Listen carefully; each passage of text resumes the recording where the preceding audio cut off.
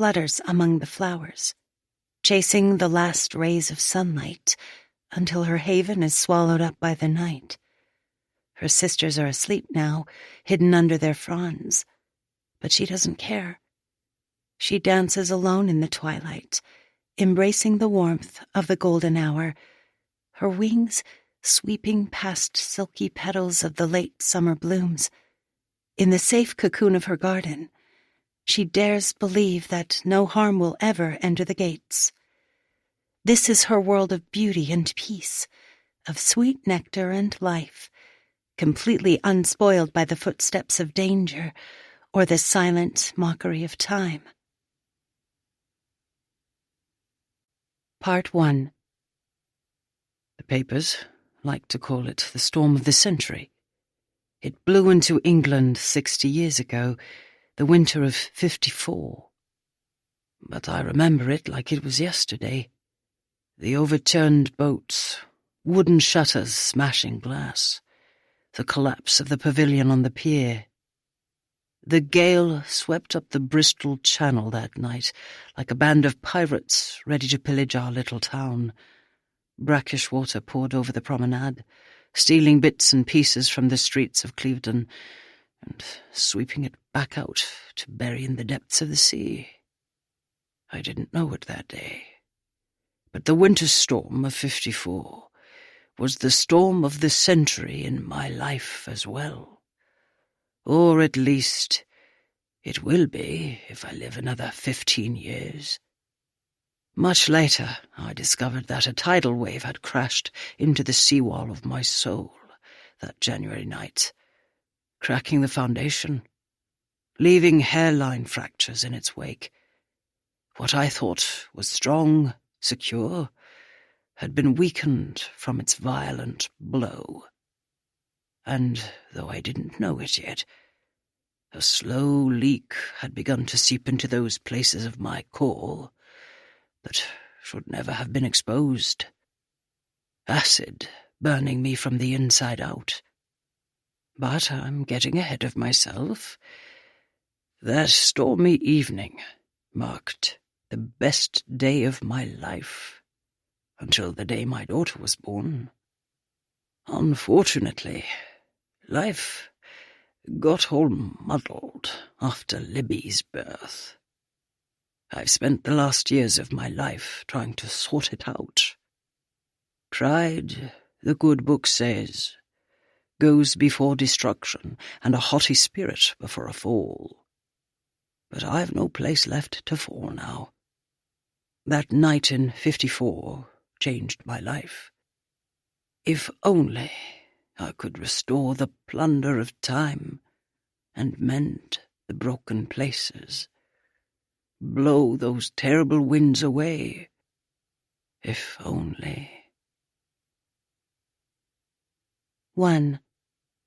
January 1954. Clevedon, England. Moored fishing boats sagged in the harbor's waves as the lights on Clevedon's wooden pier flickered in the wind. A storm was brewing over the swollen waters that separated England from Wales, the dark clouds bulging with rain. But Maggie Emerson didn't move from her bench along the wide promenade. She pulled her knees up to her chest and wrapped her warm woolen skirt over her stockings. In the summer, day trippers paraded up and down this promenade, gawking at the sailing boats and the Welsh mountains across the estuary. They clambered over the rocks along the shoreline and paid 2 pennies each to stroll onto the famous pier that stretched over the water. But few people visited Clevedon this time of year, and on stormy nights like this, most of the town's residents hunkered down in the safety of their homes. Maggie knew she should return home too. But even when the clock tower chimed 5 o'clock, she didn't stand. Her gaze remained fixed in the distance, where salty water from the Bristol Channel collided with the River Severn. Every evening, after she finished her work at the library, she sat on this bench and watched for a certain yacht to appear. But for the past 2 months, All she'd done was sit alone, watching the fishing boat sway. Aunt Priscilla had warned that the yachtsmen who stopped here only wanted one thing, and then they'd be gone. Maggie hadn't understood what her aunt meant at the time, but now she knew exactly what Elliot wanted when he'd sailed into their town. Last summer, when Aunt Priscilla found out about Elliot, she'd threatened to pack Maggie's suitcase and drive her to the station for the next train headed to London. But Maggie had sworn that she'd never see him again, and she'd kept her promise. Until Elliot sailed back in October. Another wave smashed into the seawall of the promenade, and the pier lights flickered one more time before darkness fell over her. Elliot had said he would return by Christmas and spend the rest of the winter in Clevedon with her. He said they would marry, and when the weather turned warm, they would sail far away from here. But more than 2 months had passed since she'd seen him, and now... Her hand rolled over her abdomen, her tears mixing with the icy raindrops that began to fall from the sky. Aunt Priscilla and Uncle Timothy, who weren't really her aunt and uncle at all, might wonder why she hadn't returned home yet, especially with the impending storm, but as their 3 biological children grew older, they'd stopped asking where she went after work. The Frasers had been fostering her since she was 5, and recently they'd made it quite clear that it was time for her to either marry or return to London. She had opted for marriage, or at least she thought she had. She rocked against the bench, her arms wrapped over her chest. What was she supposed to do? If the truth of her indiscretion took wings, it would taint the impeccable reputations of her aunt and uncle and destroy all they valued. Everyone in town admired Aunt Priscilla for her charity work and Uncle Timothy for championing the production of penicillin. If Aunt Priscilla found out about the baby, she would insist Maggie hide her shame, their shame, from the entire town. And Maggie couldn't blame her. Though the Frasers had required Maggie to work hard over the years, she knew they'd sacrificed much for her. The people in Clevedon treated her like she was one of the Frasers' children, but she'd never stopped missing her brother or parents. While she knew her dad and Mum would never return, she'd dreamed for years about reuniting with her younger brother, Edmund. He had been evacuated with her in 1940, but after the war ended, the Frasers sent Edmund off to an orphanage. Maggie had begged them to keep her brother, swore she would care for him, but they'd only wanted a girl. Then, by the time she was old enough to travel to Swindon to visit him, Edmund was gone. The conditions at the orphanage hadn't been horrific, not like the stories she'd read about the old workhouses, but the rooms were sterile, cold, the kind of place that probably killed her brother's spirit before pneumonia took his life. The wind blew away the tears on her cheeks, her hand cradled over her stomach again. No matter what happened, she would never send this baby away. Another wave crashed over the pier and smashed into the seawall, shooting 30 feet above her, the frigid spray showering down on her head, soaking her coat and skirt. Like Edmund, not all orphaned children found homes. But even if her baby were adopted, she would never know if her child was being raised with love or contempt. She didn't want to give up her child, and yet the alternative was impossible. No reputable employer would hire an unmarried mother, and she wouldn't be able to support herself and a child with assistance from the government. Even if she were able to get a job working as a skivvy or laundress in Bristol, there would be no one to care for her baby. She shivered in her soaked clothing. If she stayed out here much longer, she might catch pneumonia like her brother. She might... a seed of a thought began to germinate in her mind. Perhaps an illness wouldn't be such a bad thing. Perhaps an illness would be the answer to her prayers. She'd already begged God's forgiveness in the chapel, her knees aching as she knelt by the altar. She and the baby could escape this world together. Surely God, in His goodness, His mercy, would welcome them home, into a safe, warm place where her baby would thrive. A loud crash startled her, and she turned as the storm tore a shutter off a nearby shop. Then she curled her fingers around the edge of the bench, battling to stand in the wind. If she caught pneumonia, her aunt would call the doctor, and the doctor would find out. She couldn't let the doctor examine her. Another thought slipped into her mind, a dim beacon in the haze. Maybe she wouldn't have to succumb to an illness or the questions of doctors trying to cure her.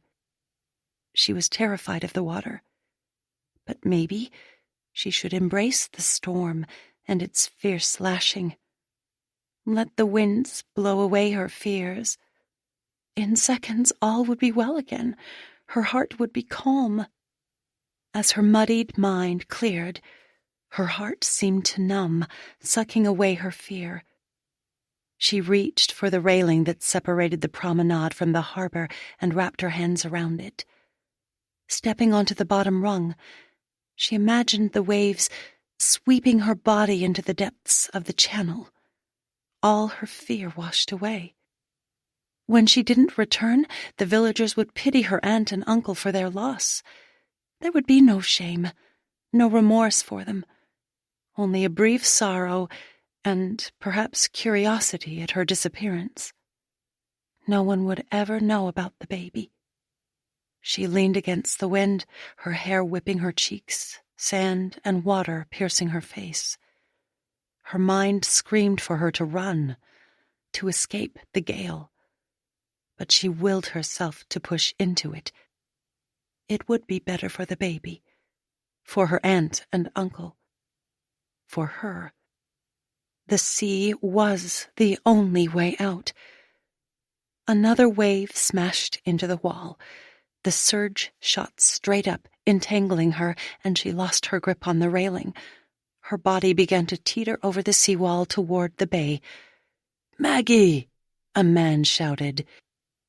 At the sound of her name, her numb body wakened. Flailing, she grasped for the wet railing. But it was too late to stop her fall. 2. January 1954. Clevedon, England. The salt water was supposed to sting Maggie's cheeks, the current pulling her down to the depths of the channel. Instead, strong hands encircled her waist and yanked her back from the railing, away from the angry sea. Spinning around, she saw Walter Doyle gazing down at her, his hazy blue eyes more intense than she'd ever seen. He released her waist, but one of his hands folded over the sleeve of her blouse as if he was afraid she might blow away. Anger warred against gratefulness inside her. "What are you doing?" he demanded, his voice battling the noise of the wind. How could she tell him she'd wanted to escape into the sea? But he didn't wait for her answer. Instead, he glanced back out at the churning water and quickly led her away from the seawall, back into the corridor of shops, to the portico at St. Andrew's. When she began shivering under the awning, he wrapped his coat over her shoulders. With Walter beside her, the promise of freedom slipped away. "You must be more careful, Maggie," he chided, like he was decades older instead of only 26 years to her 19. "I was just—" She hesitated. "I wanted to feel the wind." "Those waves will swallow you whole." Frustration raged inside her again. That was exactly what she'd wanted the waves to do. He reached for her hand. his wet fingers encircling hers. "Let's get you home." She yanked her hand away. "I can walk by myself." "I'd never forgive myself if something happened to you." She wanted to shout at him. Too late. Something had already happened, and he'd stopped her from making it right again. "The storm's only going to get worse," he said, imploring her. "The worst has passed." "Maggie?" He paused, and she saw the serious creases that ran like rivulets under his glasses. He was handsome enough with his light blonde hair and clean-shaven face, but she'd always thought him dull, nothing like the daring sailors who came to their town from France and Italy. Nothing like Elliot. "What is it?" she asked. He lowered his voice, barely audible in the wind. "I sure wish you'd marry me." His words slapped her with cold reality, a jarring reminder of all she'd tried to escape. She studied his face, waiting for him to laugh at his joke. But he was in earnest. She shouldn't be surprised. He'd asked her to marry him last summer when they'd picnicked with friends at the cove. But she had told him no. Back then, she'd wanted to marry for love. He squeezed her hand. "Maggie." She glanced back at the rain drumming the asphalt, his words echoing in her ears. Perhaps there was another way. She took a deep breath, shivering again as she tugged on the lapels of Walter's borrowed coat, pulling it around her chest. "You are supposed to get on your knee." His eyes creased again. "What?" She inched up her chin in a weak attempt to calm the racing in her chest. "It would be indecent for any woman to accept a proposal of marriage when the man is standing before you." He dropped down to one knee and grasped her hands. "Maggie Emerson, would you give me the pleasure of becoming my wife?" She nodded. "Right away." A veil shrouded Maggie's face, and she hoped the lace hid her trepidation from the man standing before her. Walter looked quite dapper in his grey flannel suit and maroon tie.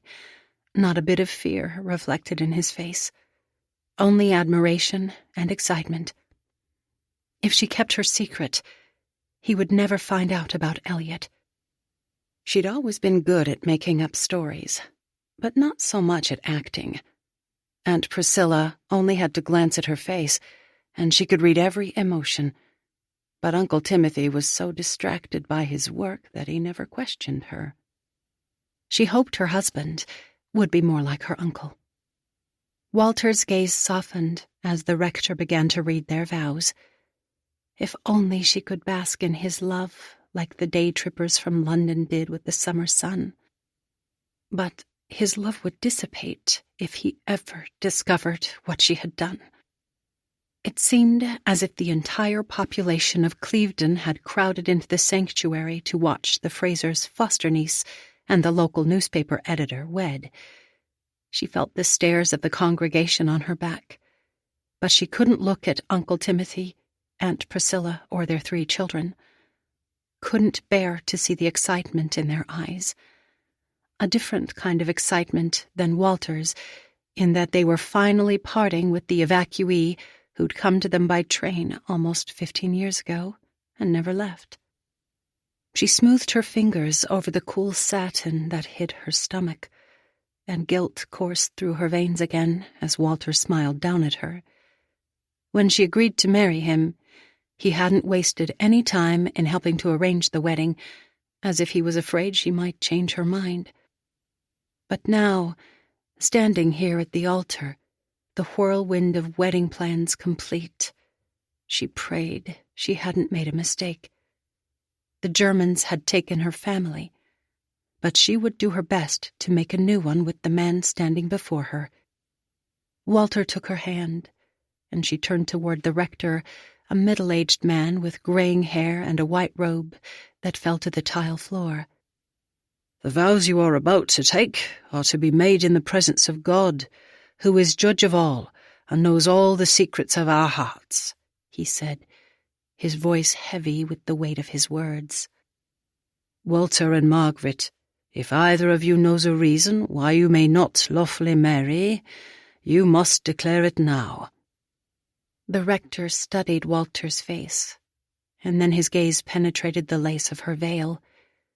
She wished she could shrink into herself, disappear, but she forced herself to hold steady. Her lips opened, but words didn't come out, and she felt trapped, her nerves tangled inside her. The baby wasn't Walter's child, but she'd already made a bad choice with Elliot. She didn't want to make another one by turning back now. The rector had moved into their declarations, and Walter promised before her and God to honor and protect her, to be faithful to her as long as they lived. Then the rector returned his gaze to her. "Margaret, will you give yourself to Walter, to be his wife, to love him, comfort him, honor and protect him, and, forsaking all others, be faithful to him so long as you both shall live?" Maggie glanced back at Mrs. Doyle, Walter's mother, on the front row. She wore an elegant pastel yellow and white dress, and joy radiated from her face as if she were the bride. Walter's dad had died in the war, so Mrs. Doyle traveled almost 200 miles alone by bus to watch her only son marry. Walter gently squeezed Maggie's hands, bringing her back to the reality that the entire congregation was waiting for her to respond. In that moment, she decided she would do everything possible to honor this man and their marriage. "I will." Likely no one else heard Walter's sigh of relief, but it pounded like thunder in her heart. Then they began to say their vows. Over his shoulder, through the clear glass among the stained, the sea called to her. Instead of answering, Maggie silently vowed to remain strong for the baby growing inside her, even as she promised Walter to love and cherish him, for better or for worse. When they finished, the rector pronounced them man and wife, and Walter took her hand, guiding her down the long aisle, past the smiling faces and eyes critiquing the details of her white gown. She knew all these people, but very few were friends. Her childhood friends had been other war evacuees who'd returned to their families after the bombings stopped in London, and her school friends had either married or left Clevedon for college. She'd wanted to attend a university, but her aunt and uncle felt they'd already done more than society and even God required of them, and she didn't have the income to pay for an education on her own. She and Walter wouldn't just provide food and a place for their child to sleep, but an environment with love and laughter, and an education so her child, and their other children, could go wherever they pleased.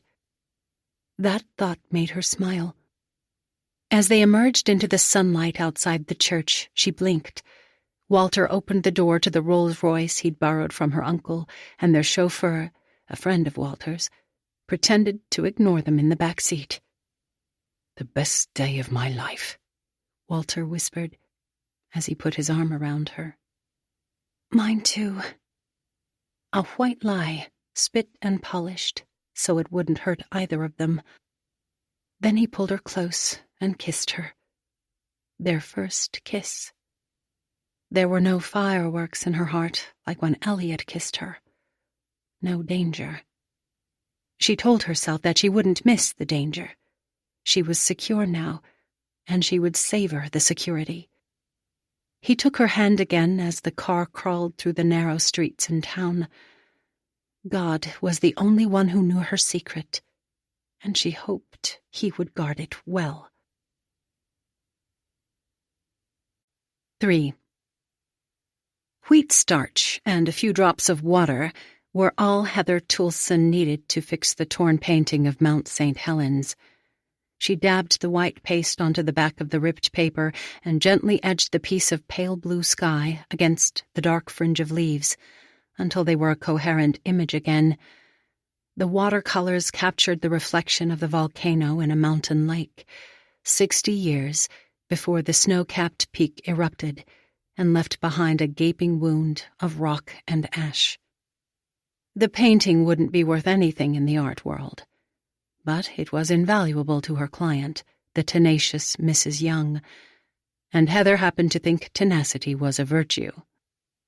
Mrs. Young's mother had painted it in 1922, and after Mrs. Young moved into a retirement village in southern Oregon, she'd stored her prized painting in her son's basement. Then his washing machine overflowed. Even though the painting was behind glass, the delicate paper had been no match for the moisture. When her son took the glass off, he'd torn a piece of the tree branches that framed the lake and mountain. Mrs. Young had been devastated. Heather scooted back from the table to admire her handiwork. The spring sunlight filtered through her studio window, illuminating the painting. She considered herself an expert in devastation, or at least she was an expert in restoring damaged artwork. Perseverance, she'd told Mrs. Young and her son when they'd brought her the picture, and patience will put the pieces back together again. If they could be patient. She hoped to fix Mount St. Helens for them.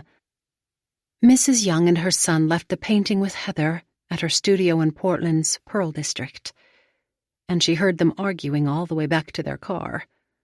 The son thought it was a waste of money to fix the painting, but Mrs. Young countered that neither of them could put a price on his grandmother's artwork.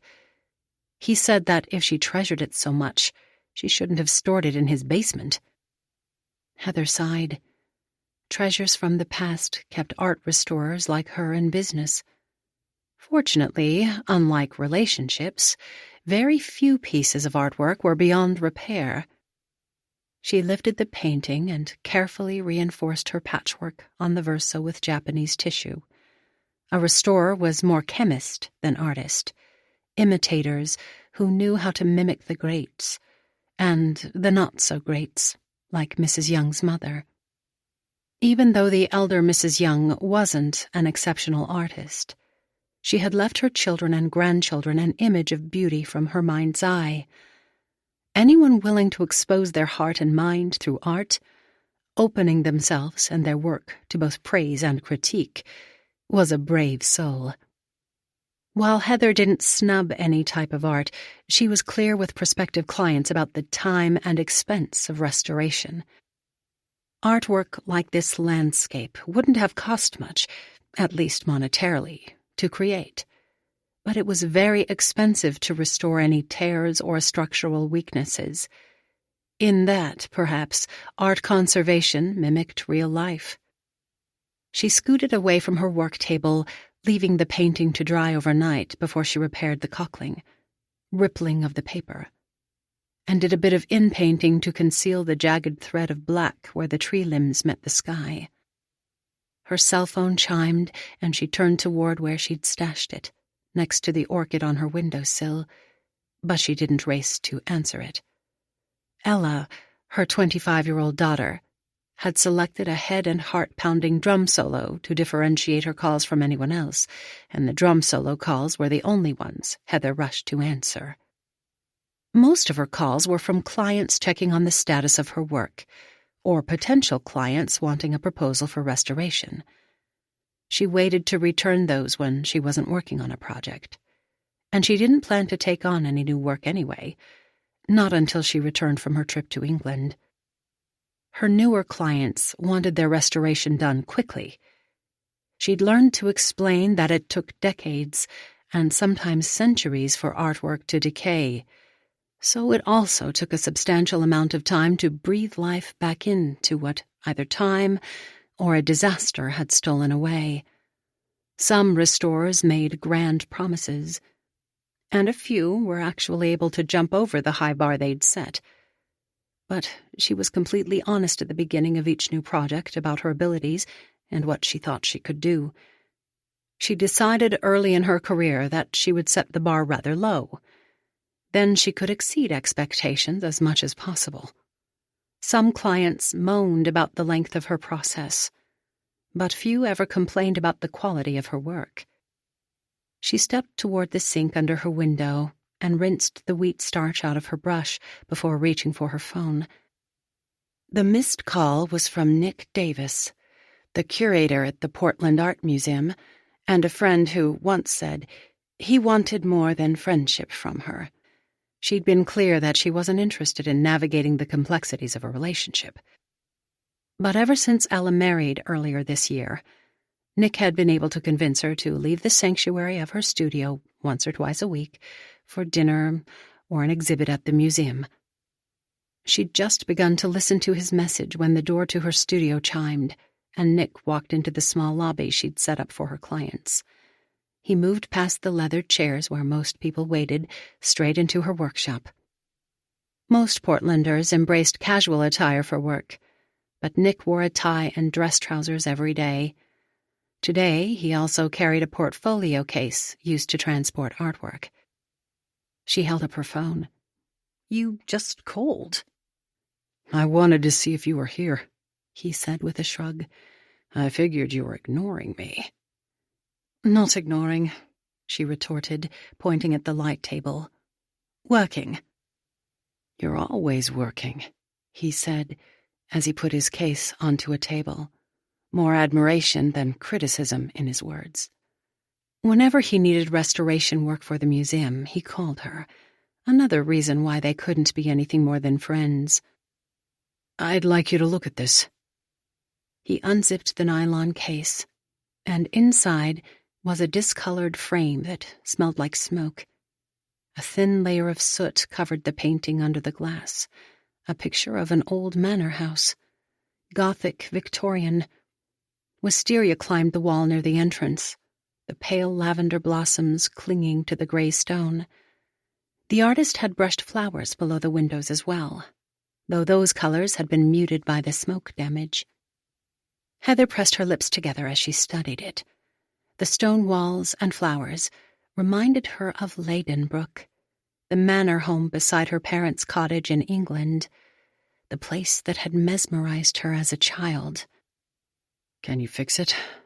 Nick asked, pointing to the black streaks that rippled down from a garret to the back wheels of a carriage waiting beside the grand entrance.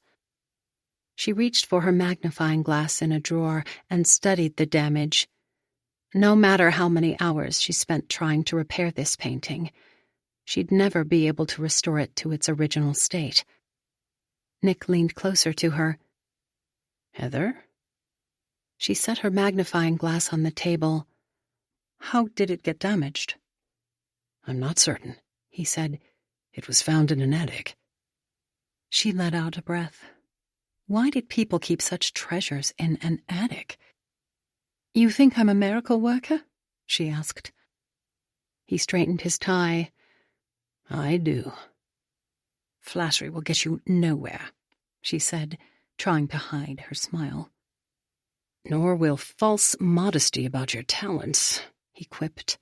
"I know you can restore this." "I can certainly try. When I get back from England." He sighed. "Can't someone else clean out your parents' place?" She'd asked herself the same question many times, but kept arriving at the same conclusion. She'd spent most of her life cleaning up and restoring other people's artwork. Even though she didn't want to return home, it seemed ludicrous to let someone else rummage through her family's possessions. She zipped up the case, protecting the artwork in its cocoon until she could begin her restoration. "I'll be back in 2 weeks."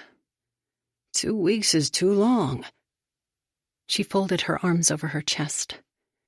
"It will be the last time I go to England." "I'll bet money you'll be back in a week." She wouldn't bet against him. After he left, she locked the painting in her fireproof cabinet and escaped to the courtyard outside her studio. Tucked under the maple tree was a fountain, sculpted by a local artist, and she watched the water trickle down into a small pool. Her father had passed away in February, and she'd returned home for his memorial service. She'd flown into Heathrow and drove over to the village of Byberry the morning of the service. Then she'd returned to the airport that evening. Over the years, she'd begged her dad to move to Oregon so she could help care for him, but he'd relocated to a retirement village in Oxford 4 years ago instead.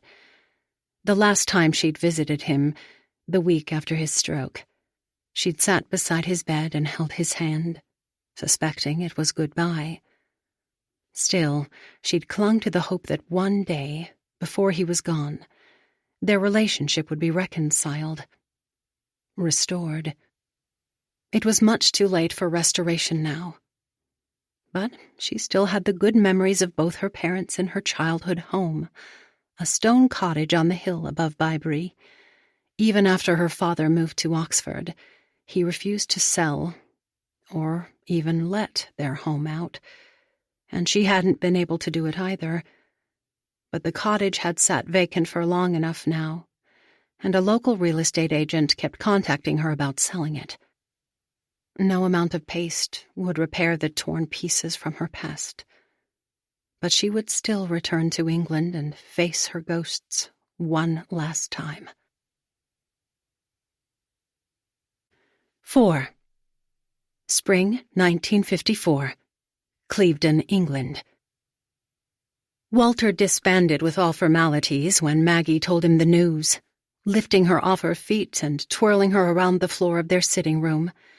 He startled her at first, but then she laughed along with him. Just as quickly as he'd lifted her, Walter returned her feet to the woven rug. "I shouldn't have done that," he said, apologizing in earnest.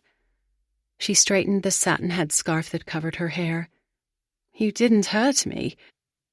Stepping away, he eyed her stomach, as if he could determine whether or not he'd inflicted an injury. "But our baby—" "You didn't hurt the baby either."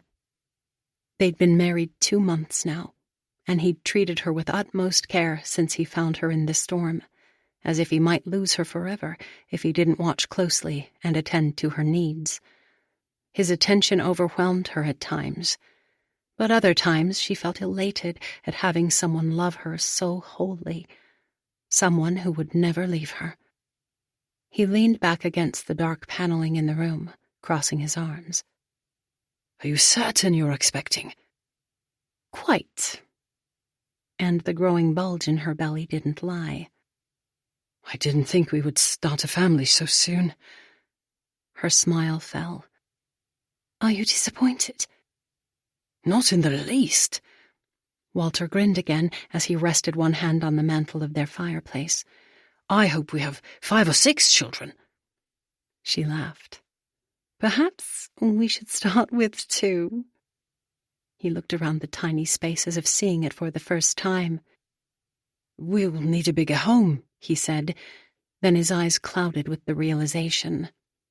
Even though they were both working, they could barely afford this terrace house they'd rented from her uncle's friend. "We don't need anything bigger," she assured him. Walter stepped toward the calendar and flipped the page back to their wedding date. January 28, 1954.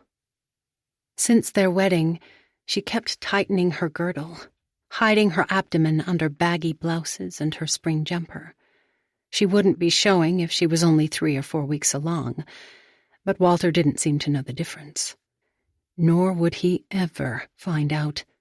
She wouldn't deny him the happiness of fathering a child he thought to be his own, or deny her baby the security of having a father. Even when the baby came, 5 or so months from now, she could feign an early birth, like one of her friends from school had done when she gave birth 6 months after her wedding day. When Maggie had visited Sally, the midwife of Clevedon, the elderly woman hadn't bought her spiel about being newly pregnant. Sally thought she and Walter— Her husband reached for her, wrapped his arms around her. "You will be the most beautiful mum in all of Great Britain." "And you will be the most doting father." He grinned again, pulling her close. I will be counting down the days until October. She tilted her head up. Perhaps our baby will come a bit early. His smile turned into worry. Not too early. You're a good man, Walter Doyle, she said, before he kissed her. The fierce storms that churned the estuary all winter turned placid by late spring. By the middle of May, the water gently loped against Clevedon's beaches and seawall. But another kind of storm was brewing in the town. This one much more covert, but in Maggie's mind, just as dangerous. Maggie knew the moment Aunt Priscilla realized she was expecting. She broke away from her circle of friends at church to greet her and Walter, but her gaze didn't linger for long on Maggie's face, or even on the new tweed jacket and skirt that Walter purchased for her at Debenham's. Instead, it fell to Maggie's stomach, and the swell she could no longer hide, even with her girdle. Walter telephoned his mother back in March, and she was thrilled with the news. Her first grandchild. Once the baby was born, she would know the timing was off. But now that they were married, everything was in order. Maggie only hoped her mother-in-law would believe the child was Walter's. But Aunt Priscilla wasn't so easily fooled. She arrived at Maggie's doorstep the morning after church for a private visit, after Walter left for the newspaper office. Maggie boiled water for tea, pretending to be gay, while Aunt Priscilla watched her from the kitchen chair, her arms crossed. Is Walter pleased about the baby? He's thrilled about being a father. Her aunt leaned closer. Aunt, what about your sailor? Maggie shrugged, willing her heart to beat at a normal pace again. What about him? What will you tell him when he finds out? He won't find out, she said, the familiar pain piercing her. You don't know that. Maggie shook her head, determined. He came and left, just as you said. He won't inquire after me. I wouldn't be so certain, Aunt Priscilla said, twisting her purse in her lap. And then word will get out. Maggie tilted her head. Word about what? Don't be coy, Margaret, her aunt replied, her voice a sharp whisper. Walter may be entirely clueless about your conduct, but I'm not daft. Maggie's hands trembled as she lifted the teapot, though she managed to fill her aunt's cup. No matter what Aunt Priscilla said, she wouldn't admit her indiscretion. Have you seen one of the midwives? She nodded. Sally. Aunt Priscilla spooned a lump of sugar into her tea. What does Sally say? That the baby seems to be healthy. Not that, she said, waving her spoon. What does she say about the timing? The health of the child is her only concern. You and Walter must leave here at once, Aunt Priscilla insisted. No one outside of Devonshire will question you about the dates of your wedding or the child's birth. Walter would never leave the newspaper. You are his wife, her aunt said, her spoon clinking as she stirred her tea, its ripples colliding with the sides of the cup. It's your job to compel him to go. But how— You're smart, Margaret, she said, as she mixed in more sugar. You've gotten yourself married, and that's probably the best thing you could have done under these circumstances. Now you have to protect Walter and your child. She didn't say it, but Maggie knew the secret must be kept most of all to protect the Fraser family's reputation. Aunt Priscilla sipped her tea and then stood. If Walter really loves you, he'll relinquish his position at the paper. Maggie stared down at her full cup of tea. Walter loved her. She had no doubt of that. He'd spent more than a year in the steady pursuit of her hand before she agreed to marry him. But how could she ask him to choose between his two loves, his wife and his writing? Aunt Priscilla excused herself to visit the water closet. When Maggie leaned back in the chair, her gaze traveling up the window to the Bristol Channel in the distance. Walter wasn't so enamored by the fame of a byline, but he thought information was the key to liberty. Reporting the news was his passion, though, not creating it. If anyone else suspected that this baby wasn't Walter's child, the gossip would never compete with the facts that Walter religiously collected, verified, and distributed for his subscribers. No one would bother to verify the child's father, and she would never tell. The villagers could talk and whisper all they wanted about her, but Walter's reputation was as stellar as her aunt and uncle's. She drained her warm tea, but didn't taste it. Could she really influence Walter to leave Clevedon before the gossip mongers began milling her story? Walter had been only 11 when Hitler invaded Poland. As the war progressed, many British newspapermen became war correspondents or soldiers, so by the time Walter was 14, he began filling in the gap, writing for a newspaper in Kent.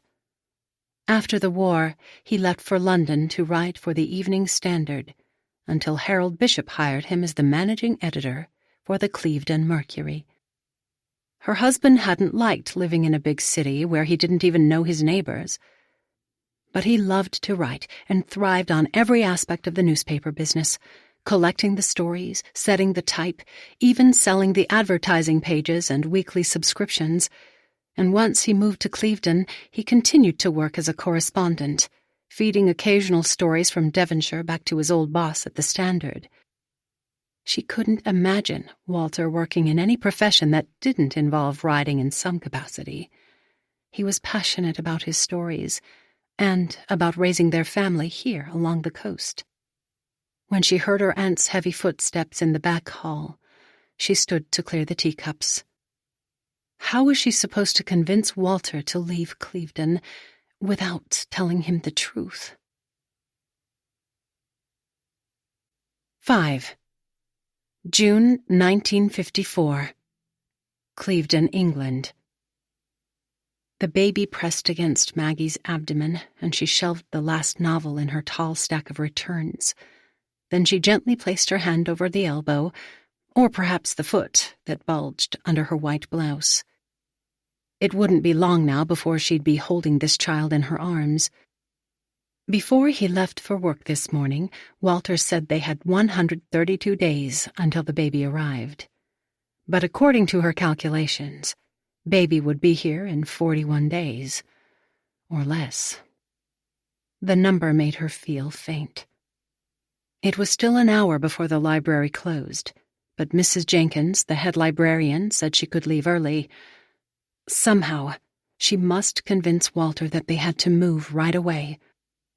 Fog had settled over the village, and she slowly navigated the narrow alleys down the hill toward the greengrocer's to buy fresh produce for Walter's favorite salad, a mixture of shredded cabbage, grated onion, and diced tomatoes. Her stomach roiled from the smells in the air. Seaweed, gasoline, greasy fish and chips. She hadn't liked the taste of fish, any kind of fish, when she'd been relocated here during the war, and she'd never grown fond of the cod or bass from the Channel. Still, she ate it several times a week, like most of the people in town, even as she dreamt of beef pie and leg of lamb. Tonight there would be no fish on their dinner table, and nothing would come out of a tin. Lamb chops were more expensive than fish or tinned food, but not so pricey that Walter would fret about her extravagance. When she stepped into the butcher shop, 2 women turned toward her. Instead of greeting her, however, one woman tipped toward the other like a teapot preparing to pour out. Maggie held her head up as she proceeded in the queue toward the counter, trying to pretend they weren't whispering about her. It was becoming increasingly apparent that her pregnancy was much further along than her wedding date allowed. Fortunately, these women didn't know about Elliot, and her husband didn't seem to suspect anything was amiss. The baby was technically due in the middle of July, and she prayed the child would be late by a week or 2.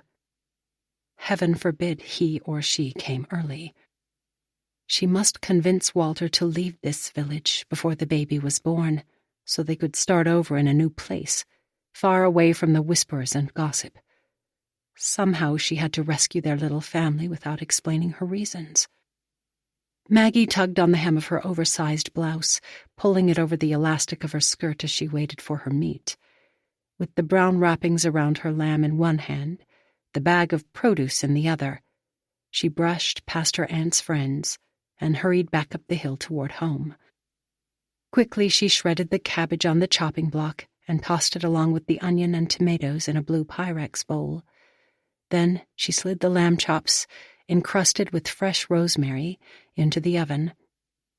While the lamb baked, she brushed her hair in the washroom and pinned it back again. Then she zipped on a silk floral dress she'd purchased in Bristol and retrieved her grandmother's rhinestone necklace, one of the few family heirlooms her mother packed for her, to clasp around her neck. At the foot of the bed was the antique trunk she'd brought from her childhood home in Balham more than a decade ago. Opening the trunk, she removed her wedding album, along with her treasured copy of The Secret Garden and the tubes of watercolors her father had sent with her and her brother. Her father hoped she would spend time painting on the coast, but Maggie hadn't inherited his talent or passion for art. Sometimes she wondered if Edmund would have become an artist. Carefully, she took out her newest treasures, pieces of crystal she and Walter had received as wedding presents, protected by pages and pages of her husband's newspaper. She unwrapped the crystal and 2 silver candlesticks, then set them on a white-cloaked dining table. She arranged the candlesticks alongside a small silver bowl filled with mint jelly and a basket with sliced wholemeal bread from the bakery. After placing the white tapered candles into the candlesticks, she lit them and stepped back to admire her handiwork. Satisfied, she blew them out. Once she heard Walter at the door, she'd quickly relight the candles. When the timer chimed, she removed the lamb chops and turned off the oven, placing the pan on her stovetop and covering it with foil. She'd learned a lot about housekeeping in the past decade, and now she was determined to learn how to be the best wife to Walter, and a doting mother to their children. If only she could avoid the whispers from her aunt's friends. Baby kicked her side again, this time much stronger. Bending over, she steadied herself on the counter. "I'm here," she said to comfort her child, wishing she knew what to call him or her. She and Walter had been discussing names for their baby, and she did think of the child as theirs now, for 3 months. If it was a boy, they'd name him Walter. If it was a girl, they weren't certain what to name her. She'd suggested Eliza or Caroline for a girl's name, but Walter liked Margaret or Priscilla. Maggie told him she didn't like either name. If the baby was female, she prayed their daughter would be nothing like her or her aunt. As she sat on the davenport, Maggie eyed the clock. Strange. Walter was already a half-hour late. Usually he phoned if he didn't leave the office by 6, but she hadn't said anything about their special dinner tonight, hadn't wanted him to suspect that she had ulterior motives. She picked up the telephone and rang the Clevedon Mercury office, but no one answered. After replacing the receiver, she propped her pumps up on the coffee table, listening to the front windows rattle from the wind. Even though it was summer, the breeze from the bay cooled their town in the evenings. They had no need for the air conditioning she'd read about in the magazines. She kicked off her shoes and reached for the afghan that hung over the arm of the davenport to pull over her dress. The newspaper didn't go to press until Friday. She never would have made this special dinner on a Thursday night, but she thought Wednesday would be safe. Her mind began rehearsing again what she would say to Walter, how she would coyly suggest, not demand, they leave, without playing on his love for her. She was doing this because she cared for him and their baby. Tired, she began to drift to sleep and didn't awaken until the front door banged open. She inched herself up, her lower back aching as she slowly remembered that she'd been waiting for her husband. The street lamp colored their sitting room with a hazy orange glow, and she watched Walter hurry across the room, trying to catch his breath even as he spoke. "I'm sorry I'm late." She pressed her pinned curls back into place. "What happened?" "A trawler hit the rocks near Battery Point and tipped over."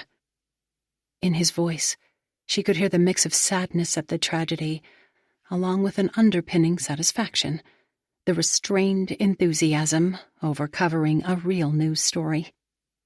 "I had to interview the survivors." "How awful," she said, crossing her arms over her chest. 2 fishermen died." He shook his head as he collapsed onto the davenport beside her. "They were trapped inside the hull." She rubbed her arms, shuddering at the thought of families who had lost men they loved tonight.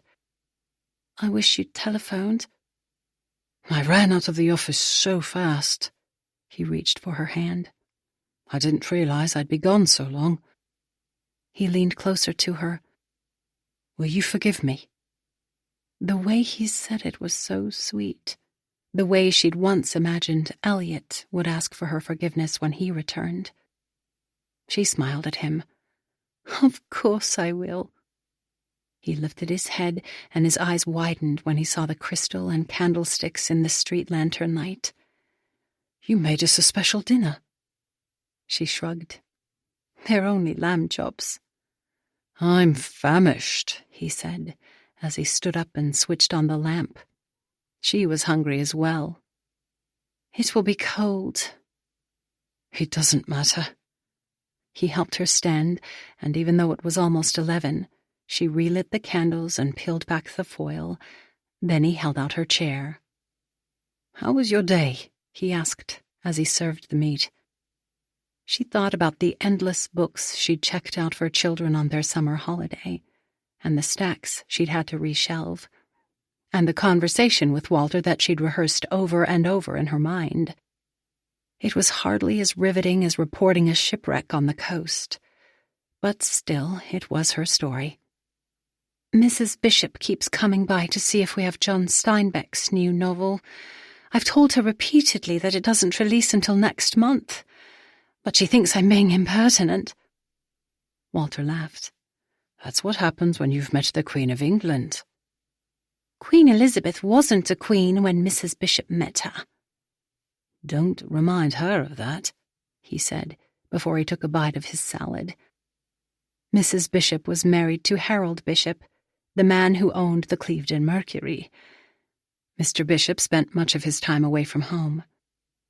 "It doesn't matter what I say," Maggie sighed. "The woman doesn't like me." He tilted his head. "How could anyone not like you?" She didn't know how she'd managed to fool such an intelligent man about her character. "She thinks I'm intentionally keeping her from the books she wants to read, like I'm the book Gestapo or something." Walter wiped his face with his napkin. "She doesn't like me much either." "What could you have done?" "She thinks I'm covering up the most important news in Clevedon." She tilted her head. "And what news would that be?" "I have no idea, and frankly, I don't think she does either." She sighed again. "Apparently the two of us are conspiring against her happiness." "That's us, Maggie," he said with another laugh. "Two grand conspirators." She cringed at his words. Aunt Priscilla had said it was the predisposition of any woman to redirect the conversation to say what she needed to say. If she didn't ask Walter about moving now, it might be too late. She reached for her napkin and dabbed it on her lips. "I'm tired of working at the library."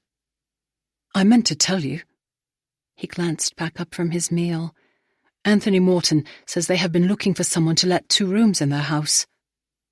She picked up her fork to stir the strands of cabbage in her bowl. "We can't live with the Mortons. Baby will be up at night crying the first weeks, And I would feel so bad. They'll understand. They have 2 grown children. Maggie looked over at the exhaustion in her husband's red-rimmed eyes, at his disheveled blonde hair, at the smudges on his thin spectacles. The timing might be terrible, but she had to make him understand the dire state of their future here. "What if—" she began, twirling her fork casually, even as she tried to calm the racing in her heart. "Oh, it's an impossible idea." Even though his eyes were heavy with fatigue, he leaned forward and smiled at her. "But I like your ideas." "What if—" she started again, and then took a deep breath. "What if we moved?" His smile collapsed into confusion. "But you said you didn't want to live with the Mortons." "I mean," she put down her fork, "what if we moved away?" He searched her face intently, as if he thought she might be teasing him. "You want to leave Clevedon?" She faltered before slowly nodding her head. "Perhaps you could find a more secure position at another newspaper." "My position is secure," she continued, refusing to be daunted now. "A place where you can earn a higher income." He flinched. "I will never earn as much money as your uncle." "I don't expect you to," she said, trying to collect her thoughts even as her words rushed out. "I just thought it might be a good idea for our little family to start over someplace new." "Start over?" His lips pressed together for a moment before he spoke again. "Why would we want to start over?" Goosebumps bristled across her arms as her mind raced to devise a more compelling argument. "I thought you liked it here," he said. She clenched her fork. This was going all wrong.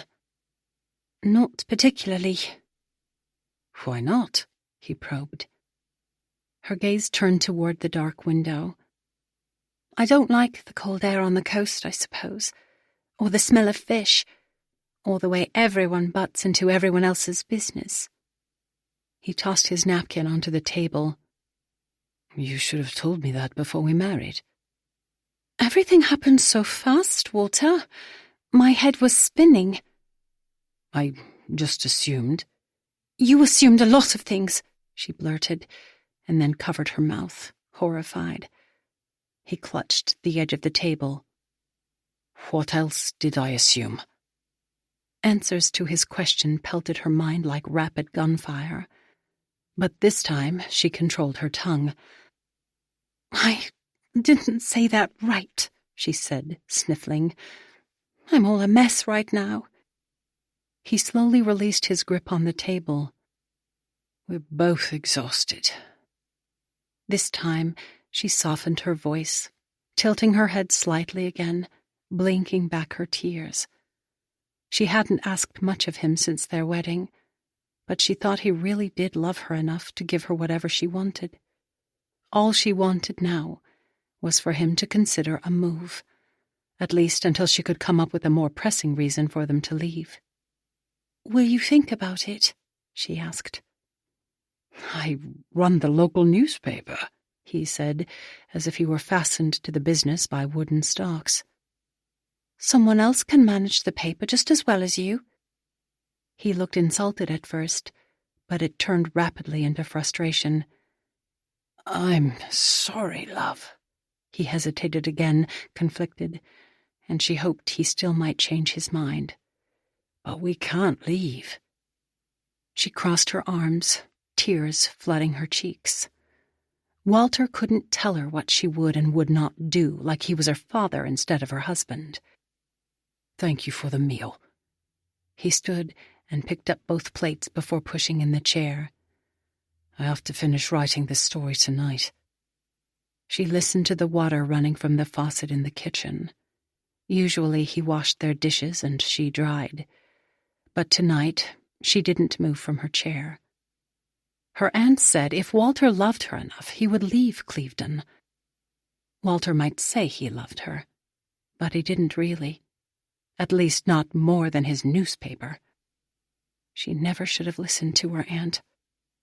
In the hours before dawn, as she lay in bed next to Walter, she could hear the deep breathing of his sleep. This rift between them tonight was invisible, nothing like the aftermath of a trawler crashing into the rocks. But she'd felt a tear separating her from her husband. What would he do if he found out the truth about their baby?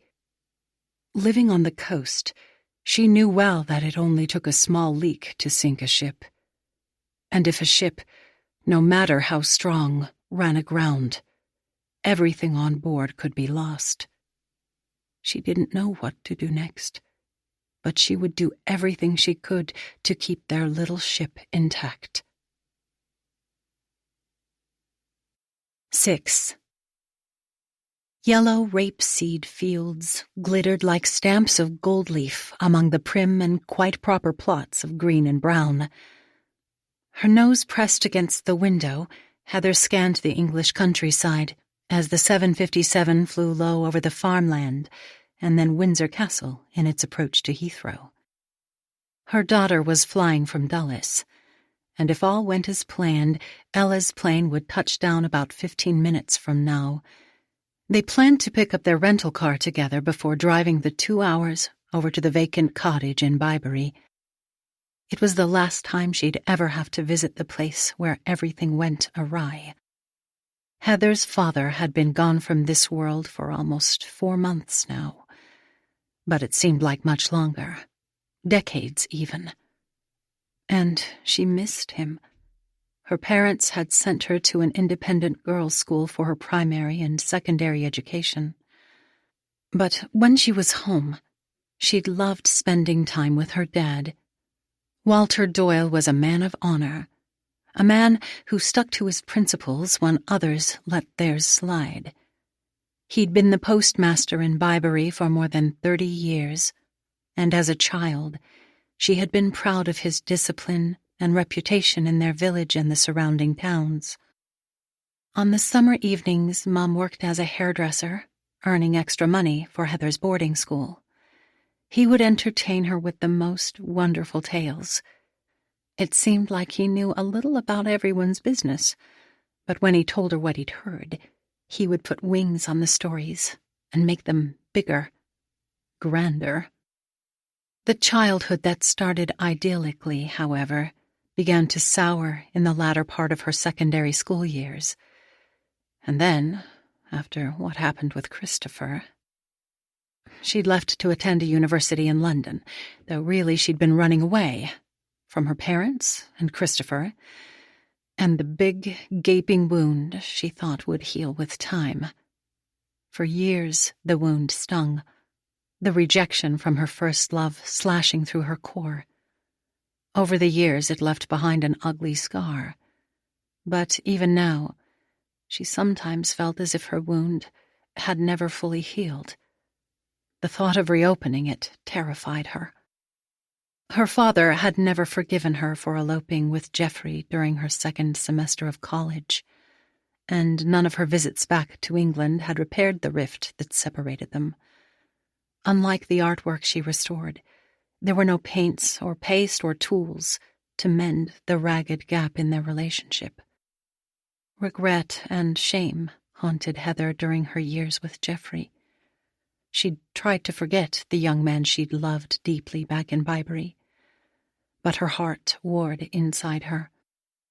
It wasn't her love for Christopher that slowly severed her marriage.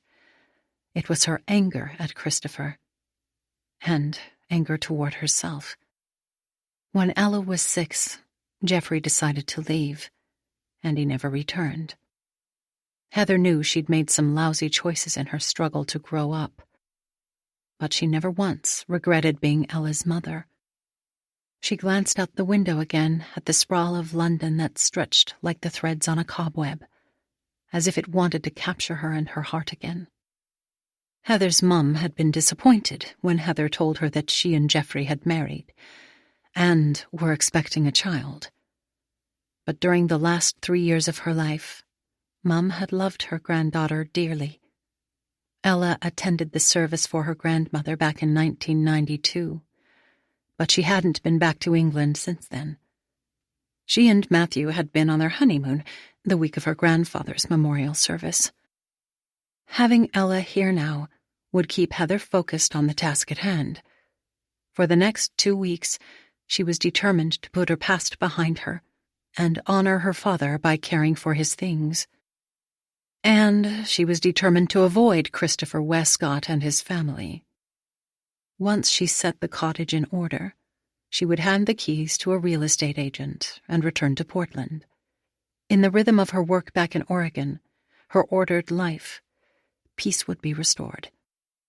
The plane's wheels touched down, jolting her back to her reality. She found Ella by the window in the Terminal 4 lobby, texting her husband, even though it was 3 a.m, Phoenix time. Ella looked like she was still in high school, with her short strawberry blonde hair pushed back behind her sunglasses, not the least bit frazzled after her long flight. "How is my son-in-law?" Heather asked as she slid into the seat beside her. Ella turned and squealed before wrapping her arms around her in a giant hug. "He says he's afraid I'll love it so much here that I won't come home." "I have no doubt you'll love it, but I think you love him a bit more." "That's what I keep telling him." Ella reached for her backpack and strapped it over her shoulder. "I can't believe we're finally here." "Me neither." Heather smiled at her beautiful daughter. "I've sure missed you." Ella grinned back at her. "The last time I was here, I was like 2. Actually, like 3. I don't remember a thing." Heather stood up. "Then let's see England together." They rolled their luggage out to the parking garage, and when they found their rental car, a compact Volkswagen, Ella opened the door on the right side and started to climb inside. Heather leaned against the door behind her, holding up the keys. "You want to try it?" Ella backed away from the vehicle. "I'm not driving on the wrong side of the road." "It's not wrong over here." She hurried to the passenger side of the car and buckled in before Heather insisted she try. As they cruised slowly out of the airport, Heather regaining her confidence in driving on the opposite side, Ella talked about her new job as an account executive and all the weekend trips she and Matthew had planned for the summer. Heather would never tell Ella, but some days she missed her daughter so much her heart ached. After Jeffrey left, some days, and some months, it had been hard raising a child alone. But she and Ella had leaned into each other like 2 hardy trees that had sprouted from different roots, their trunks entwined into one. And they'd remained there until Ella began growing her branches. Then the winds of life blew her daughter in a different direction. It was a strange season, having her daughter married and off working in another state now. Ella used to say they were 2 peas in a pod, traveling, playing, and even studying together when Heather returned to college to finish her degree. They were still 2 peas, just no longer in the same pod. Ella had a husband and a career, and Heather treasured these rare mother-daughter moments. "Tell me everything that's happening at home," Ella said. But when Heather started talking about her latest restoration projects, her daughter yawned. Some moms sang their children to sleep when they were young. Others read a book or told a story. All Heather had to do was start talking about the details of her work, and her daughter would be asleep in minutes. Ella was as curious as her grandfather about the world, but she had little tolerance for details or order. For a while, Heather thought none of the efficient, orderly genes from the Doyle side of the family had passed down into her daughter's life, but about 5 years ago, Ella suddenly realized she needed to develop a somewhat orderly schedule to maintain a job. Fortunately, she didn't need to sit still for long in her position with the marketing firm. "Surely you've been doing something other than working," Ella said. "There's not much time for anything else," Heather replied, drumming her fingers as she drove. Ella eyed the steering wheel. "Are you nervous?" "No." "Perhaps there are some friends in Bybury you'll want to see."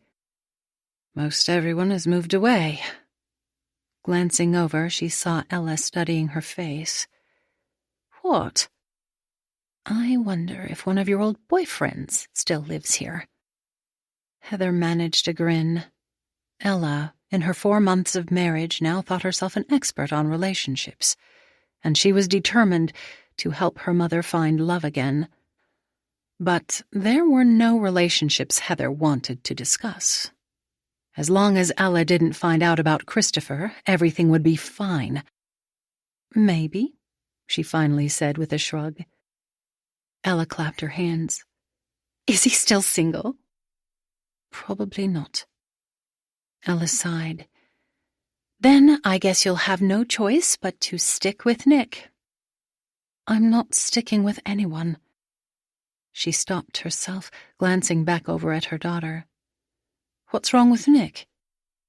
"He's a bit stuffy and—" Her eyebrows climbed. "And what?" "You need to be with someone who's not like you." "You're saying I'm stuffy?" she asked as she pulled down the sun visor. Ella tilted her head. "A bit." "You're getting quite bold in your older years." "Matthew says I need to practice transparency." "Don't feel compelled to be so transparent with me." When Ella laughed, Heather's heart flooded with joy. Matthew's tenacity, combined with his responsibility and honesty, was good for her daughter, and Ella's love of spontaneity, adventure, and all things beautiful was good for him. They turned off the main highway and drove back through the grassy hills in the Cotswolds. "I only want you to meet someone who will—" Ella started. "Who will what?" "Who will make you smile." "I can smile just fine on my own." Heather flashed her a grin to prove it. Ella rolled her eyes. "It's so much better to smile with someone else, isn't it?" Of course it was, but she didn't tell her daughter that. Ella closed her eyes, her short curly hair forming a sort of halo around her head as she leaned back against the seat. A couple minutes later, her breathing deepened into the steady pace of peaceful slumber. Heather glanced over at Ella's unblemished skin and button nose. She looked like Mum, but their personalities were different. Maggie Doyle had been wary of most people and their motivations, but Heather adored her, even during her teenage years, when it felt as if her mum interrogated her almost every night about where she had been and with whom. In hindsight, she should have listened more instead of balking, and ultimately all-out rebelling against both her mum and dad. Ella woke again as they entered the picturesque village of Bybury. A stone bridge arched over the placid River Colne, and Ella craned her neck to watch a swan and its fuzzy brown cygnets floating alongside beds of watercress and the boggy water meadow called Rack Isle.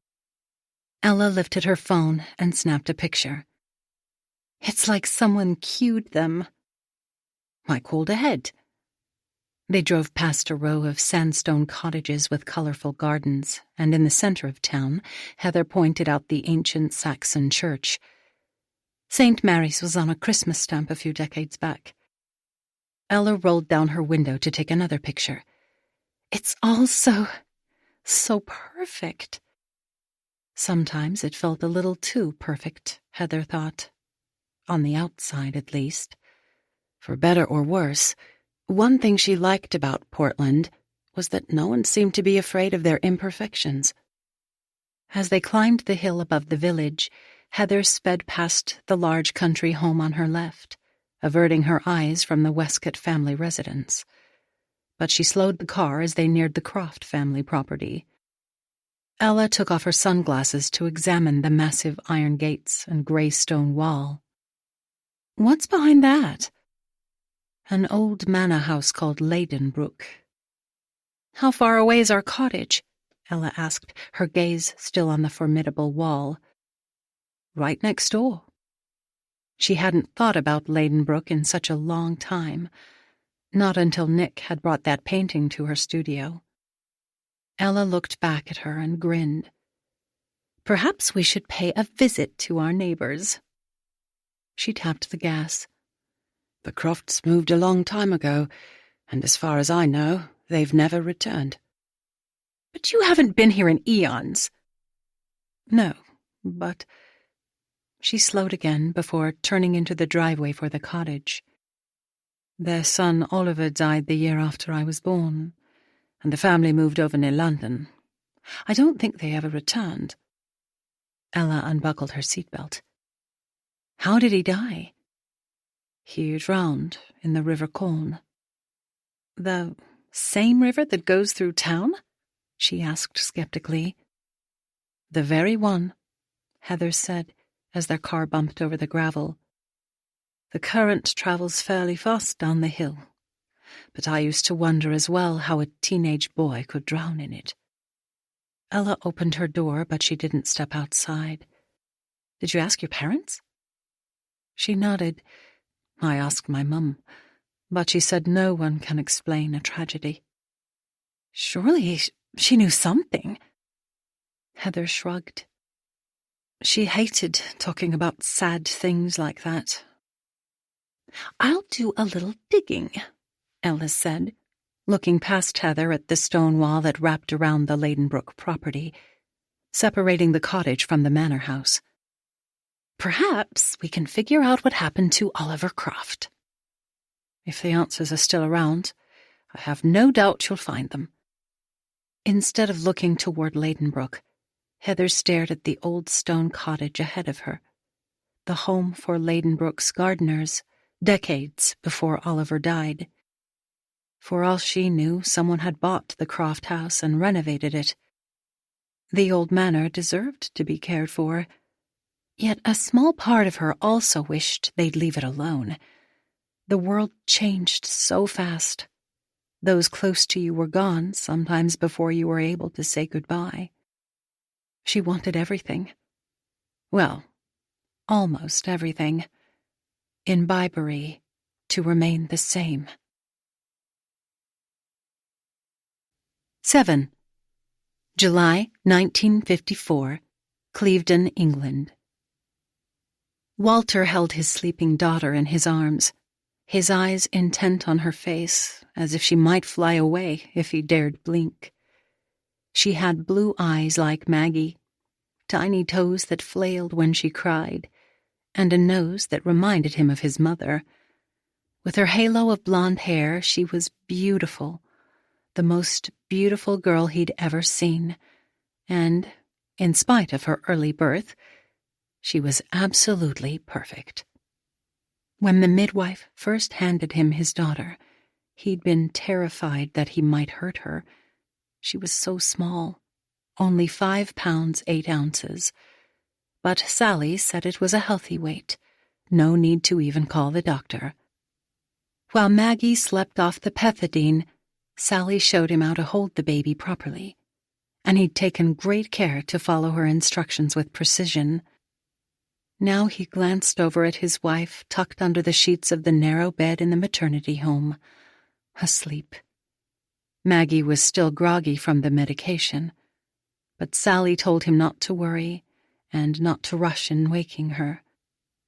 So he sat in a small chair beside Maggie's bed and tried to feed their daughter from the glass bottle their midwife brought him.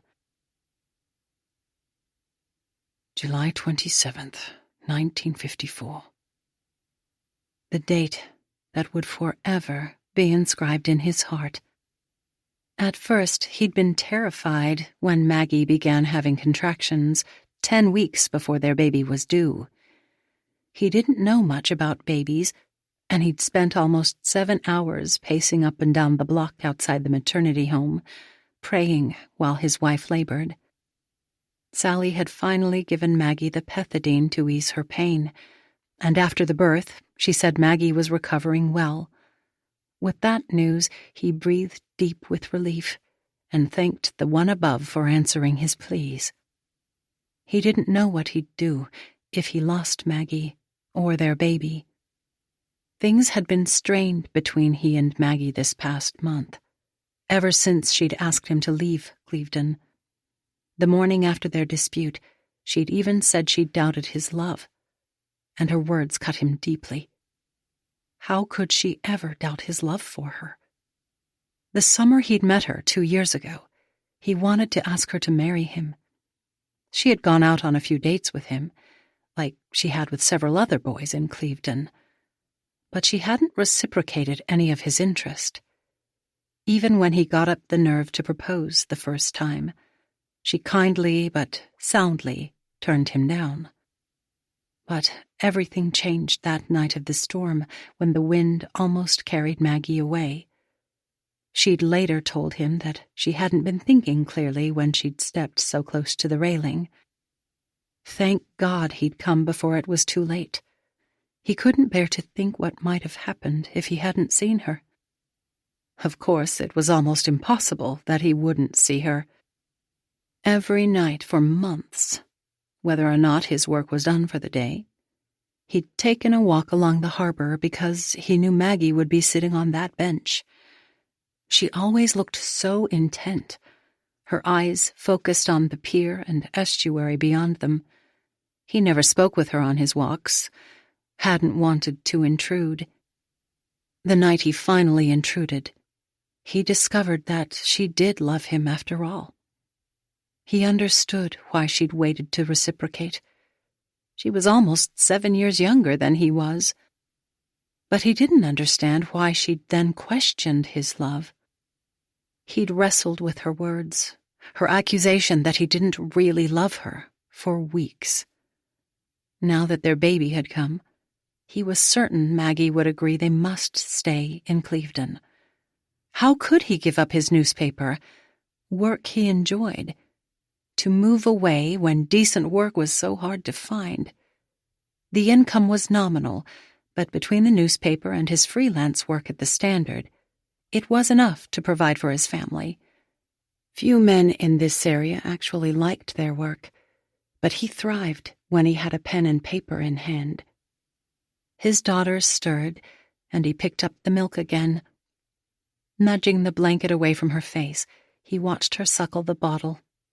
It was even more critical now to provide the best he could for his family. Maggie needed to be at home with their baby for as long as possible. It would be a tall challenge to father well with all the changes happening in their country, but he wanted to protect both Maggie and their children and give them the gift of hope for their future. He wanted his daughter to look up to him as he had done with his father before he was killed in the war. Maggie groaned, and he put down the bottle and scooted closer to her side. "She's stunning," he whispered, pushing back the hair that had stuck to his wife's forehead. Maggie's eyes fluttered open and then closed again. "Elliot?" Confused, he nudged her arm. "No, it's Walter." This time her eyes shot open, and she stared at him before her gaze fell to the white bundle in his arms. He lifted the baby up so she could see her. "It's our daughter." "Is she well?" He nodded. "And she looks just like you." "I hope that's good," she said, her smile creased with concern. Walter laughed, hoping to ease the worry on her face. "It's very good. I'd hate to think of how she'd look if she took after me." Still, her smile looked forced. "You did a splendid job, Maggie." He readjusted the pillow behind her and kissed her forehead. "Sally said she's healthy." Her gaze remained on the baby. "I'm glad." She closed her eyes for a moment, and when she reopened them, he gently placed their daughter in her arms. She nuzzled the child with her nose, and then leaned back against the pillow again to study her as if she weren't certain the baby was real. "She's so pretty." "Of course." He eyed their daughter again. But I think we must find a new name for her. Worry crept into Maggie's eyes again. Why? She doesn't look like an Eliza or Caroline. He tapped his foot on the floor, crossing his arms. Maggie still didn't want to name their daughter Margaret, so he ticked through the names of past and present relatives, but none of them seemed right. Who does she look like? Maggie asked. He bit his lip, wishing he had a cigarette. What about Liberty? He finally suggested. He certainly touted liberty enough in his writing, and it made sense to name his baby after what he prized most. We could call her Libby. No. Maggie's fingers fiddled with the baby blanket. Why don't we just name her Libby? Libby, he repeated. Libby Doyle. His gaze rested again on his daughter, asleep now in Maggie's arms. Maggie and Libby, mother and daughter, two women he would love forever. His blessings overflowed. I like it, he said. Libby, Maggie whispered as she began to drift back to sleep. Walter reached for their daughter and held her close to his chest as he studied his wife, her light brown curls loose around her forehead, peace softening the lines of worry on her face. The name of the man she'd asked for, Elliot, tossed around in his mind. He didn't know anyone named Elliot, and he'd never heard his wife mention a man by that name before. While he tried to leave his instinct to dig up information at the newspaper office, he couldn't leave this alone. The midwife said Maggie might say strange things on the pethidine, but still, he needed to know who his wife had asked for instead of him. Maggie, he whispered, his fingers resting on her hand. Her eyes opened slowly, and she focused on him. What is it? He swallowed hard. Instead of answering her question, he asked another. Who is Elliot? Her eyes blinked with alarm. Then another question leapt from her lips much too fast. What do you mean? He examined Maggie's face as she had examined their daughter's features. Was she trying to deceive him? His mother would say some of their conflict over the past weeks had to do with Maggie's pregnancy. Or perhaps his distrust stemmed from the past year, after she'd snubbed his first marriage proposal. But maybe it was something else. Someone else.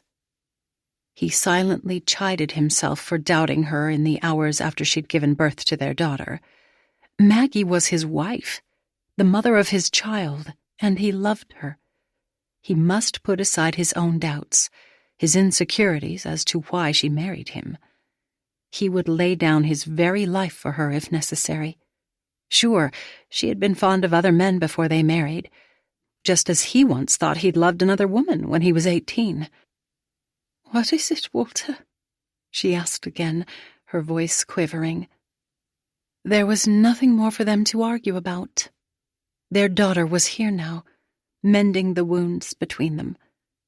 They would put aside the past and walk hand in hand into the future. He kissed Maggie's forehead.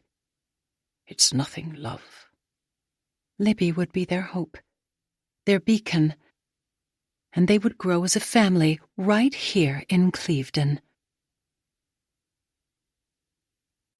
8. April 1955. Clevedon, England. Maggie slowly rocked Libby in the morning light, the two of them tucked under a blanket in the sitting room. Walter said their daughter was perfect, and he was absolutely right. She was almost 9 months now, and one of her first memories would be of ink-stained hands stretched out to hold her when Walter came home from the office at night, the smell of cigarette smoke and sweat on her father's clothes. Libby would have the love of both her parents for the rest of her life. Maggie looked out the window at the harbor. They hadn't moved in with the Morton family. She'd been honest with Walter. at least in her concerns that Libby's cries might frustrate Mr. and Mrs. Morton. In hindsight, she shouldn't have worried. Libby rarely cried. Walter found them an apartment over the chemist's office in the town center, 2 blocks from the newspaper. The street below was noisy until late at night, but Libby didn't mind the noise. She was quite satisfied watching the colorful mobile Walter found for her at a second-hand store. Libby liked her mobile, and she also liked hearing Maggie sing. Sometimes Maggie wondered if her daughter understood much more than they imagined. She gently brushed her hands over Libby's head. Even though she didn't have much hair yet, Maggie could see the tints of copper among the blonde. People might ask about her hair color as she grew older, but Maggie had already concocted another story to combat the inquiries. It was one about an Irish grandparent in her lineage. Walter might ask questions as well, but it wouldn't matter. She'd become quite good at telling her stories. And after more than a year of marriage, she was perfectly content in this new life of hers in Clevedon. The whispers among the older women were fading, and Aunt Priscilla liked the attention she received whenever she held her new niece. So even she seemed to forget about her insistence that Maggie move away. "Let's go for a stroll, shall we?" Maggie asked as she stood to change Libby's nappy. Even though the air wasn't terribly cold, she dressed her daughter in her matinee coat and bonnet, and then bundled her up in the 2 Afghans Walter's mother, Granny Doyle, knitted for her. She carried Libby downstairs to the back courtyard where she kept their pram alongside their neighbors' baby carriages and bicycles. Maggie wrapped a scarf around her hair and began pushing Libby through the center of town, the wheels of the pram bounding along the cobblestone path. The spring had been warm, and tulips bloomed in clusters along the streets, the sweet fragrance mixing with the trace of salt in the air. Libby seemed to like their walks, but she didn't babble or make happy sounds like some of the other babies in Clevedon. The sounds and motion soothed her, though, and after watching the sky and sandpipers, she almost always fell asleep. In the Mothercraft Manual, Mary Lillian Reed said babies should sleep 17 hours a day and cry for 30 minutes. But not Maggie's daughter. She was much too alert and curious with the world to sleep but 14 hours, and much too content to cry. Walter once asked Maggie quietly, as if Libby might overhear them, if she thought something was wrong. He'd heard that some babies born too early had trouble with their mental faculties, and he was worried Libby was slow in the mind. Maggie assured him that Libby was just fine, that Mary Lillian Reed said most children have slow mental adjustment until age 6. She didn't tell him, of course, that Libby was actually born more than a week late. The local doctor expressed concern about Libby's listlessness, and secretly Maggie also wondered if something was wrong. But she didn't want to worry about that now. The fresh sea air was good for both of them, and she sucked it in with gusto. If Walter hadn't figured out by now that Libby wasn't his, she guessed he never would. Rumors among some of the women might still linger, but they seemed to be as potent as a breeze carried out to sea. Some might hear the whisper of it, but then it would be gone. Walter adored their daughter. Nothing would ever change that. This town, she'd decided, would be a good place for their family after all. She sat down on the bench where she used to watch for Elliot's boat, Illimity. They'd met the first time about 3 years ago when she'd stopped by the ice cream parlor after work for a strawberry milkshake. Elliot had strutted through the door all confident, like he was James Dean, with his dark jeans, V-neck shirt, and slicked-up hair. She suspected that he had been planning to go to the pub with his crew. But when he saw her through the window, he decided on root beer instead of a pint. Either way, she'd enjoyed flirting with him. That night he'd invited her to meet him at the cavern on Hangstone Hill, away from the lights in town. She was 17 at the time, and while other girls were allowed to go out at night, Aunt Priscilla wouldn't permit her to leave their house after dark without a chaperone.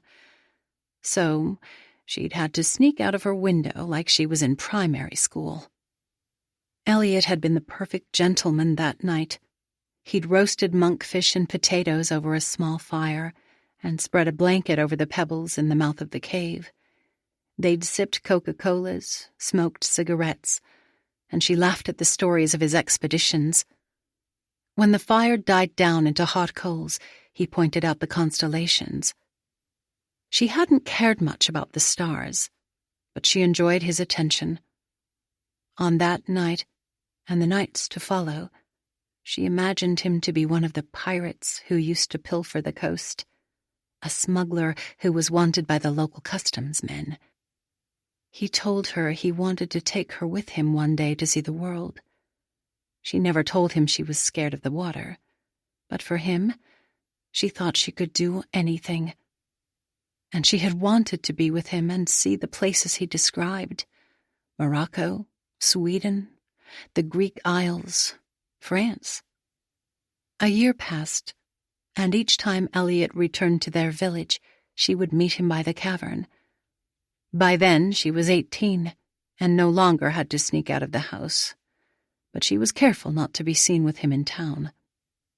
Elliot brought her exotic gifts from his travels, though she didn't dare bring any of them home, except the chocolates along with the fountain pen and black leather journal from Spain. As she grew older, Elliot's gifts became more costly, even as his gentlemanly manners began to wane. She'd enjoyed kissing him very much in the beginning, but then he began chiding her for her immaturity.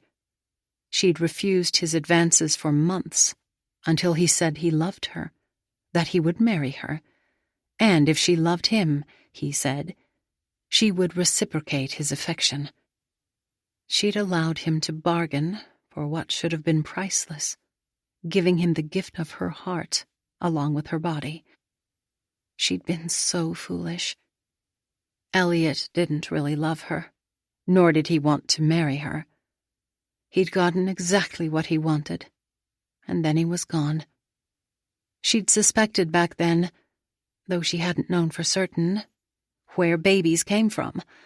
Some older women seemed to think ignorance in that area was a blessing. Libby was a blessing, but ignorance was not. She would never allow her daughter to be ignorant about such things. Reaching down, she tangled Libby's little fingers into hers. Libby was Elliot's last gift, and his best gift to her. Walter didn't buy her exotic gifts. He respected and cared for her, even in the months when her body was changing. She'd done nothing to earn his love, and yet he gave it freely. She may have lied about Libby, but she hadn't lied about her vows to him.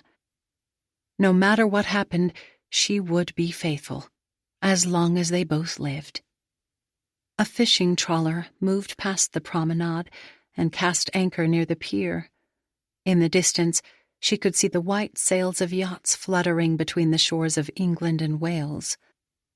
She rarely came down to the promenade these days, because whenever she saw a yacht in the harbor, her chest felt as if it might cave in over her heart. What would Elliot do if he found out about Libby? He might get on his boat and sail right back to France. But there was a chance he'd want to keep his daughter. She could never let that happen.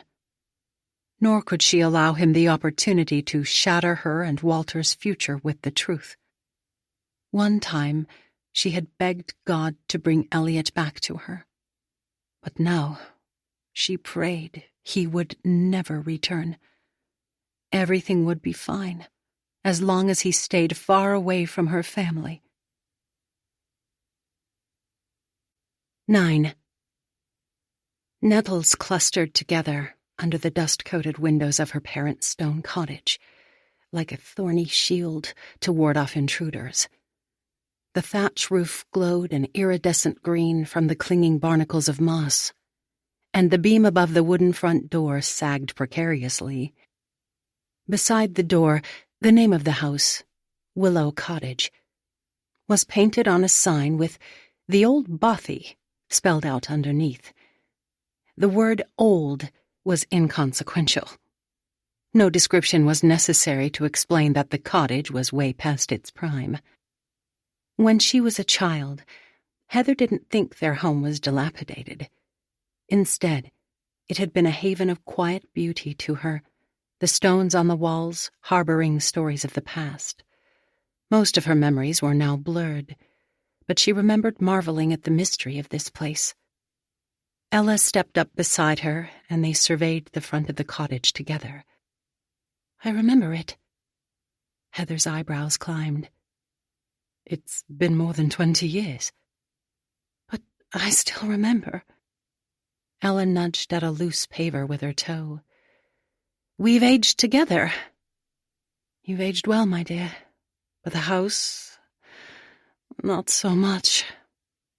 She leaned over and plucked out a tall weed. "Your grandfather used to be meticulous about the upkeep." Ella pushed her sunglasses up on her head, her curls bunching behind her ears. "Now it's more vintage." Heather's father had been classic vintage. After a hard day of work, he liked to sit in front of their fireplace in his overstuffed chair, smoking a pipe and reading one of his many books about philosophy, history, or religion. Long ago, she used to crawl onto his lap in the evenings and pretend to read with him. Sometimes she would fall asleep and wake the next morning in her bed. Ella might have considered him stuffy at first, but Walter Doyle wasn't a snob. He enjoyed people well enough, and he was innately curious. Whenever Heather or anyone else asked a question, he searched for the answer. But her father liked the quiet more than conversation, because it gave him an opportunity to think, or read one of his treasured books. After a long day of helping people communicate by post, he rarely had energy left for casual communication, though whenever she wanted to talk, he always put down his books to listen, or tell her a story. She opened her leather handbag and pulled out the ring of keys the retirement village had mailed to her, along with boxes of Dad's books and clothing. Sometimes the good memories were more difficult to process than the hard ones. Ella tapped the sign. "What's a bothy?" Heather nodded toward the ivy-draped wall that stood about 40 feet to their right. "A century ago, this place housed the gardeners who worked for the Croft family." Alice stretched up on her toes, as if she might be able to see the property on the other side. "They must have had a big garden over there." "My mum said it was spectacular." She tried 2 keys on the ring. The second one unlocked the front door. Ella followed her into the musty-smelling sitting room with its formal couch and 2 chairs. Heather cranked open a window to let in fresh air and erase some of the remnants of time.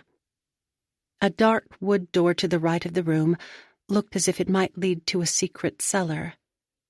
But this house no longer conjured up mystery in her mind like it had when she was a child.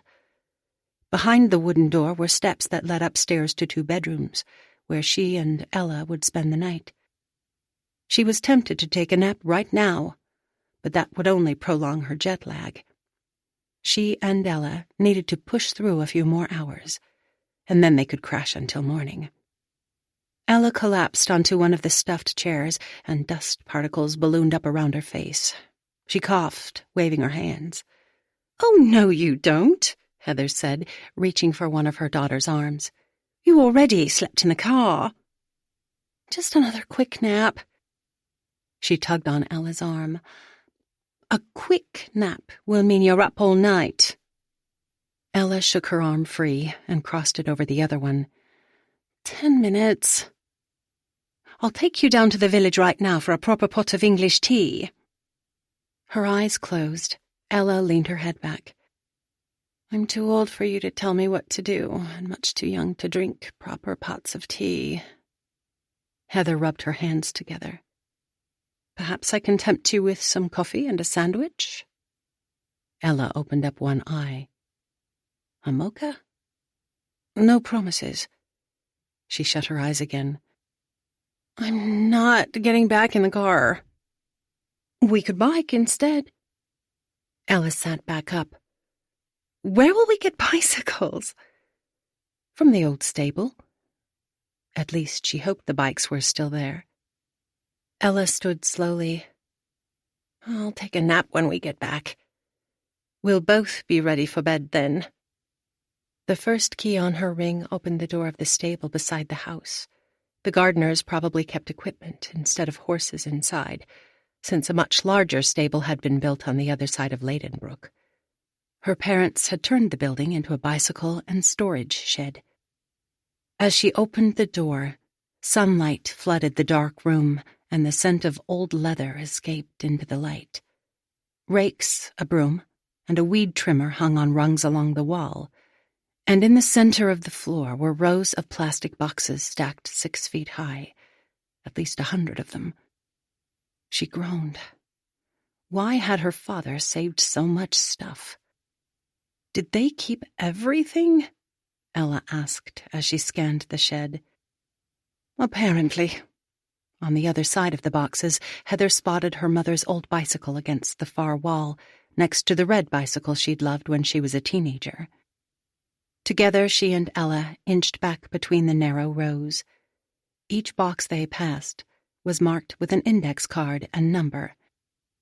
The archives at the British Museum in London may be better protected than the Doyle family collection, but they couldn't possibly be more organized. Some of the boxes had the word rubbish scribbled on the side with a black Sharpie, but Heather wasn't quite ready to throw them away yet. At least not without glancing inside. Lifting one of the lids, she saw a neat row of labeled manila files, each one containing papers and newspaper articles. When she was younger, her father liked to clip out articles from different newspapers and magazines, but she'd never thought to ask what he was collecting. She rolled her hands over the file tabs. Walter's newspaper articles, 1944. Her dad had been too young to fight as a soldier during World War II, but he'd fought in his own way, with words. Mum told her he'd written for newspapers for more than a decade, but he'd given up his writing when they moved to Bibury. This one has your name on it. Turning, she saw Ella pointing at a box, and she saw her maiden name. Heather Noel Doyle, 1969. Her parents named her Heather after the flowers her mum liked, and Noel because she'd been born 2 days before Christmas. A miracle baby, Mum had said, and a child of the 60s by 8 days. There are a bunch more boxes with your name, Ella said, lifting one of the lids. None of them marked for rubbish. Even if the boxes weren't marked for the landfill, she couldn't keep this stuff if she was going to sell the cottage, nor could she bring it all back to Portland with her. Nick would tell her to call a disposal company this afternoon and be done with it. They could haul it all away without her even opening a box. But he would be just as curious as she was to see if there were any treasures hidden here. These boxes were all she had left of her parents, and perhaps her understanding of them. They may not have wanted to talk much about the past, but perhaps there were a few answers in what they'd stored. Ella rapped her knuckles on the top of a box. We'll never get through this stuff in a week. Ella was right. It might take her an entire month to sort through it all.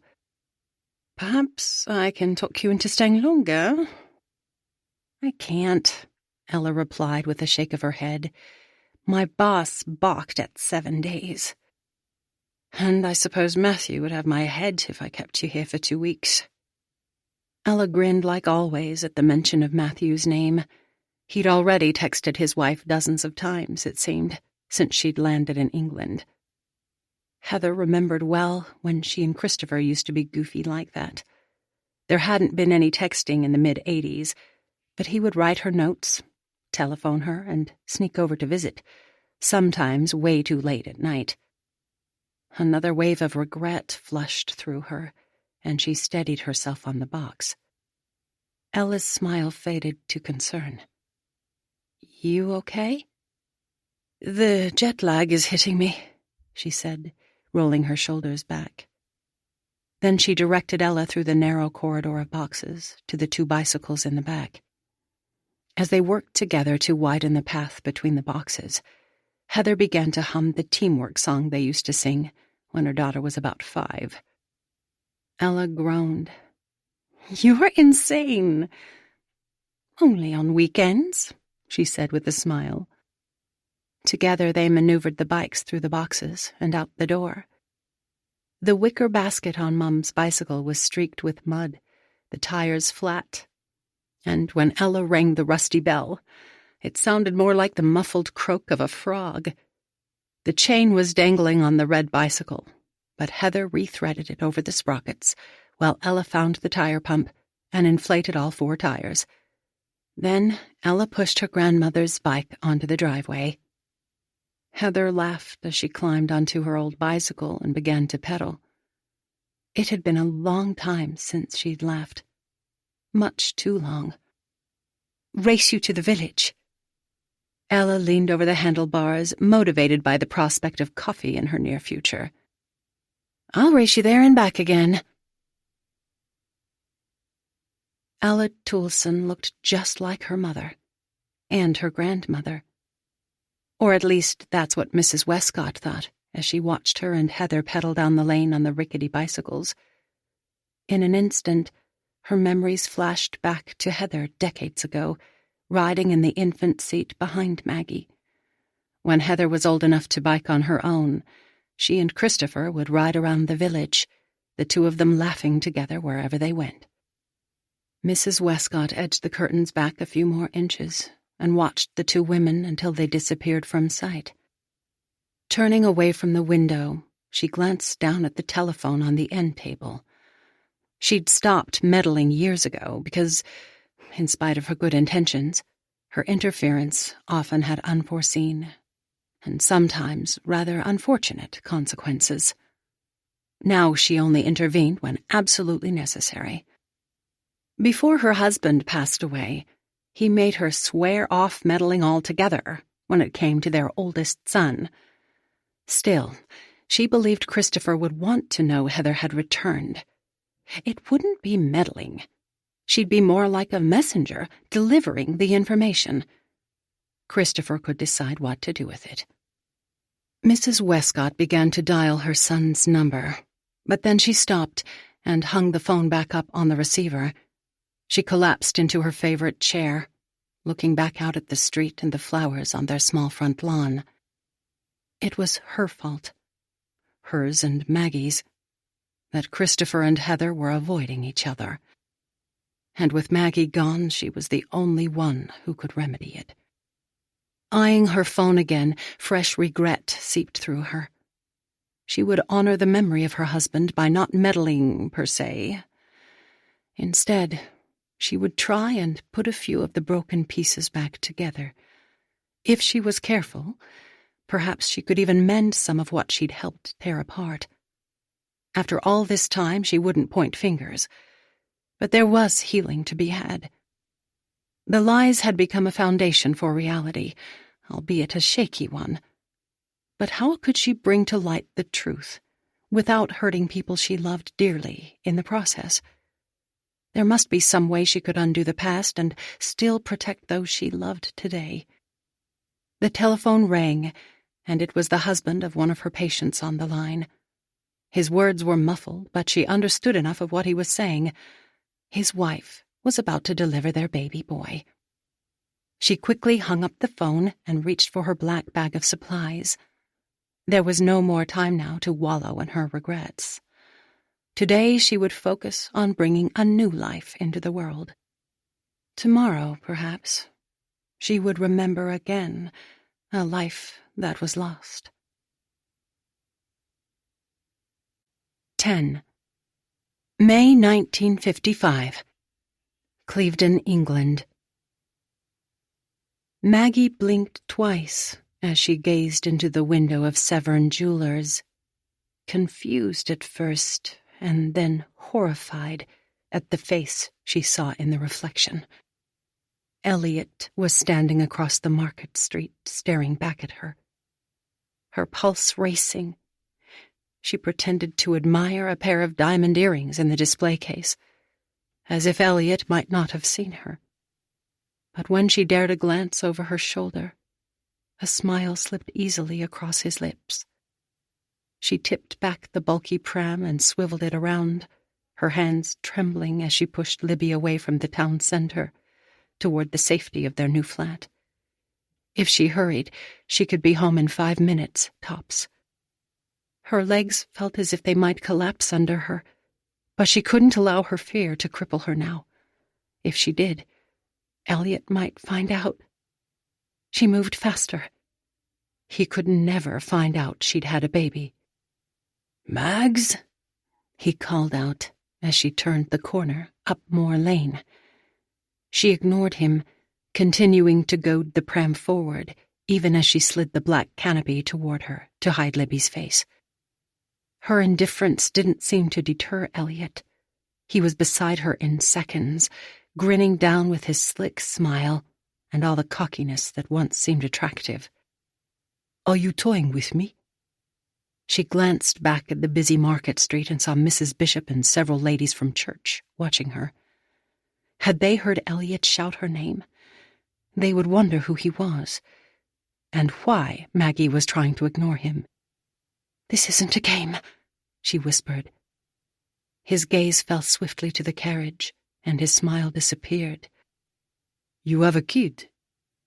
"My friend—" She started, and then stumbled over her words before trying again. "He's my friend's baby," she said, with the slightest of shrugs, but her breath was shallow as she tried to calm her nerves. "I'm watching him this morning." He stepped closer, leaning down to whisper in her ear. "Meet me at the cavern tonight." She held her head a bit higher, trying to be confident, aloof. "I'm no longer fond of caves." Stepping back, he studied her face with the dark green eyes that once captivated her. "I've missed you," he said slowly. "I thought you might have been missing me, too." Behind him, Mrs. Bishop and 2 of her aunt's friends huddled together, glancing toward her and Elliot. Maggie stepped away from him and pointed toward an alleyway between the shops on the opposite side of the street. "We can talk over there," she said. By tonight, perhaps, the women would forget about her brief encounter with a French sailor. He wrapped his fingers around the handle of the pram as if he would push it for her, but she quickly reclaimed it. "I'll go first," she said quietly but firmly. "Wait 3 or 4 minutes before following me." Her head high, she pushed Libby toward the alley, praying her daughter would fall asleep. No matter what happened, even if Libby demanded Maggie's attention with her tears, she wouldn't let Elliot see her. The man didn't wait like she'd asked. He followed her immediately into the alley, and she stepped in front of the pram, a barrier between him and Libby. Her initial shock over his return turned into anger. "Where have you been?" she demanded. "Traveling the world," he replied, nonchalant. "Norway, Russia. A week in the New York harbor. I bought you the prettiest bracelet." She balled her fingers into fists. While her life was falling apart, he'd been touring New York. "You should have written." "Darling, you know I'm not much for writing." She tucked her fists under her arms, hugging them close to her chest. "Don't call me darling." His eyebrows climbed in a way she once thought clever, but it sickened her now. "You told me you would return by Christmas. You told me." Her voice trailed off. The promises he'd made didn't matter anymore. He grinned again. "You did miss me, didn't you?" She slumped back against the brick wall, her gaze on the narrow entrance of the alley behind him, the people passing by as they shopped. All it would take was one person to light the fuse. Somehow she would have to convince Elliot that there was nothing left between them, and no reason for him to either stay or return. "I didn't think you were coming back." He rested his hand over her head against the wall. "I promised you I would." "More than a year ago." His face was inches from her, but she refused to look up at him. His clothes smelt like salt water and rotten fish, and she thought she might vomit, both from the stench and the thought of being close to him again. He was no longer a romantic pirate. He was the man who'd abandoned her and then laughed about it. Her heart screamed a warning, urging her to flee. Elliot eyed the pram again, as if he wanted to see the baby inside. And she knew well that he was not one to be deterred. If she managed to get around him, back out onto the market street, he would continue following her all the way home. She glanced at her watch. "I must return to my friend's house before she gets worried." "Meet me at the cave," he repeated, his voice the same seductive tone that he used to entangle her. "I can't." He cocked his head.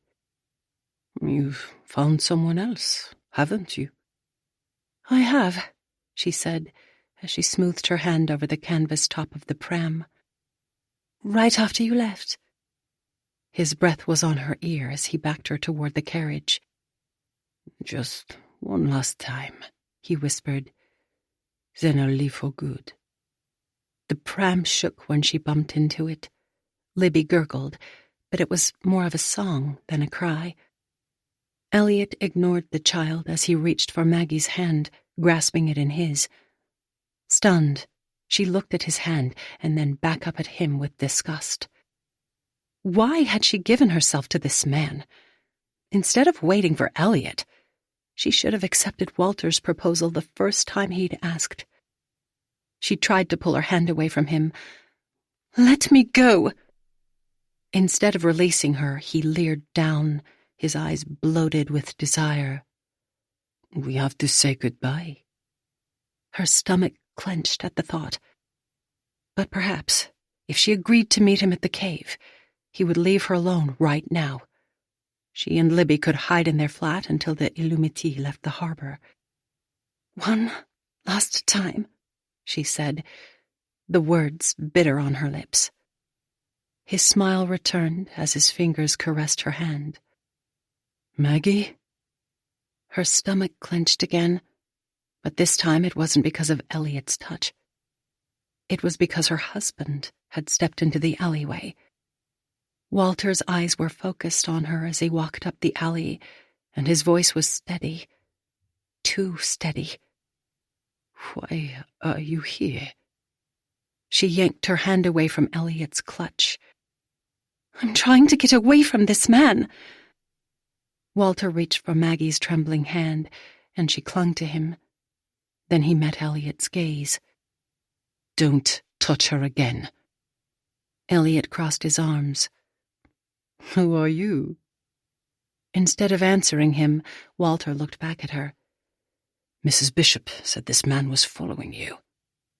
Elliot leaned his shoulder against the wall, seeming to enjoy the drama unfolding before him. "Maggie asked me to meet her here." That much was true, but it didn't sound right. She'd said those words to get rid of him.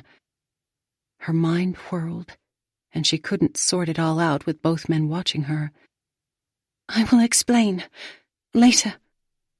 Elliot smirked. "It seems she has a lot to explain."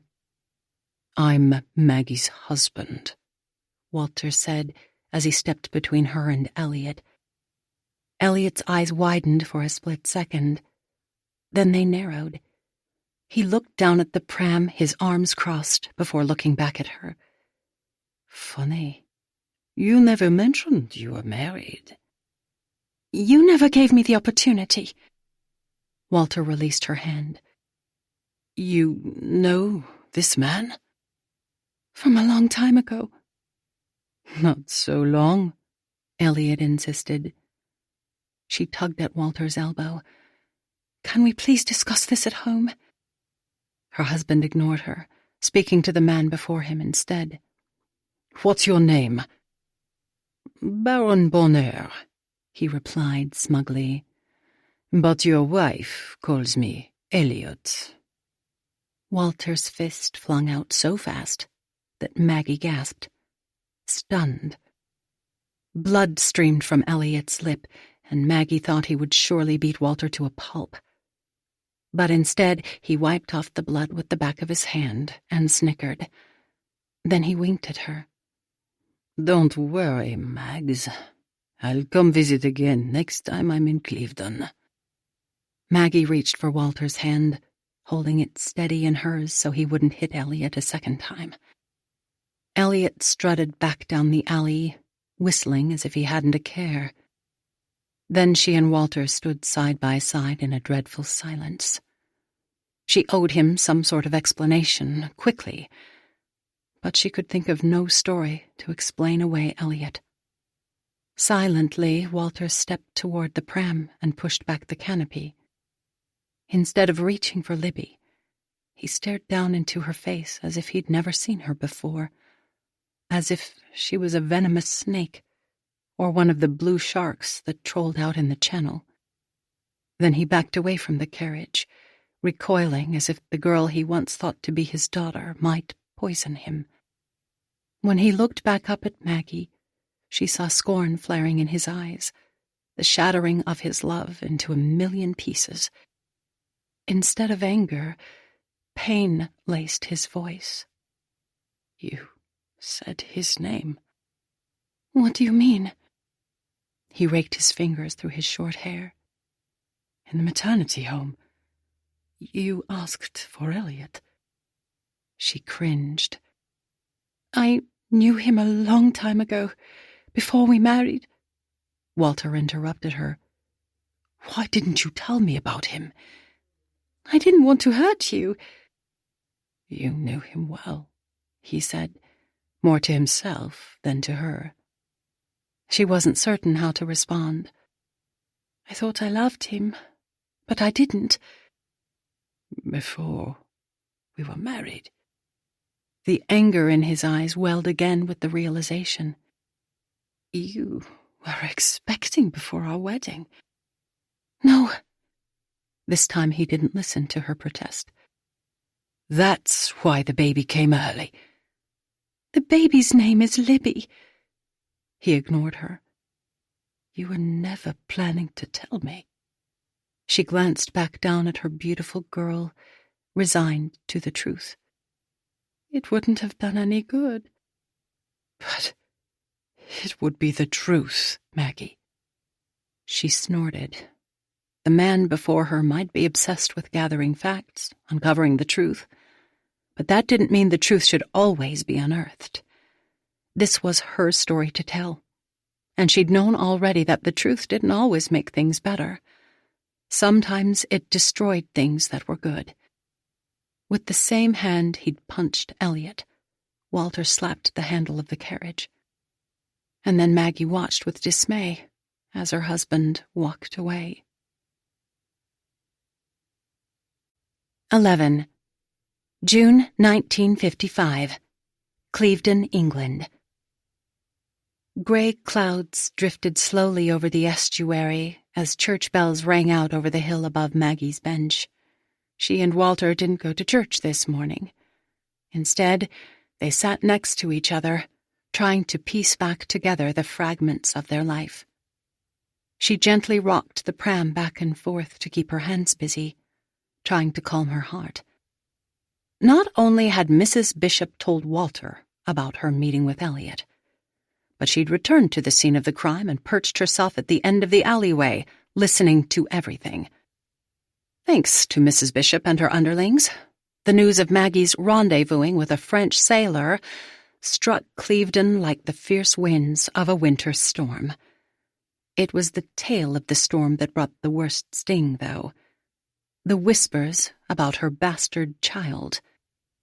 Walter had only spoken to Maggie when absolutely necessary over the past 3 weeks.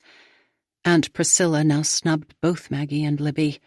Uncle Timothy tilted his head in greeting when he saw Maggie at church last week, but he didn't dote over Libby like he usually did. Her innocent daughter had become an outcast alongside her. "We have to move," Walter said, tired but resolute. Maggie shifted on the bench, her eyes fixed on the calm harbor before them. "I tried to tell you." "But you didn't tell me why we needed to leave." "If I told you the truth," she swallowed, "I didn't want you to hate Libby because of me." "You didn't want to marry me. You needed a father for your child, and without knowing it, I volunteered." When she looked over at him, she saw tears in his eyes. "After everything, why would you agree to meet that man again?" "I wasn't going to meet him. I only wanted him to leave Libby and me alone." He stared at the carriage. "I wish I could believe you." "Do you want a divorce?" she asked, barely a whisper. "No." "Libby and I will leave Clevedon, so you can stay." Walter shook his head. "I vowed to stay married, for better or worse." She released the handle and clutched her hands together. "No one expects you to." "I promised, Maggie, and I keep my promises." She glanced out at the bay, at a trawler in the distance, her foot tapping against the cement. She knew the world was big beyond their town, but she had no idea how big. She remembered a bit of London as a girl, the tall spires and the art shop her father had loved. The Frasers weren't people who liked to travel, even after the war, so she never returned to London. Walter plucked a stone off the pavement and hurled it toward the water. "I don't know where we'll go." "Perhaps we don't have to know. Perhaps we can pack up the car and just drive." Walter didn't move. "At some point, we'll have to stop driving." "I think we'll know exactly when that is." Libby whimpered, and Maggie glanced over at her husband. She cried so infrequently that he used to jump when she made the slightest noise, rescue her like he was her prince. But he no longer seemed to hear her cries. Maggie leaned over and lifted their daughter out of the carriage. Libby watched the boats rise and fall with the swell of the waves. She didn't make much noise, but she observed everything. "Perhaps she'll be a writer like you," Maggie said. Walter shook his head. "She's nothing like me." "But she will be," Maggie vowed. "She will want to be just like her father." Walter turned toward her. "You must stop pretending that everything's fine." "I'm not pretending," she started, but then stopped. What was wrong with pretending a little? It was so much better than wallowing. "It's not fine now," she said, her voice wavering. "But it will be." Walter stood up and walked away. Libby grasped one of Maggie's curls and tugged on it. Maggie turned her gaze away from her husband, back down to her daughter. Then she kissed Libby on the forehead. Before she married Walter, she'd known he was a man of principle. But she'd thought he would leave her and Libby now. He certainly had every right to do so. Instead, it seemed he was willing to start a new life with them, and she was immensely relieved. She prayed he wouldn't stay angry for long. It wasn't Libby's fault that her real father was a fiend. The only daddy she would ever know was the man who'd rescued them both. With boxes crammed into the boot of their car, their luggage strapped to the top, Walter drove Maggie and her daughter out of Clevedon at dawn. A few friends had helped them pack last night, but Anthony was the only person who'd come by early this morning to wave goodbye. The moment Elliot Bonner said he'd visit Maggie again, Walter knew they'd have to move. Even if his wife had severed her heart from that man, he couldn't risk staying near the coast. For his sake or for hers, the speculating about Manor while he was at work, wondering if the man had returned, would drive him mad. It felt as if everything he'd worked for, everything he desired, had been obliterated back in that alleyway. As they crested the hill, he glanced into the rearview mirror for one last look at Clevedon. He'd arrived here when he was 22 to work at the paper, and in months, Mr. Bishop had handed over the reins of the Clevedon Mercury to him. The war had stolen his father's life, but he'd wanted to continue his father's legacy as a newspaperman, along with the strong legacy of loving and caring well for his family.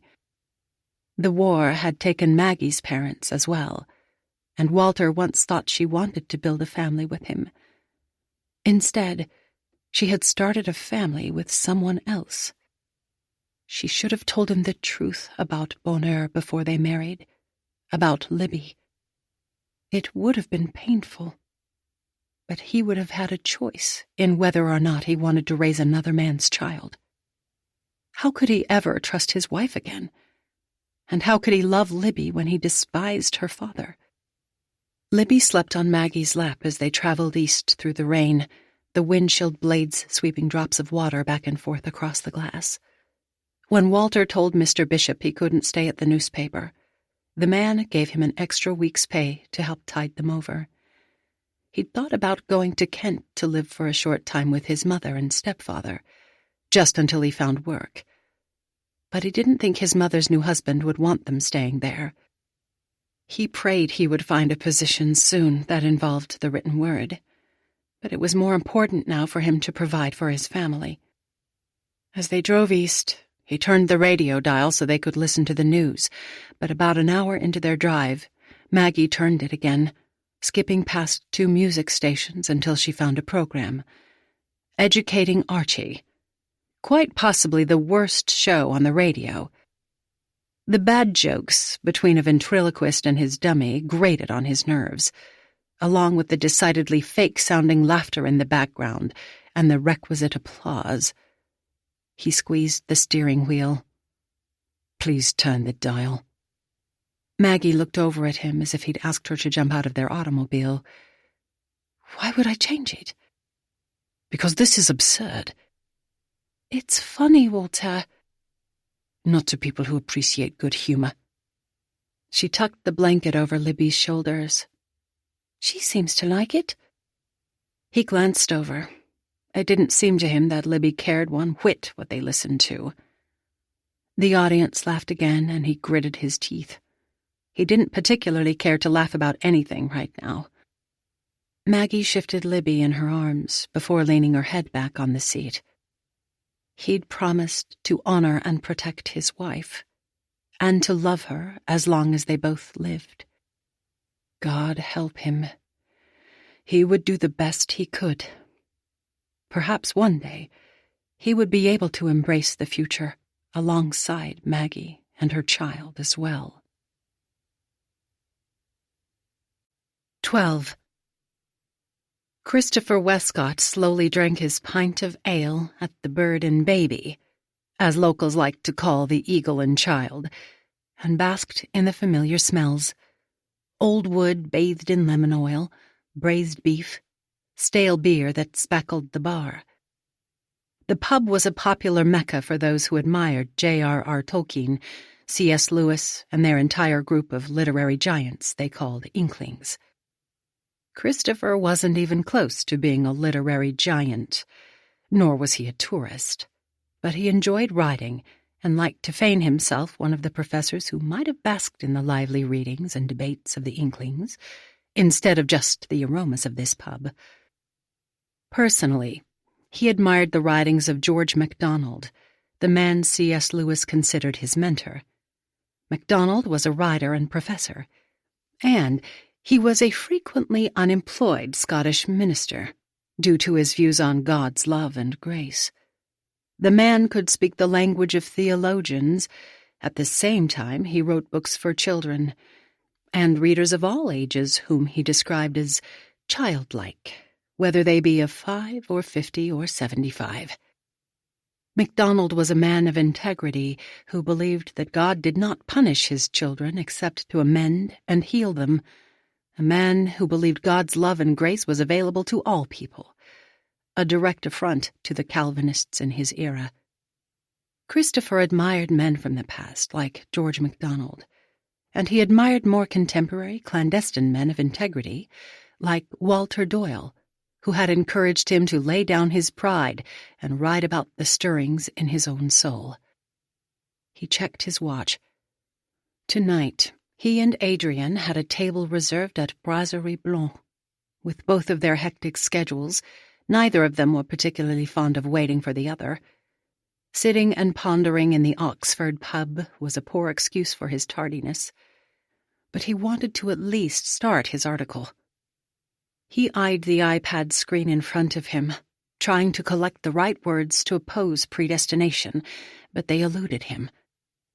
Walter had passed away almost 4 months ago, but sometimes Christopher forgot that his friend was gone.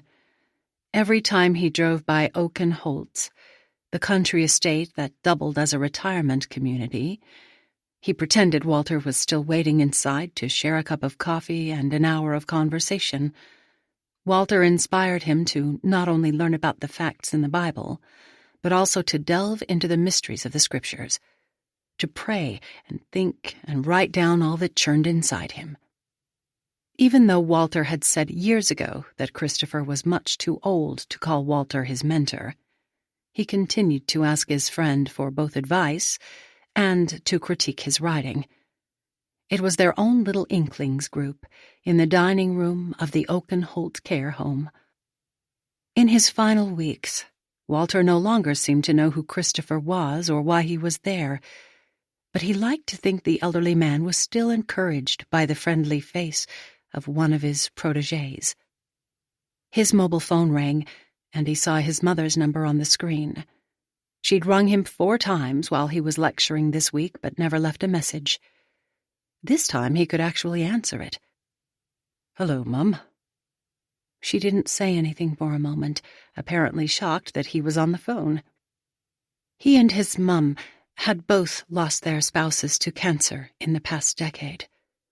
It was a bond neither of them wanted, but one they couldn't escape. In their grief, they'd learned to give each other plenty of grace. His parents had 4 children, but even though he and Juliana had wanted to be parents, God never gave them a child. They'd been married for only 3 years when Juliana was diagnosed with cancer. In the past months, Christopher had been trying to convince his mother to sell their large family home and move into something smaller. But she said she didn't want to live alone in a new place. Perhaps she'd finally changed her mind. "You should leave a message," he said, scolding her like she'd done so often when he was younger. "Something shouldn't be said on voicemail." He leaned back against the wooden slats in his chair, alarmed. "What is it?" "Heather has come home, and I thought, perhaps—" Thankfully, she stopped herself. "I just thought you'd want to know." He didn't want or need that information. "Duly noted. Are you still coming home this weekend?" Confound it, he had completely forgotten he was supposed to introduce Adrian to his family on Friday. He couldn't stay away just because Heather finally decided to return. "Of course." He stuffed his iPad back into the black case. There was no sense in trying to write now. "Both your brothers and your sister are coming to meet your friend."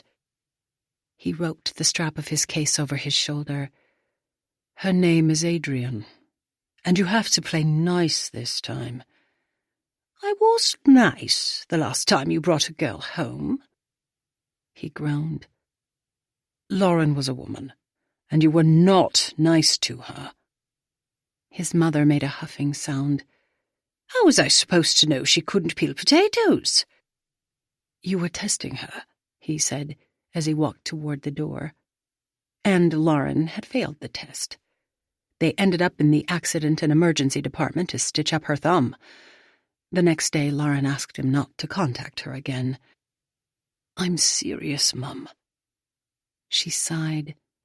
No asking Adrian to help in the kitchen, and no inviting Heather over for tea while we're home.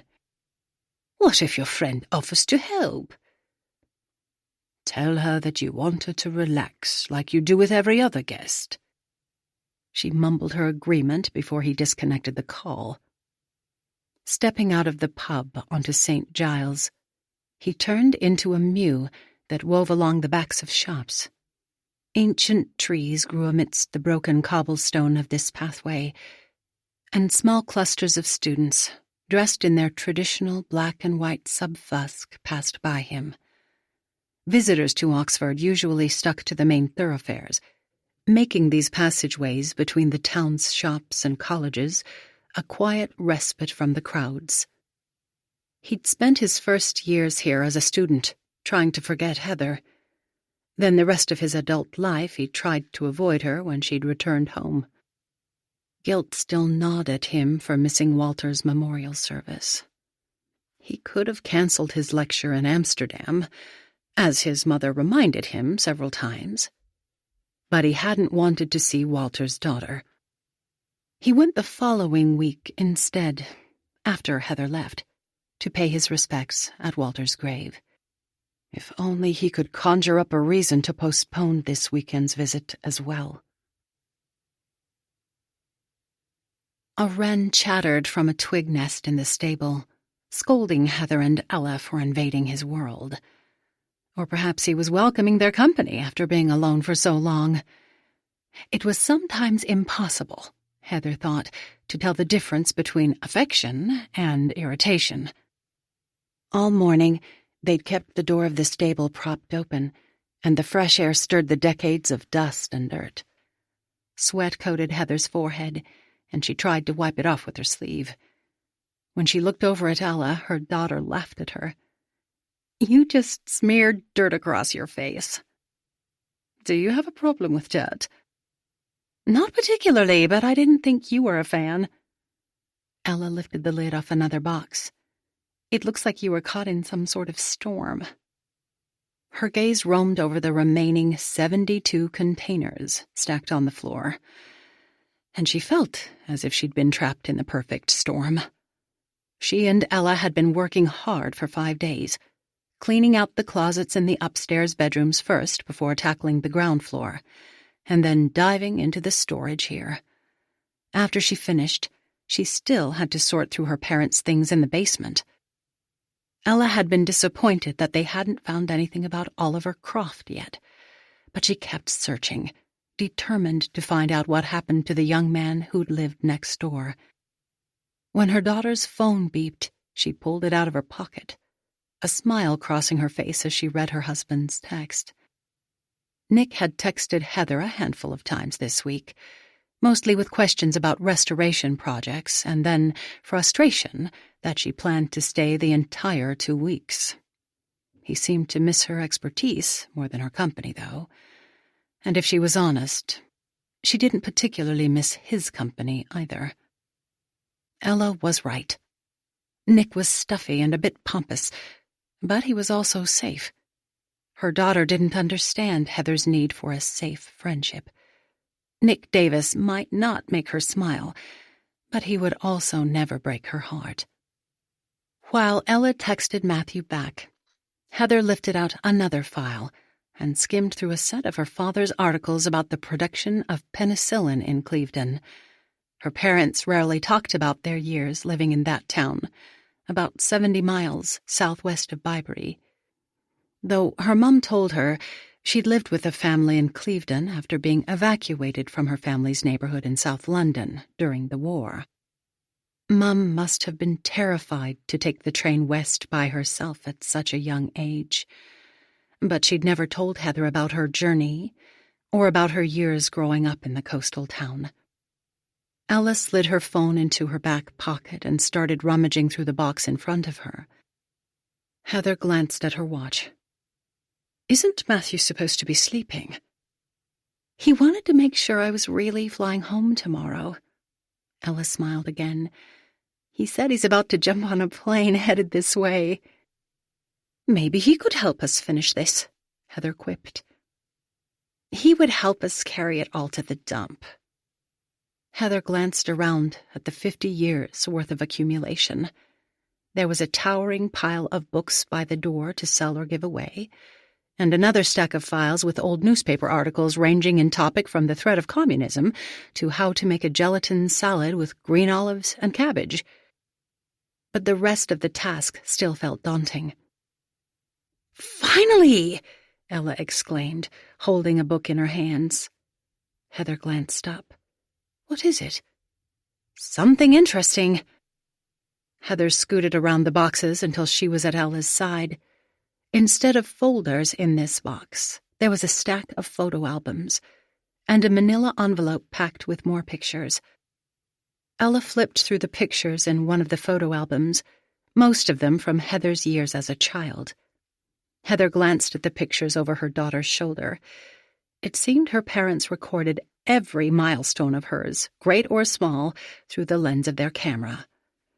There was a picture of her crawling on the linoleum in their kitchen, planting flowers in the beds behind the cottage, picnicking in what Mum had deemed their secret garden. It was no wonder that Heather once thought magical things happened in gardens. Ella opened the envelope and dumped the contents onto the lid of another box before quickly flipping through them. "Is this you?" she asked, lifting up a black and white picture of Heather's parents when they were much younger, each holding the hand of a girl wearing a pleated skirt and bolero jacket. The girl's long hair was held back with a wide headband. "No."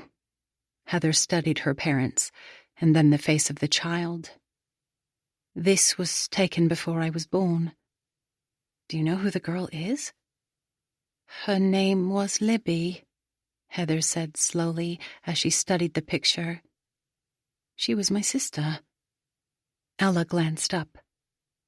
"You never told me I had an aunt." "She died when I was a baby." Ella leaned back against a box. "How did she die?" "She was sick." Ella's eyebrows climbed.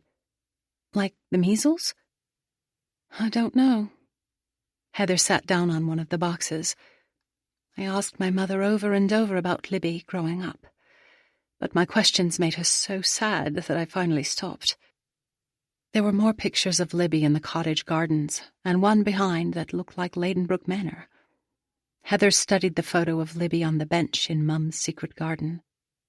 Her sister had passed away at the age of 15, and she wished her parents had told her more about Libby's childhood and what took her life. When she was a girl, Heather had longed for a sibling, and for a season, a very long season. She conjured up a sister named Beatrix, after her favorite author. Beatrix was practically perfect, unless Heather did something wrong. Then Beatrix was her scapegoat. In hindsight, her parents had been incredibly kind to oblige her whims. Heather maintained Beatrix's presence until she was 11, and then she pretended for years that Christopher's siblings were her siblings as well. When Ella was 7, she conjured up a sibling for herself too, and Heather had accommodated her.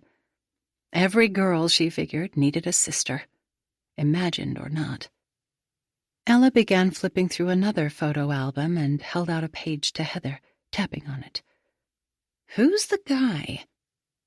Heather's stomach plunged as she stared at the picture of her and Christopher at the dance at Henderson Court.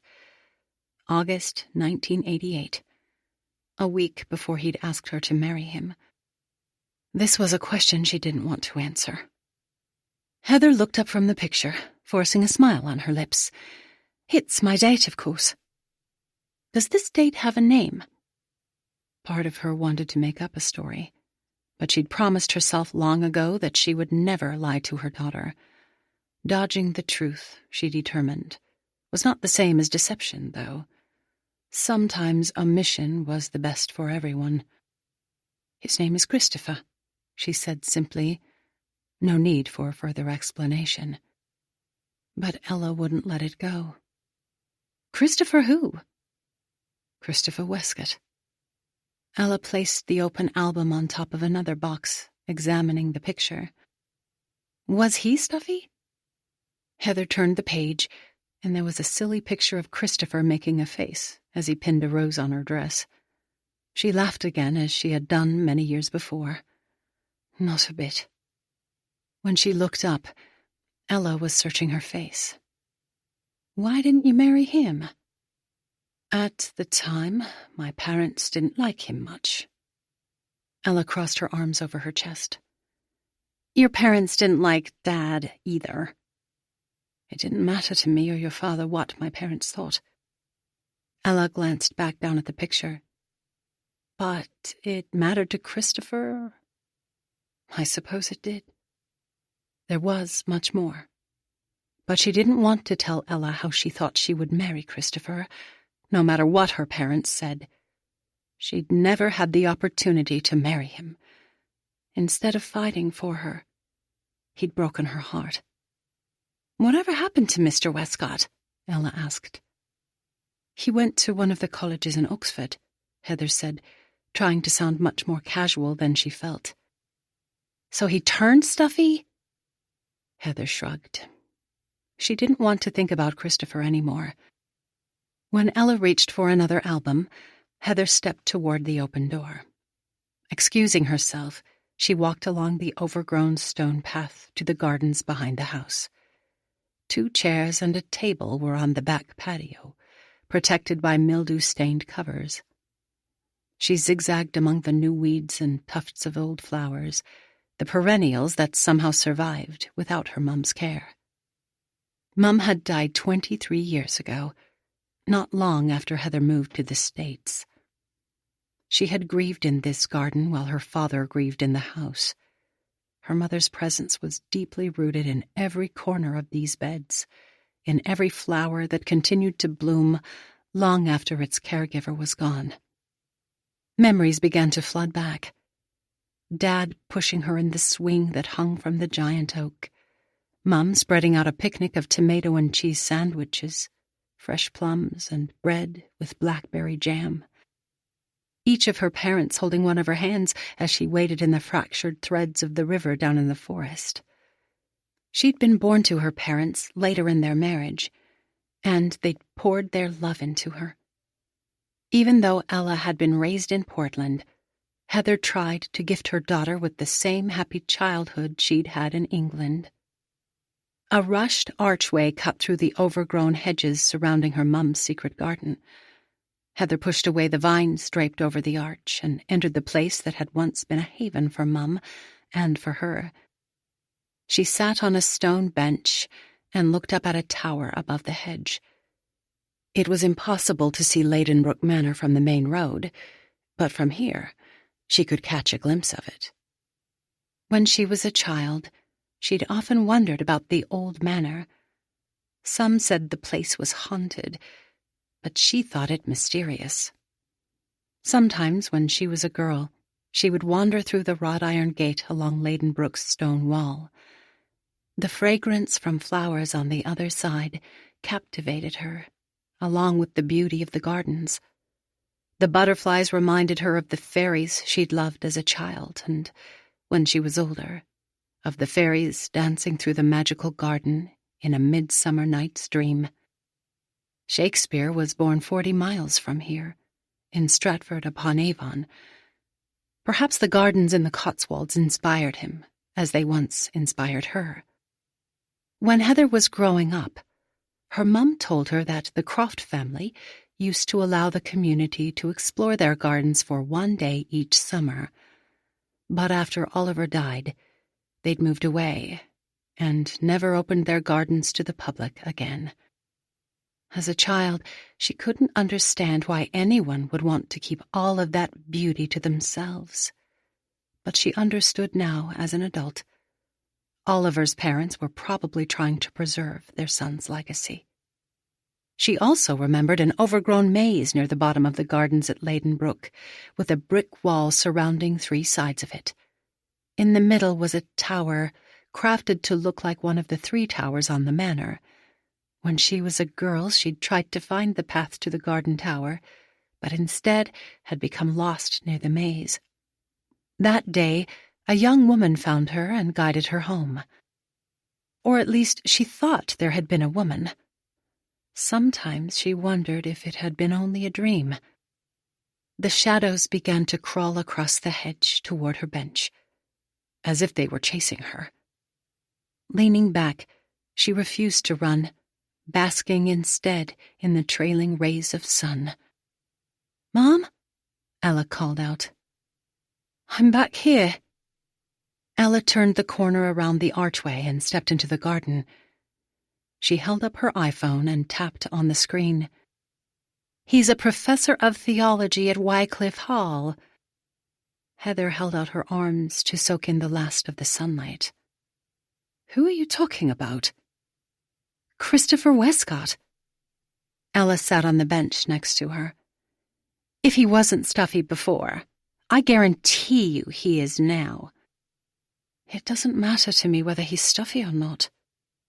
Ella kept scrolling down on her phone.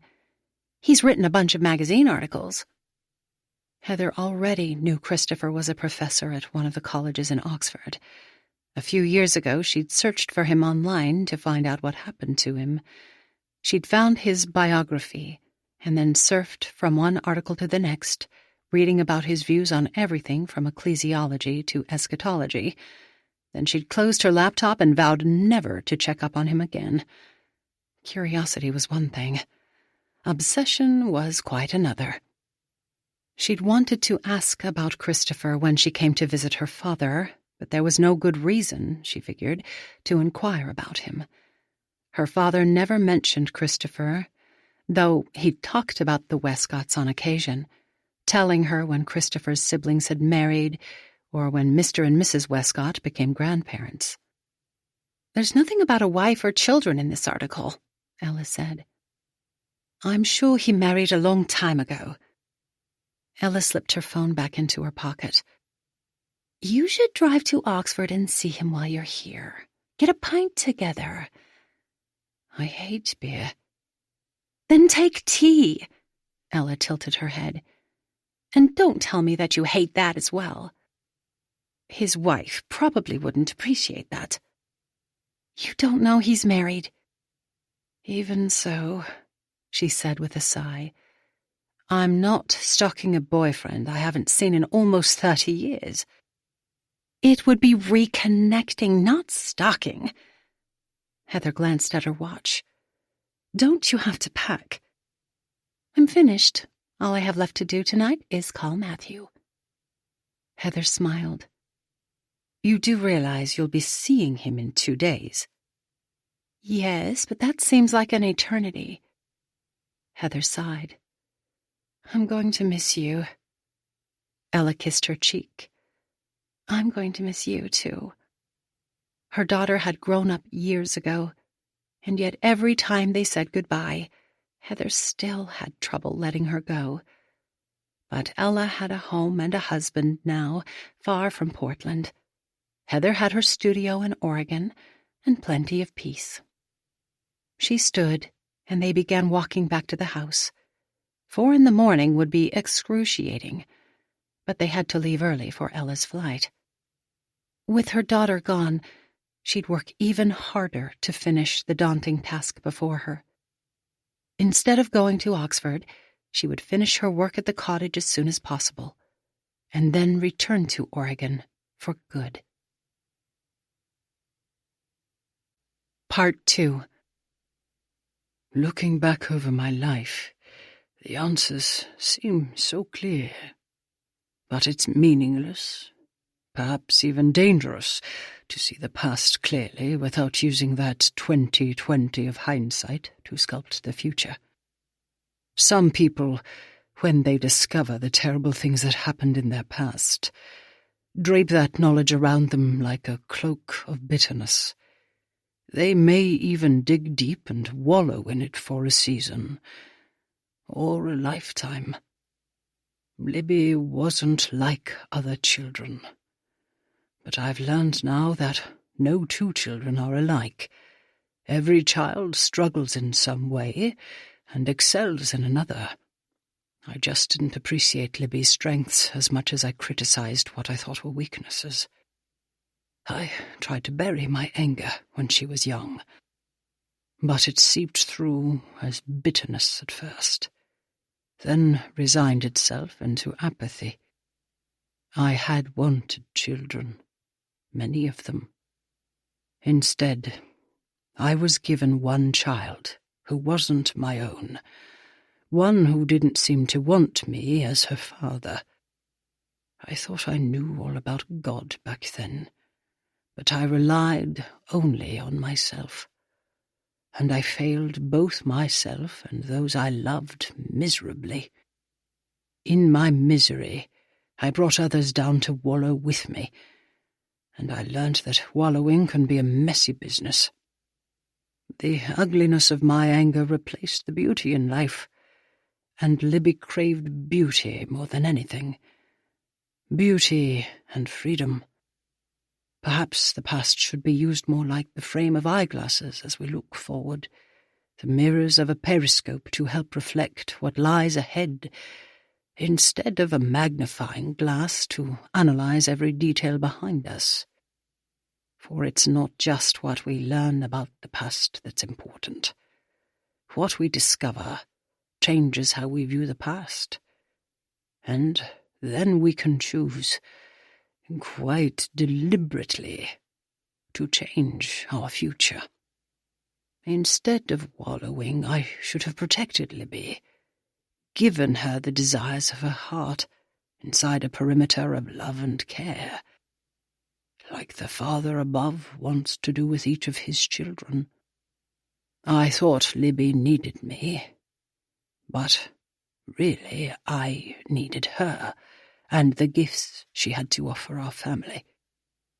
God gave me a daughter, the desire of my heart, but in order to succeed as a father, I had to rely on him, and show Libby how to rely on him as well. Perhaps this is why God often gives us our desires in a different way than we expect. Perhaps it's because he knows exactly what we need. 13. July 1959. Ladenbrooke Manor. Forest stretched from the edge of the gardens behind Ladenbrooke Manor down to the banks of the swift River Colne. The water rushed over branches and stones as it swept past the boundaries of the Croft property, and then plunged down a hill that separated British nobility from the commoners. On the hillside above the river and trees, Ladenbrooke Manor stood as a grand monument to the prominent Croft family, aristocrats whose bloodline stretched centuries back to the Norman conquest. The manor house was built in the 18th century, and its walls were a weathered gray stone with 3 towers that rose above the slate roof. 2 towers facing the stone gatehouse in front of the house, and 1 overlooking the terraced gardens in the back. Glass from dozens of windows glimmered in the afternoon sunlight, and the tall windows along the dining hall reflected the fountain on the patio terrace. A stone curtain enclosed the house and forest, the Croft gardens and fruit orchards, forging a distinct line between Ladenbrooke and the outside world. The main gate into Ladenbrooke was only used by the Crofts and their guests. Employees and those delivering packages used the gate along the wall nearest to the village. On the opposite wall, there was a much smaller gate, this one wrought iron, and used originally by the team of gardeners employed before the Great War. There were a dozen buildings on the estate: a stable, nuttery, old kitchen house, dovecote, ice house, and several follies built among the gardens for decor. Outside the wall, the Croft property included farmland, barns, and several cottages where their servants and farmers resided. The war with Germany had knocked many of the aristocratic families down a notch or two, their grand homes crumbling from neglect and decay. But the Croft family clung to their status and property like the wisteria clung to the stone towers on their house. The hill between the manor and forest displayed layers of Lady Croft's prized gardens. Paved pathways wove through a formal Italian garden, rose garden, water garden, lily pond, and a tulip garden built around Roman ruins. Maggie stood beside a statue of the goddess Hemera and a row of yew bushes that had been neatly pruned into a wall to form the perimeter of the Croft family maze. Walter sat nearby on a picnic blanket as she scanned the hillside above the maze to see if she could find Libby's copper-streaked hair among the immaculate gardens and all the people dressed in their finest for this entree into Ladenbrooke's gardens. The Croft family opened the front gate to the public once each summer. Hundreds of people from around the Cotswolds came to peruse Lady Croft's magnificent displays: the golden heather, purple dahlias, peach lilies floating on the pond. Some of them might hope to catch a glimpse of one of the elusive Croft family members, or visit the rooms inside. But the Croft family always fled to their home near London before the locals descended.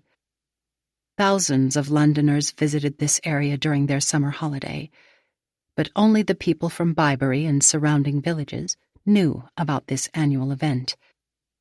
It was one of the many secrets the local population kept to themselves, and Maggie had a deep appreciation for people who knew how to keep secrets. Walter had found work as a postmaster soon after they'd arrived in Bybury 4 years ago, and a year later she'd begun working as a housekeeper at Ladenbrooke. Walter tolerated his work, and her position allowed her to bring Libby to work each day.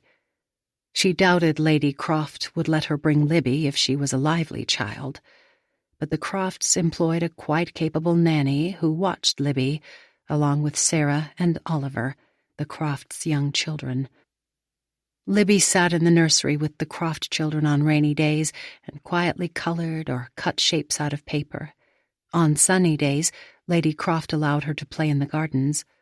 Oliver and his sister fought over toys, and sometimes even fought over who would play with Libby, but according to the nanny, Libby wasn't interested in playing with either child.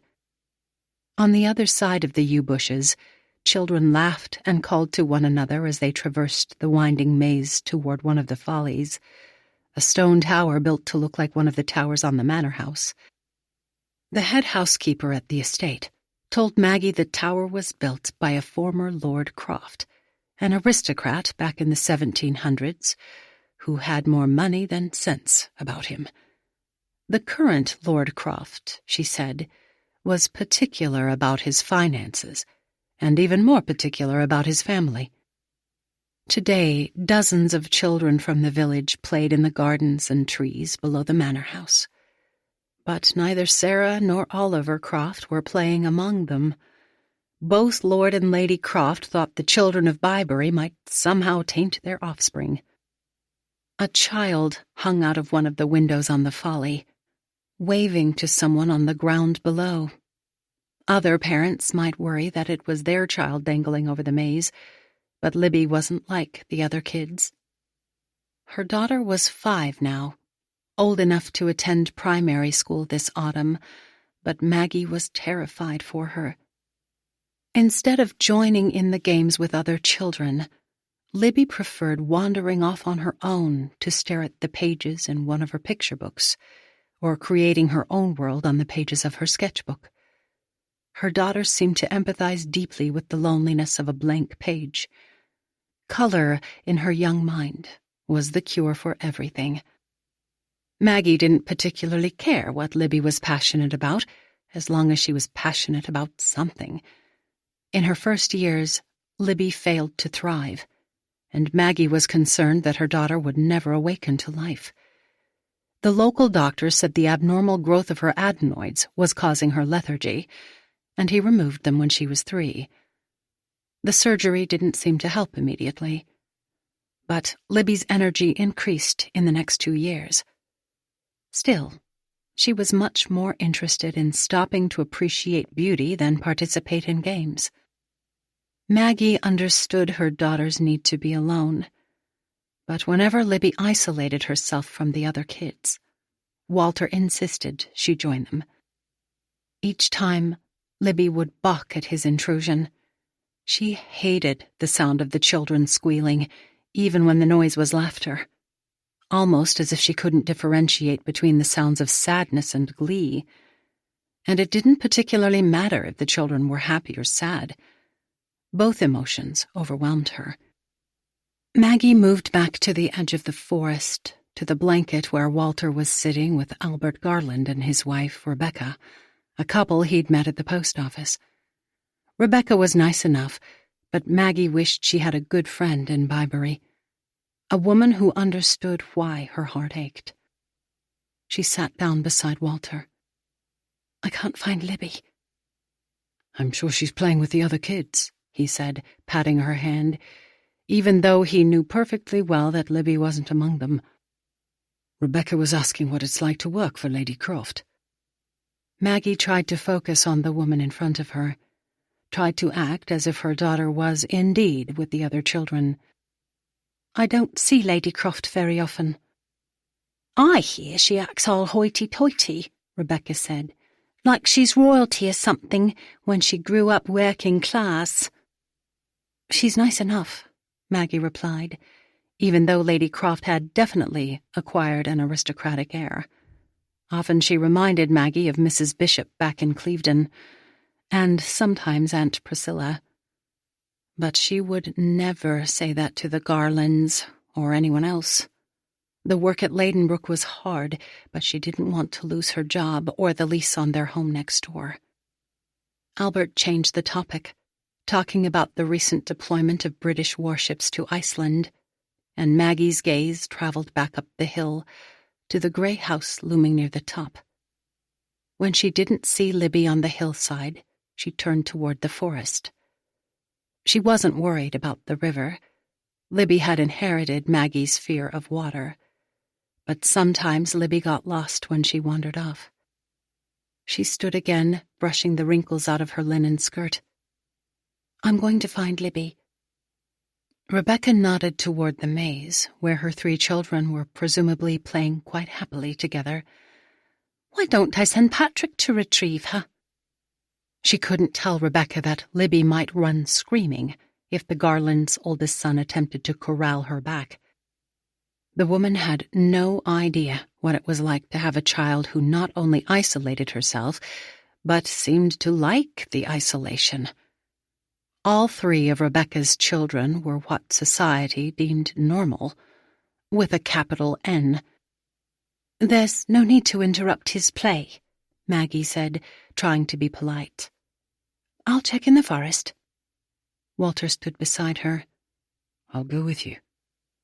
The 2 of them walked side by side into the trees, the silence awkward between them. 3 years ago, they had called something of a truce. They focused on their individual work, and when they were home, they were civil to each other.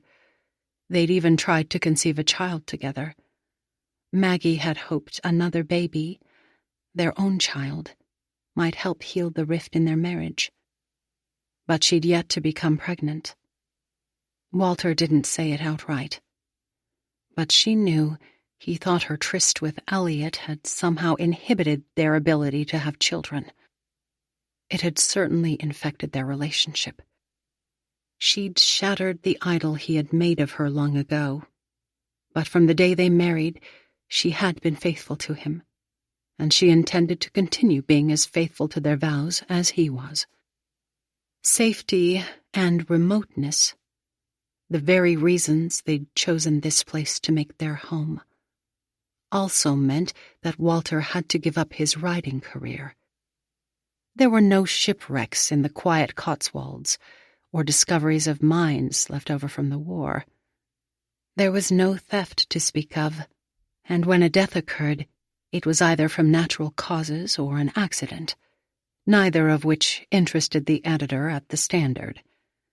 As far as she knew, Walter hadn't written anything of significance since they left Clevedon, and it saddened her.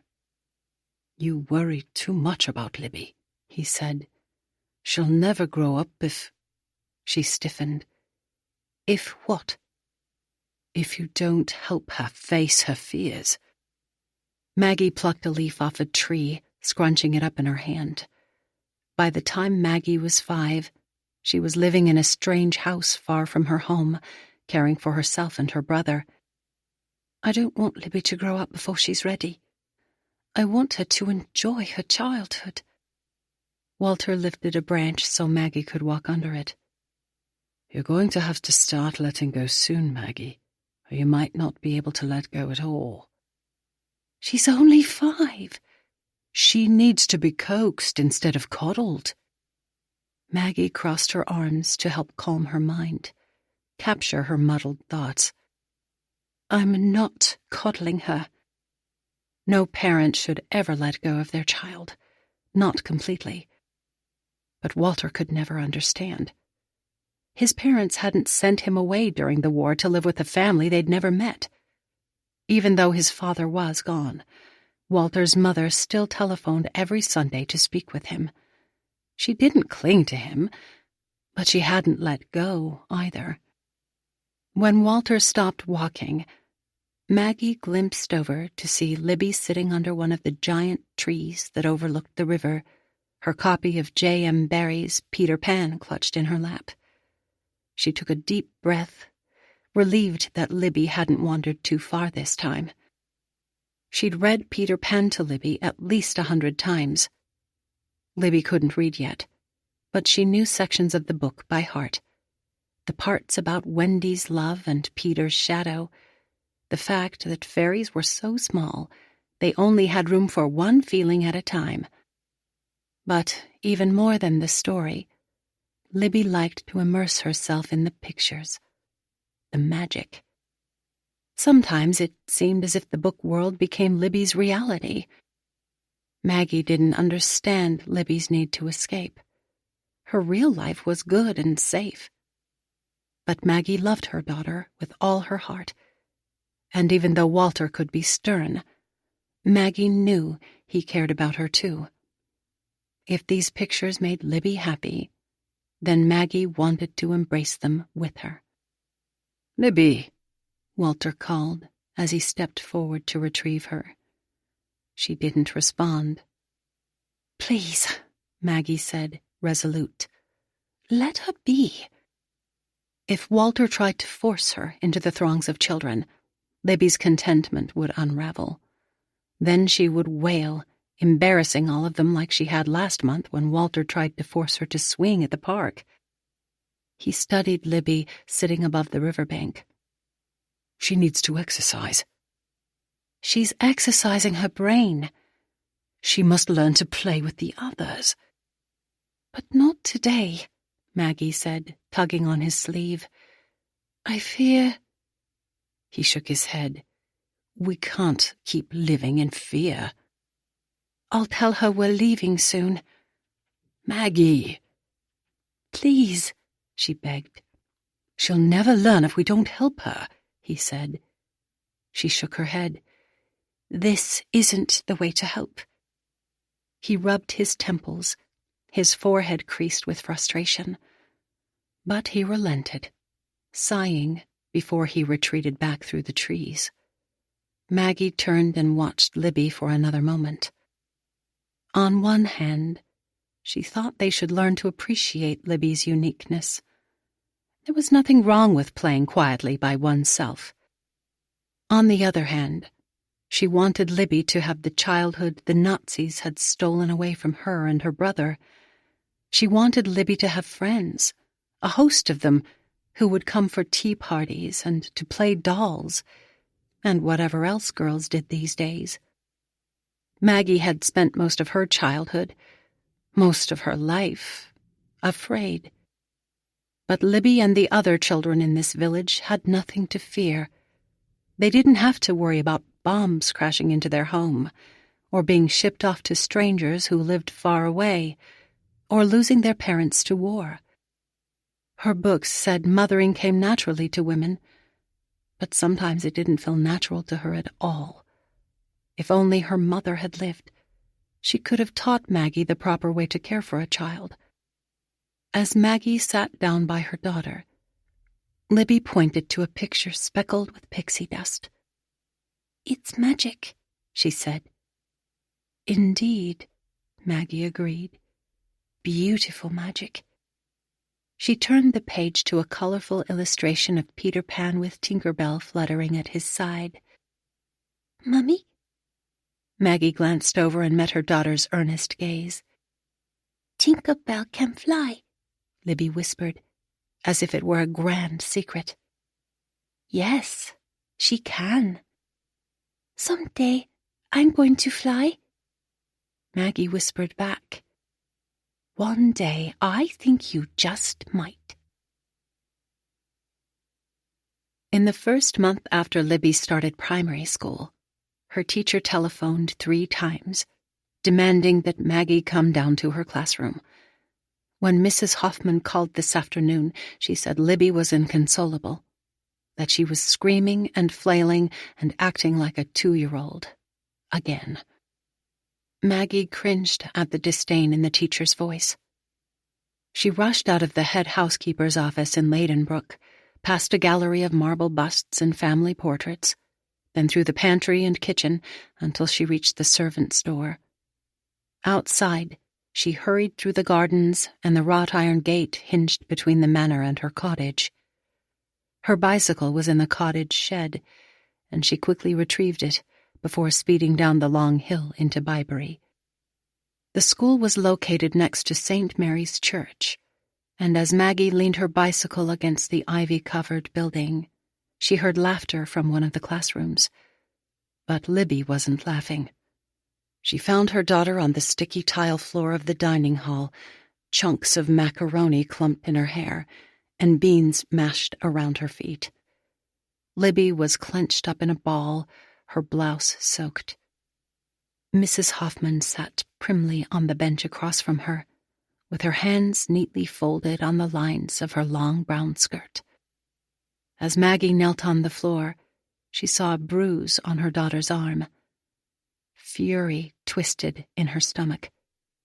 Who had done this? And why wasn't the teacher caring for her? "Libby," Maggie whispered gently beside her.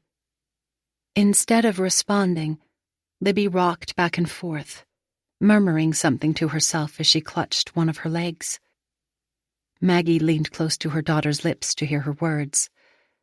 "Stop," Libby moaned as she rocked. "Stop." "They've stopped, sweetheart."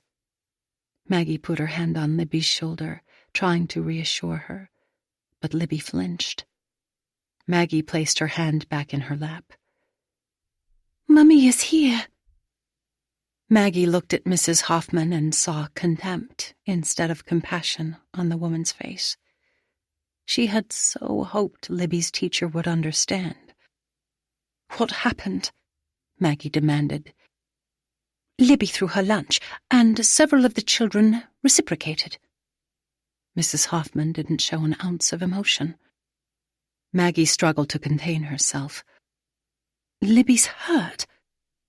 "She's angry, Mrs. Doyle, not hurt." Anger surged through her. The same anger, perhaps, that Walter felt when he slammed his fist into Elliot's face.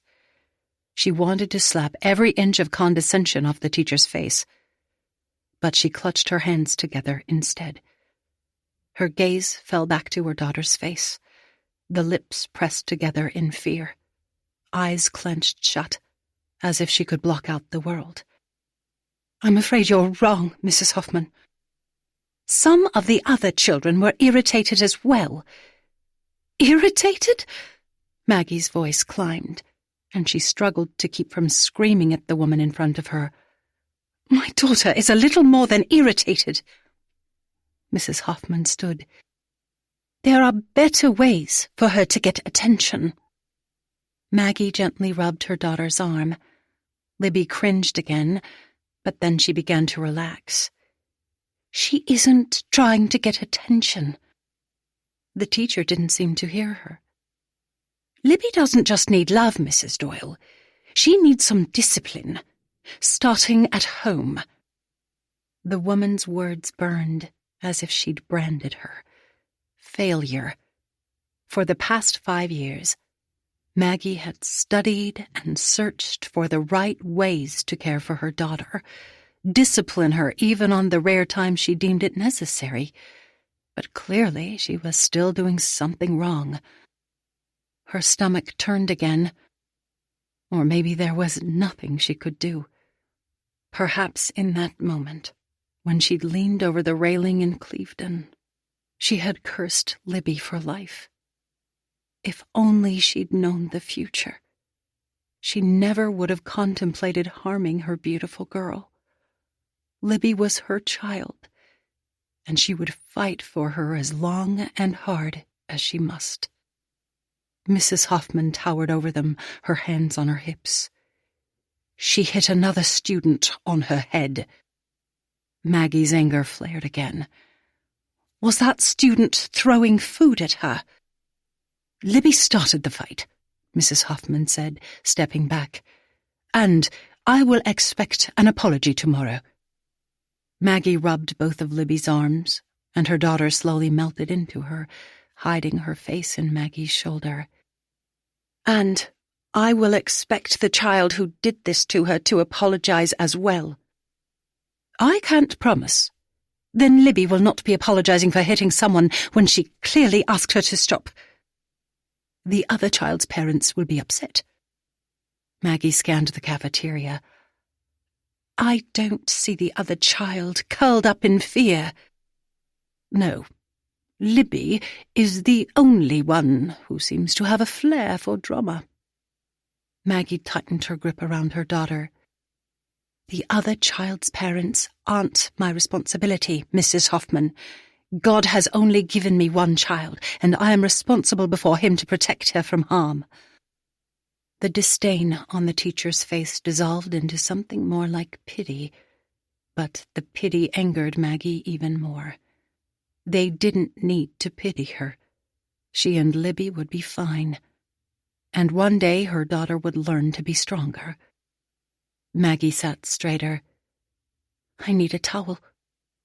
Minutes after Mrs. Hoffman left, one of her pupils returned with a washcloth, and Maggie gently sponged off Libby's face, while the other student looked on with curiosity. You can return to your classroom, she told him. Mrs. Hoffman said to wait until you're finished. She tossed the washcloth to him. Then she lifted Libby and carried her frail body outside. Dark clouds clung to the sky above Bybury, preparing to soak them both if they dared walk back up the hill. She took Libby down the street toward the post office that shared space with the village store, but before they reached it, the window of sky opened. Libby dug her face into Maggie's sleeve as the icy rain drenched them. Maggie had never felt so alone. A small car pulled to the curb beside them, and in the driver's seat she recognized Daphne, one of the Sunday school teachers at the parish church they attended outside of town, a teacher who seemed to like Libby. Daphne stepped out of her car, her hazel eyes burdened with concern. Can I take you home? Maggie glanced over at the post office and then nodded. She had to get Libby out of the rain. As Daphne drove up the hill, Maggie held Libby in her lap, and when they reached the cottage, she quickly carried her daughter inside. As she helped Libby change into dry clothes, she saw not only a bruise on Libby's arm, but also one on the back of her leg. Her heart felt as if it might rip in two. Sometimes Libby couldn't seem to remember what happened when she lost control, but the only time her daughter had harmed someone was when she'd felt threatened. What had the other children been doing to her? Downstairs, Daphne had started a fire in the sitting room. Maggie placed Libby on the couch before she collapsed onto one of the chairs, blinking back her tears as rain pelted the windows. Libby stared at the embers like the bruises hadn't happened, like she couldn't feel pain. Maggie felt plenty of it for both of them. Daphne slipped The Tale of Peter Rabbit off the bookshelf. Do you mind if I read to her? Maggie shook her head slowly, and the young woman sat down beside her daughter and began to read the words of wise Mrs. Rabbit. "You may go into the fields or down the lane, but don't go into Mr. McGregor's garden." As Daphne told the story of the good bunnies, Flopsy, Mopsy, and Cottontail, Libby looked at the pictures. Maggie silently begged God to take out his wrath on her, and not her daughter. She'd never seen Libby provoke a fight, but if one of the other children had teased her, she would never send Libby to a mental home. But she wished they could afford to send her to one of the independent schools, right away. And she wished for a friend she could be honest with about herself and her daughter. Quietly, she slipped into the kitchen to make tea for her and Daphne. Every morning for the past 3 years, she'd faithfully made the Croft family beds and polished brass and completed every other task the head housekeeper assigned her. And when the Crofts were in town, she did her best to stay out of sight. Part of her wanted to pack up the car and run again. But the cottage was a good home for their family, and even if neither she nor Walter particularly liked their work, no one here knew about their past. Walter often worked late at his job, though sometimes she wondered if his late nights were more about avoiding the realities at home than the comings and goings of male imbibbery. Still, Walter hadn't left her, even after all she'd done, and she was grateful for that. If only he would step up and care for Libby as he had done in those first months of her life. Libby needed someone to protect her from the kids and adults who belittled her for her differences, almost as if it were a sport they were guaranteed to win. But teasing her daughter wasn't the same as cricket or croquet. When Maggie returned, carrying 2 cups of hot tea, Libby had fallen asleep in Daphne's lap. "She doesn't take too many people." Daphne's dark brown hair lay straight over her shoulders, and the dimples on her cheeks deepened with her smile. "We've been friends at church since she was 3. "Thank you for reading to her," Maggie whispered as she set down the cups. "I like her." Daphne gently pushed the hair out of Libby's eyes. "She sees things that other people miss." Maggie wanted to hug her. "That's true." "And she doesn't seem to care what anyone else thinks of her." Her smile faded. "She reminds me of one of my cousins." "Where is your cousin?" "He's ill," Daphne said, her eyes sad. "His parents had to send him away to a special home when I was younger. My brother was sent away too, when he was a baby." "Was he sick?" "No." Maggie swallowed hard, contemplating whether or not she should share a bit of her story. She decided to take a risk. "We were both orphans, and the people who cared for me didn't want to care for him as well." Libby squirmed and then rested her head back on Daphne's leg. "I want to be a nurse one day," Daphne said, "so I can help people who are hurting." "You would make a fine nurse." Maggie reached over and gently lifted Libby in her arms. "I'm going to tuck her in for the night." Daphne stood and slipped her arms into the long sleeves of her overcoat. "Perhaps I shall stop by tomorrow." Maggie nodded, her heart lifting. Daphne was almost 10 years younger than she was, but age shouldn't matter one bit between friends. 14. Instead of the classical music Ella deemed stuffy, Heather listened to light rock on the British station as she drove back through the Cotswolds. The rock music seemed more appropriate anyway.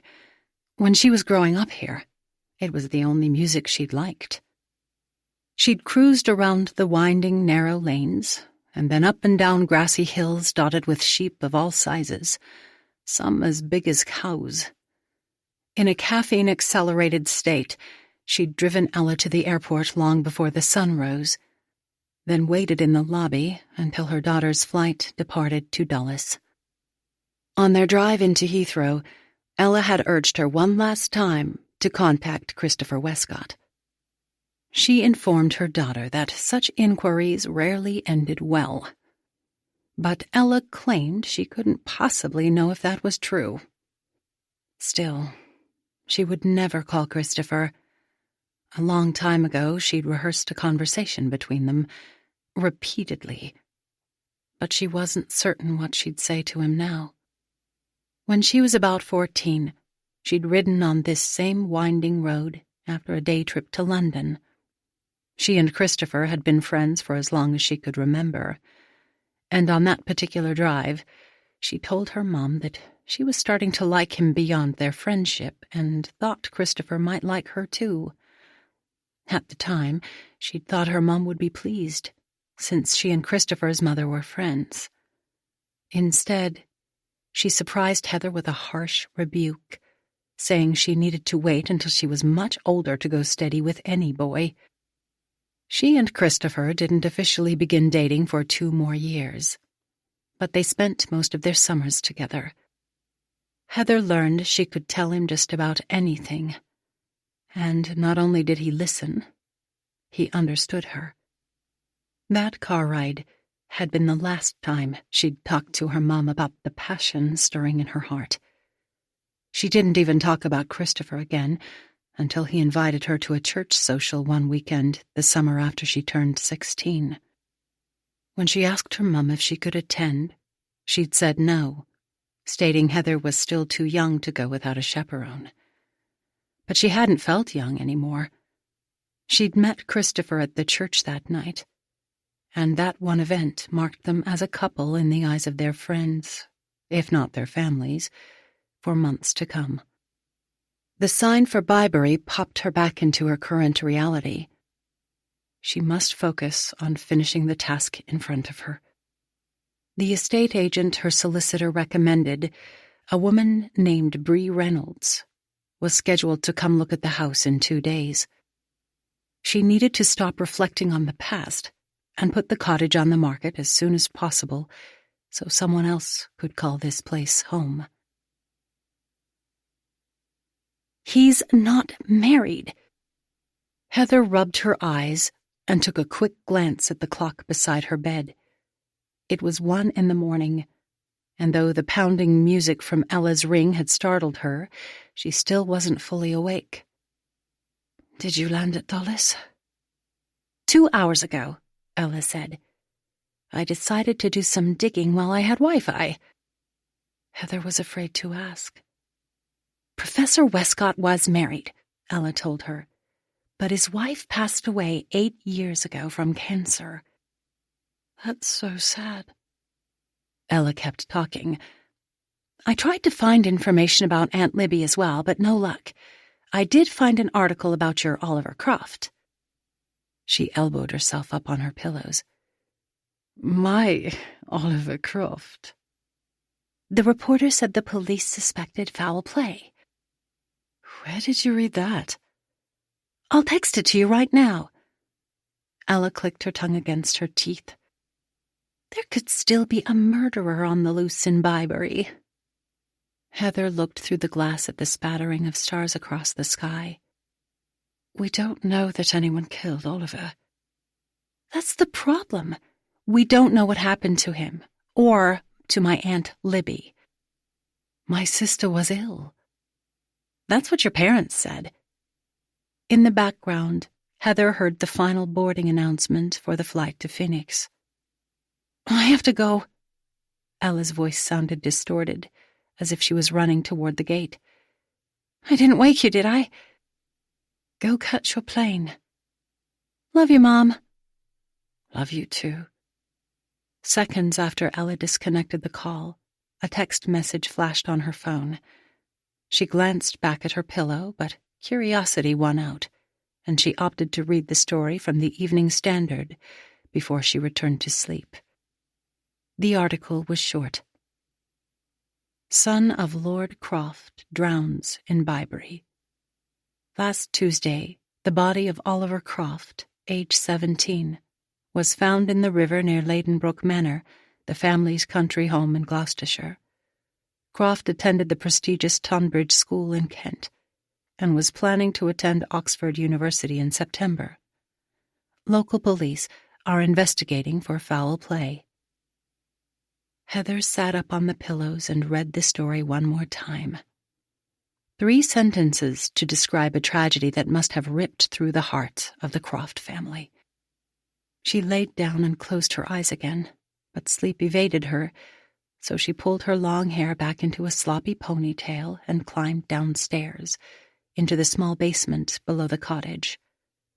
A solitary light bulb cast shadows into the corners as she scanned the room.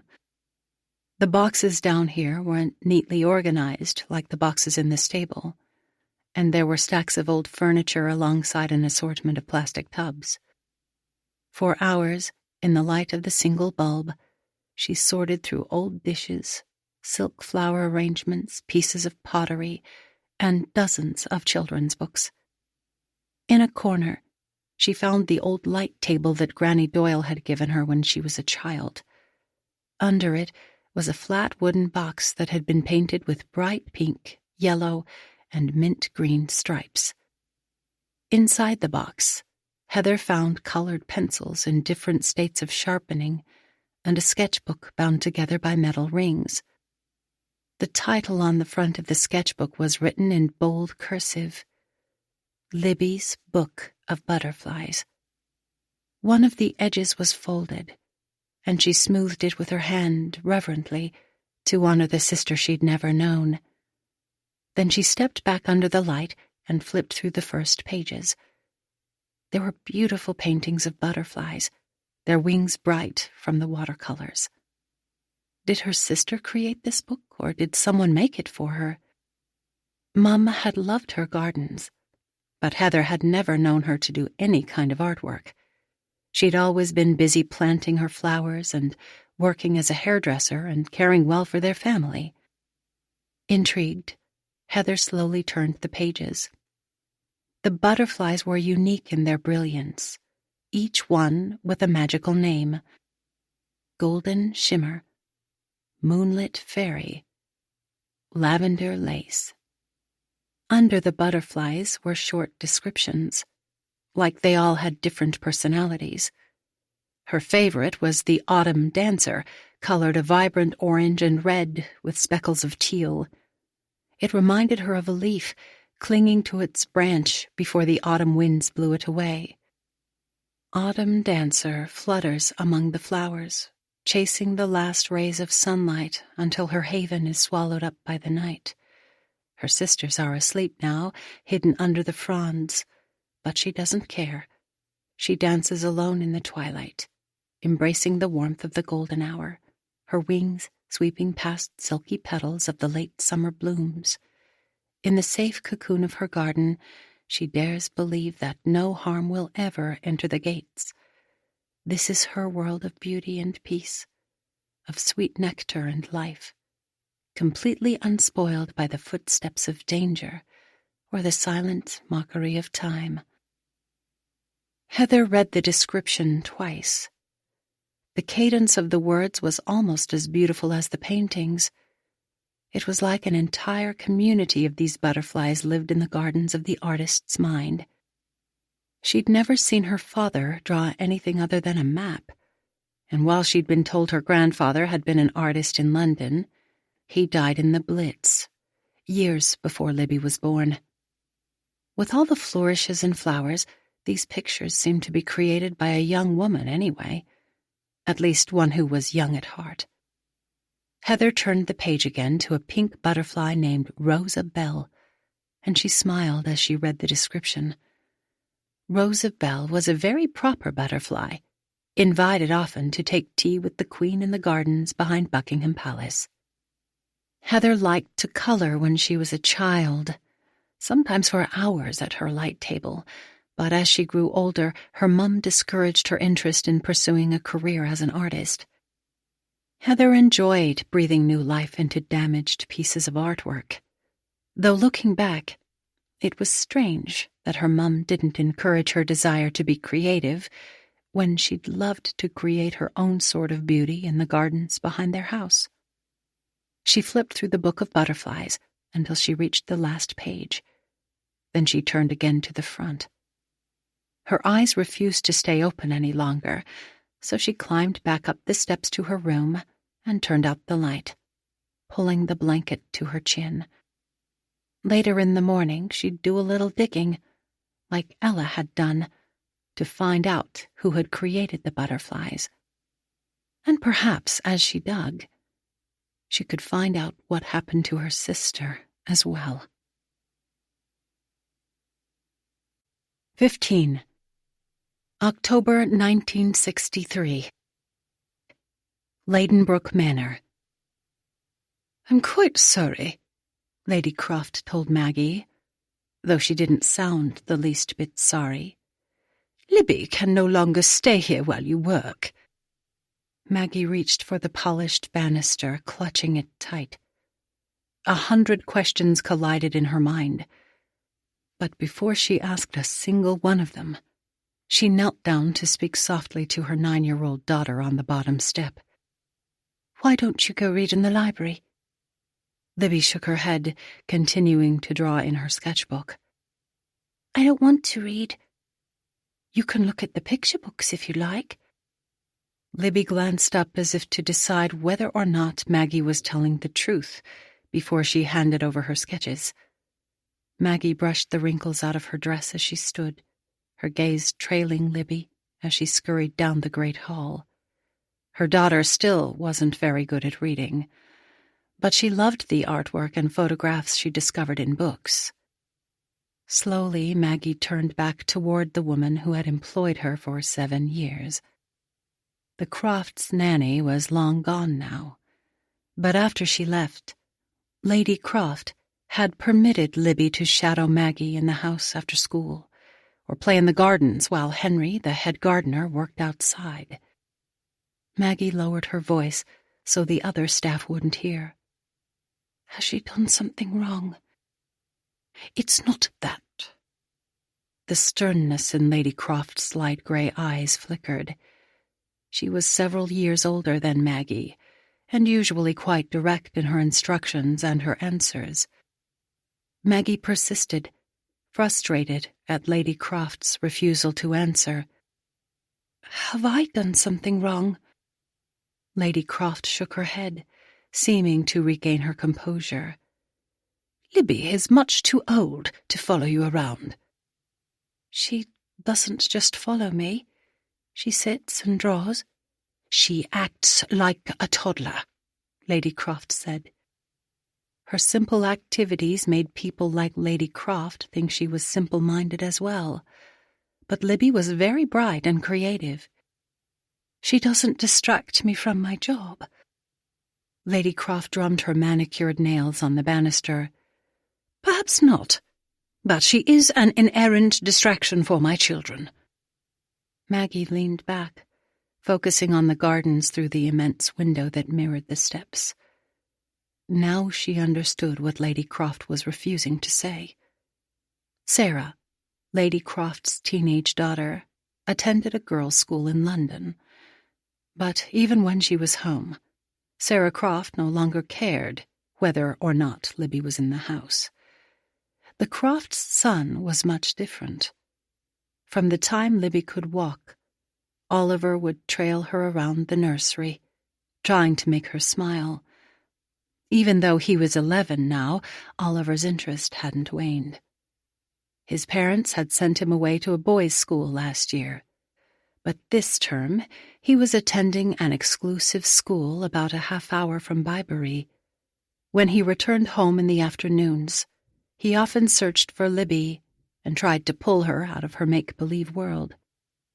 The nanny had been pleased about Oliver's fascination with Libby when they were young. It kept him entertained. But as the children grew older, Oliver's persistence irritated Libby even more than when she'd been in the nursery. "Can she play in the gardens after school?" Maggie asked. Lady Croft shook her head again.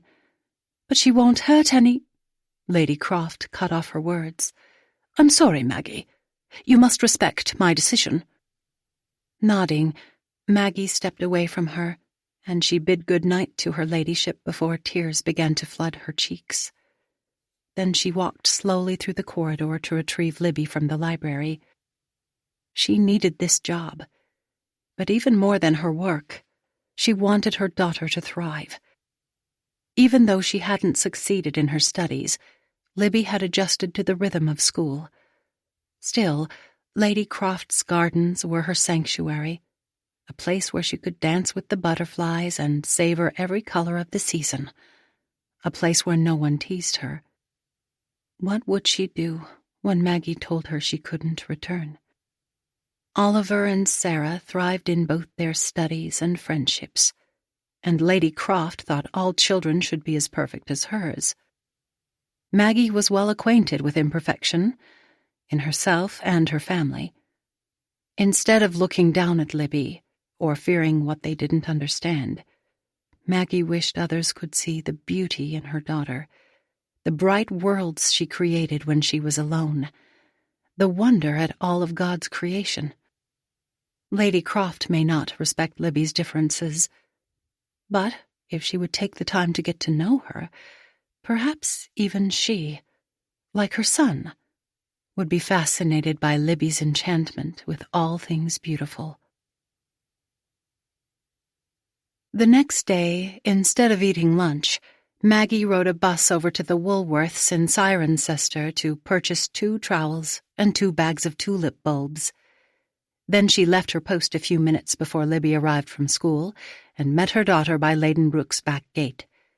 Instead of taking her up into the manor, Maggie guided her past Lady Croft's gardens and into the garden that would become their own. Libby had spent most of her childhood at Ladenbrooke, but she didn't belong there. Instead, Maggie wanted her to appreciate her home, the place where she'd always be welcome. Even though Maggie didn't have much time or money to create an elaborate garden, nor could she and Walter hire a gardener like the Crofts did, she could plant some flowers alongside her plot of vegetables. In time, the flowers would grow, and then the butterflies would come, and perhaps Libby would be happy roaming in her own world behind their cottage. Maggie handed Libby one of the trowels, and the 2 of them worked side by side for an hour, digging into the soft dirt and planting the bulbs. As she turned the soil, Maggie glanced over at her daughter and pointed down to the small hole Libby had dug. "You're doing an excellent job." Libby flashed her a smile. "The butterflies need flowers." "Yes, they do, and you're going to give them the most exquisite display in Bibury." Libby covered her bulb with dirt and patted it. "They will want to play here." "Every day," Maggie said, "and you can play with them for as long as you'd like." "Forever," Libby whispered. "Forever it is." Libby rarely expressed emotion, but Maggie knew she felt things deeply. That's what most people didn't understand. Libby's heart ran as deep as her imagination, even though she guarded it with defenses that would make Her Majesty's armed forces proud. Maggie feared an arrow might blaze through Libby's defenses one day and pierce her heart, the entire fortress caving in upon itself. She wished there was more she could do to protect her daughter. Lady Croft wasn't the only mother to critique her parenting. A few weeks ago, after church, one woman took it upon herself, like Mrs. Hoffman had 4 years ago, to lecture her about Libby's need for more discipline. Then another mother pulled her aside at school recently and said that Libby clearly needed a mother who didn't withhold affection from her. If Maggie expressed her love more freely, Libby would love other children. Did she need to discipline Libby more? Love her more? Doubt made her brain twist and twirl like the seawater during a storm. Guilt made her second-guess all of her decisions, along with her present state of mind. Had she been withholding affection from the girl she loved? Her heart ached for her child, but whatever happened, she would not send her away to one of the homes for children who struggled with their mental capabilities. She regretted so much in her life, but she didn't regret giving Libby life. She knew well that it wasn't God's perfect will for her to become pregnant before she married. But Jesus loved children. He loved Libby too, no matter who her father was. And he understood Libby even more than Maggie did. She only wished he would tell her how to mother her daughter well. She dug deep into the dirt and planted her bulb, her anger driving her to work even harder. Libby mimicked Maggie's digging and planting, and then she whispered to each tulip as she planted it, coaxing it to grow. Maggie was keenly aware that Libby would never be like the Croft children, but she didn't really want her to be like anyone else. She wanted Libby to be exactly who God created her to be. An hour later, Walter came home and found them still digging in the old flower beds, trying to make them new. Libby ran to him, wrapping her dirt-plastered hands around his sleeve to tug him toward the gardens. He stuck his hands in his pockets as he examined their work. "What are you doing?" "We're making flowers." He glanced back and forth with curiosity between Maggie and her. "You grow flowers, sweetheart." "Not our daughter," Maggie explained. "Libby makes them." It probably seemed like the most minor of points, a simple technicality in word choice, but Maggie knew it meant everything to Libby. In her was the innate desire to create. Libby pointed at a small mound. "This one will be blue," she said, then pointed to another mound. "And that one will be red." She skipped around the flower bed, naming all the colors for him. Walter kissed her on the head. "They will be spectacular." In his gaze, Maggie saw the growing love he had for her. Perhaps Libby disappointed him at times, but she didn't think Walter had ever stopped caring about her. "Your flowers will be the most beautiful in all of England," Walter said, stepping into her imaginary world. Libby gave him a curious look, and he blinked hard as if he were fighting back tears. Maggie couldn't stop her own tears from falling, but wiped them off quickly with the back of her glove. "The flowers are thirsty," Libby said, before she bounded toward the house to fill her watering can. Both Maggie and Walter watched her rush away. "She loves you so much," Maggie said. He looked back at the messy mounds of dirt. "She's going to be okay, isn't she?" "She needs to make things, just like you used to do." He met her gaze. "Writing is different." Maggie watched Libby hop onto the back patio. "I don't think so." "She'll be disappointed when the colors are different than she imagined." "Or maybe she'll embrace the colors that the flowers chose on their own." Walter was silent for a moment before he spoke again. "You're a good mother, Maggie." Her insecurities about her parenting skills began to subside as she smiled up at him. "And you're a good father." "But I'm not a She stood up and reached for his hand, silencing his doubts as he had silenced hers. "Yes, you are." He gave the slightest nod, and her heart warmed when she saw the hint of a smile. Libby had become much more than an obligation to him, and she had no doubt that he loved her. Not a single one. 16. June 1968. Ladenbrooke Manor. A wooden seat circled the turret that overlooked Ladenbrooke's gardens. Oliver sat on the bench, binoculars in hand, his eyes focused soundly on the girl who roamed among the yellow and purple iris below. He didn't like being anyplace else in the house. The portraits of his ancestors were creepy, their eyes seeming to follow him wherever he went.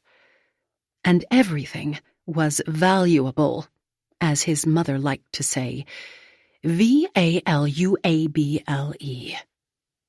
Sometimes she spelled it out just like that, as if he were 6, instead of almost 16. He took every opportunity to avoid being in the house, and when he was home on holiday, he spent most of his time in the village, playing cricket or rugby with the other boys in town. Anything to keep from wandering the halls of a house that seemed to be falling apart over their heads. In recent years, he'd noticed some of the valuables disappearing as well. Porcelain vases, tapestries, marble busts. More than 20 years after the war, his parents were still struggling to keep the manor intact. Money didn't flow like it once had, and his parents had even begun selling off some of their property. His father sold the old bothy to the Doyle family several years back, and Oliver was thankful for that. Libby no longer came to the house after school, but at least she could still sneak into the gardens. Sometimes she explored in the afternoons, and sometimes she came in the evenings, right before the darkness conquered the light. Once the sun went down, he couldn't see her anymore, and on those evenings he was highly annoyed at the sun for giving up the fight. His mother's flowers won all sorts of prizes for their beauty, but he thought Libby, with her brilliant copper-streaked hair and striking blue eyes, was more beautiful than anything found in a garden. She was an enchanting princess, reigning over a comely court. He'd known Libby was a princess since they were children. She'd captivated him long before he started school, and for years he'd been trying to win her attention. Some people thought she was crazy, but she wasn't.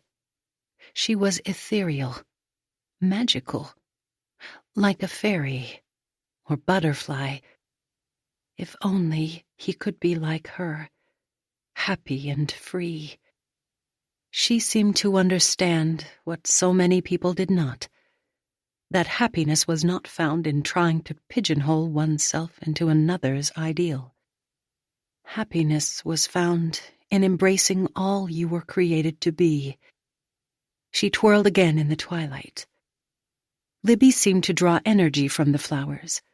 She didn't hurt the gardens or the butterflies, but his mother still didn't want her on their property. Earlier this summer, his mother directed Henry to padlock the gate between the cottage and manor. But in the afternoons, when Mother was overseeing one of her many committees, Oliver removed the gardener's lock. And after Libby left for the night, he'd lock up the gate again. His mother took credit for the prized flowers of Ladenbrooke, but she never worked in the gardens herself. She hired Henry and a staff of 3 other gardeners to fulfill her vision, so she hadn't discovered his magic with the lock. She rarely visited her gardens, but she ordered Henry to notify her immediately if Libby returned. Fortunately, Libby had managed to evade Henry's watch. Or perhaps the head gardener looked the other way, instead of reporting Libby whenever she visited the gardens. Oliver didn't understand. Why couldn't his mother just let Libby dance? But neither of his parents were fond of the girl who'd captured his attention. If they knew he watched her up here, they would probably banish him from the tower forever. It was foolishness, really, how they tried to control his every move, as if they could control his thoughts and his heart, along with his actions. He longed to be free, like Libby, but his parents treated him more like a piece of pottery, shaping and molding him into the distinguished Lord of Ladenbrooke. No one had ever asked him if he wanted to be Lord. 2 days ago, his father's man descended on the gardens, presumably to escort Libby back to the gate. But Oliver had rushed down the stairs as fast as he could and told the man to leave Libby alone. The man was conflicted, but he finally relented to the junior Croft, though he later told Lord Croft about their intruder. Over dinner, his mother had ranted about Libby's presence on their property, along with the state of Libby's mind. Mother said she would appeal to the local authorities if Mr. and Mrs. Doyle didn't stop their daughter from trespassing. Oliver told his mother that Libby was as harmless as the butterflies, but his mother thought Libby was a nuisance, a distraction, and she didn't have time for either. Oliver, however, had plenty of time. The door into the tower creaked open, and Oliver shifted his focus away from the window. He braced himself for an inquiry from his parents, but his sister stepped in the room instead. Sarah flipped on the light overhead, and he shielded his eyes, the bulb blinding him for a moment. "You're late to dinner," she said, her white-gloved hands balled up on the waist of her pleated dress. The ends of her blonde hair were flipped up, and she wore a teal-green hat that matched her dress and a double strand of pearls. He shrugged. "I was busy." Sarah glanced down at the binoculars in his lap. Then she switched off the light and stepped toward the window. Her nose an inch from the glass, she scanned the shadows below them, until her gaze stopped on the one shadow moving through their mother's flower beds. "It's Libby, isn't it? Does it matter?" He stuffed his binoculars into the bench under the window seat. "Apparently it matters to you as much as it matters to our mother." He stiffened. "Please don't tell Mother she's here." "She'll find out either way," Sarah said, twisting the pearls on her neck. He shook his head. "Libby comes almost every night at this time." Sarah sighed. "You like her, don't you?" He looked back out the window, but he couldn't see her anymore. "Very much." "Father would have an awful fit if he heard you say that." "Then don't tell him," Oliver begged. "Don't tell anyone." "Come along to dinner," she said, as she stepped back toward the door. "I'll keep your secret." He held the door open for her. "Thank you, Sarah."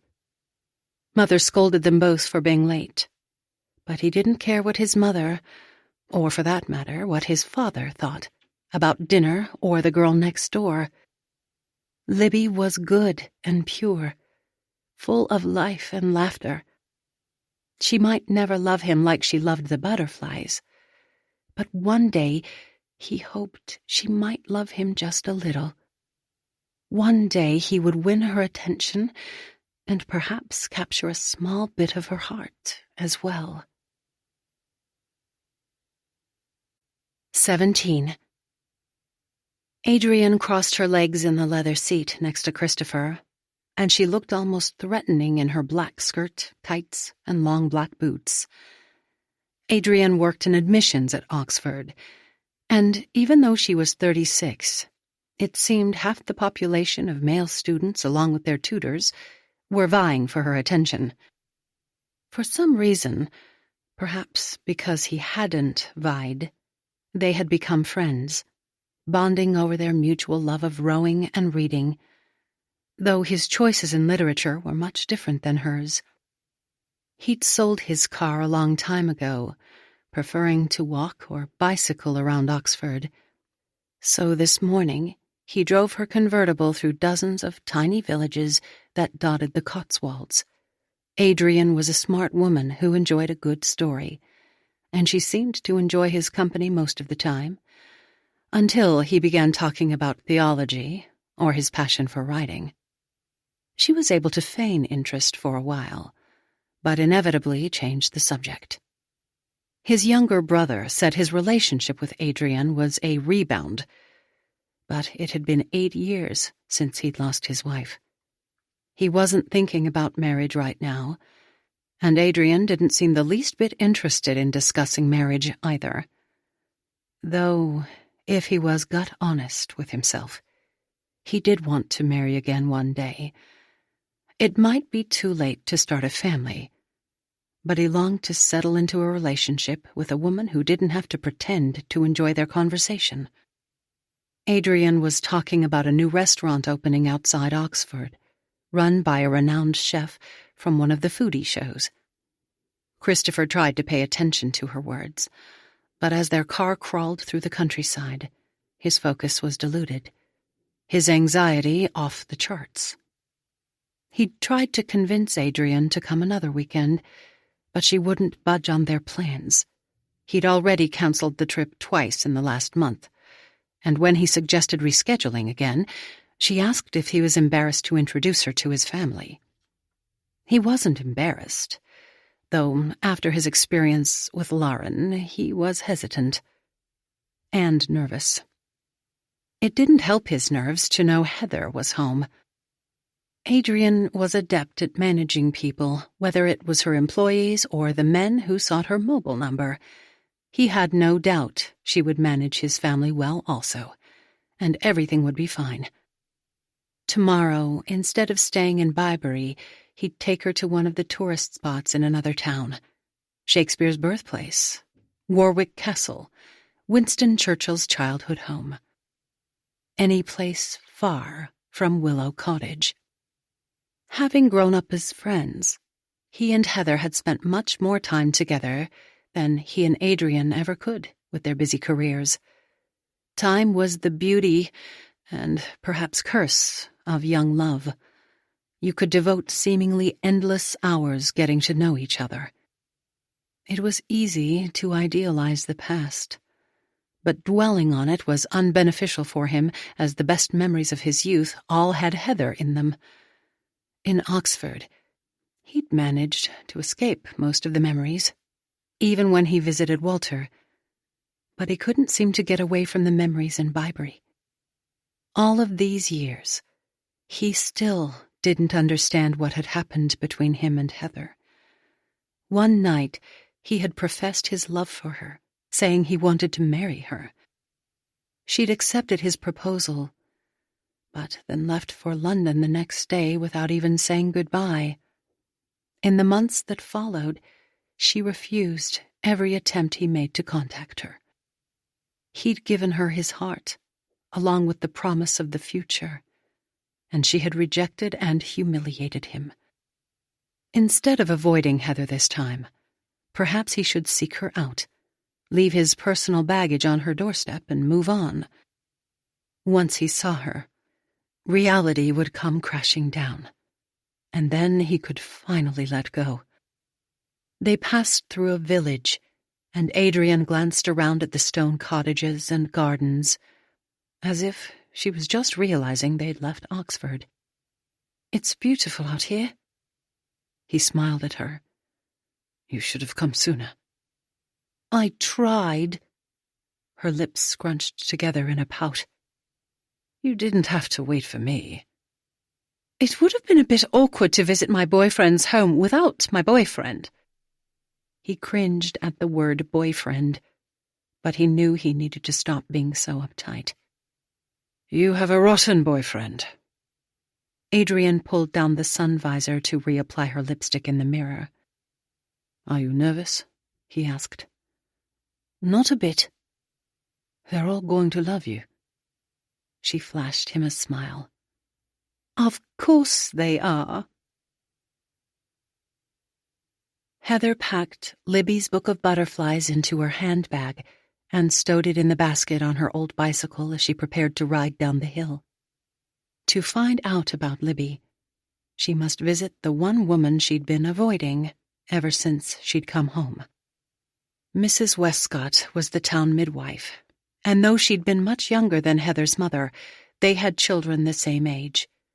Growing up, it had always seemed to Heather as if Mrs. Westcott and her mum were peers. She was one of the few people who came to visit often during Heather's childhood, and as far as she knew, the only friend of Mum's that was still alive. After she crested the hill by Ladenbrooke, Heather spread out her legs and began to soar down toward Byberry. She and Christopher used to race like this when they were teenagers, not a single care anchoring them to the ground. They may have both grown up, but in her mind, Christopher would always be handsome and reckless and completely free from the cares of this world. His confidence had shaken her when she was younger. Sometimes she'd felt like she was clinging to the tail of a kite, bobbing along behind him. Her home was quiet reserved, while the Westcott house was crazy loud and fun. Christopher once said he liked coming to her cottage to get away from the noise, but she hadn't understood the value of peace at the time. Her feet back on the pedals, she braked in front of the Westcott home. Their renovated farmhouse was much larger than her parents' cottage and, despite its age, in mint condition. The flower beds in front were free of weeds, and the family had replaced their thatched roof with slate. She slipped the butterfly book from her bag and walked up the steps just as she'd done countless times in her teens. It was so strange to be back here, standing on the stoop like she was waiting for Christopher to answer the door again. She knocked tentatively on the front door, and seconds later the door swung back. "Oh, my goodness!" Mrs. Westcott exclaimed. "I'm so glad you've come." Heather smiled at the kindness in her welcome. Mrs. Westcott's white hair was cut short, a pixie style, and her face was pale, with the exception of a dark crimson shade on her lips. Seconds after she answered the door, Mrs. Westcott's welcoming smile fell into a nervous one, the lines of her lipstick tightening like a wide rubber band. "I was hoping you would visit, but—" The woman didn't finish her sentence. Instead, her gaze traveled over Heather's shoulder as if she was looking for a car. "I rode my bicycle," Heather explained. "Should I come back another time?" Mrs. Westcott looked down at the sketchbook in Heather's hand, at the pink and golden butterfly on the cover. "Where did you find that?" "In my parents' basement," she said, holding it up. "I was wondering if you could answer some questions about my sister." Mrs. Westcott opened the door wider. "I only have a few minutes." "I can come back tomorrow." But Mrs. Westcott waved her inside, and Heather stepped over the threshold into the home that had once been as familiar as her own. The last time she was here, she and Christopher were supposed to be filling out forms for college at the kitchen table, but at the time, it had been almost impossible for her to focus on paperwork. Mrs. Westcott pointed toward the plaid couch for Heather, while she sat on an upholstered chair, drumming her fingers on the arms. "I'm sorry I don't have time to offer you tea today." "I won't stay long," Heather promised, glad she didn't have to make small talk this afternoon. "Will you come back for tea another time?" the older woman asked. "Of course," Heather replied. Christopher was living in Oxford now, and their teenage years were far behind them. It was absurd for her to continue avoiding this place. She slid the book across the polished coffee table in front of Mrs. Westcott. "Did my sister paint these butterflies?" Mrs. Westcott touched the edges of the cover as if it were sacred. "Libby was a beautiful artist." "My parents never talked about her." "It was probably too hard." "I wish they'd let me get to know her through her stories." Mrs. Westcott lifted her hands, softly drumming her fingers together. "Did you know your mum had a younger brother?" Heather shook her head. "She lost him not long after the war." Mrs. Westcott inched further back in her chair. "It's hard to lose someone you love when you're so young." "But my parents weren't young when they lost Libby." "No, but your mother tried hard to shield herself and you from this loss. She tried to create—" Mrs. Westcott hesitated. Heather understood what it was like to shield someone you loved, but she didn't know why her parents had to shield her from the memories. "She never wanted to hurt you," Mrs. Westcott said. Heather leaned forward. "I found some pictures of my parents holding Libby's hand when she was a girl. They looked so happy. They adored both of you. Could you tell me how she died?" Mrs. Westcott glanced up at the clock over the fireplace mantel. "That isn't my story to tell." "Whose story is it?" Mrs. Westcott shook her head. It doesn't matter anymore. Heather looked down at the book, flipping the page to the Autumn Dancer, shimmering with bright orange, red, and golden browns. It does to me. Mrs. Westcott reached for the book and pulled it onto her lap. As you grow older, you realize some things that happened in the past should probably remain there. Heather managed to smile. No matter how many years went by, she suspected that Mrs. Westcott would continue to think of her as a child. I'm old enough to realize that. Of course you are. Mrs. Westcott gingerly touched the picture of the butterfly. I'm surprised your mother kept this. Why would she get rid of it? Mrs. Westcott didn't answer her question this time. Instead, she leafed through the pictures until she found a bright blue butterfly rimmed with red. Libby wasn't well. Mrs. Westcott sighed as she closed the book. She broke your mum's heart. I'm not here to judge her, Heather said, or my mother. But even as the words left her mouth, she realized they weren't completely true. Now that your father is gone.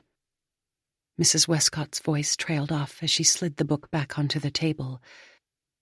Perhaps I should tell you. A strange sense of foreboding crept up her spine. It happened so long ago. Before I was born? Heather asked. The woman slowly nodded her head. Heather scooted to the edge of her seat. Did you know my sister? As much as anyone could know her, I suppose. Mrs. Westcott glanced at the clock again. Heather lifted the book off the table. Perhaps we should talk on Monday? Before Mrs. Westcott replied, a car pulled into the driveway, the gravel rumbling under its tires. Oh, dear, she mumbled as she hopped up from her chair, her eyes fixed on the front window. Heather stood quickly. I'm sorry, she apologized. I've stayed too long. She stepped toward the picture window, but Mrs. Westcott took her arm, bustling her away from the glass. You should probably use the back door. 18. July 1968. Ladenbrooke Manor. Oliver's family had returned to London, like they did every year before his mother opened up their gardens. This year he had petitioned his father for permission to stay in the manor over the weekend. At first his father had refused his request, so Oliver had to up the stakes. He said he needed to stay behind to practice cricket with his team. Finally, his father relented. His parents didn't socialize with anyone who hadn't obtained upper-class status. But the game of cricket leveled society's rigid structure. It was the one place where he was allowed to spend time with friends from the middle and even working classes. His father, of course, always assumed his son would win the games against those in a lower class. But Oliver wasn't nearly as athletic as his father liked to think. There was no cricket practice this weekend, though his father was much too busy to bother with details like that. When the gardens opened, Oliver donned a tweed cap and sunglasses, and then wandered incognito among the visitors. He had watched Libby from the tower, but it had been so long since he'd been close to her. He worried for days that the Doyles wouldn't come. But they had, and while Mr. and Mrs. Doyle visited with another family, he followed Libby to a quiet bench in his mother's white garden. He didn't disturb her, standing instead back by an arbor where he could study her as he studied the butterflies. Libby pulled her knees to her chest and slowly rocked back and forth as she watched two butterflies dance among the white and silver tips of petunias, lilies, and phlox. She was completely lost in her world until 3 girls stepped close to the bench, local girls who were 14 or 15, close to her age. Edith was the name of the tallest girl. She and her gang giggled whenever they came near Oliver in the village. But this morning their laughter wasn't nervous or innocent. It was ugly. Libby ignored the girls' teasing, folding her head between her arms, but they were relentless, calling her awful names. Imbecile, idiot, simpleton. And his heart reared to defend her. He'd only meant to watch Libby, not to frighten her as he'd done so many times when they were younger. But he couldn't allow anyone to torment her. He rushed toward the pack before they insulted her again. "Good afternoon, ladies," he said, though his pleasantry didn't sound pleasant at all. The laughter dissolved into giggles. "Hello, Oliver," Edith said. Her blonde hair was held back with a blue hairband, and she smiled at him as if she were daring him to flirt back. He wasn't the least bit interested in flirting, stepping instead toward the bench. "If your mum heard you use those names, she'd box your ears." Edith laughed again as she flung her hand toward Libby. "My mum thinks she's stupid too." "Then perhaps someone should box her ears as well." She clasped her hands together, her laughter fading. "We're only having a bit of fun." "It's not so much fun for Libby." Turning away from Edith, he sat down on the bench. "Hiya." Libby lifted her head slowly from her hiding place, like a turtle sneaking a peek from its shell. Then he looked back at the regiment of prim and proper girls before him. "Libby is one of my best friends." "We didn't know," Edith said, the confidence in her voice waning. "I can assure you that she's not an idiot or a simpleton, but I'm not certain about our present company." "He didn't mean anything by it," another girl said. "She just... well, she never says anything." "That's because you aren't listening," he said, as he draped his arm across the back of the bench. Libby sat a bit straighter. "Besides, some people consider contemplation a virtue, and ignorance a vice." The girl huffed at his insult, and the trio began to back away. When he turned back toward Libby, he heard one of the girls whispering about the impudence of the younger Lord Croft. Perhaps he was an idiot, too. "I'm sorry they weren't playing nice." Libby rocked again. "I don't want to be their friend." "I don't want to be their friend either," he said, "but I sure wish you'd be mine." She didn't reply, but she didn't scoot away either like she'd done when they were children, or ask him to leave. As people milled around, they sat there together, watching the butterflies. "Those girls are as annoying as the mosquitoes down by the river." He'd meant it to be funny, but she didn't laugh. "But you..." He studied her again, like he'd done when they were kids. "You are different." When she turned, the look in her blue eyes was one of curiosity and the slightest hint of appreciation. "I know your secret," he whispered. She shook her head. "I don't have secrets." "You aren't really a butterfly." "I know that." "You're really a princess. A butterfly princess." Her eyes grew wide, and then she laughed. Not a giggle like the other girls, or the falsity of forced laughter. Her laugh came from the depths of her heart. She wasn't nervous. Libby was free, not caring one whit what anyone else thought about her. Oliver wished she would care just a little about what he thought. But if she cared too much, her focus might turn inward like the other girls, painfully aware of what she said and did when she was around him. She might no longer dance among his mother's flowers. As he laughed with her that morning, something passed between them. Something he couldn't explain. No longer would he be satisfied with watching Libby dance from afar. He wanted to dance right beside her. Walter called Libby's name when he stepped through the front door. Usually she was waiting for him in the sitting room when he came home from work, but sometimes she got caught up in looking at the pictures of a book she'd borrowed from the lending library, or sketching a flower she'd seen in the gardens. He knocked on her bedroom door, and when no one answered, he opened it. Libby wasn't inside, but her window was open. The breeze fluttered the gauzy pink curtains and jangled the glittery beads strung down from the canopy, making them dance like marionettes over her bed.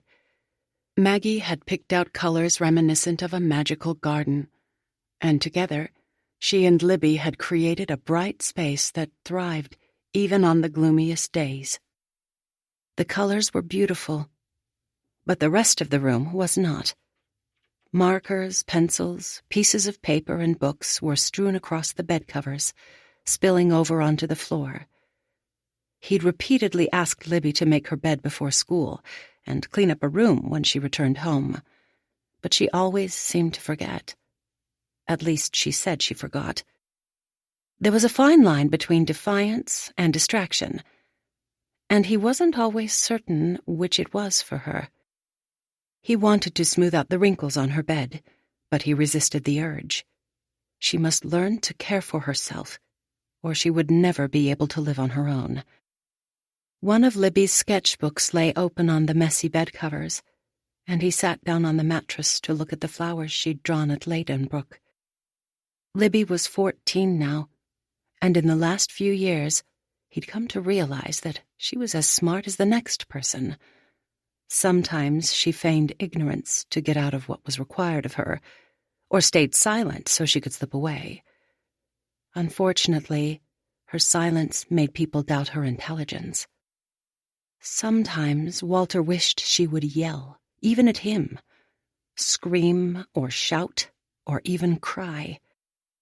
But if she was ever angry, she never expressed it. She did express hurt sometimes, and love, but only to a select few, and only in her peculiar way. Her smiles were rare, but he treasured every one sent his way. 13 years had passed since he'd slugged Baron Bonheur in that alley. It had taken almost as many years to build up all that had been destroyed in those few seconds. How many times had he regretted listening to Mrs. Bishop that morning? If he had been away from the village, off reporting about someone else's problems, he never would have found Maggie and Elliot together. Never would have known that Libby wasn't his daughter by birth. Never would have given up his career as a writer and newspaperman. But sometimes he also wondered if he'd prevented something worse from happening between that man and Maggie. He didn't know what, nor would he allow his mind to conjure up any potential scenarios. But now, after more than a decade in hindsight, he thought he might have saved his family in that alleyway. Or at least, that's how he chose to look at it. He and Maggie had suffered plenty in those early years, but they had slowly grown to love each other. Perhaps they were even stronger because of all they'd gone through together. Libby may not look like him, but no one here seemed to care. With the exception of the reddish tint to her hair, she was the spitting image of her mother. And when people asked about Libby's lovely hair, Maggie just said she got it from her father's side of the family. He flipped through the pictures in Libby's sketchbook. He wished he understood the way her mind worked. At age 12, the smartest students in England transitioned into grammar school, while the rest of the kids attended a secondary modern school to learn a trade. Libby would never attend grammar school, nor had she shown much interest in pursuing a trade. But he was growing to appreciate her eye for beauty in their everyday life, details that most people overlooked. Some of the flowers in her book were still crude pencil drawings, but he had no doubt that Libby would bring them to life. She saw a rainbow of colors, where other people saw only black and white. He set Libby's sketchbook back on her crumpled bed. She was obsessed with color, along with beauty, and she had the uncanny ability to deflect the cares of the world and appreciate all of creation, whether she or God had created it.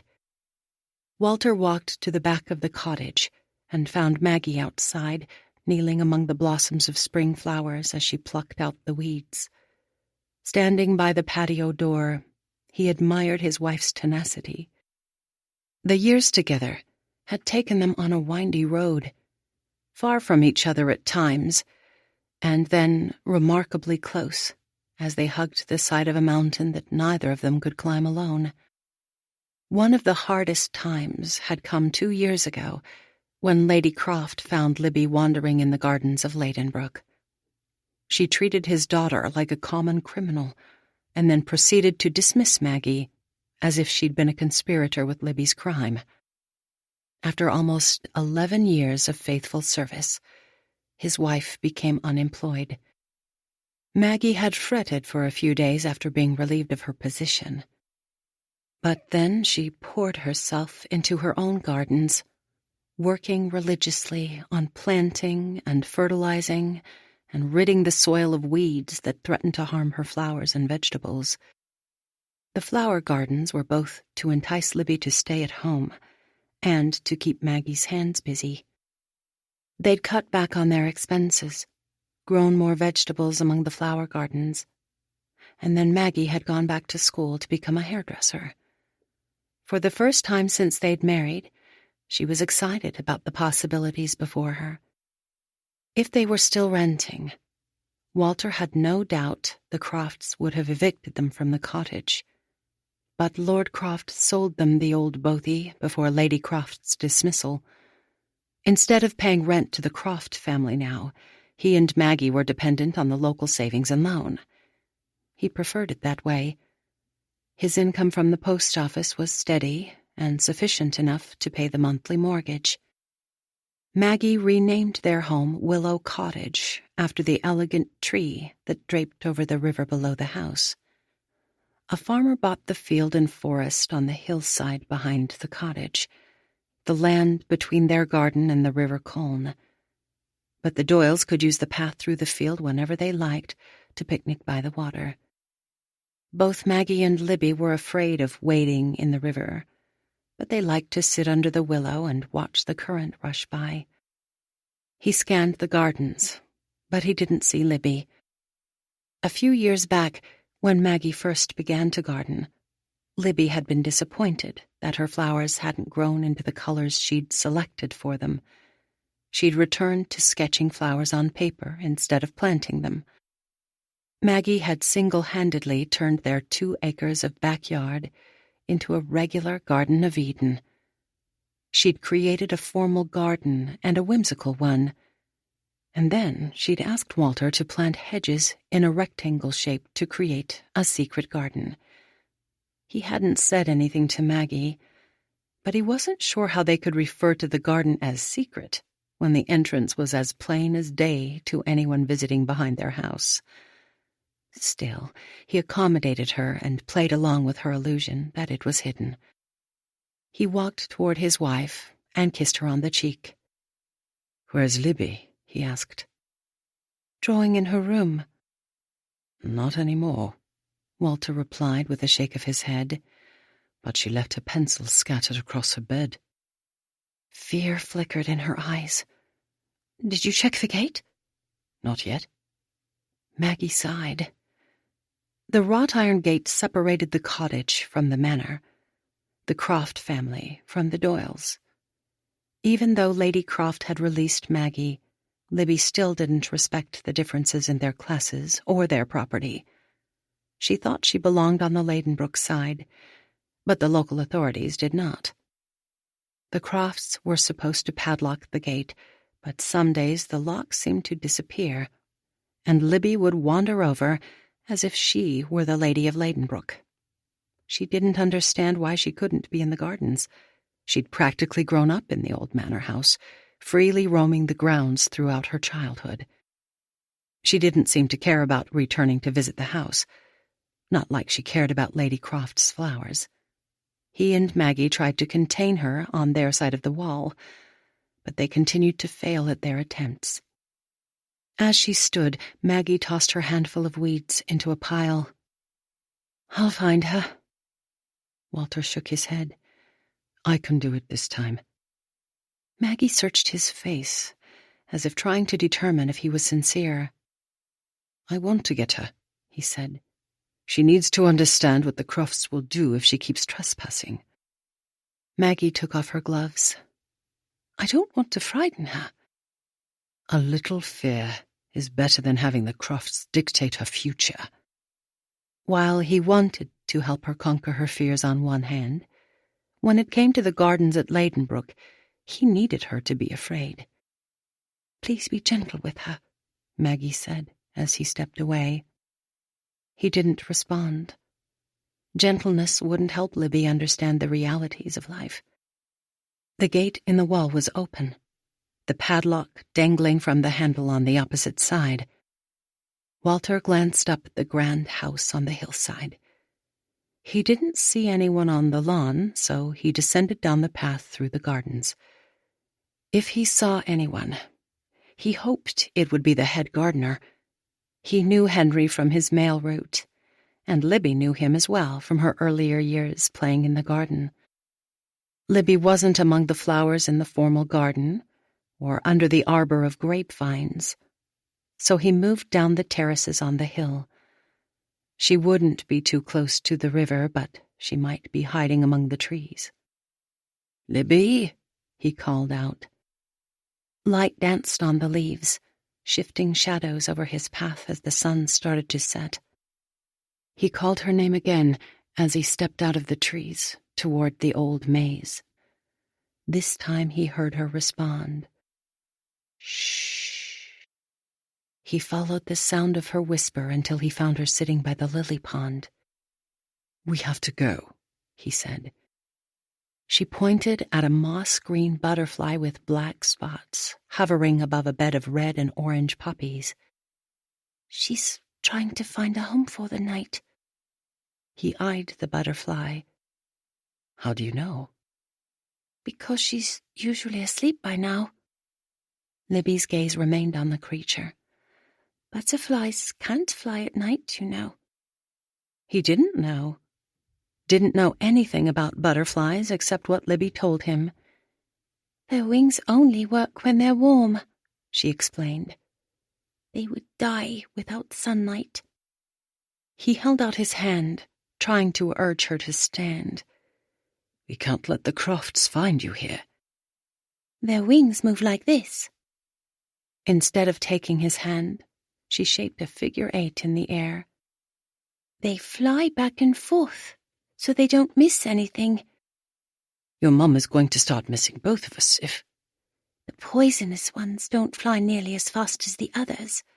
Her hand slowed. "More like this." He wanted to grab her shoulders and shake them, jolting her back to reality. "Some of the adult butterflies only live about a month," she said wistfully. "Only a month to play in the gardens." "You need to stay in the gardens Mum planted for you." She finally acknowledged his words with a shake of her head. "It's not the same." "Why not?" "My friends don't come into our garden." "The butterflies?" he asked.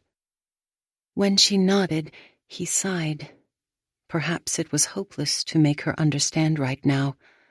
Perhaps he simply had to play along. "Have you invited your friends into our garden?" She crossed her arms over her chest. "They wouldn't come." "Let's try again," he begged.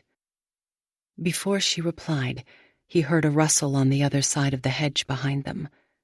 Then he saw a figure of someone moving between the tangled branches.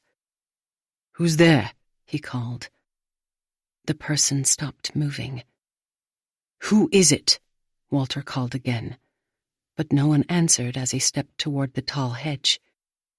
He heard rustling again, the sound of someone running.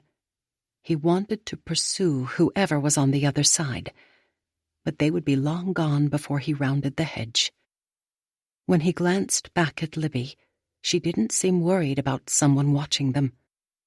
He put his arm around her. "We have to get you home." She didn't move, her eyes still on the butterfly. "I wish I could help her." "You can, Libby," he said, searching quickly for a reason behind his declaration. "You can encourage her to fly away." She seemed to consider his words before curling her fingers over the edge of a boulder and beginning to stand. The butterfly flitted toward the maze, and for a moment he thought Libby might chase after it. But she remained at his side. "She will find a safe place," he assured her. She looked up into his face, not quite meeting his eyes, and then slowly nodded, seemingly content in his certainty. He thought it strange that a girl so unaccustomed to anxiety would be concerned about this butterfly, and not about the person on the other side of the yews. They couldn't go back through the gardens and the gate now. Whoever had been watching them may already have alerted Lord or Lady Croft to their presence. They needed to find another way around the wall. He eyed the forest that hid the river. While he wanted her to be afraid of the Crofts, he no longer wanted her to fear the water. Perhaps this was the perfect opportunity to help her confront this fear of the river once and for all. Confront and conquer it. It was plenty warm enough for them to wade through the water. They only had to traverse about 15 feet until they reached the shore on the other side of the wall. "We have to hurry, Libby." She looked back at the flowers. "If we don't go now, you might never see your friends again." She rubbed her arms. "Like in Mr. McGregor's garden?" "Exactly," he said. "Like Mr. McGregor and his garden." The sun had almost set, casting long shadows over them as she followed him down to the river. He reached for her hand, but she shook away his grasp as she always did when anyone except Maggie tried to touch her. She studied the river and then looked down at her toes. Her voice trembled when she spoke again. "I don't like the water." "I know," he said. "I will carry you." She started to back away from the bank, and he decided it was time to be completely honest with her, show her that she could be strong in the face of what she feared. "If the Crofts find you here tonight, they'll have you sent away." "I don't like the water," she repeated. "You won't be able to live at the cottage with your mother and me anymore." She shivered. "You won't even be able to visit Mum's garden," he continued as he took off his shoes. Her gaze fell to the current, swirling around in the center. "But you'll be safe if you let me carry you to the other side." When she looked back up at him, he could see the wavering in her eyes as she decided whether or not to go with him. "You have to trust me, Libby, or some bad things might happen to all of us." She didn't argue anymore. He rolled up his trousers, and then with his shoes in one hand, he leaned over and swept his daughter off the ground. She was delicate, fragile, more like the flowers she loved than the trees. As he stepped into the water, she circled her arms around his neck, and he held her close to his chest. She may not let him take her hand, but she freely gave affection on her own terms, like when she was afraid. Stones poked into his feet as they slipped around an overgrown bush. The cold current rushed around his ankles and then his shins, but he didn't let either deter him. He couldn't remember a time, even when she was a toddler, that Libby had allowed him to hold her. Not that he had tried very hard. He'd allowed his own bitterness, his disappointment with life, to distract him from being a good father, and he feared it was too late to mend it. Yet Libby trusted him enough to let him carry her over her greatest fear. In her heart, she must know he wanted what was best for her. The strands of leaves on the willow tree dangled over the water like the beads around Libby's bed. He ducked under the canopy of leaves, and in the fading light, he could see the field in front of him. In seconds, they could move out of the river and onto the path that would lead them home. He took another step, but this time he didn't feel the smooth surface of a river rock under the water. This time, a broken stick speared the sole of his foot. His body reacted against his will, his foot recoiling back up above the surface as he leaned sideways, Libby's screams piercing his ear. He tried to anchor himself again, but it was impossible on the slippery stones. Dropping his shoes, he reached behind to protect them both from a hard fall. Water splashed over Libby as they landed in the river, water soaking through his trousers, across Libby's lap. She shoved away from him, her eyes wide in terror. "I'm so sorry." He quickly regained his footing and reached for her. Shaking her head, Libby backed away even farther. Then she slipped on one of the rocks and screamed as she fell into the current. He tried to help her out of the water, but she shook her head again, her tears mixing with the river. On her hands and knees, she crawled through the water until she reached the other side. He retrieved his socks and the shoe that hadn't been stolen away by the current. Then he climbed up the grassy bank beside her. Libby's arms were clutched around her knees, her entire body shaking as she rocked. When he sat beside her, she scooted away from him. "It was an accident," he tried to explain, devastated that he'd lost control when she needed him to be strong. He put his hand on her shoulder to comfort her as much as himself, but she moved away again. Dejected, he sat down on the rock beside her and watched the current flow by. Perhaps Maggie was right. They needed to protect Libby from harm, instead of forcing her to confront her fears. 19. August 1968. Ladenbrooke Manor. The scent of lilac and lavender drifted inside through the open windows, beckoning Libby to come play.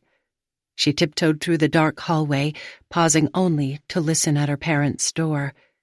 Through the crack, she heard Walter's steady breathing. She hadn't been back to the gardens in a week, ever since he'd dropped her in the water. She shivered at the memory. Mummy said Walter loved her. But it didn't matter what she said. He was always wanting her to do things she didn't want to do, things that scared her. He wanted her to play with children who teased her, read books instead of draw, go to school when she didn't learn a ruddy thing, except that she was different from everyone else. Walter said he loved her, but he didn't much like who she was. And sometimes she didn't much like who she was either. Soft moonlight enveloped her path, guiding her toward the gate like creamy white petals leading a bride to the altar. Walter didn't understand. She needed to be in these gardens. The beauty of it breathed life into her, filled her very soul. She pushed down the latch, testing it slowly to see if it was locked on the opposite side. Her heart leapt when it opened. The lady left her gardens every autumn now, when the flowers began to die, and Mummy didn't seem to care if she visited the gardens when the lady was gone. But in the summer, when the flowers were blooming, when the air smelled sweet and the butterflies danced in the breeze, Mummy and Walter didn't want her to explore. Yet this was her sustenance, her magic. She needed to be here as much as the butterflies needed their nectar to fly. Quietly she closed the gate and hurried across the brick path until she reached the circular rose garden. In the center of the roses was the most lush carpet of grass. She tossed her shoes into the air, the soft grass tickling her toes. Then she stretched out her arms and twirled in the moonlight. Some people thought the rays of the moon were cool, like the rays of the sun were warm. But they were wrong.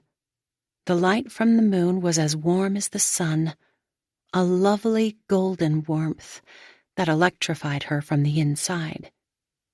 "Libby," someone whispered from the other side of the rose bushes.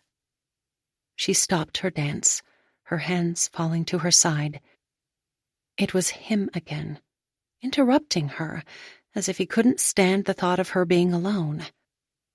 Some nights she liked seeing him, but nights like this, when the moon was full, when the light and flowers were luring her outside, she just wanted to dance.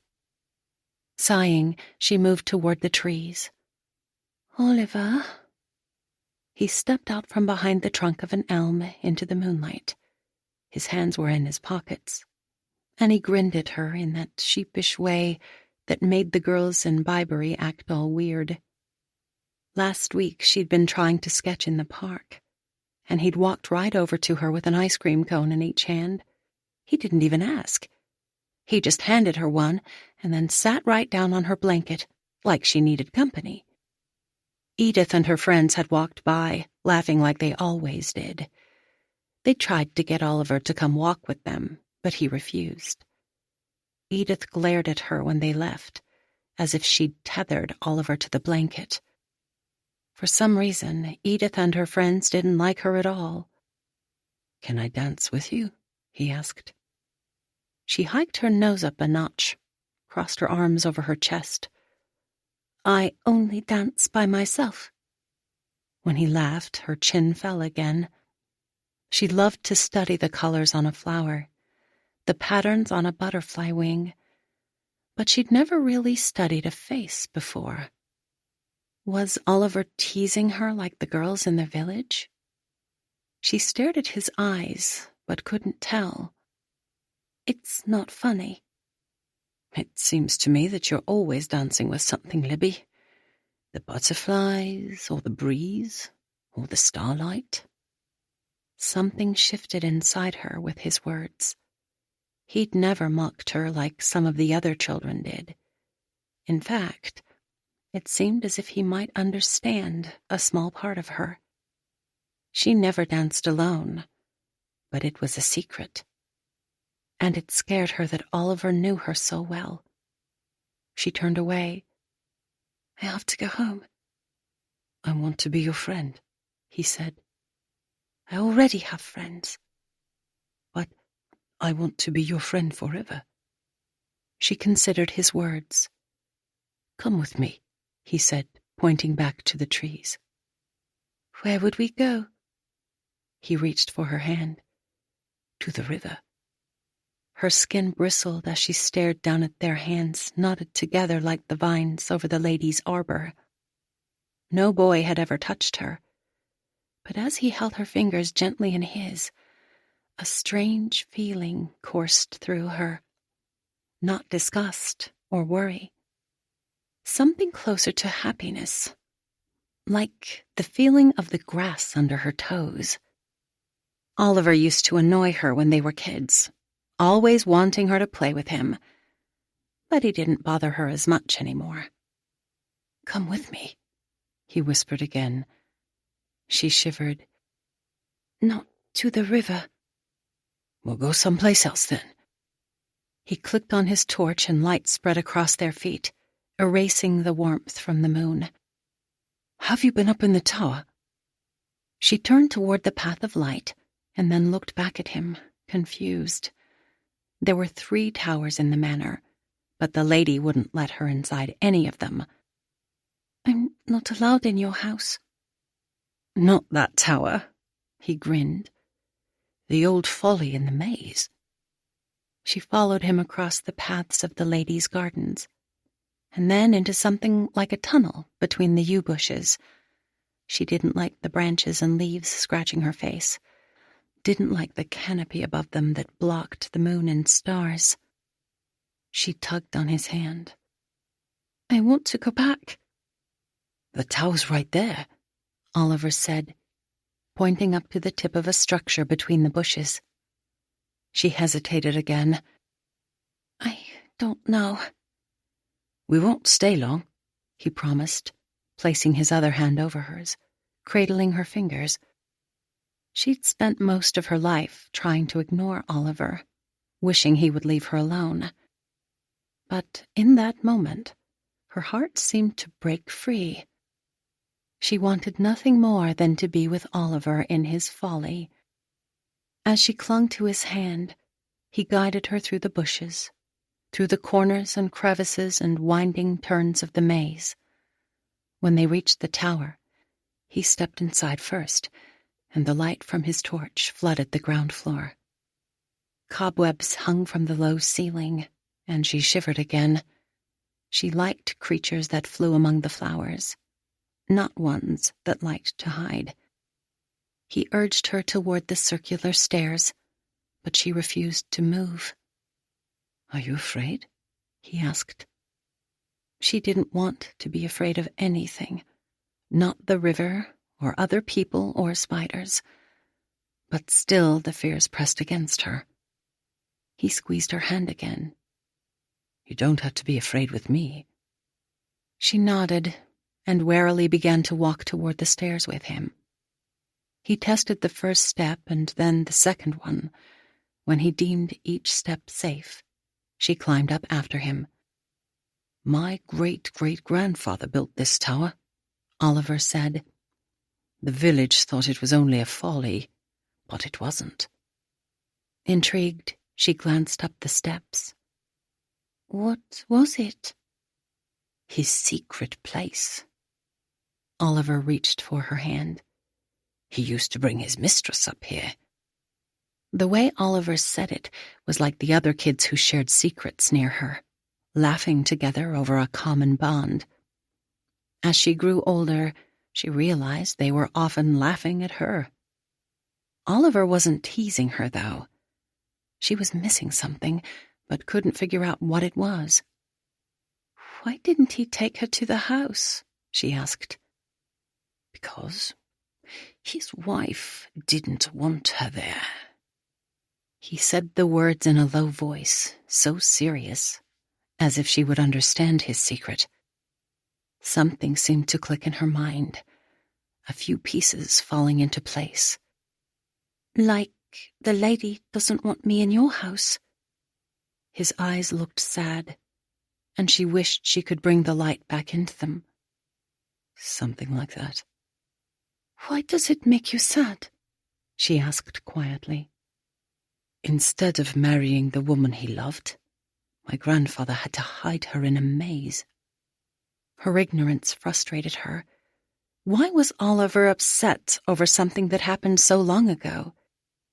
"He wanted to be alone with her," he said, as they neared the last step. "Even in a big house, it's hard to hide when so many people are watching you." Perhaps they shouldn't have tried to hide. He glanced back at her. "Perhaps." They emerged onto the top floor, a circular room that was just as musty as the entrance below. She released his hand and hurried to look out one of the windows along the stone walls. He turned off the torch, and beyond the maze she could see the moonlight playing on the flowers. His hand touched her shoulder, and she jumped. He removed his hand, moments passing between them in silence, and then he placed his arm around her. This time she only shivered at his touch. "Libby." He turned her slowly toward him. "Please dance with me." She couldn't see his eyes in the shadows, but she could hear the intensity in his voice. I don't know how to dance with a person. "I will teach you." She wasn't certain she wanted to learn, but he took her right hand into one of his and curled the fingers of his other hand around her waist. In the darkness, he stepped right. She didn't know what to do at first, but he guided her toward him before taking another step. "My family is leaving for London in the morning," he whispered, as if he were telling her another secret. Usually the thought of the Croft family's migration pleased her, knowing she could roam free in their garden without anyone to stop her. But tonight she didn't want Oliver to go. She slowly followed him around the perimeter of the room. "They have my life planned out," he said. "Why do you let them plan it?" "I don't have a choice." He stopped dancing, but he didn't let go of her waist or her hand. "But you can choose, Libby. You are just like the butterflies." Her legs stopped moving, but her heart danced at his words. "No one can contain you." She smiled up at him, her long hair falling over both of her shoulders. "If someone trapped you, I'm afraid you might—" His voice trailed off. She stepped back. "What are you afraid of, Oliver?" "I wish I could be more like you." He gently folded her hair behind her ears. "I'll be back next summer." She nodded in the silence. And again, she thought he wanted something more from her, but didn't know what it was. He leaned down, whispering in her ear. "Will you wait?" "For what?" He hesitated before speaking again, as if he were afraid to answer her question. "For me." She'd waited for the flowers to bloom each year, for the cocoons to birth new butterflies, and for her other butterfly friends to find their way home. But she'd never waited for a person. People were much less predictable. Except Oliver, perhaps. He came back every summer with the flowers and butterflies. "I'll try," she said. This time, when he pulled her close to him, she didn't flinch. "Libby," Maggie called softly as she stepped onto the back patio. She scanned the gardens behind her house, even though she knew Libby wasn't there. No matter how hard she worked to convince her daughter to stay on this side of the wall, she couldn't keep Libby out of the gardens next door. It was long past midnight, and she considered waking Walter to tell him Libby was gone. But he'd felt so guilty after dropping her in the water, and in his fear for her, he'd be furious to know she'd left again. Maggie called Libby's name one more time, hoping she wasn't far. But there was no answer. Slipping through the open gate, Maggie hurried through the familiar gardens. Moonlight settled over the flowers, and the estate was quiet and surreal, just like her daughter. She glanced up at the darkened windows of the house, hoping she wouldn't waken the occupants or their dogs. The dogs weren't allowed in the gardens, but if they began barking, Henry would come out to check on them. She eyed the trees in front of her. Libby wouldn't go anywhere near the river, especially after what happened last week. But she liked to hear the sound of the water. Perhaps she was sitting along the bank. A bright light flashed through the lower terrace of the garden above the maze, and Maggie stopped. Then the light held steady from the top of the folly like a beacon. Had Libby climbed the old tower? If Lord or Lady Croft saw the light, they would probably phone the police. "Libby!" she called louder this time. She'd never been inside the maze, but she had no choice now. The yew hedges blocked most of the light as she moved through the narrow passage, the spindly branches poking her skin. When the path ended, she turned back to try another. And then another. As she drew closer to the folly, laughter filtered out from the tower, soaring like one of Libby's butterflies on the breeze. Stunned, Maggie stopped walking. Then Libby laughed again. But this time her laughter was followed by the laugh of a man. Maggie's heart began to race as memories flashed back in her mind. Elliot and her at the cave, her own tumbling emotions as she longed for his return, and how she'd wanted to sail away with him. But Libby didn't want to escape, did she? Her daughter wasn't old enough to have a suitor, and even if she was, she wouldn't know how to act with a man. He would take advantage of her and leave her. Her stomach rolled as she rushed through the tower's doorway, following the path of light up the steps. She found Libby upstairs, dancing in the arms of Oliver Croft. Libby grinned when she saw her. "Hello, Mummy." But Oliver didn't smile at her. Instead, his laughter dissipated into the walls of the folly. "Mrs. Doyle?" Her head and her heart felt as if they were about to explode. She still saw Libby as a child. But even though her daughter may wrestle with the emotions of an adolescent, her body was maturing into one of a young woman. A beautiful woman. Libby was too young, much too young for this.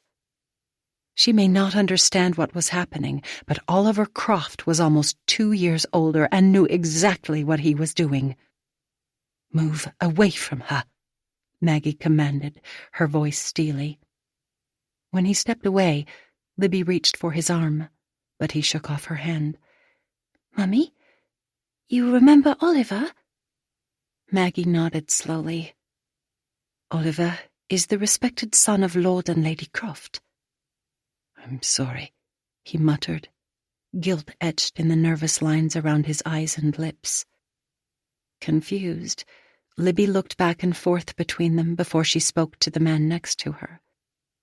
"Mummy doesn't mind me coming into the gardens." "I do mind," Maggie replied, trying to calm her voice. "Oliver, you should know better." "We were only playing together," Libby said, "like when we were kids." Maggie didn't respond. Oliver knew, just like Maggie did, that Libby never wanted to play with him when they were children.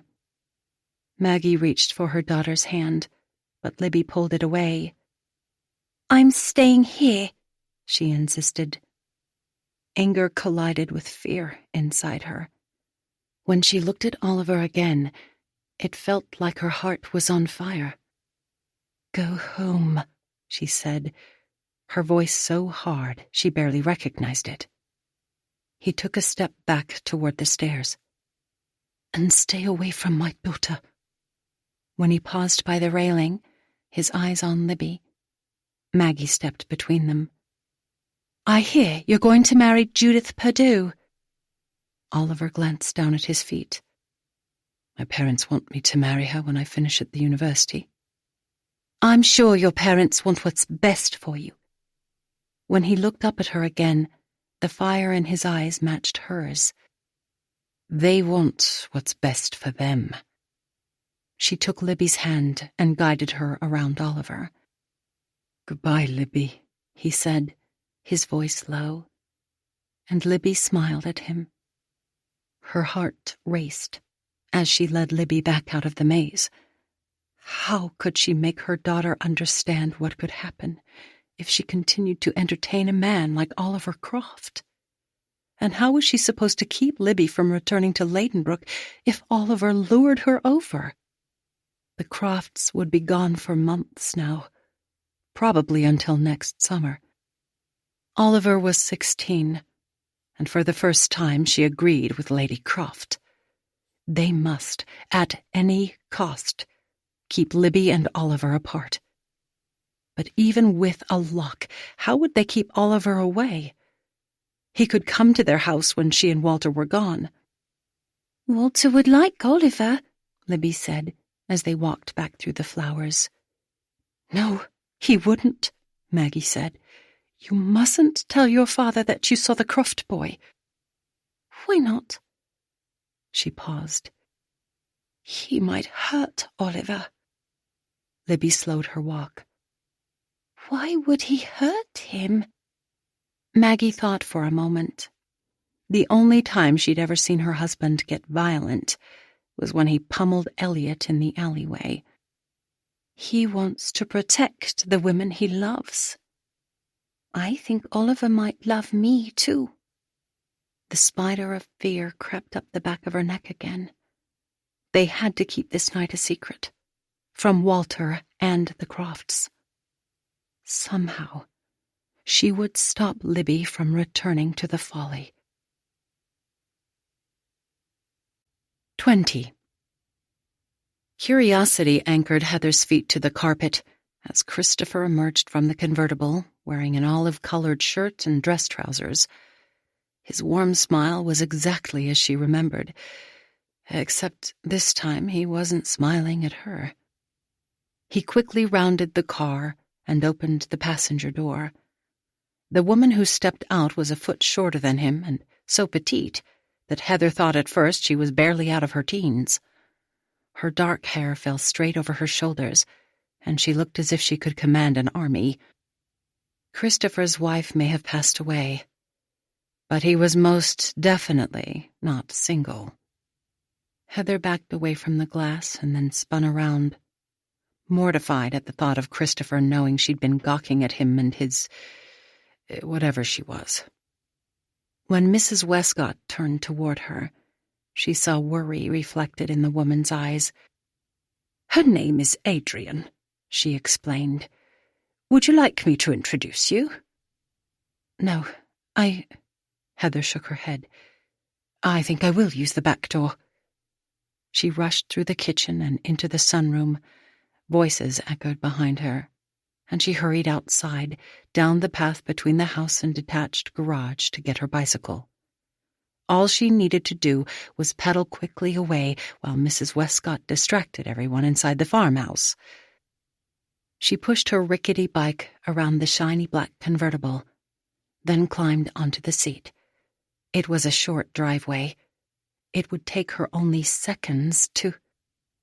The front door slammed behind her, and she heard whistling. Her heart collapsed within her, and even though she knew she should pedal away, her feet fell to the ground. "Hello," Christopher called out. She didn't turn around, couldn't turn.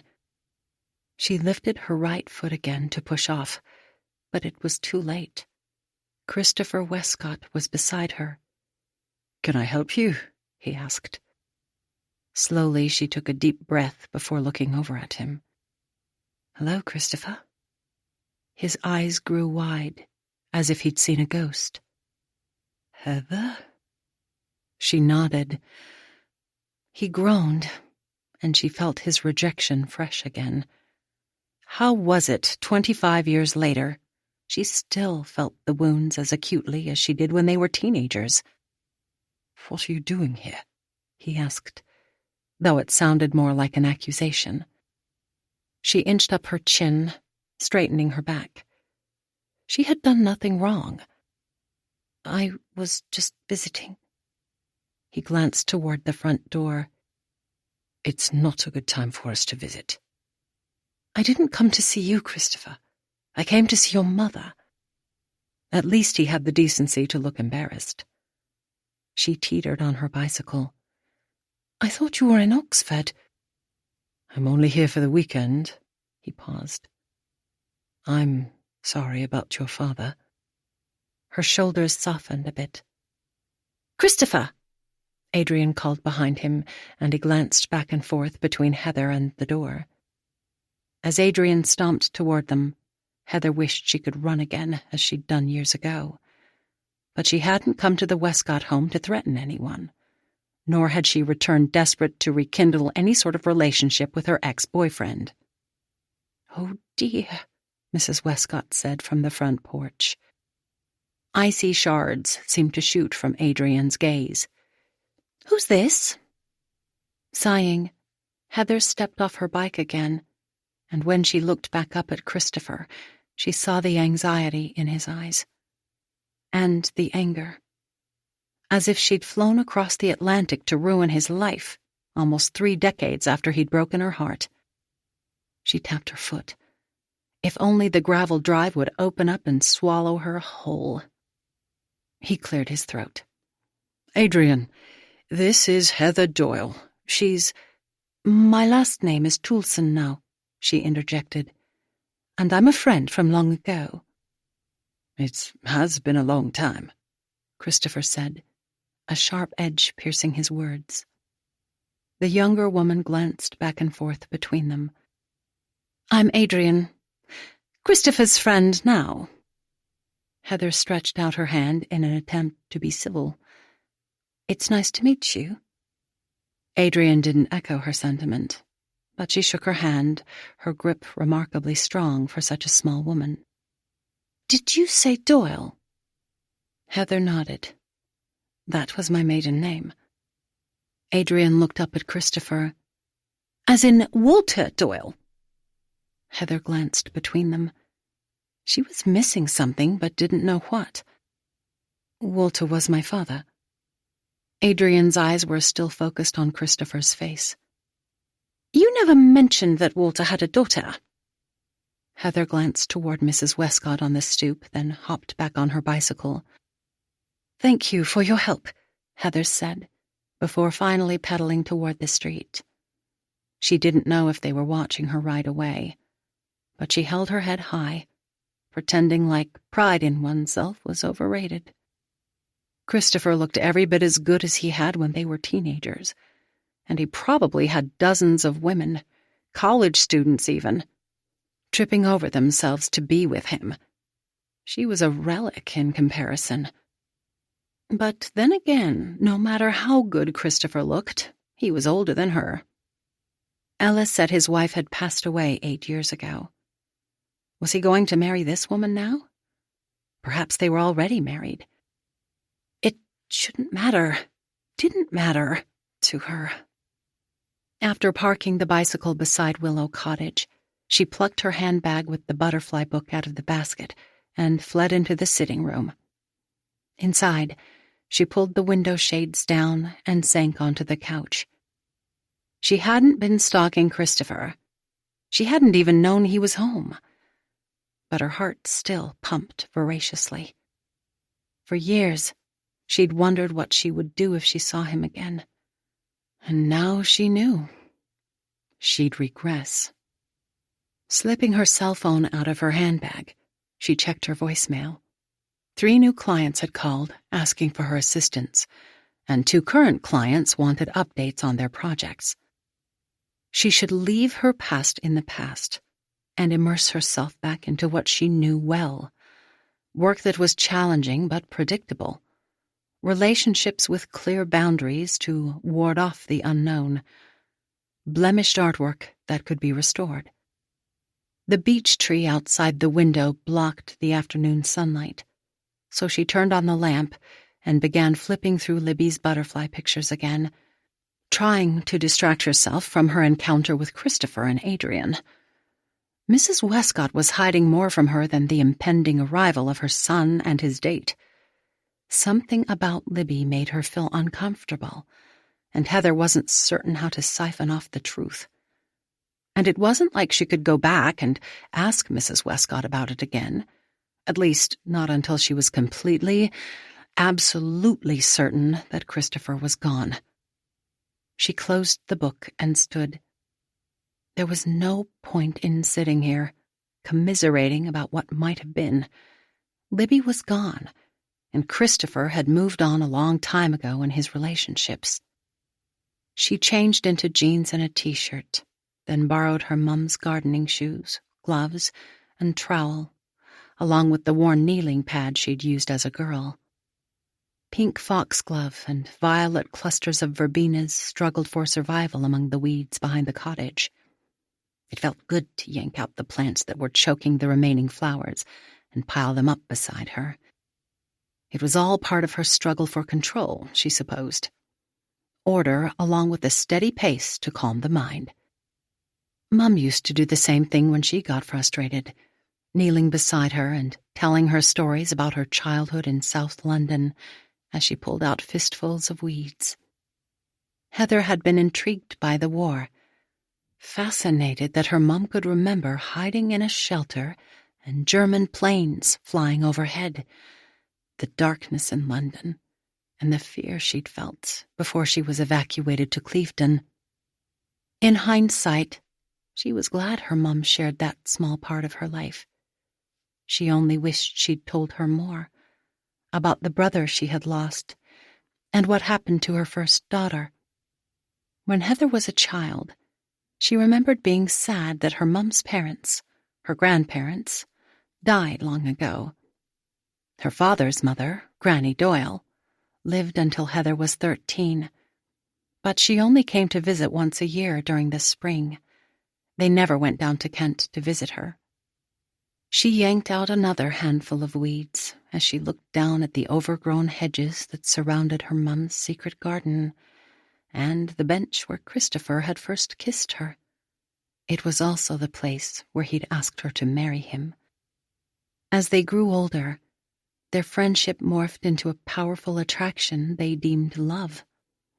Their parents both said they were too young to make promises for the future, but at the time, they hadn't felt young. In hindsight, their parents were exactly right. The sun had begun to set, but she didn't want to go back inside. Instead, she tugged out another weed and added it to her pile. No matter what happened, she wouldn't let Christopher Westcott break her heart again. Christopher silently chided himself as he walked up the hill in the darkness, away from the street lamps in the village. If only Heather hadn't caught him by surprise this afternoon, he could have controlled all the mixed emotions that erupted inside him. He was no longer 19 and naive, but for some reason, in her presence, he still felt awkward. Of course Heather had stopped by to see his mother. He shouldn't have been so presumptuous to assume that she would seek him out after all these years. And then he'd been the slightest bit disappointed that she hadn't come to visit him. She'd looked beautiful with her golden brown hair tied back, wearing a simple white blouse and jeans. And she'd looked so very different from Adrian. He groaned again, loudly this time. He was here to put the past behind him, not conjure up old feelings. But it would help if Heather had lost some of her beauty over the years. After Heather left this afternoon, he'd told Adrian the truth, that he and Heather had dated almost 30 years ago, long before he married Juliana. There was nothing between Heather and him now, just like there was nothing between Adrian and her old boyfriends. Adrian said he was fooling himself. This was exactly why he hadn't wanted to come home this weekend. Unnecessary confusion when there was nothing to be confused about. He'd tried to explain to Adrian that his feelings for Heather died with his teenage years, but she said that anger is still a feeling. She also said he may not feel love in his heart toward his old girlfriend, but plenty of strong feelings remained. He should have been honest with Adrian about his reasons for wanting to postpone their visit. They could have waited to return until Heather was back in the States. The evening with his family hadn't been a disaster, but it was just as strained as the meeting with Heather had been. His sister started talking about Juliana twice, and awkwardly dropped the conversation. Then his brother mentioned he'd seen Heather Doyle in the village yesterday. Mom shut him down, but not before his brother asked what had happened between them. When dinner was over, Adrian feigned a headache, and then locked the door to the guest room. Mom went to bed early as well, but he hadn't been the least bit tired. Away from the village, 1,000 stars showered the canvas of black above him, and in the light he could see the imposing gray stone of Ladenbrooke's towers among the trees. Its eerie presence was woven into the fabric of their town, like the River Colne and Racked Isle. One rarely spent much time reflecting on the familiar things of life, like the presence of a home that had been abandoned for as long as he remembered. But things that had once been so familiar to him felt oddly foreign tonight. As he crested the hill, the towers disappeared behind the ivy-draped gray wall and iron gate. In the months before Walter died, his friend talked often about his former neighbors. At one point, Walter asked Christopher to send Lord Croft a letter, but then changed his mind. He thought it odd at the time, but Walter wrote incessantly in the weeks before he passed away. Christopher figured Walter had paid his dues in this life and paid them well.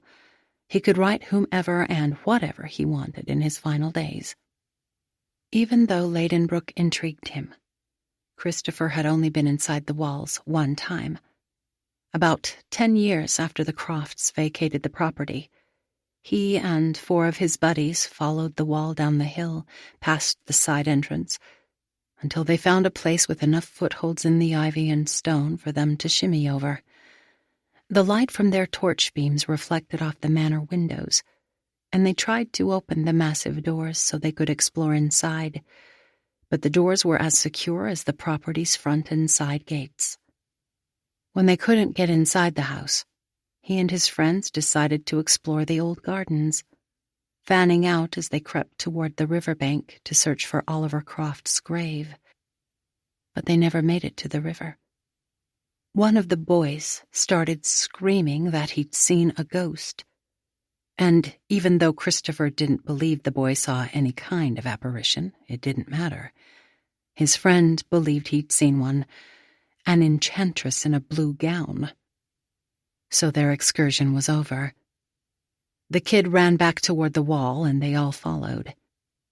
They'd done such silly things when they were younger, believed in the craziest things, like haunted gardens and ghosts, and love that lasted for a lifetime. Christopher stood beside the gates of Ladenbrooke again, at a crossroads of sorts. He could turn back to check on Adrian, or he could continue walking over this hill to visit the cottage on the other side.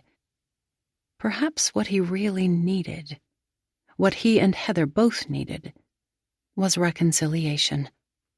Not that Heather still thought about the past. She'd moved on after she first left Byberry, and over the years he thought he had as well. But clearly all was not resolved. He tried to look past the wall, to see if the lights were still on at Willow Cottage, but he couldn't see the Doyles' home. It wasn't his place to judge Heather, but he couldn't seem to help himself. If she had visited her father more often, perhaps she would have known that he and Walter had become good friends. If she hadn't run to America and left them all behind, she would have known a lot of things. He shook his head to clear his mind. He hated this ugly bitterness that kept creeping up inside him. He talked all the time about the power and freedom of forgiveness, but it was hard to live it. If the lights were on in the cottage, perhaps he'd knock and try to finally sort out what happened so long ago with the woman he'd once loved for what he thought would be a lifetime. Then he would forgive and forget what was behind them. 21. September 1968. Willow Cottage. Libby turned the lever, but instead of opening the gate, the wrought iron caught on something. Libby shook it again, trying to make it move, but she was trapped, on the wrong side. Her fingers searched the rusted iron until they found something new hanging on her side of the gate, a cold piece of metal, a claw clutching the gate closed. She shook the gate again as if she could break the barrier, but it wouldn't budge. She fell against the slats, devastated. Had Walter locked her out this time? Her parents told her that she must stay away from the gardens in the summer, like Peter Rabbit had to stay away from Mr. McGregor's gardens so he wouldn't end up in a pie. Not that the lady would eat her, but they said the lady might send her away. But the lady wasn't even home now. Mummy was busy working at the beauty shop this afternoon, and Walter was delivering mail. Why wouldn't they let her play while they were gone? Through the slats, she could see a flutter of butterflies dancing above the flowers. Without her, soon it would be winter, and they'd fly away. She wouldn't be able to dance with them again until spring. "Come here," she whispered, trying to lure her friends toward Mummy's garden. "Please." But they ignored her. She shook the gate one last time, tears streaming down her face. Then she looked at the stone wall on both sides of her. If she couldn't go through the break in the wall, perhaps she could go over the stones. The river terrified her, but she wasn't afraid to climb. Determined, she inched left along the wall, then anchored her sturdy shoe against a rock as she pulled herself up, climbing steadily until she could see the butterflies dancing right beneath her. But before she propped her leg over the top of the wall, her hand began to slip, and suddenly there was nothing else for her to grasp. Teetering, she slipped backward and fell, scraping her knee on the rocks before she landed back on the grass.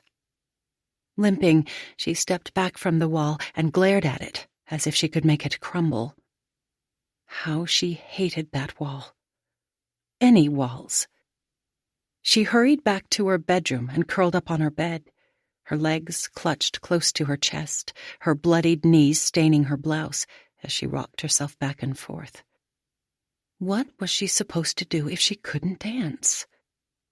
Eyes closed, she imagined the butterflies soaring over the petals, riding the tail of the breeze. She imagined a fairy leading their dance, her wings shimmering in the sun. Then one of the butterflies seemed to come alive in her mind, like a character on the silver screen, twirling in the sunlight that spilled through the window. She was pale blue, laced with gold, and Libby could see her, inside and out, every detail on her slender body, every color on her wardrobe of wings. Libby released her legs and sprung down onto the rug on her floor. Under her bed was a box with her old sketchbook and colored pencils. She hadn't wanted to draw in a long time. She'd only wanted to be among the flowers and butterflies. But if she couldn't be with her friends, perhaps she could entertain them in her room. The sketchbook in hand, she hopped back on the bed and began drawing the blue butterfly who twirled in the lamplight. But her butterfly looked so dull on the paper, nothing like the butterfly she'd seen moments before. She, Libby Doyle, was a creator, and her creation begged her for more. Rushing to the bathroom, she filled a paper cup with water. In her parents' bedroom were tubes of special paint and a brush. Mummy once told her she'd kept the paints to remember her father, Libby's granddad. But what better way to remember him than to use his paints to birth another life? Life. She wanted to breathe light and color and life into her friends. She tucked the box of paints under her arm and retreated back to her bedroom, locking the door behind her. Then she rolled back the rug to lay her paper on the hardwood. With a firm squirt, blue paint leapt into the bowl. She dipped a brush into it and began to give life. For hours she played with the colors, adding streaks of gold paint onto the sheer blue wings before her, then reaching for a new paper to craft the lines of another friend. Nothing else mattered more than the picture before her.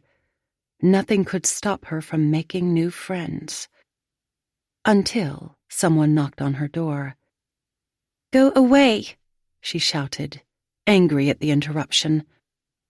Walter called her name, and she gripped the paintbrush tighter between her fingers. He dropped her into the river, kept her away from her friends. Now he would try to stop her from painting, and she couldn't stop. She dabbed her brush back into her paint. Minutes later, Mummy called her name from the other side of the door. Then Walter said they were going to unlock it if she didn't open it on her own. Sighing, Libby put down her brush, and as she walked toward the door, the aching in her heart returned. "What are you doing?" Mummy asked when she opened the door. "Painting." "Where did you get paint?" Libby nodded toward her parents' room across the alcove. "From your special box." Mummy twisted her hands together, her voice sounding sad. "You should have asked." "You would have said no." Walter's eyes were focused on the bedroom floor, flush with papers and paint. He couldn't be angry about the mess. He hadn't given her any time to clean up. Mummy pressed her lips together for a moment before speaking again. You missed dinner. Had she? She didn't even know what time it was. I'm not hungry. I'll bring you a tray. She didn't care about food or sleep or anything else tonight. She didn't even care about going back to the gardens. All she wanted was to paint. She returned to the floor, and a tray appeared beside her with a sandwich, glass of milk, and some cubes of cantaloupe. She didn't know who brought it in, but she picked up a piece of the cantaloupe and examined it. The color matched some of the roses in the lady's garden, exactly what she needed for the flowers she'd drawn behind her butterfly. Yellow, white, and a dab of red. She combined them on her plate until a soft peach colored her palette. Walter thought she should grow up like the lady wanted Oliver to do. But grown-ups don't spend their nights dancing in gardens or painting. I will stay a girl forever, she whispered, changing the lyrics from Peter Pan, and be banished if I don't. She began to paint her butterfly. I'll never grow up, she chanted as she worked. It wasn't until the first rays of dawn spilled across her paper that she began to feel sleepy. Her floor was covered with pictures and papers, but where others might see a mess, she saw a new world. There were flowers and trees and butterflies she'd brought to life with her hands and her heart. A lot of people thought she wasn't good at anything, but it wasn't true. She was good at making things. She dropped her brush into the water and, fully clothed, stretched out onto her wrinkled bed, smiling as she closed her eyes. Oliver may be gone, the garden door locked, but no one could take away her butterflies. Someone pounded on her door again, and she rolled over, exhausted. She didn't want to eat, or even paint now, just sleep. Seconds later, Mummy nudged her shoulder. It's time for you to get up. She shook her head, her eyes still closed. It's Saturday. Her mummy leaned closer. Daphne's here to visit you. Lifting her head, Libby saw someone else in the room. It was her former Sunday school teacher, wearing a pretty green polka dot dress. Daphne sat down on the edge of her bed, scanning the floor of the room. It looks like you've been busy. Why are you here? Libby asked. I asked her to, Mummy started, but Daphne interrupted her. To play with you, of course, while your parents go to work. Libby shook her head again. I don't want to play. But Daphne wasn't deterred. We can read together instead. Libby almost said she didn't like books, but that wasn't entirely true. Words on a page didn't make much sense to her, but she loved to look at pictures and listen to the stories. Daphne smiled. We're going to be the best of friends. She inched up on her pillows. With Oliver gone and her butterflies locked in the lady's garden, perhaps it would be good to have another friend. Perhaps Daphne could even find a way for them to get into the gardens. Libby fought to keep her eyes open a bit longer to study her new friend, but she lost the battle. As she drifted away, she heard Daphne say, I'll wait until she wakes up. Don't let her sleep past 10, Mummy replied. Maggie was attempting to give Mrs. Reynolds' rather limp hair a permanent wave in the Byberry beauty shop when a white Cadillac pulled up to the curb. Now who could that be? Mrs. Reynolds asked as Maggie wrapped a strip of her hair around the rod and basted it with lotion. Probably someone on holiday. Though in the late autumn months, when gray clouds plastered the sky and puddled the sidewalks, visitors rarely came to explore the gardens or castles in the Cotswolds. The driver stepped out of the Cadillac and rushed around to the curb. When he opened the door, Lady Croft stepped onto the sidewalk, dressed in a tailored suit, taupe pillbox hat, and pearls hanging around her neck and dangling from her ears. Maggie put down the bottle of solution in her hands, a mixture of curiosity and dread stirring inside her. A shopping bag from Harrods hung from one of Lady Croft's arms as she eyed the sign over the beauty shop. Then she opened the door and marched into the salon. Maggie nodded toward her. "Good morning." Lady Croft was no longer her employer, but still every muscle in her body seemed to tense in her presence. "I need to speak with you," Lady Croft said. There was no back room in the tiny shop, only a closet. "Should we step outside?" Instead of responding, Lady Croft dumped her bag, filled with letters, onto Maggie's hairdresser stand. Mrs. Reynolds turned her attention downward, pretending to be engrossed by the copy of Vogue in her lap. Lady Croft crossed her arms. "Tell your daughter to stop sending him letters." Stunned, she stared down at the envelopes before picking one up. It was addressed to Oliver in childlike handwriting, but there was no return address. Libby didn't write these. Her daughter wasn't capable of writing a letter to anyone. Lady Croft swiped the envelope from Maggie's hand, but instead of ripping it open with her gloves, she reached for a pair of scissors and slashed the top. A colorful picture of a boy and girl holding hands in a garden fell on top of the pile. It seemed Libby's fixation on flowers and butterflies had evolved to include the boy who wandered the gardens with her. Lady Croft's eyes flashed with anger. "Is your husband still the postmaster?" Maggie looked back down at the sack.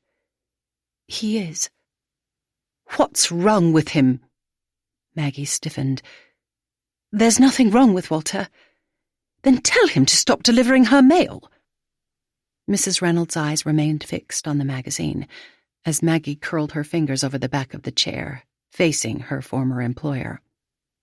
For the first time she realized that she was actually taller than Lady Croft by an inch or two. "Clearly, you need to tell Oliver to leave my daughter alone. He doesn't want to see her." Maggie snorted. "Then why does he keep inviting her over?" "Oliver does nothing of the sort." Maggie picked up the bottle again and turned to Mrs. Reynolds. Then she pointed the tip of her lotion toward an empty chair, speaking to the lady who stood trembling beside her. "If you'd like me to set your hair, you'll have to wait for an hour. If not, I suggest you find your way back home."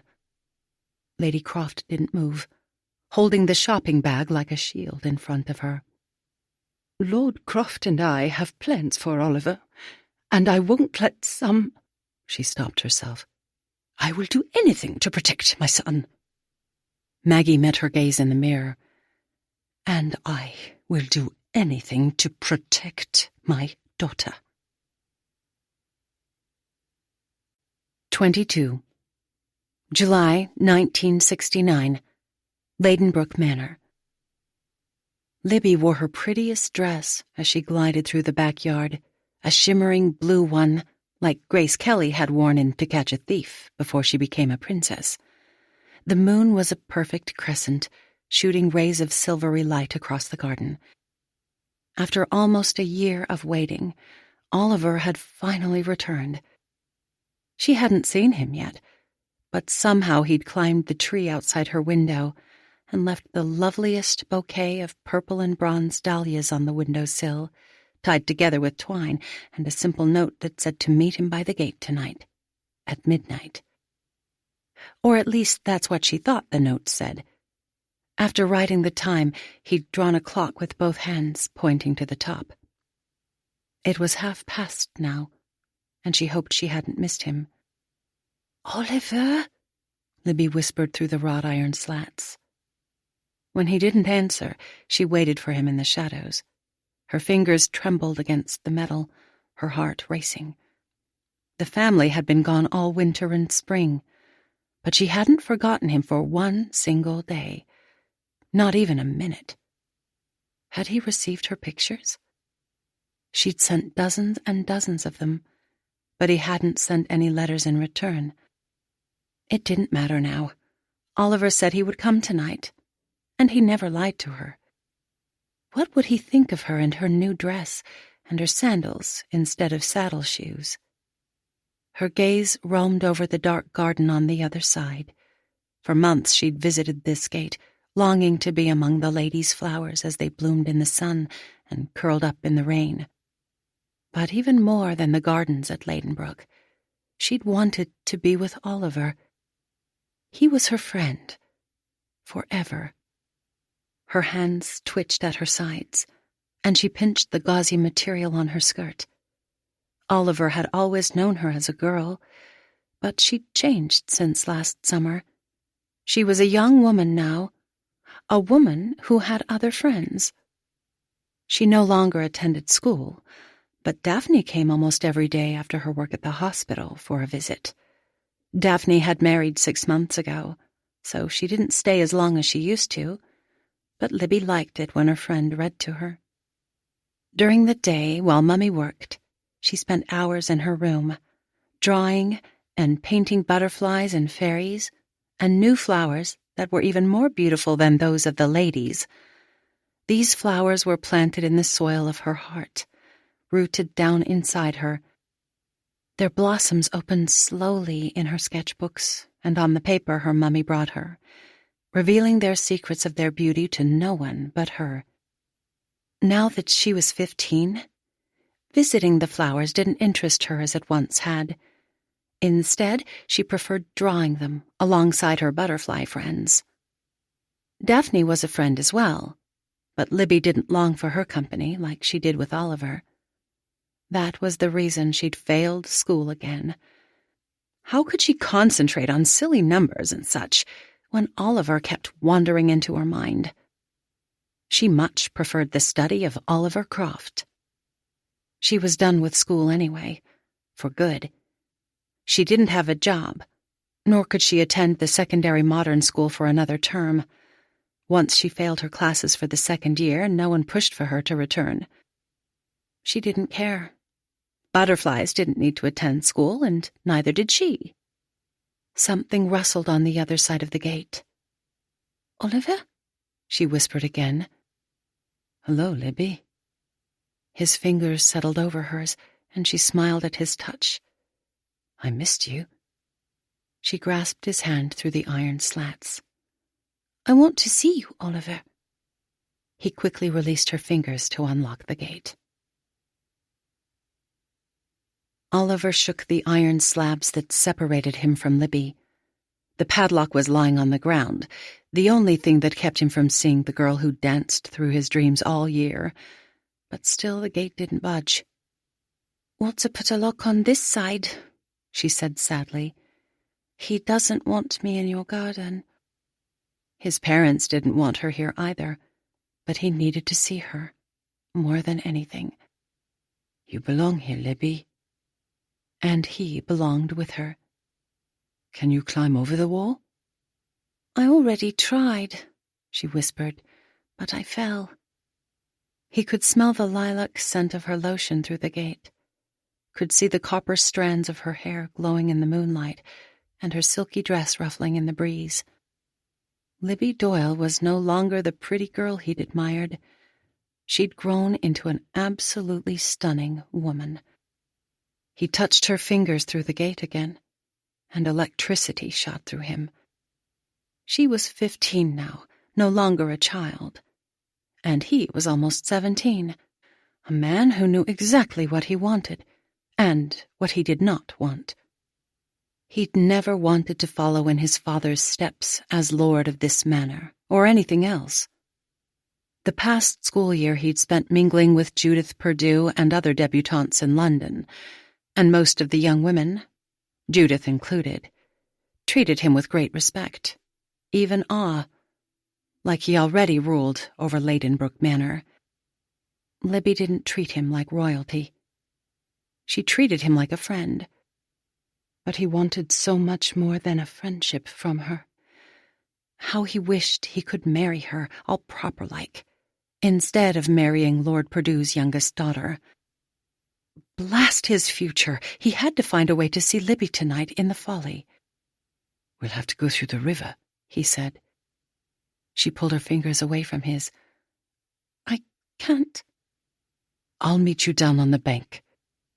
She didn't answer. "Libby?"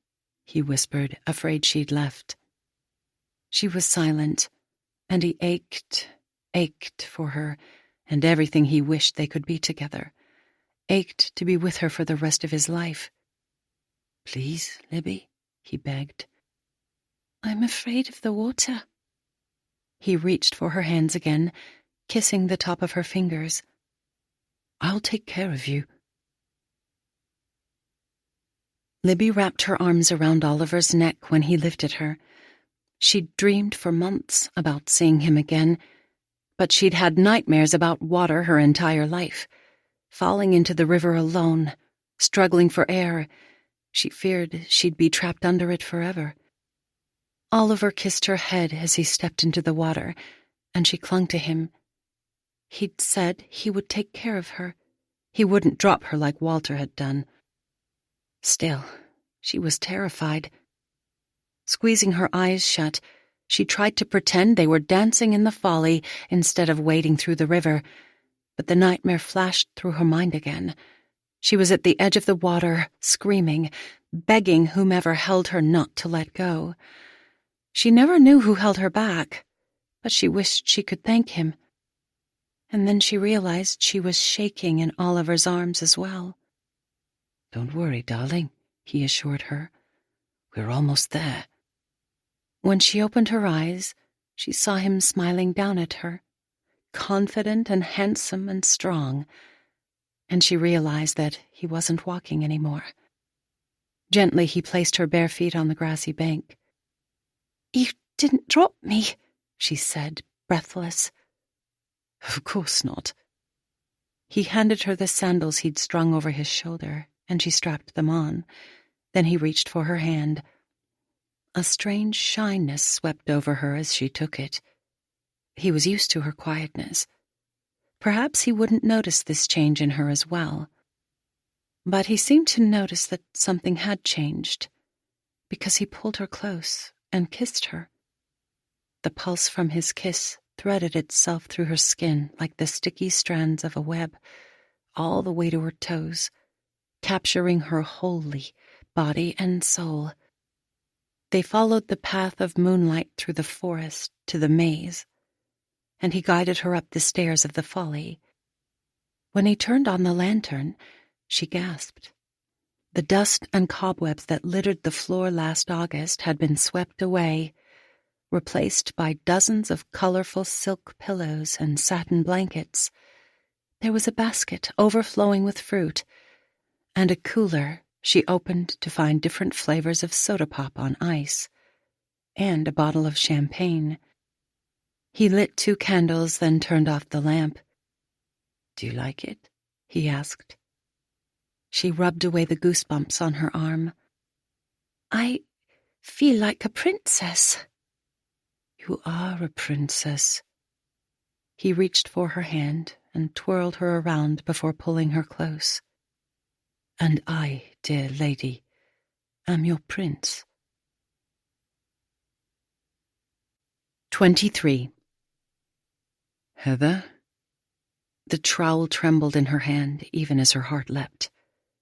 She turned slowly to watch Christopher walking toward her in the darkness, instinctively pushing her hair behind her ears. If only she could hide among her mum's remaining flowers. He hesitated, pointing at the lantern beside her. "I saw your light and wondered if we could talk." She stabbed her trowel into the dirt. "Aren't you supposed to be with your guest?" "She needed some time to herself." He folded his arms over his chest. "Why are you working out here so late?" "I needed some time outside." He stepped back. "I'll leave you alone." "No," she started and then stopped. This was a discussion that was long overdue. "What do you want to talk about?" He glanced up at the archway to her mum's secret garden, and she wondered for a moment if he remembered their last night together as well as she did. "Do you want to join me for a walk?" She should be exhausted after spending most of last night rummaging through the basement, but even though it was after 10, she didn't feel the least bit tired. At least, not with Christopher so close. Instead of answering his question, she tossed her gloves onto the kneeling pad and stood up beside him. "Should we walk down to the river?" he asked, lifting his lantern. She shook her head. "There's a field of rapeseed growing between here and the forest." He cocked his head slightly, a tentative smile on his lips. "I bet we can find a path." She followed him past the arched entryway to the edge of her parents' property. They didn't find an official path, but barriers like that never seemed to stop Christopher. In lieu of a trail, they waded together through a sea of gold, the lantern light skimming across the tips of bright yellow blossoms until they reached the grove of trees. The rush of the river current grew louder as they moved through the forest.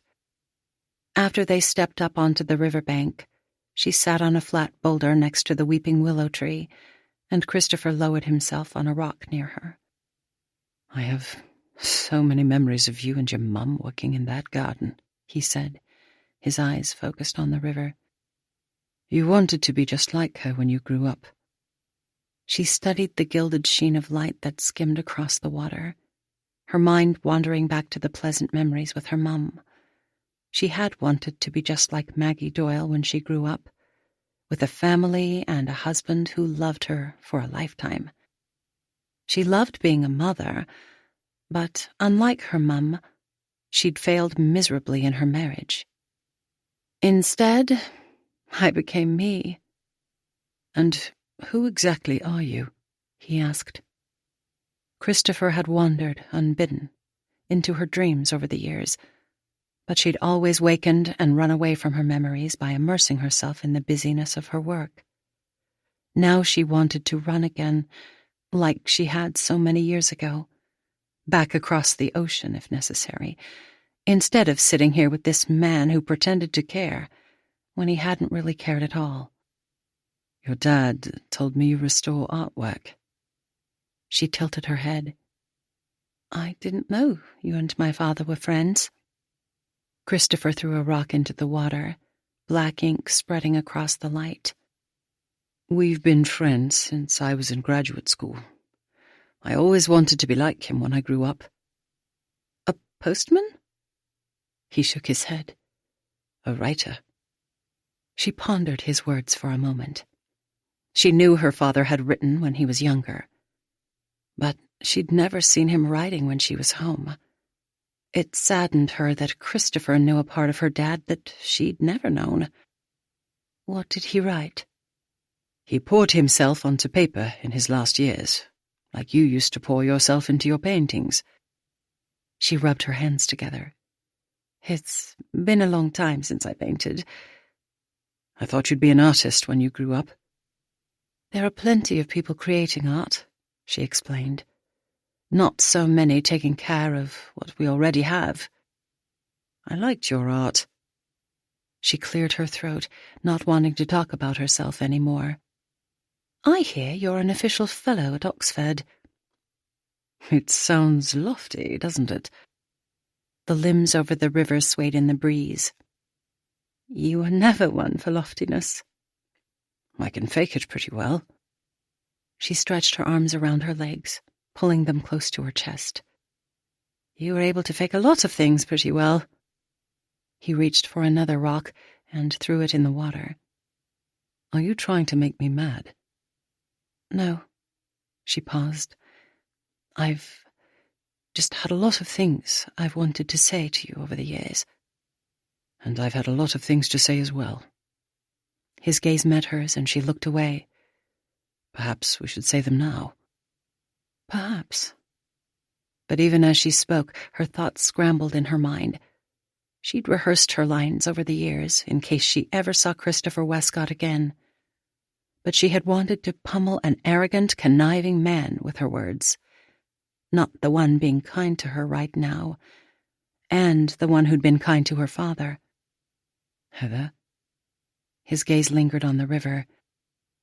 What happened to us? She didn't reply for a moment, surprised at the directness of his question.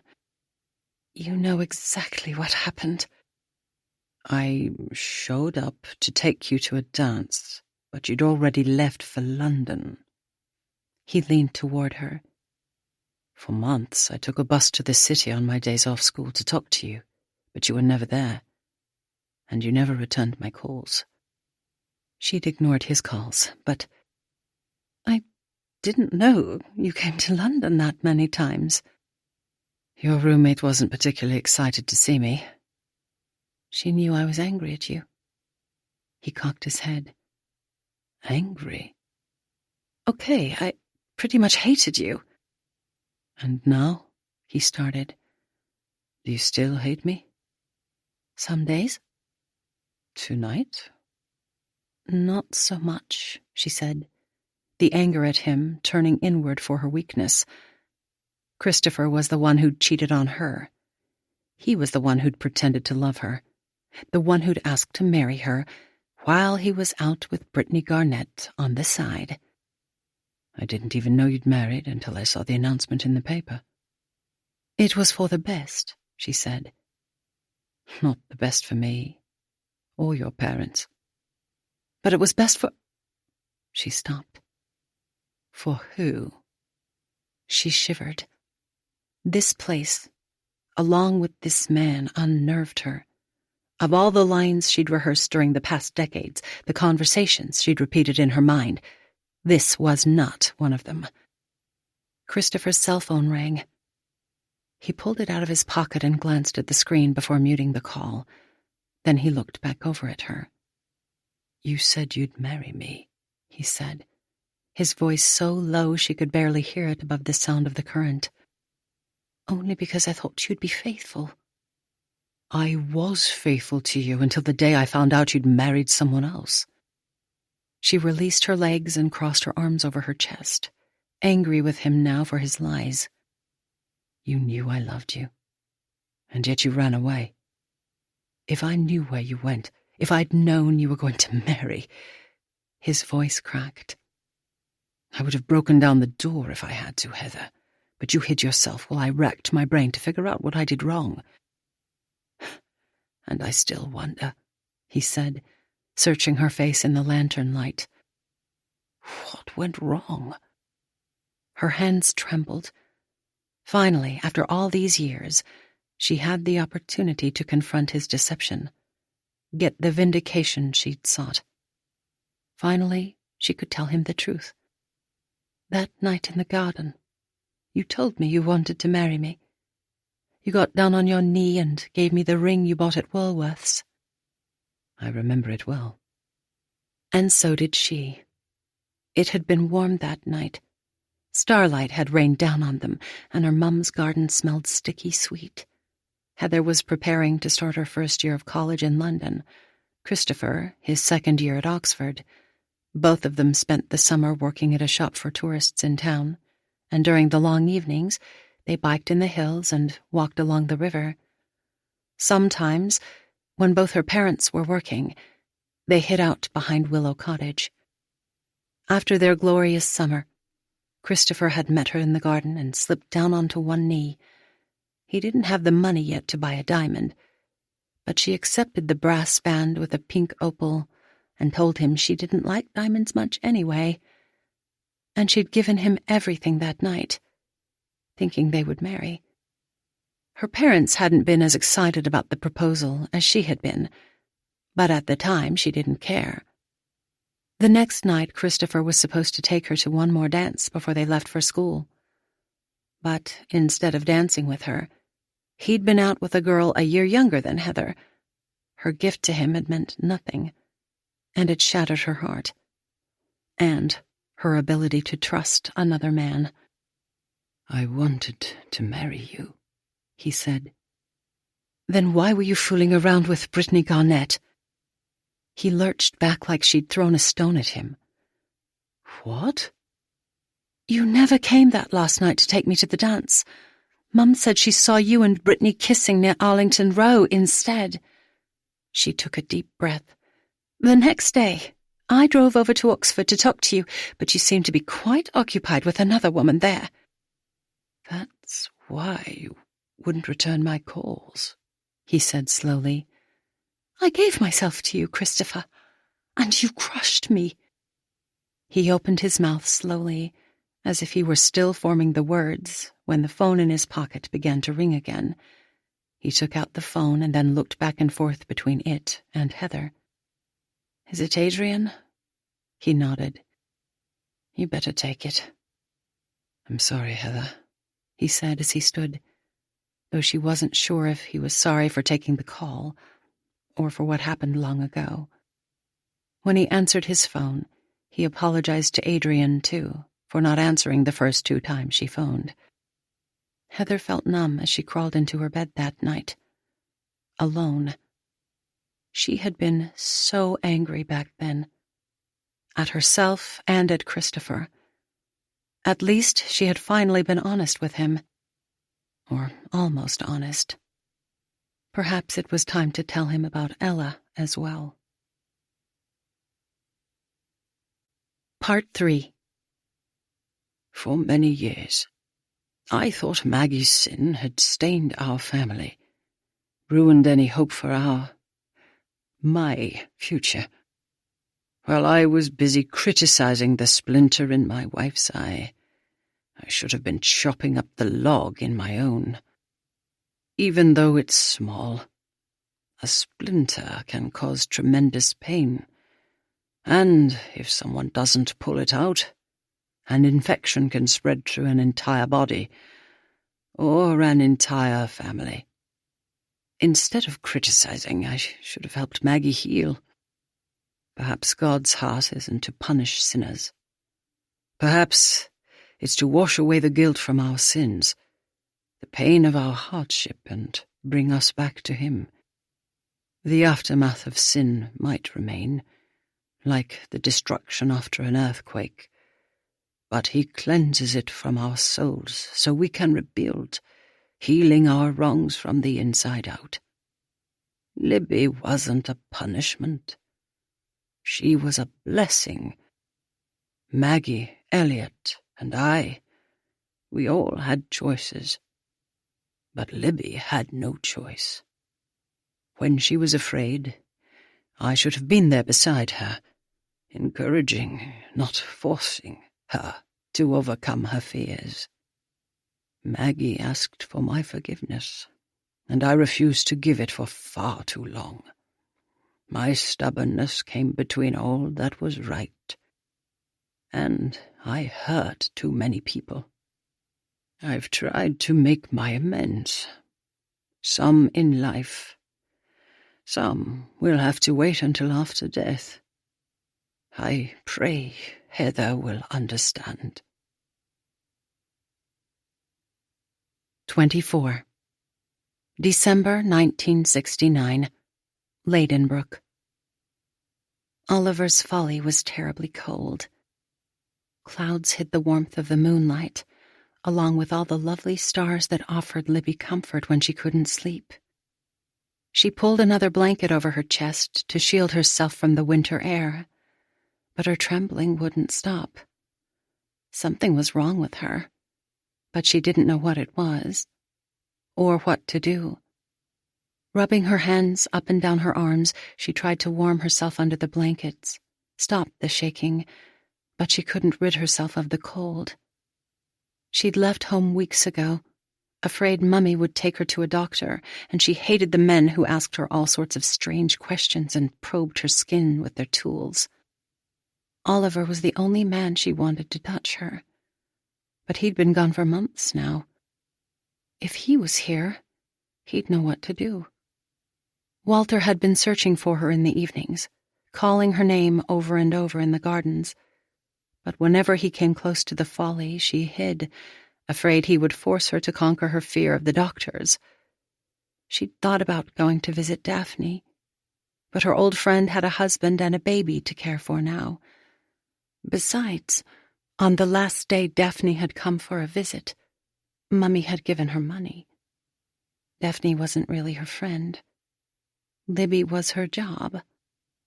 She'd been neglecting her real friends for too long, the ones who would fly alongside her if she only had wings. But winter was here now, and the butterflies were gone, along with most of the color in the ladies' garden. All that remained were the lonely browns and greens, and the fiery red of the heather. Sometimes late at night, she snuck away from the tower and stole through the unlocked servants' store in the back of the manor to borrow items from the ladies' pantry. She never stayed long, afraid Henry or someone else would find her wandering the house. Last time she'd found some tonics in the ladies' medicine cabinet, but even with the tonics, her ailment remained. She didn't like feeling sick, didn't like the queasiness when she moved or the growth in her belly. And the darkness, it felt as if it might swallow her. She pressed against her stomach, trying to make the lump go away, but it was as hard as one of the stones by the river. Wind rattled the glass, confusion and sickness overwhelming her as she rocked on the thin mattress. Was this what it felt like to die? Death wasn't something she'd thought about much. The rector spoke about it at church, but her mind usually wandered during the talking. She'd much preferred thinking about color and movement and all manner of things to a cold body in the ground. If she was dying, would God take her in, or would he mock her, reject her, like so many of his people? She closed her eyes and pretended that Oliver was here, loving her. He had said he would make a way for them to be together, forever. And Oliver never broke his promises. She rocked back and forth again. Part of her wanted to die, but she didn't want to die alone. Wet flakes fell behind the cottage, more slush than snow.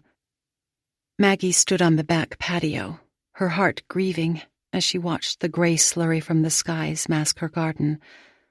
Libby was out there someplace, alone and cold, and all Maggie could do to rescue her daughter this time was pray. Libby had been gone a month now. She'd packed up a small suitcase one Tuesday night, along with a new sketchbook, and disappeared while Maggie and Walter were sleeping. When Walter found her room empty, he'd gone straight to the local police. The captain said he would look for her, but Walter wasn't convinced. Everyone in town knew about Libby and her strange ways. Many thought she'd run away for good. Perhaps they were right.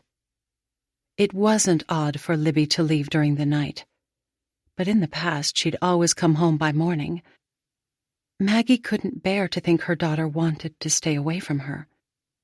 Several days after Walter's visit to the station, Maggie petitioned the police as well, but they were so condescending she wanted to scream. She canceled her appointments for a week and spent her hours searching around Byberry.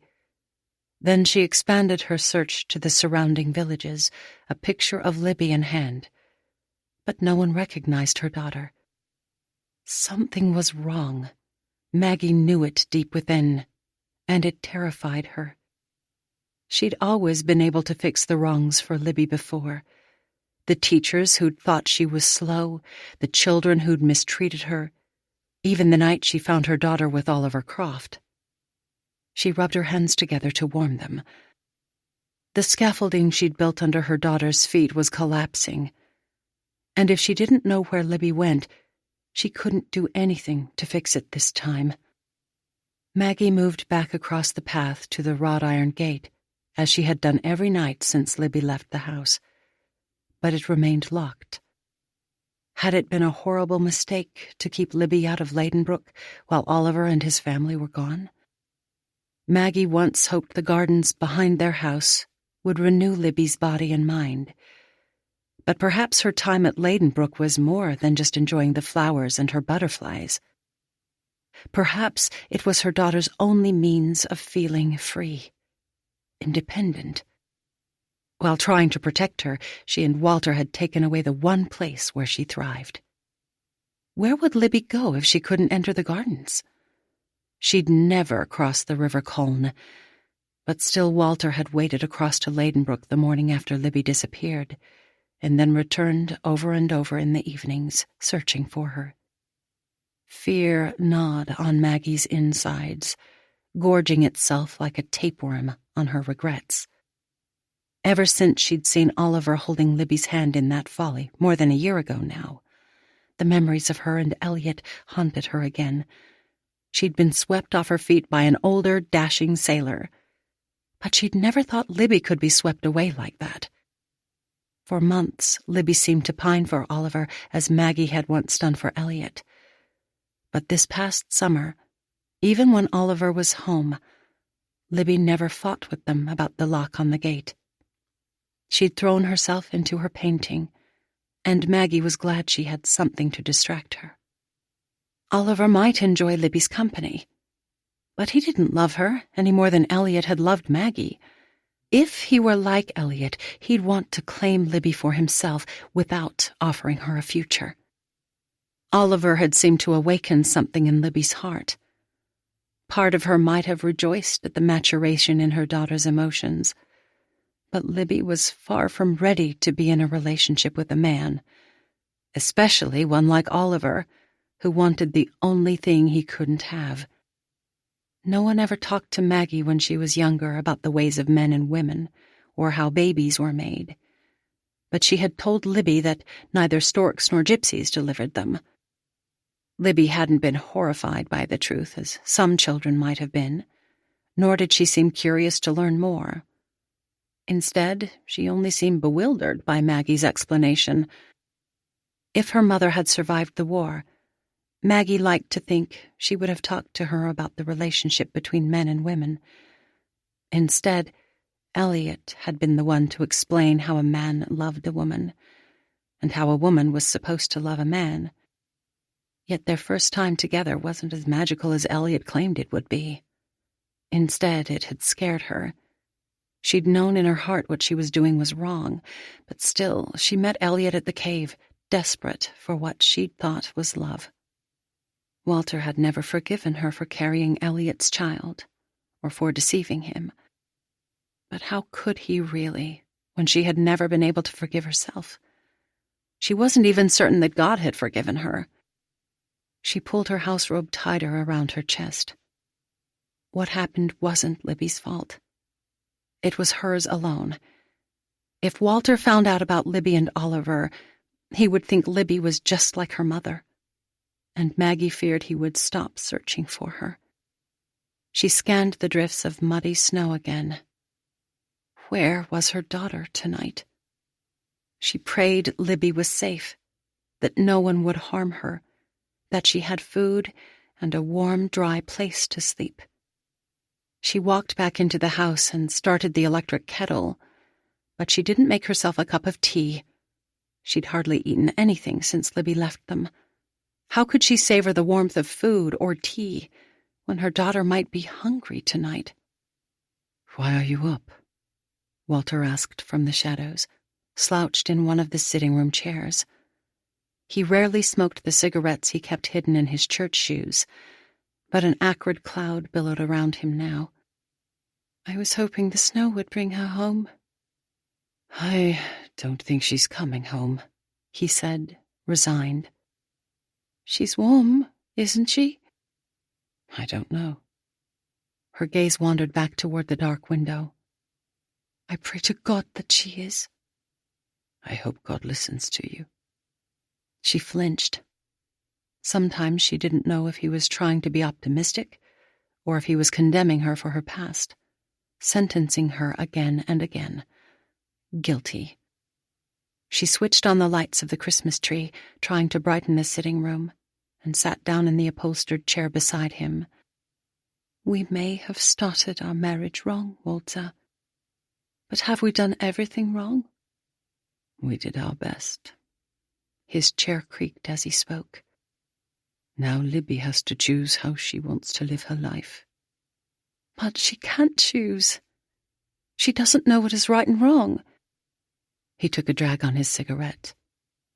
We all know the difference between right and wrong. It always came back to the same worn argument. Walter thought Libby was more capable than what Maggie gave her credit for. Maggie thought Walter's expectations for her were impossibly high. A knock on the back door interrupted their quarrel, the sound prickling the hair on her arms. She shouldn't allow herself to hope, but she couldn't stop the surge that rushed through her. The door was unlocked, as it always was. Libby usually just walked in. She glanced over at Walter in the hue of Christmas lights, and he slowly crushed his cigarette in the ashtray before rising from his chair, as if he didn't want to allow himself to hope either. The knock came again, harder this time, and Maggie trailed her husband through the kitchen, holding her breath as he opened the door. On the other side, in the darkness, stood a young woman, her stringy hair wet, her threadbare coat covered with snow. Maggie's heart collapsed within her. "Libby?" she whispered. The woman nodded.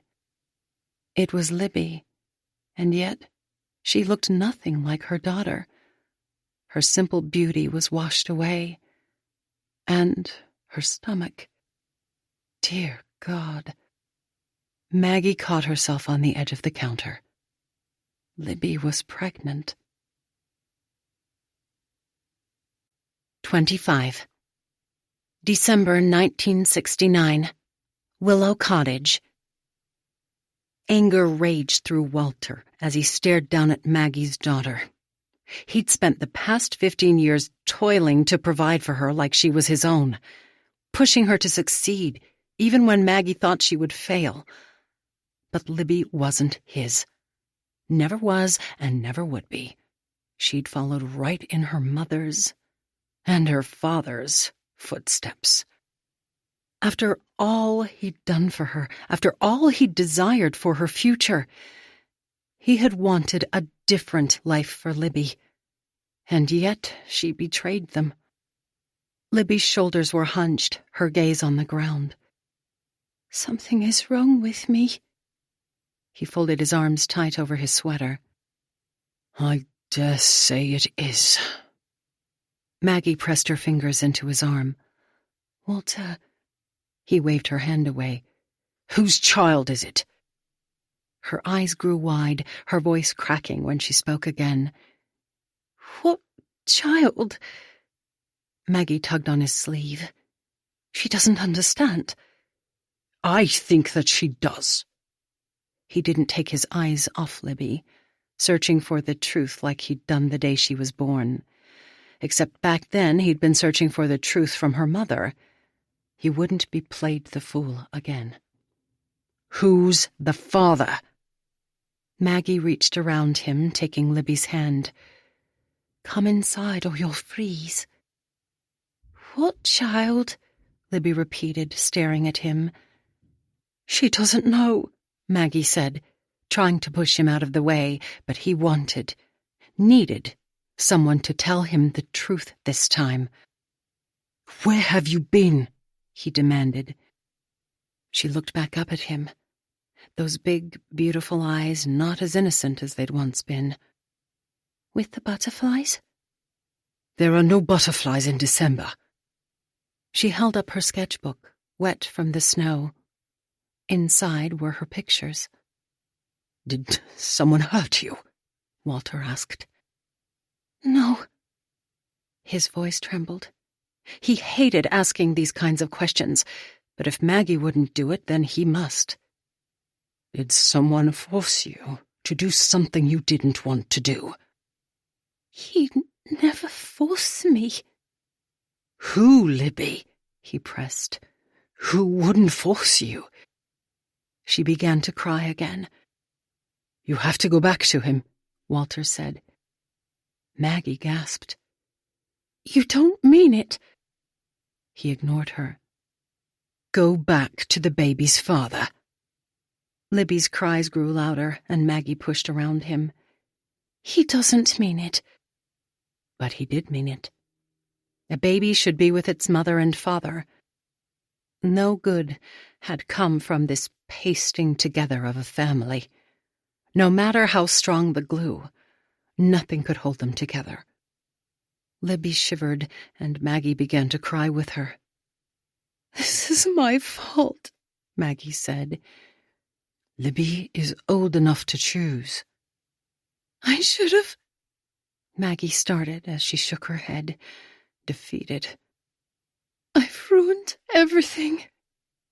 Libby tried to step around him, but he wouldn't budge. "Go back to him, Libby." She sobbed, and then turned and ran away. Stunned, Maggie stared over at him for a moment before following Libby into the night. Walter fell back against the doorpost, sobbing as well, deep from his gut. He was only 41, but he felt like an old man, tired and aching in every joint. No matter how he'd tried to keep everything together, his family had fallen apart. Maggie chased Libby back through their garden and into the fields beyond. She called out her name, but Libby didn't listen, just as she hadn't listened when she told her to stay away from Oliver. Walter would never forgive her, and now Libby. Her husband hadn't kicked out Libby. After all these years, it was really Maggie that he was ridding himself of. He had stayed with her out of duty, obligation. Walter could leave them if he must, but she would not, could not, allow Libby and the child to go back to whatever squalor she'd been living in. She found her daughter in a heap in the field, sorrow heaving from her chest. "I'm going to have a baby," Libby said, the shock permeating her words. "The doctor will have to decide." Libby shook her head. "No doctors!" Snow fell on Libby's face, and Maggie brushed it away. She remembered well hanging over the railing in Clevedon, not caring about the cold, or her fear of the water, or even her life. Thank God Walter had found her and offered her a new life. Tears slid down her cheeks. Walter hadn't just saved Maggie's life back on the promenade. He'd saved her daughter's life as well. And now she prayed he would help her save Libby one more time. She rubbed Libby's arms. "We have to get you warm." "Walter won't let me back in." "Yes, he will." "You tried to tell me about babies, but I didn't know." "I know you didn't." A sob escaped Libby's throat, even as her hands curled over her stomach. "I don't want a baby." "We'll figure everything out later, darling." Libby collapsed onto her, and Maggie wrapped her in her arms. Never before had Libby come to her with any sort of sadness, any suffering. Perhaps her daughter had never felt pain like this before. No matter what anyone said about her emotions, Libby felt things more profoundly than other people. Her ability to deflect sorrow or pain, to see the goodness and beauty in almost everything, was a cocoon of sorts, to ward off a mortal wound. Oliver may have been the first one to chip away at the shell of Libby's cocoon, but Walter, in his anger, cracked it open. Libby shook as she cried in Maggie's arms, as they both cried. She'd longed for her daughter to need her, to reach for her when she was in pain, to communicate like other mothers and daughters. But now, as Libby sobbed, she wished she could weave the cocoon back around Libby's heart again. She didn't know how long they sat huddled together in the snow, the pain boring through her soul. Then Walter was there, his hand on her shoulder. "Come inside," he said. Carefully, he helped Maggie stand, but Libby wouldn't let him touch her. Maggie reached for Libby's hand, and she slowly led her back to the warmth of their home. 26. Bree Reynolds knocked on Heather's front door 2 minutes before 9. Heather never thought to inquire about the estate agent's maiden name, but the moment she opened the door, Heather realized that she'd invited the woman formerly known as Brittany Garnett into her home. Christopher's other woman. Bree looked quite proper, dressed impeccably in a navy skirt with a matching jacket, navy pumps, and what looked like glitter flaked on the rim of her glasses. She kissed both of Heather's cheeks, explaining that she'd worked in Paris for 5 years before returning to England and preferred the French way of greeting. "It's so nice to see you," Bree said, stepping back. "I was just talking to my sister-in-law the other day about you. Do you remember Edith Reynolds? Her name's Edith Lane now." Heather shook her head, wondering how this woman could be so friendly to her when she'd been sneaking around with Christopher long ago. "I suppose you wouldn't remember most people from around here, since your parents sent you away for school." She smiled as she set her leather bag on the coffee table. "I was wondering whatever happened to you. I'd heard you'd gone to London after you and Christopher broke up, but then poof," she snapped her fingers, "you were gone. Years later, I heard you went to the United States." "I met an American in London," Heather said. "We eloped." "How romantic!" She didn't tell her that their marriage lasted only 6 years. Bree glanced around the room and then walked toward the back window. "I've been wondering what you were planning to do with this cozy space." Heather leaned against the stones that framed the fireplace.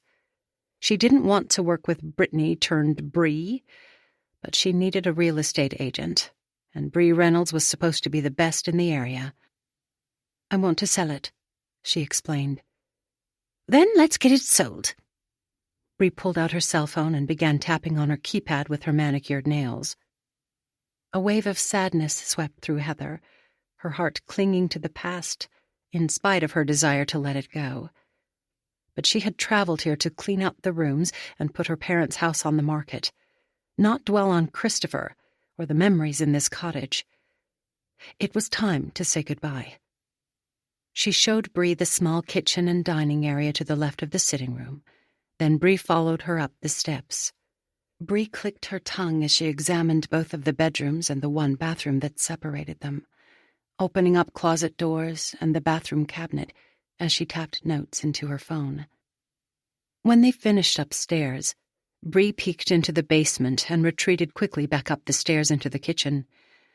"You still have a bit of work to do before we can put it on the market." "I'll clean out the rest of the boxes." Bree slid onto a bar stool by the kitchen counter. "The clutter must go, of course, but there's more to it." Heather flipped on the electric kettle beside the refrigerator before turning back toward her. "What else do I need to do?" "You'll need to repaint the bedrooms along with the kitchen. The windows need cleaning, of course, and if you want to hire a gardener to help you with the lawn, I can recommend a couple of good ones." As Bree rattled off a list of tasks, Heather's mind whirled, trying to remember it all. She would finish sorting through the stuff first. Then she would hire someone to do the maintenance. Bree glanced up from her phone. "How long has it been since the thatch was replaced?" "I have no idea." "Your parents bought the house from the Croft family, didn't they?" Heather nodded. "The Crofts sold it to them about 50 years ago, while my mother was working for them." "The Crofts need someone to help them dig out of their rubble now." Bree typed something else into her phone. "The entire house is going to be ruined if they don't renovate it soon. I've been trying to convince Lord Croft to sell Ladenbrooke to the National Trust before it's beyond repair, but he won't even entertain the idea." Heather took a canister of tea bags out of the cupboard. "Have you been on their property?" "No, but my sister-in-law used to be sweet on the Croft son before she met her husband, of course. She tells the grandest stories about visiting the place. Have you been there?" Heather smiled. "I used to sneak over when I was a girl to play." "They say the place is haunted now. It has been, I suppose, since that nasty business with Oliver." Nasty business. The words caught Heather off guard. It seemed strange to talk about the loss of a son, the devastation of an entire family, in such a casual way. "What do you think happened to Oliver?" she asked. Bree's eyebrows rose. "In the end, the police said he drowned by accident, but I don't believe it." The teapot clicked, steam billowing up from the spout. "I think he committed suicide," Bree confided, as if she were sharing a secret. Heather shivered. How tragic. Bree didn't let the sentiment linger for long, smiling when she spoke again. "Some buyers like the idea of a ghost or two hanging around, especially if they plan to convert the place into an inn. I'm afraid you won't find any ghosts in our cottage." The woman glanced around the room again, as if searching for something. "There doesn't have to be an actual ghost, just a hint of one that links it to the past." "We have plenty of links to the past here." Bree's gaze rested on the cover of the butterfly book, and she picked it up, flipping through the pictures. "These are beautiful," she said. "Did your sister draw them?" Surprised, Heather leaned across the counter. "How do you know about my sister?" "Edith went to primary school with Libby. When I told her I was coming here today, she talked like she and Libby had been best friends." Bree set the book down. "But then again, my sister-in-law thinks everyone is her best friend. She works at the Tesco now over in Cirencester, and has a whole posse to keep her company." Heather lifted the kettle of hot water. "Would you like some tea?" "That would be splendid." Heather filled a mug and passed it across the counter before pouring a cup for herself. Both women steeped bags of Darjeeling in their water. "Edith wanted me to ask you about Libby." Heather lifted her tea bag out of the water and put it on a saucer. "What about her?" "She wanted to know if your parents ever found her." Heather set down the mug, confused. "Libby died before I was born." Bree's neatly plucked eyebrows arched. "Edith said the police were searching for her around the time Oliver died. She thought it was a romantic tragedy of sorts, like Romeo and Juliet." Heather inched her mug away from her, her mind whirling. "Your sister-in-law thinks Libby and Oliver committed suicide together?" "Or died of broken hearts." Bree took a sip of the tea. "Edith likes to create drama, but she swears they were lovers. In secret, of course." Was it possible that her sister wasn't sick at all? Perhaps Libby had fallen in love with the boy next door, and... After Oliver drowned, what had Libby done? If there was any truth to Bree's story, it made sense why her parents would have kept the cause of Libby's death secret. They were probably heartbroken at their loss as well, and ashamed. "Where is the Croft family now?" Heather asked. "They're living outside London, in Woldingham," Bree said, before returning to the business at hand. "We'll want to get your cottage on the market right away, once the sunshine disappears. No one sells much around here until April." The longer Bree talked, Heather realized she wouldn't be returning to Oregon next week. She needed to finish this job before she returned to the restoration work waiting at her studio. But now, even more than the work at the cottage, she didn't want to leave England until she found out what happened to her sister.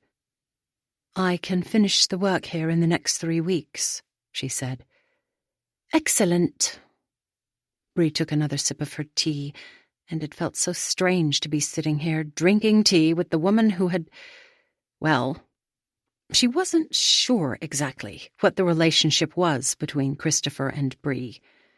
She replayed the conversation with Christopher last night in her mind.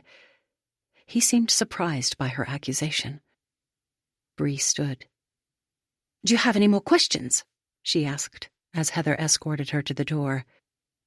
She felt odd asking her about Christopher, but knew that she must, no matter how uncomfortable it might be.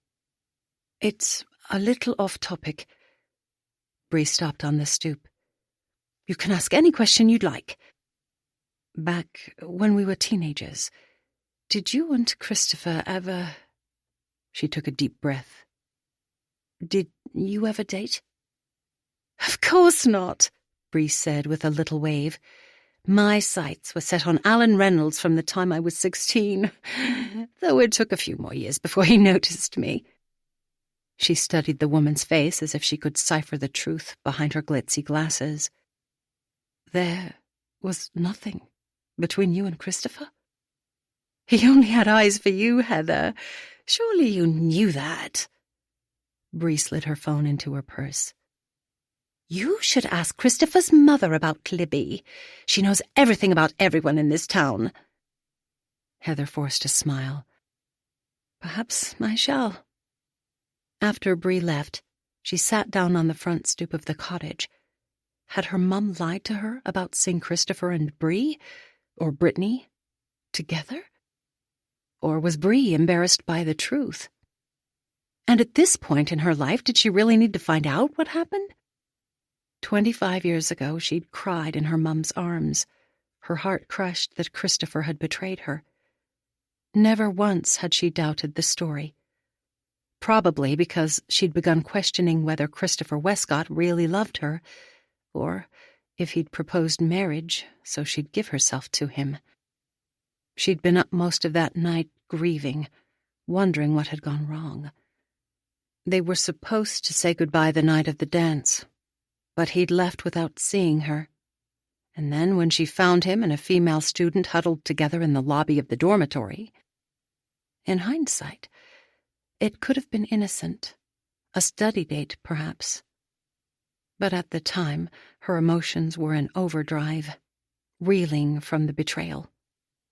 She'd returned home without talking to him and ripped off his brass ring. Then she left for school in London and refused to take his calls. Leaning back against the house, her gaze wandered over to the stone wall where, on the other side, the Crofts lost their son. Around the same time, her parents lost their daughter. Mum had told her Libby was sick, but if her mum lied to her about Christopher, had she lied about Libby as well? Christopher stepped through the iron gates into the pristine quadrangle of Magdalen. Wisteria draped across the honey-brown buildings around the lawn, and flowers clustered near benches occupied by both scholars and tutors. This college, like all the older colleges in Oxford, was fortified with stone walls, centuries old, to separate the students from the townspeople, curbing the animosity between town and gown. And with good reason. Back in 1355, there was a confrontation between the students and a local innkeeper over the quality of the tavern's wine. A riot ensued, and 63 scholars were killed, along with 30 townsmen.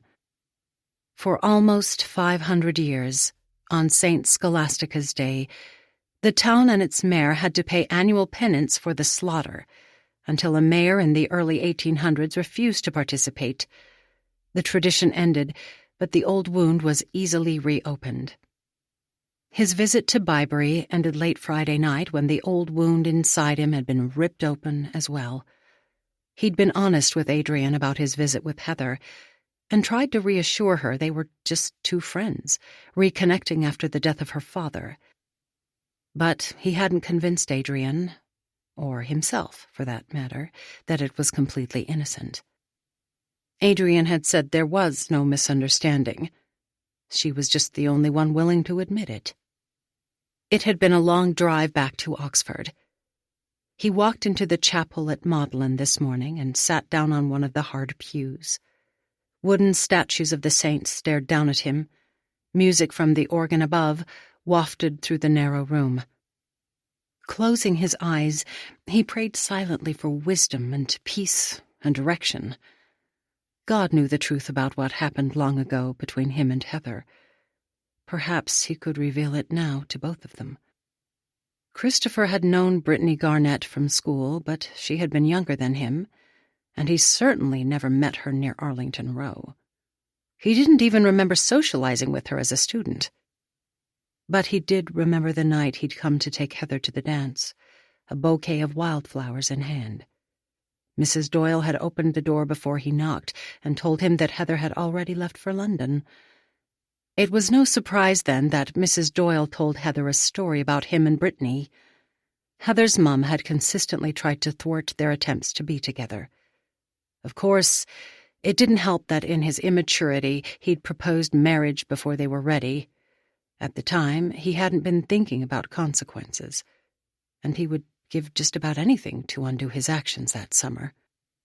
He'd been honest with Juliana about his relationship with Heather, and he had loved his wife with all his heart, but still he'd wondered what happened so long ago.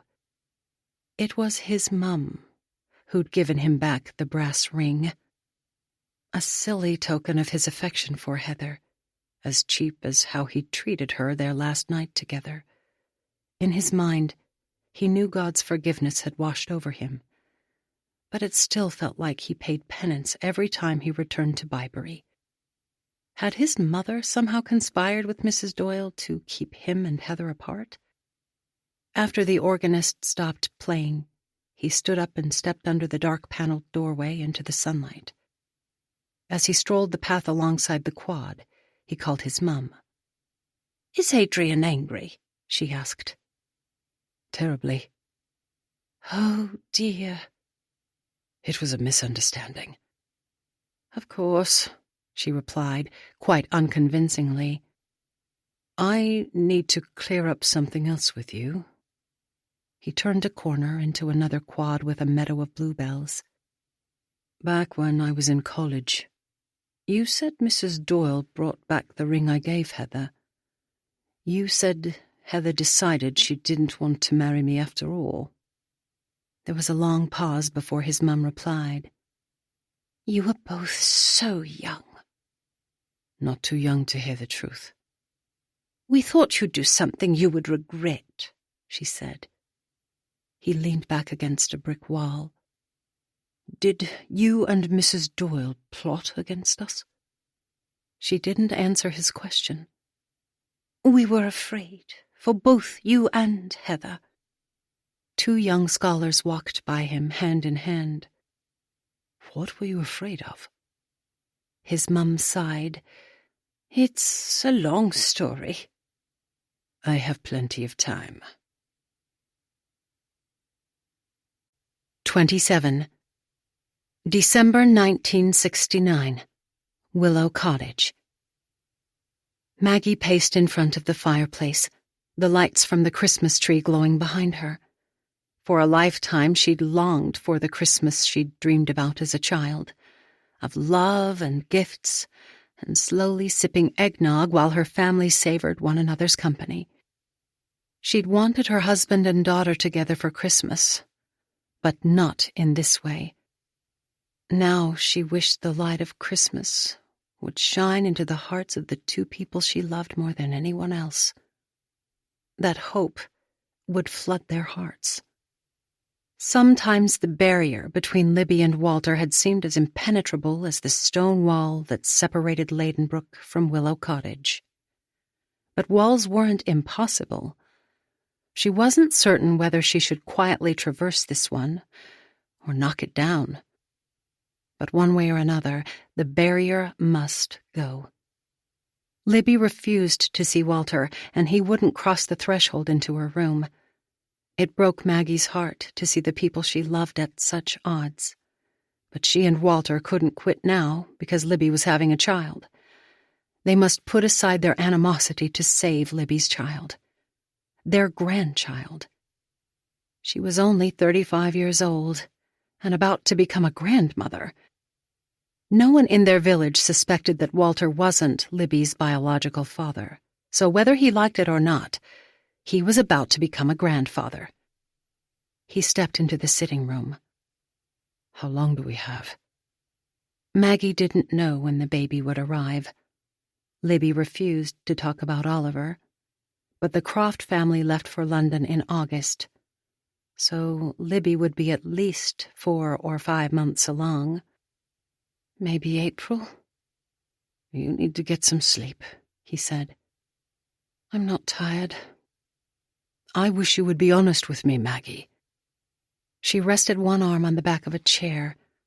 Her secrets, she feared, were one of the reasons the wall remained up between all of them. I suppose I am tired. She pressed her fingers together. I'm just trying to figure out what we're going to do with a baby. Walter crossed his arms. If she won't tell us about the father, then there's only one thing we can do. She had no clue as to what that one thing might be. Her head was clouded with the possibilities. And responsibilities. What is it? She asked. Find a good family to care for him. Her sharp intake of air almost choked her. You'd give Libby's child away? She can't care for a baby, he said, sounding shocked that she'd consider another option. This is our grandchild. He shook his head. It's not my grandchild. The same old argument, except this time it was about Libby's baby. Maggie folded her arms over her chest. She hadn't expected to be a grandmother at such a young age. But the idea began to take hold. Perhaps a baby was exactly what their family needed to bring them closer together. I don't know if she'll give up the baby, Maggie said. She may not have a choice. Maggie sat down in the chair. She would never press Libby to give her baby up for adoption. Quite the opposite. Of course she has a choice. People will ostracize her, Walter said, just like back in Clevedon. People already ostracize her. We will send her to stay at a home, Walter said, just until the baby is born. And then we separate them? I don't know, Maggie. I don't know what the right answer is. She rubbed her arms, her voice small. I'm afraid there is no right answer. He sighed. Then we must make a choice, right or wrong. At least we don't have to choose now. Mummy, Libby called out from her room upstairs. Maggie slipped quickly up the steps into Libby's bedroom. What is it? She moaned quietly. My stomach hurts. What do you mean it hurts? Libby moaned again, and Maggie's chest felt as if it might implode. She reached for her daughter's hand. How often is it hurting? All the time. Maggie sat on the bed covers beside her. Does it come and go? Libby didn't say anything. Up and down. Maggie gently lifted her hand. Like the wings of a butterfly. Butterflies don't hurt. Maggie leaned over and kissed her forehead, tasting the salt from her sweat. I know, honey. But babies do. Yes, sweetheart. Maggie's heart turned. Sometimes they hurt a lot. Libby groaned, and more than anything, Maggie wished she could take away her daughter's pain one more time. Walter stepped into the room. After glancing at Libby, he turned toward Maggie. I thought you said the baby would come in April. Maggie looked up at him. I was approximating. I don't know when the baby was conceived. His face blanched. I don't want to talk about the conception. Maybe the baby is early, she said, releasing Libby's hand. Just like... He stopped himself. Sometimes he seemed to forget that the baby he thought to be early was actually full term. I'll get Dr. Upton, he said. Maggie shook her head. That man can't keep a secret. I thought you didn't care what people thought. Libby groaned again, and her mind raced. There was only one person who might do this for them. One person who could take care of Libby and their secret as well. We don't want anyone to know quite yet. She kissed Libby again. I'll be right back, sweetie. Libby reached out and grabbed her. Where are you going? To get Daphne. Libby let go of her arm. Libby didn't scream like most women Daphne had helped through childbirth. At least, not until the very end. Clutching her mum's hand, Libby pushed when Daphne commanded her to, waited when Daphne told her to stop. Then she let out one long, horrible wail that shook the glass on the window, and a little girl was born. The baby was tiny, but perfectly and wonderfully made. As Daphne sponged olive oil on the girl's wrinkled skin, Maggie prepared a hot water bottle. Last year she'd stepped down from the midwife training when she found out she was expecting. But she knew enough about midwifery from her nursing classes, not to mention the birth of her son 4 months ago. There were no complications with Libby's delivery, but Daphne felt as if she were reeling from a bit of shock, as one child brought another into the world. Even as she tried to stay focused on her work, Daphne felt sad for the girl she'd befriended long ago. The girl who'd never wanted to grow up. How strange that she and Libby had both become mothers the very same year.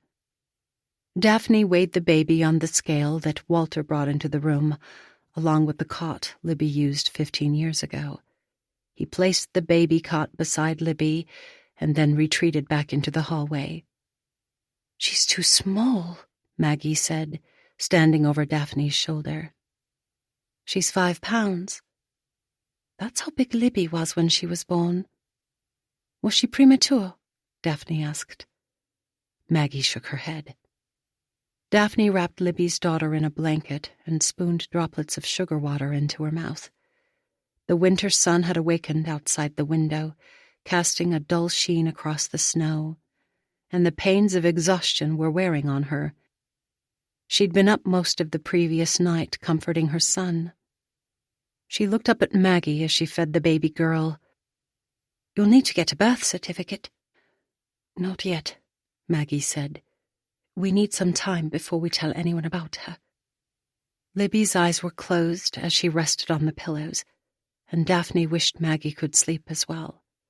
Her friend's eyes were swollen, her skin blotched, and the worry creasing her face frightened Daphne. She hated keeping secrets, but she'd do just about anything for Maggie and Libby. And now for Libby's daughter as well. "We can discuss it later." Daphne placed the baby in the cot alongside a hot water bottle to warm her little body. Then she slid her fetoscope back into her bag.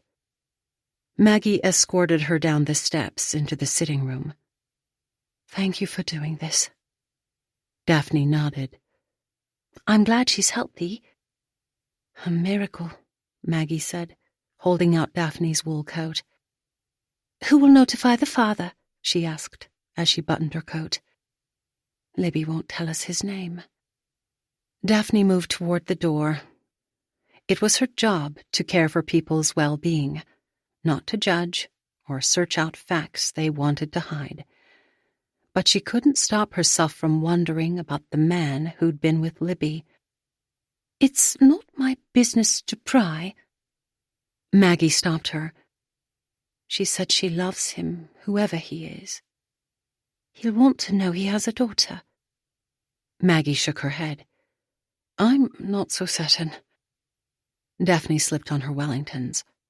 While her husband would try to console their son while she was gone, her own breasts were crying for relief. "I'll check back on her later today." Maggie nodded. "Thank you." Daphne stepped out into the slushy snow. Her house was a short walk away from the Doyles' home, and she prayed no one would see her in this early morning hour.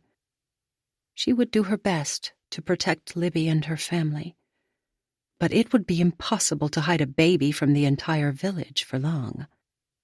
Shivering, she hurried through the cold. Some things, she supposed, she'd never find out. But in her heart, she suspected that Maggie knew exactly who fathered Libby's child. 28. May 1970, Willow Cottage. Maggie rocked the baby as Libby sketched on the floor beside them, singing quietly in the space of their sitting room. Heather had given them a scare in those early days, but at 5 months her lungs were strong now, and she wasn't afraid to use them. Maggie never thought she would be so happy to hear a baby cry. Sometimes she worried the milkman or a neighbor might hear the cries. But so far, no one except Daphne knew about her birth. Maggie realized they couldn't keep their secret forever, but for now she savored it. Peace had finally come to their house with this little one. Libby seemed to be adjusting to her role as a young mother. She named the girl Heather, after the magenta and white blossoms in Ladenbrooke's gardens. Butterflies loved the heather, she'd said, and the plants thrived even in the winter. Maggie loved the baby by the same name, with all her heart. Heather squirmed and cried again. "I think she's hungry," Maggie said. Libby looked up, seeming to hear her daughter's cries for the first time. Then she glanced back and forth between her colored pencils and the baby. "Should I feed it?" "Yes, you should." Maggie stood, and Libby switched places with her in the rocking chair. Maggie helped her situate Heather against her bosom, and her cry stopped as she ate, contented at her mother's breast. Libby seemed distracted, however, her gaze wandering to the window. To her knowledge, Libby hadn't been out to the cottage gardens since Heather's birth. "Do you want to go outside when you're finished?" she asked. Libby looked back at her, her toes shoving off the rug with a steady, soothing pulse. "Are the flowers blooming?" Maggie nodded as she collected Libby's drawings into a neat pile beside her. Libby's eyes returned to the baby in her arms. "I don't know. You can love her and the flowers at the same time." Libby nodded, but Maggie saw the doubt in her eyes. She wished her daughter could reconcile the conflicting emotions inside her, the dual tugging on her heart. She'd been so proud of Libby during these months. Maggie had never thought a baby could bring so much healing into their home, but Heather had done that. Her birth brought a sort of normalcy into Libby's life, consistency that her daughter needed. Libby may not be as old or as doting as other mothers, but she'd been faithful with her responsibilities. Perhaps Libby had simply needed to grow up. She wished, of course, that there had been another way for Libby to grow into womanhood. But for the first time, Maggie felt a glimmer of hope for her daughter's future. She had taken a leave of absence from the beauty shop, and Libby had stayed hidden in the cottage for the remainder of the winter and then the spring. The rector and a few friends had telephoned, but no one except Daphne and the milkman knocked on the door, and she never let the milkman step inside. Most of their friends had stopped phoning. Maggie told those who did ring that Libby had returned home after Christmas, and she was attending to her daughter's health. Walter said the same thing when people inquired after her at the post office. Daphne still came once a week to check on both Heather and Libby. She had no more concerns about Heather beyond her lack of a birth certificate, something which Maggie intended to remedy soon, but she had some concerns about Libby's despondency. Maggie thought her daughter might have a bit of the baby blues. In time, her sadness would fade. Maggie slipped into the kitchen to stir the vegetable soup she'd made for dinner to go along with the egg and watercress sandwiches Libby liked to eat. When she walked back into the sitting room, Heather was finished eating, but Libby wasn't drawing or singing to her baby. She was staring back out the window. "Go see the flowers," Maggie said. "It's the butterflies I miss." The familiar ache pressed against Maggie's heart, her desire for Libby to have real friends, the kind who wanted to talk about dances or clothes or even art. Now that she had a baby, There was little hope that Libby would ever have friends her age. But at least she had her family. And her butterflies. Go then, Maggie urged. Sitting inside, pining for butterflies, wouldn't do her any good. Libby put Heather into her little cot, but the moment she walked outside, Maggie picked Heather up, singing softly to the infant. Her arrival into the world may have been unconventional, but she would have the most conventional life, the happiest childhood possible. Walter walked through the door, 15 minutes earlier than normal. He glanced at Heather in Maggie's arms as he hung his cap on the rack. Where's Libby?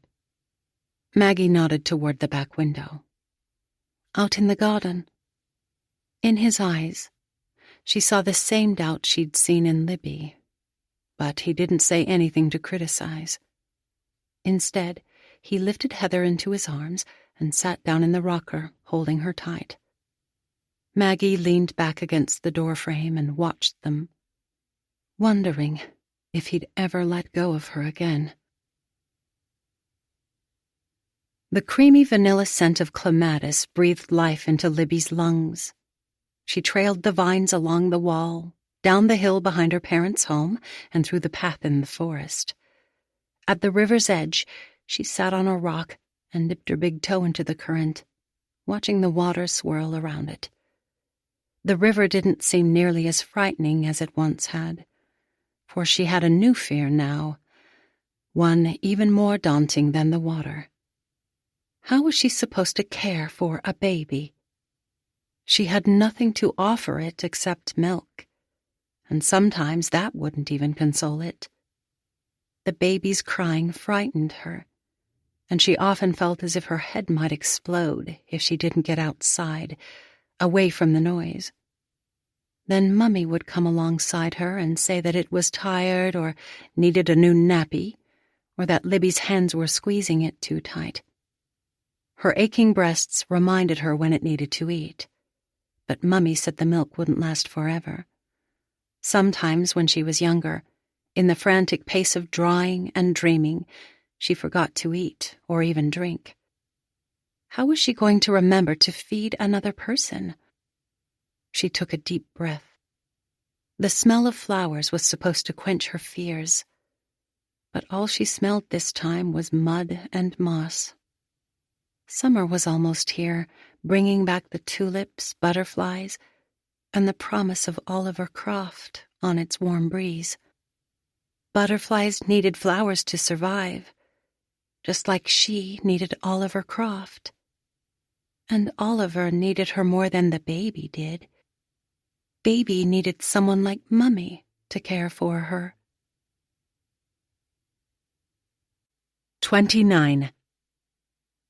The manager at the grocery market in Cirencester said Edith Lane was working today, but not until after lunch.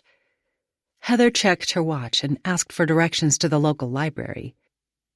Although there was no newspaper in Bibury, the librarian at the main desk said the Wilts and Gloucester Standard covered the entire region in 1970.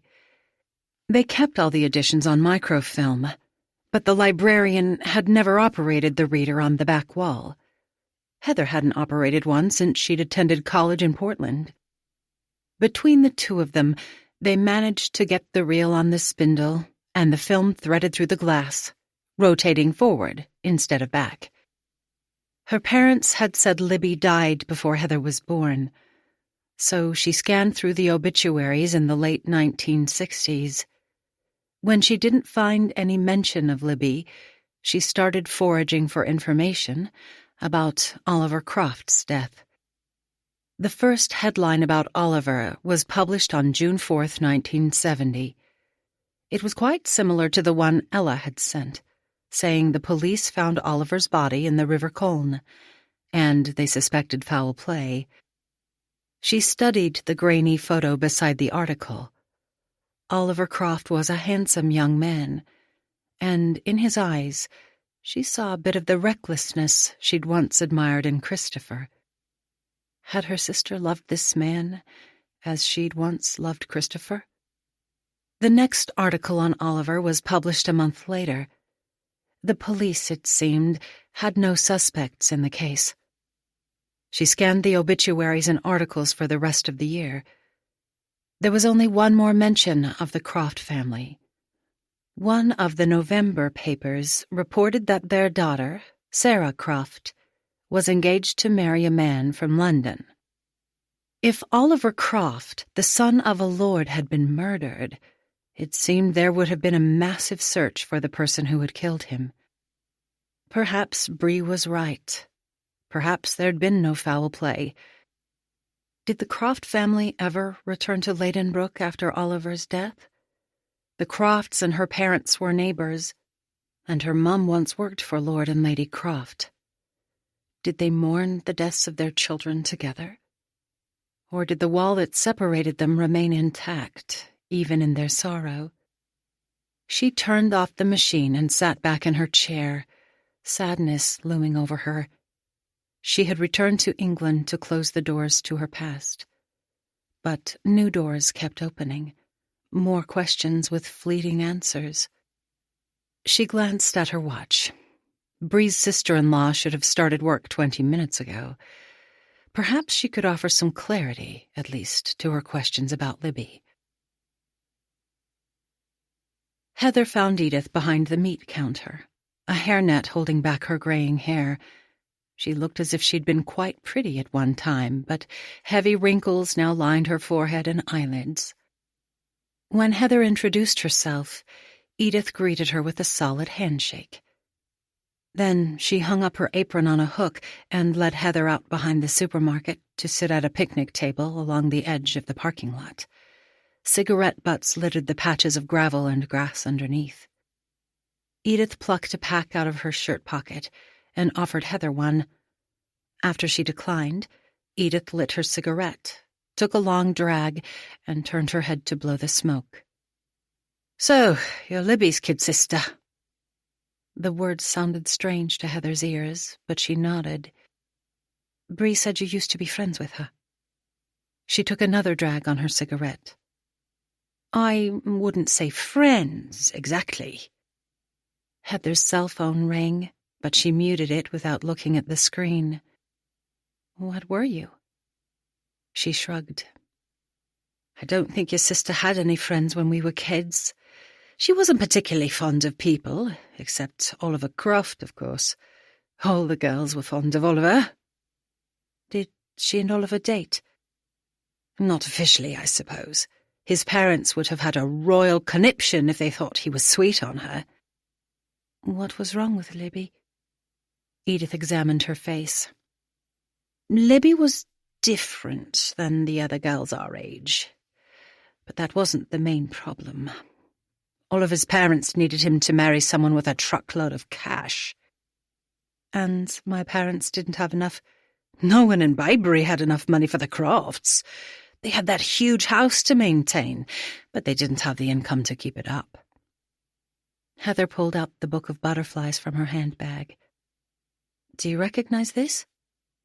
Edith scanned the cover. "No, but Libby was always drawing something in one of her books when we were in primary school." Heather slid the book back into her bag. "Do you know how Oliver died?" Edith shook her head. "Everyone was hush-hush about it. The police came to our school right after they found his body, asking all sorts of questions. We wanted to know what happened, of course, but they wouldn't tell us a thing." "Did Libby die before or after Oliver?" Edith took another drag on her cigarette. "Your sister left school before Oliver's death, and I never saw her again. Then I heard she died, but no one told me exactly when or how. It sounded awfully suspicious to me." "My parents told me she was sick." Edith nodded slowly. "She probably was ill.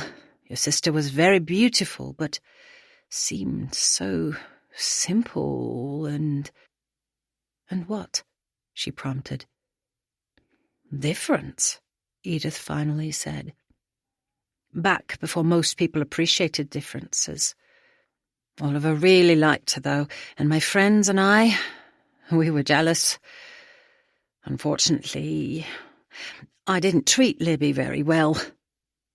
Heather cringed. You teased her? Edith nodded slowly, smoke clouding her face. Heather didn't ask any more questions, afraid perhaps of what she might hear. Children could be cruel, and if her sister was different from the other girls and pretty, perhaps they had done more than teased her. Perhaps they had wounded her deeply. Perhaps her sister, the beautiful young woman who'd been fond of butterflies along with the boy next door, had thought life was no longer worth living. Daphne Westcott fidgeted with the case of her mobile phone as she waited outside Willow Cottage, praying that someone, anyone, would contact her with an emergency. She looked down at the screen. Thankfully, there were 4 solid bars of service up on the hill. The slightest hint of a contraction from any of the 5 women in her care would have to take precedent over her talk with Heather today. But even though she'd been waiting for almost an hour outside the cottage, no one had called. More than 30 years ago, she'd finished her schooling to become a midwife, and it was her hard-won reputation of honesty and reliability that kept her working in the years after most nurses and midwives retired. She loved her job, the wonder of ushering a new life into the world and helping instill confidence in a new mother to care well for her child. She'd had failures over the years. Children who'd arrived in the world with medical conditions she couldn't mend, and mothers who hadn't wanted to mother. She couldn't remember every baby she'd helped deliver, but she'd never been able to forget the first baby she'd helped bring into the world, 45 years ago. She sighed. Her biggest success had also been her greatest failure. A car rumbled up the gravel in the driveway. She checked on her phone again, but it seemed there would be no way out of this conversation. She had to tell Heather the truth this time. She stood as Heather stepped out of her car. I thought I'd pay you a visit. Heather looked at her skeptically. Don't you have company at home? They left on Friday, Daphne said, but couldn't tell if the woman walking toward her was pleased or disappointed by that news. Heather motioned toward the door. Come in. Daphne stepped into the house, and pleasant memories flooded back to her. Her years reading to Libby when she was a child. The many times Heather and Christopher played together as toddlers, while she and Maggie sipped tea on the patio. I haven't been here since your mother died. You were a good friend to her. I tried to be, Daphne said, but perhaps not always in the best way. Heather directed her to the chairs by the fireplace. Did you come to tell me about Libby? Daphne glanced down at the phone in her hands before nodding slowly. And I've come to ask your forgiveness. She'd been a decade younger than Maggie, but they had been raising children the same age. For better or worse, they shared the bond of secrecy, started in a moment of desperation and propagated by little lies that started white, but blackened over the years. Heather sat in her father's chair. I met with a woman named Edith in Cirencester today. She said she knew Libby when she was in school. I don't think anyone really knew Libby. Heather leaned forward. What was my sister like? Daphne checked her phone one last time, and then muted it. Libby was beautiful and wild, and completely enchanted by flowers and butterflies. She was like a fairy, fluttering around all the time. And she was so lost in her own world that sometimes you thought there might have been a bit of magic in her. So she did make the butterfly book. I'm sure she drew the pictures, but Libby struggled to communicate when she was a child, with her words and writing. She folded her hands together, If she was born today, I'm sure the doctors would have a diagnosis and therapy to help her. But back then, no one knew what was wrong. Heather leaned toward her. I searched the local newspaper for her obituary, but I couldn't find anything about her death. Daphne fidgeted with her phone, wishing again she was any place but here. Maggie should have shared Libby's story with Heather, but Daphne bore just as much responsibility in the deception. Do you know what happened to her? Heather asked. Walter and Maggie loved you, Heather. They both wanted you to have a happy childhood, and they would have done anything they could to protect you. She paused. Even if it meant withholding the truth. Please tell me what happened. Libby didn't die, Heather. She ran away. Heather shivered, folding her arms across her chest. They should have told me. The rumors about Libby's death started after you were born, and your mother did nothing to stop it. She loved Libby fiercely, and when she left, it was almost as if Maggie had to say goodbye in her heart for good. Do you know where Libby went? Daphne shook her head. So my sister might still be alive? Instead of responding, Daphne twisted the phone in her hand, looking at the screen again to see if anyone had called. She'd harbored Maggie's secrets for so long, guarding them with all her heart. But it was time, finally time, to let this one go. Libby wasn't your sister, Heather.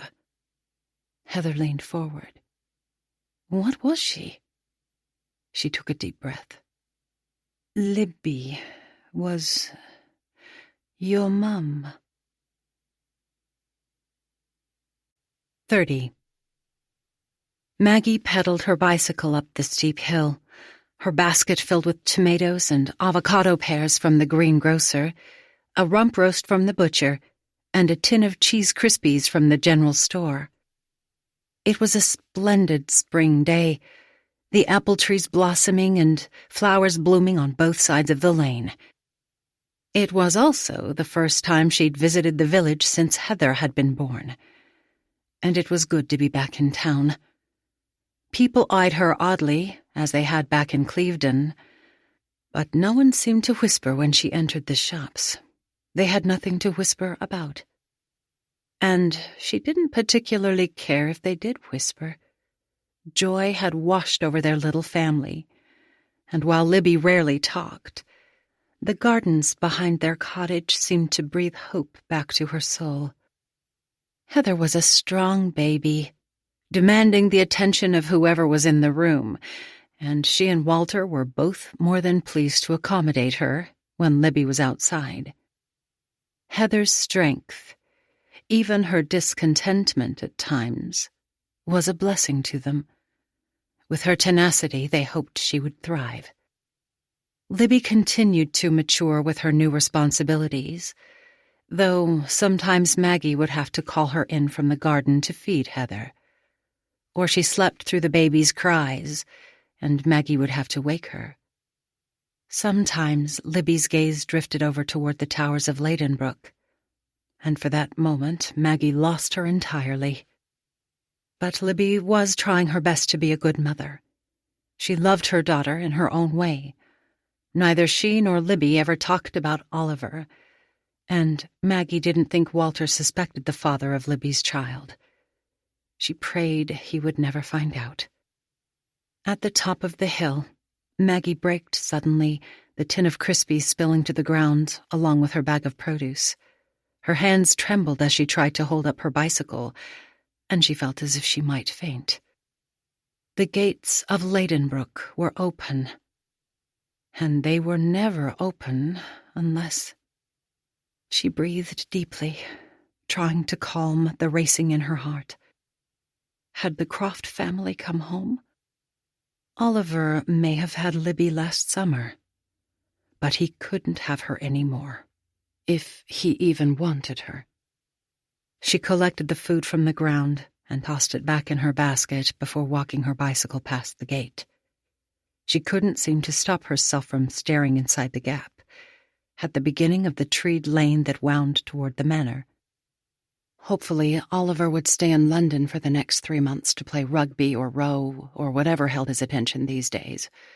But if he came home, Maggie would not let him ruin their family's newfound peace or her daughter's stability. He and his greed, his arrogance, would not destroy everything they'd built. She pedaled home as quickly as she could and leaned her bicycle against the stable door, trying to calm her heart before she walked inside the house. Once Libby's mind focused on something, whether it was her butterflies or her art or Oliver, it was impossible to deter her. Even if Oliver didn't return to Ladenbrooke, what would Libby do if she thought he was here? Surely Oliver would avoid Libby if he knew about Heather. But what if Libby kept their child a secret from him, like Maggie had done years ago when she saw Elliot?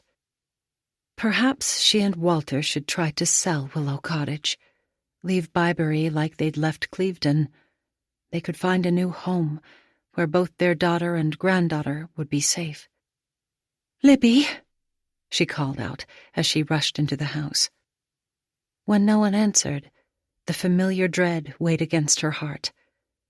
She flung open the back door. "Libby!" This time she was shouting, not caring who heard. But still no one answered. She rushed back into the house and realized that Heather was in the sitting room, asleep in her cot. Heather was asleep, and Libby was gone. Libby hurried down through the field and trees behind the cottage, her feet bidden forward. Her nightmares about the river had subsided, swept away in Oliver's arms. But in his absence, inside the walls of the cottage, she'd felt as if her life was being sucked out of her. Sometimes it almost seemed as if she couldn't breathe anymore. But this afternoon, under the blue shimmer of summer sky, she felt alive again. Mud cooled her bare toes as rays of sunlight pricked her skin, energizing her. She craved Oliver's touch, his smile, his kiss. Mummy said that Oliver didn't really love her, but he did. He'd climbed the beech tree this morning to leave another bouquet on her windowsill. But this time, he hadn't asked to meet her by the gate. Instead, he'd drawn a picture of himself and her by their tower. The pale blue dress she'd worn last year no longer fit, but she had a new skirt and blouse, the soft apricot color of the lady's roses, and she wore a pretty silk scarf that Mummy had bought for her, a dozen colors blending perfectly together like the colors that spilled from a setting sun. She hoped Oliver would still think her pretty. At the edge of the river, she dipped her toes into the water, surprised by the cold sting when the air felt so warm. Stepping back, she eyed the swift current. When she ran away last year, the water had been trickling around the rocks instead of racing over them. But she'd waded over to Ladenbrooke then, and she would do it again now. Oliver's face flashed through her mind, and she breathed in the memory as she stepped back into the water. The river streamed around her ankles, the stones slippery under her bare feet. Silvery branches from the willow swept across the surface of the water, and she embraced them in her arms, clinging to the branches and leaves as she inched herself around the wall. Fear clamped her chest, weighing down her entire body. She hated this, the feeling of being anchored to the ground. She wasn't made to walk or swim. She was made to fly. And she was made to be with Oliver. Lifting her skirt, she moved around the tree and then the wall to the grassy bank on the other side. She twirled once on land, her feet light again. Then she glided up through the forest and into the Italian garden. Someone moved on the other side of the hedge, and she smiled as she hurried toward the figure. But instead of Oliver, she saw Henry's black hair, peppered with white. Freezing, she pressed her back into the trimmed topiary of a swan, the pruned branches poking her neck and arms. Oliver had warned her last summer to be careful when she snuck over to Ladenbrooke, saying if anyone saw her in the gardens, she might never be allowed to see him again. She squeezed her eyes shut and held her breath. If only she could fly away like a real swan. Miss Doyle? For a moment, she didn't move, hoping the head gardener would pass by. But he didn't. You can come out, Libby. She opened one eye and saw Henry looking back down at her, his left eye twitching. You have to go home. She straightened herself, then stepped away from the swan's prickly wings. I'm here by invitation. The gardener twisted his cap. Who invited you? Oliver. Reaching into her pocket, she pulled out his picture. Henry scanned the paper. I wouldn't call this an invitation. You can ask Oliver, she replied, carefully refolding it. He wiped his face with his handkerchief. Lady Croft won't be pleased. I don't care about the lady, she said, trying to be strong. His gaze trailed the steps up to the house. You should care. Please, Henry, she started. Don't tell her about me. She'll find out. Not if you... She struggled for the right words to convince him. Not if you keep our secret? He took a step back toward the path from which he'd come. You mustn't stay long. When Walter did something that pleased Mummy, she kissed his cheek. So Libby did exactly what she thought her mummy would do. Stepping up on her toes, she strained her neck to kiss the whiskers on Henry's cheek. He cleared his throat. You better hurry on now, in case the lady decides to take a stroll. He didn't need to tell her twice. In the distance, beyond the maze, was the tower, and she hurried toward it. Was Oliver there now, waiting for her? It was strange to be meeting him in the daylight instead of the midnight hours. She passed by the lily pond and the statue of a goddess before stepping into the maze. The path toward the tower might be confusing to some, but it was as familiar to her as the road that led from the village up to her home. The last time she was here, it had been so cold she thought she might freeze to death if the growth inside her didn't take her first. How could she have been so stupid to have not known about the baby? But she knew now. She wouldn't make the same mistake. Oliver would understand. Gnats swarmed near the top of the hedges. The hour of dusk, their feasting time.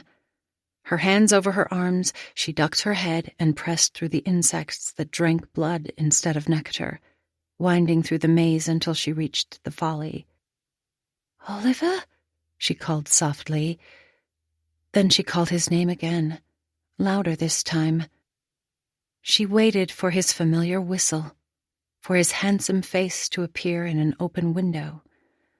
But when she didn't see him, she climbed the steps. He was probably waiting for her upstairs with his fancy pillows and champagne. She smiled at the thought. But when she reached the top, her smile quickly disappeared. There was no one in the room. She'd thought Oliver would prepare the room like he had before, burn his citrus and sage incense to clear away the stench. But the room smelled like rotten food, and the floor was cluttered with all the things she'd left behind. Tins she'd taken from the ladies' pantry, pages ripped out from her sketchbook, the torch that needed batteries, blankets that Oliver had brought down from the house last summer. She opened one of the shutters, and in the fading sunlight, she sat on the remains of a moth-eaten blanket. Oliver would be here soon, and that was all that mattered. 31. May 1970. Willow Cottage. The postal truck from London arrived late, and Walter worked until 6:30, sorting through the mail for the morning delivery. He'd once thought he would spend his life writing, but since they'd left Clevedon, he'd spent his career delivering other people's stories. Sometimes as he worked, the desire to write his own stories rekindled inside him, all sorts of ideas playing in his mind. But he promptly quashed the muse. Instead of spending the evenings with a pen and paper, he now had a little girl who needed him when he came home. He wore no blinders about the challenges their family faced in the future, nor did he know how they were going to reveal Heather's birth to their community. But ever since he'd held Libby's newborn in his arms, he was incredibly glad they hadn't given her to another family to love. In fact, he hadn't been this happy since his first year of marriage, when he thought Maggie had hung the moon and his daughter sprinkled the stars. Still, he tried to hold on to this season of their life with an open hand, knowing Libby could take her daughter away any time. If he clung too tightly, he feared he would never be able to let go. Maggie, on the other hand, had embraced this baby as if she was her own. Heaven help them both if Libby decided to take Heather away. Sometime soon they would need to introduce Heather to their friends in the village. No matter what Maggie wanted, they couldn't keep her hidden forever. As he turned onto their driveway, he heard Heather's cries through an open window, and he rushed inside to hold her. But neither she nor Libby, nor even Maggie, were in the sitting room. He checked inside the kitchen before flicking on the light switch beside the steps and running upstairs. He found his wife sitting on the carpet outside Libby's bedroom, Heather crying in her arms. Maggie looked up at him, her face blotched from her own tears. "She's hungry." He looked into the dark doorway behind her.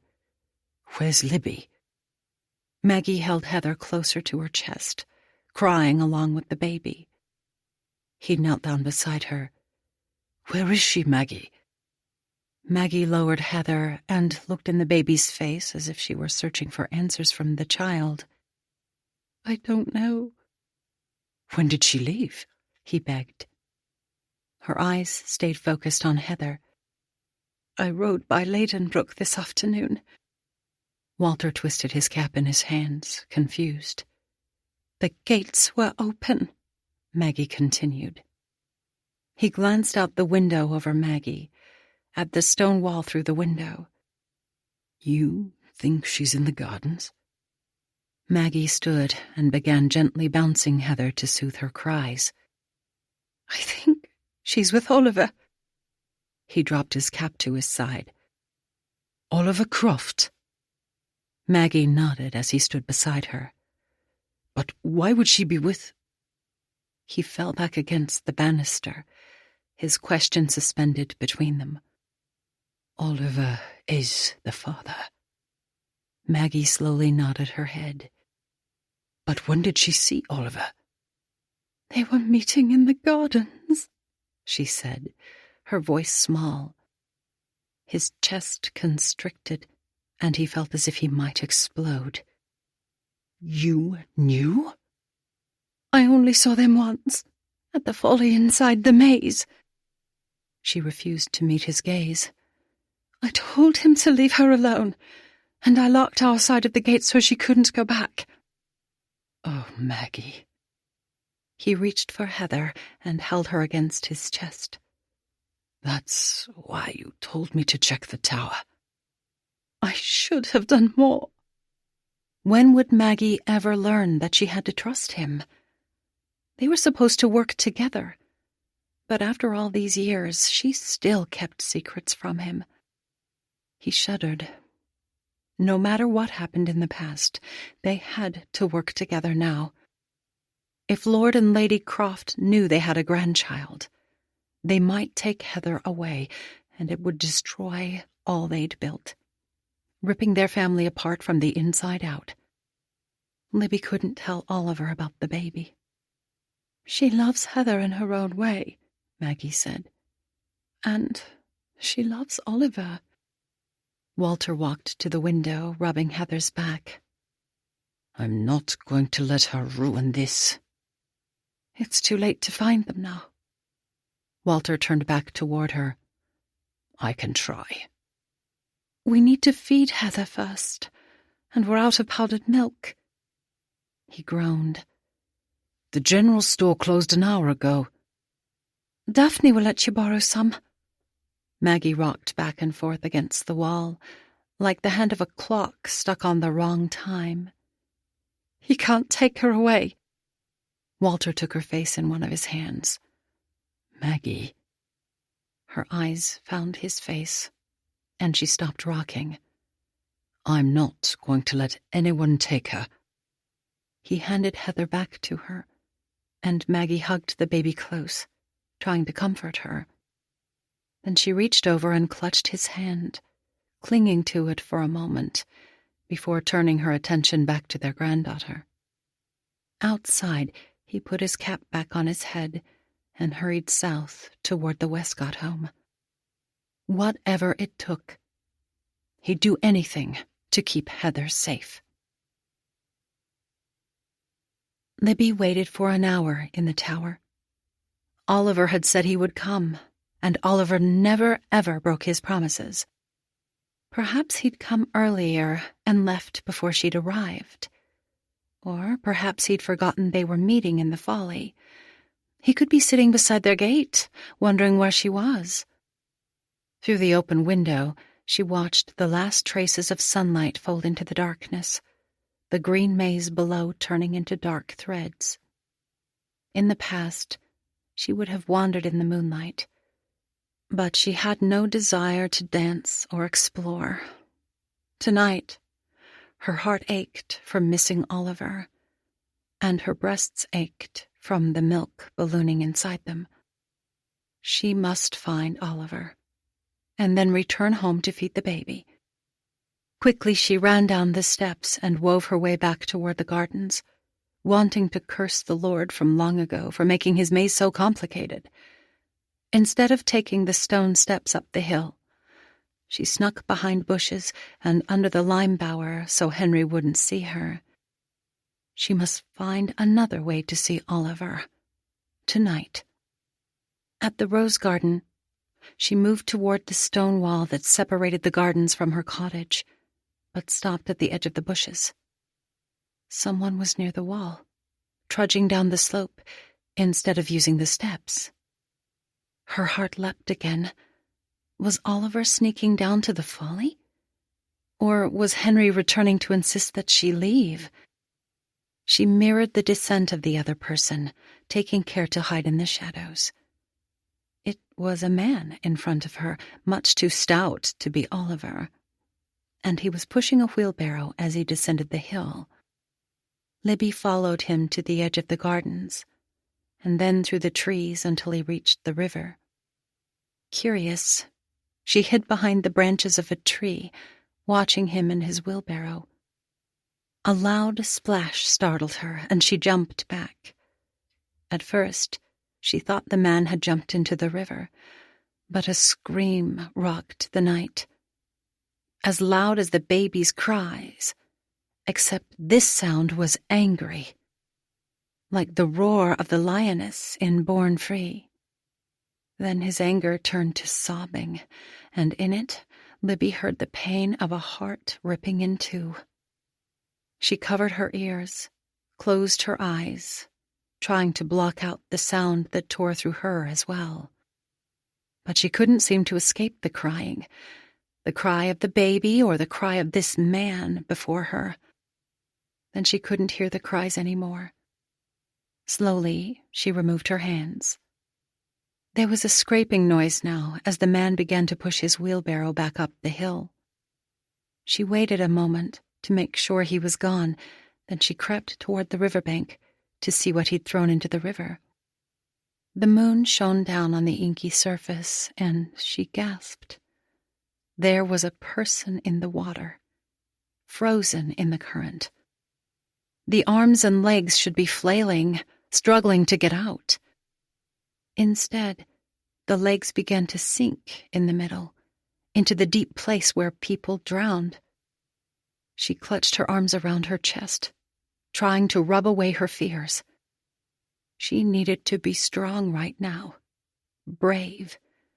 She needed to wade into the water and bring the man or woman to the bank before he or she was swept away. But what if the water swept her away too? The body shifted in the current, and the head began to tilt. In the moonlight, she saw a face. His face. Oliver. Terror swallowed up her fears, and she flung herself into the river. This time she didn't feel the cold on her toes, nor did she cling to willow branches. She didn't slip on the stones, or even think about them hurting her feet.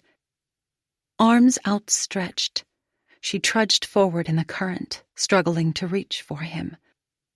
The hem of her skirt was under the water, but she still wasn't close enough. Another step, a few more inches. The current raced over her knees as she clenched his shoulders. "Oliver!" she screamed, shaking him. His eyes were open, but they were focused on the moon above instead of on her. She curled her fingers under his shoulders and yanked them, trying to pull him toward the shore. But he was stuck on the rocks. His head. She had to keep his head out of the water so he could breathe. She swore at the water and whatever snared him beneath it. And she cried out from the pain that ripped through her chest. The river would not take Oliver away from her. She pulled harder on his shoulders, fighting against the current as her feet sank deeper in the mud. But she refused to let go of him. Water rushed over her arms, and she tugged again until she freed Oliver from the rocks. Her arms under his shoulders, she dragged Oliver back toward the shore, into the shallow pools where the water wouldn't swallow him. Then she knelt beside him, shaking his arms, his shoulders, crying out his name, but he wouldn't wake. Why wouldn't he wake? She shook him again, until she saw something move in the trees. There was a man near the bank, walking toward her. She reached across Oliver, trying to protect him. "Libby?" the man whispered as he drew close. She pulled her arms back and crossed them over her chest. It was Walter. Her father had come to help Oliver. She didn't move as Walter knelt beside her. His head dropped to Oliver's chest, listening for the beat of life within him. When he looked back up at her, there was sadness in her father's eyes. Sorrow. She clutched her hands over her heart. "No." "Hush, Libby," he said, placing his wet hand on her shoulder, steadying her. "You have to leave." She shook her head. "I can't leave him." "There's nothing you can do to help him now." Her chest bowed over her knees, her hair dangling in the water. She knew Oliver was gone, his wings broken for good. But she couldn't bear to say goodbye. "You must go home," he said, his voice more urgent now. "At once." But even as he spoke, the words seemed muffled in her ears. Walter was afraid, and he wasn't supposed to be afraid of anything. He shook her shoulder. "Libby." She tilted her head back to look up at him. "Do you understand me?" he asked.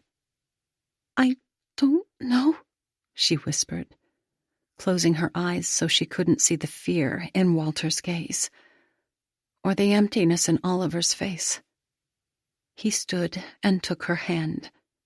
She followed him to the wall, Then he lifted her out of the water and carried her back to the trees on the other side. This time, she wished he would drop her, so the river could take her too. "I'll meet you at home," he said. "Don't tell your mum or anyone that Oliver is gone." She nodded slowly. He needn't worry about her telling anyone. But he was wrong about Oliver. Oliver Croft wasn't gone. Would never be gone. No matter what happened, Oliver would always be alive in her heart. 32. The sun was fading behind the churchyard outside Byberry, but Heather didn't want to wait until tomorrow to visit the cemetery. Kneeling beside the headstone for Margaret Emerson Doyle, she traced her hand over the epitaph. Her mum had lied to her about Libby and about Christopher. She must have thought she'd been doing the right thing to protect her, but the ripples from her lies had redirected the course of Heather's life. She glanced over at her father's new headstone. Part of her wanted to be angry at both of them for collaborating against her. But more than anger, she understood exactly why they had done it. Years later, she had lied to her daughter as well. She'd intended to tell Ella the truth about her father one day, but the untruths grew and became their own reality over the years, until it seemed impossible to untangle it all. Now was the time to straighten it out, before it was too late. She wanted to stop the deception from filtering again from one generation to the next. Mrs. Westcott had left her home several hours ago, tears in her eyes. She thought Heather would be angry at her parents, and at her for keeping this secret. But Heather felt more relief than anger. It explained so much. Why her parents had loomed over her as a teenager, why they'd sent her away to a girls-only school when she'd wanted to stay home, and why they'd insisted she attend college. Her parents had loved her, she knew that without a doubt, and her heart was filled with gratefulness at the sacrifices they made to raise the child who was technically their granddaughter. It still hurt that her dad had been so distant in his later years, but she knew she'd disappointed him when she'd married Geoffrey. It saddened her as well that Mrs. Westcott, and not her parents, had been the one to tell her the truth about Libby. Perhaps if she'd known about her birth mother, she wouldn't have felt so alone during the years she'd spent as a single mom. Mrs. Westcott asked her forgiveness for keeping the secrets, and Heather had given it freely. Christopher's mother had helped give her life, and she'd done what she thought best to protect her son. If Heather didn't forgive her, then she had no right to ask the same of Ella. After their conversation ended, Heather had retreated down to the basement and dug through several more of Libby's boxes, searching instead of sorting this time, until she found dozens of envelopes addressed to Oliver Croft, to a house in Woldingham. Inside were hand-drawn pictures of a tower and gardens, and the backs of a boy and a girl sitting hand in hand by a pond, a purple butterfly instead of a signature on every one. As she sat now on the grass between the gravestones, Heather flipped through the butterfly book in her hands again, trying to grasp understanding from the magical pictures, the unique lines and colors of an artist who captured butterflies on paper. Libby wasn't her sister, but she couldn't quite process the fact that the couple she'd thought to be her parents were actually her grandparents. Even though the truth of her past might have shifted, her heart had not, could not. In spite of the lies, Walter and Maggie Doyle had sacrificed to send her to a good school, away from the rumors in Byberry. They'd loved and protected her from someone they thought might neglect or even harm her. Mrs. Westcott said Libby ran away soon after Heather was born. But where did she run? Heather closed her eyes. The last time she'd been inside the parish church was for her dad's memorial service.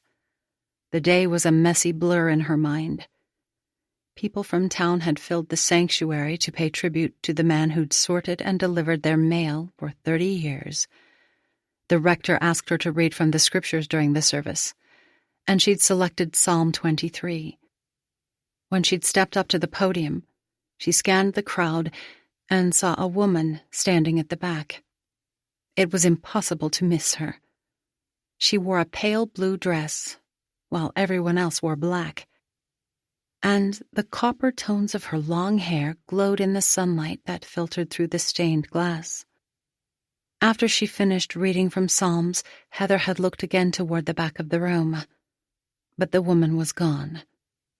She'd thought it strange at the time, and even stranger was the sense of déjà vu she'd felt with the woman's presence, almost as if she'd seen her before in a dream. But like a dream, the memory of the woman faded in the hours after the service. Was it possible that Libby had come to say goodbye to her father as well? In the quiet churchyard, sitting among the bluebells, Heather decided she wouldn't leave England until she discovered what happened to Libby. If Mrs. Westcott's story was accurate, 45 years had passed since she'd left home. It might seem like an impossibility to find her now, especially if she didn't want to be found. But if Livy had loved Oliver, perhaps someone in Oliver's family would have an idea where she'd gone. A quick text to Bree requested the Crofts' contact info, and seconds later, Heather received a return text with the phone number and address for Lord Croft, the same address from Libby's letters. But before she contacted the Crofts, she decided it was time to put an end to her own secrets as well. For too long, she'd thought she was protecting Ella. But looking back, it had been cowardly of her to wait 25 years to have this talk.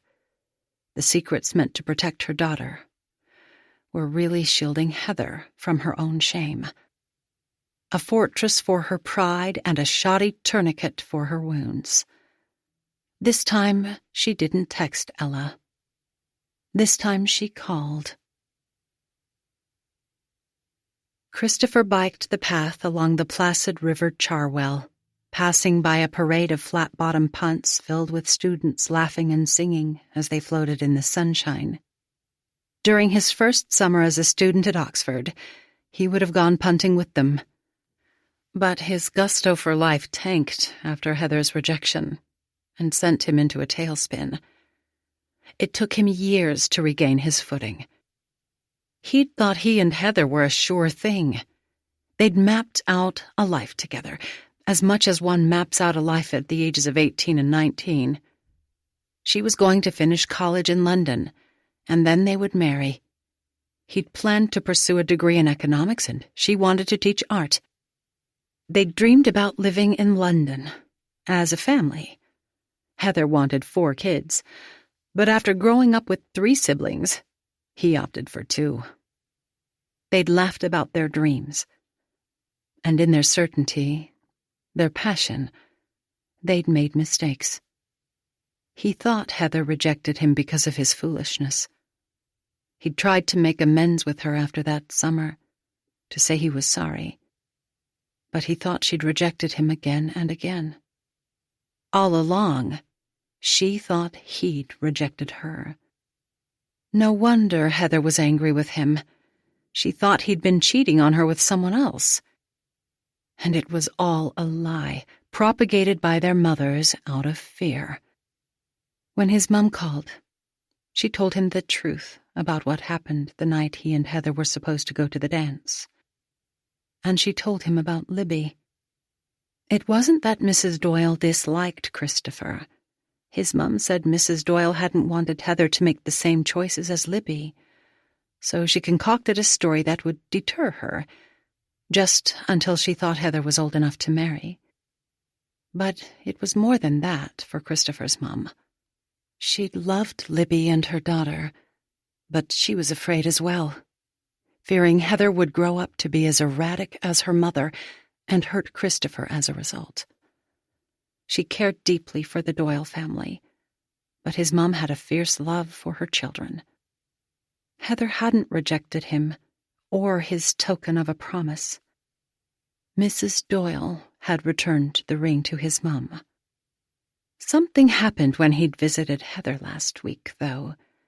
It felt like they were teenagers again, enjoying each other's company as friends. Or even more than friends. He sighed. He couldn't figure out the state of his own heart. He'd loved his wife dearly and grieved deeply after he lost her. And he'd tried to move on in his relationships. Some nights, loneliness still seemed to consume him. But he wanted more than companionship from a woman like Adrian. He wanted to spend the rest of his life with someone he loved. Perhaps it was time to move past regrets and take an honest look into his future. Did he want Heather in his life again? The answer inside him was a resounding yes, but he didn't know if she would consider renewing their friendship, even when she found out the truth about what happened. All he could do was ask. His mom said she wouldn't meddle, but somehow, inadvertently, she'd texted him Heather's number. Perhaps he should ring her. Or perhaps these days it was better to start with a text instead. He stopped pedaling and set his bicycle against the wide trunk of an oak tree. Then he removed his phone from his pocket. But before he decided whether to text or call, a note popped up on his screen. It was a simple message. From Heather. "Can I come to Oxford?" He didn't hesitate before texting back. "Yes." 33. June 1970. Willow Cottage. The knock at 8:30 startled Maggie. Daphne had already visited for the night, and no one else ever knocked on their front door in the evening. 2 nights ago, Libby had come through the back door, drenched to her core and trembling like the night last December, when they discovered she was expecting. Now she was soaking in Epsom salts upstairs, while Maggie was in the kitchen, preparing a bottle from formula. Since returning home, Libby no longer seemed to care about feeding her daughter, no longer wanted to do anything at all. Something had frightened her that night, but just like before, Libby refused to talk about it, even with Maggie. She thought it sadly ironic that Libby hadn't caught the influenza when she ran away during their harsh winter, but her escape on a warm summer night sent her to bed in a sort of trance that neither Maggie nor Daphne could break. When Walter came home 2 nights ago, he'd been relieved to find Libby there, but after his long search, it seemed as if he contracted an illness too. He'd worked late again last night. Then he went straight to bed. The knock on the front door came again, more persistent this time. Maggie hung her apron on a kitchen hook and rushed out through the sitting room, past Heather, asleep in her little cot. On the stoop was Constable Patrick Garland, Albert and Rebecca's oldest son. She hadn't seen either Albert or Rebecca in years, although she'd heard that Patrick joined the police after serving with the Royal Navy. Beside Patrick was an officer she didn't recognize, but on the sleeve of his uniform was the double diamond insignia of an inspector. She put her hand to her throat, her breath constricting in the passageway. Why was an inspector at their door? Her husband's face flashed in her mind. Walter was 20 minutes late again tonight. Had he been in an accident? She'd been so concerned about losing Libby and then Heather. But heaven help her. If she lost her husband... Patrick tipped his hat, the lines around his eyes deep with concern. "Hello, Mrs. Doyle." "What's wrong?" she whispered. "Is Mr. Doyle home?" She shook her head, taking a deep breath as his question resonated in her mind. If they were asking about Walter, it meant he wasn't injured. "Not yet." She glanced between the two men. "Why do you ask?" Patrick shifted on his feet, looking quite uncomfortable. "We have some unpleasant business to discuss with both of you." She stepped outside to join them on the stoop, the door open behind her. "What sort of business?" "We need to know where you were on Monday night," Patrick said. She felt as if the floor had shifted under her. "I was right here, caring for my daughter."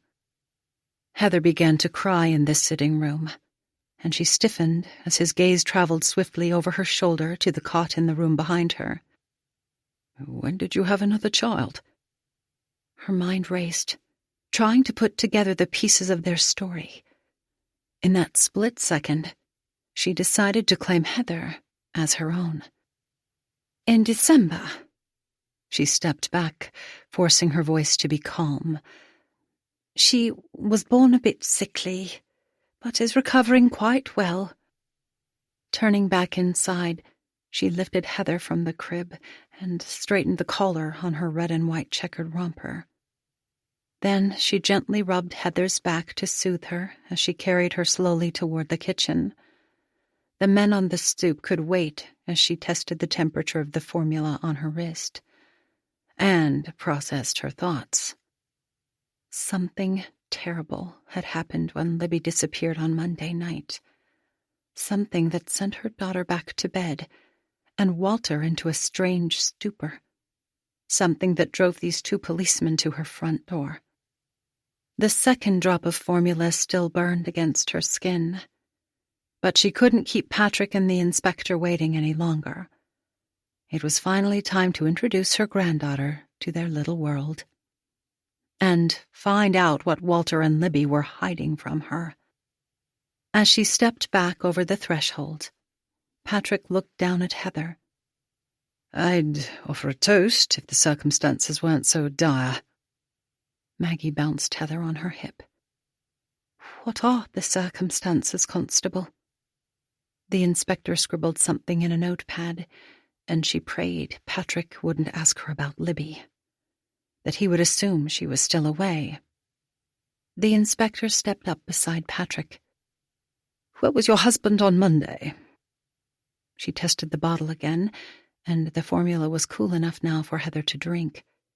She held the bottle up to Heather's lips until she latched onto the nipple. "Mrs. Doyle," the inspector persisted, "we need to know where your husband was on Monday night." Maggie tried to keep the bottle steady. "I suppose it would depend on the time." "The entire evening." She pressed her lips together for a moment before she spoke. "After work? He went to Daphne Westcott's home down the hill to borrow some powdered milk." "Was he gone long?" "Long enough to get the milk." She took a deep breath. "You can verify with Mrs. Westcott." "Of course," Patrick said, as the inspector made another note on his pad. She shifted Heather in her arms, her eyes narrowing with her question. "What happened on Monday?" A glance passed between the men, and she didn't think they were going to tell her. But Patrick began to speak again, his voice somber. "On Tuesday morning, we found Oliver Croft's body on the riverbank in Byberry." She gasped. "He went missing the night before." She felt faint, the door frame her support as she collapsed back.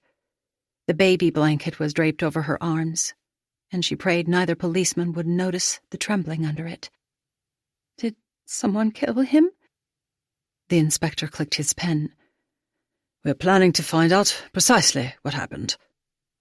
That poor family. She pulled Heather closer to her chest. I should go visit Lady Croft. The family left for London this afternoon. Patrick paused, his gaze wandering to the stone wall beside them. When was the last time you saw the Crofts? I don't know exactly. It's been 5 or so years, I suppose. He studied her face. You used to work for them, didn't you? A long time ago. She forced herself to stand straight, even as she prayed that Libby would linger in her bath, and that Walter wouldn't come home yet from work. She had to warn him. Did you leave the position on your own accord? Patrick asked. It was a mutual decision between Lady Croft and me. The inspector lowered his notepad.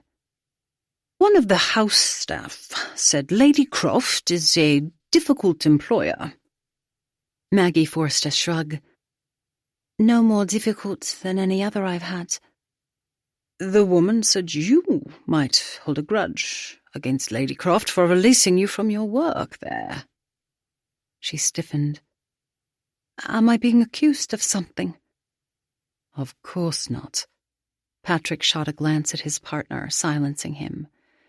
We're just accumulating the facts. Why did Lady Croft let you go? Their family decided to begin spending most of their year near London instead of staying at Ladenbrooke. She saw the doubt in the inspector's eyes, but he would not bully her into saying anything that would incriminate her or her family. Did you see anything suspicious on Monday? The inspector asked. Not that I can recall. But it's all so shocking. I don't believe I can think straight. He slipped his notebook back into his pocket. If you remember anything unusual, please come to the station. Of course. Patrick still didn't ask about Libby, and this time she was grateful the local police were apathetic about finding her daughter. She waited by the open door as the men walked down the drive, not wanting to rush to close it. There was no reason to give either man any cause to wonder. When she finally stepped back inside, she leaned against the wooden panel and slid down to the floor, Heather in her arms. Her recollection of Monday night wasn't nearly as cloudy as she'd tried to portray. But if she was honest, her mind flashed back to the scene in the alleyway 15 years ago. Walter punching Elliot in the face. Walter might hit Oliver Croft as well. But was he angry enough to kill him? It was too much to comprehend what might happen when, if, the police began to suspect Walter. Her daughter might be lost to her already.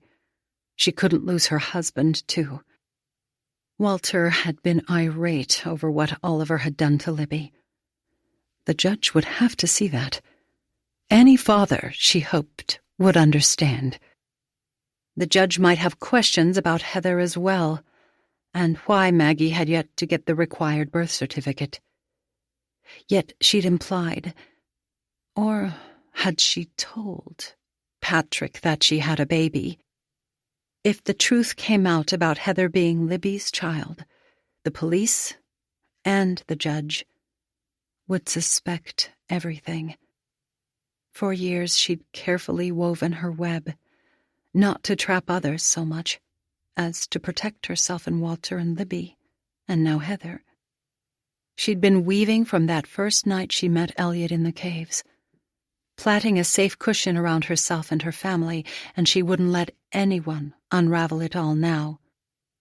The door to the steps opened, and her daughter padded into the room.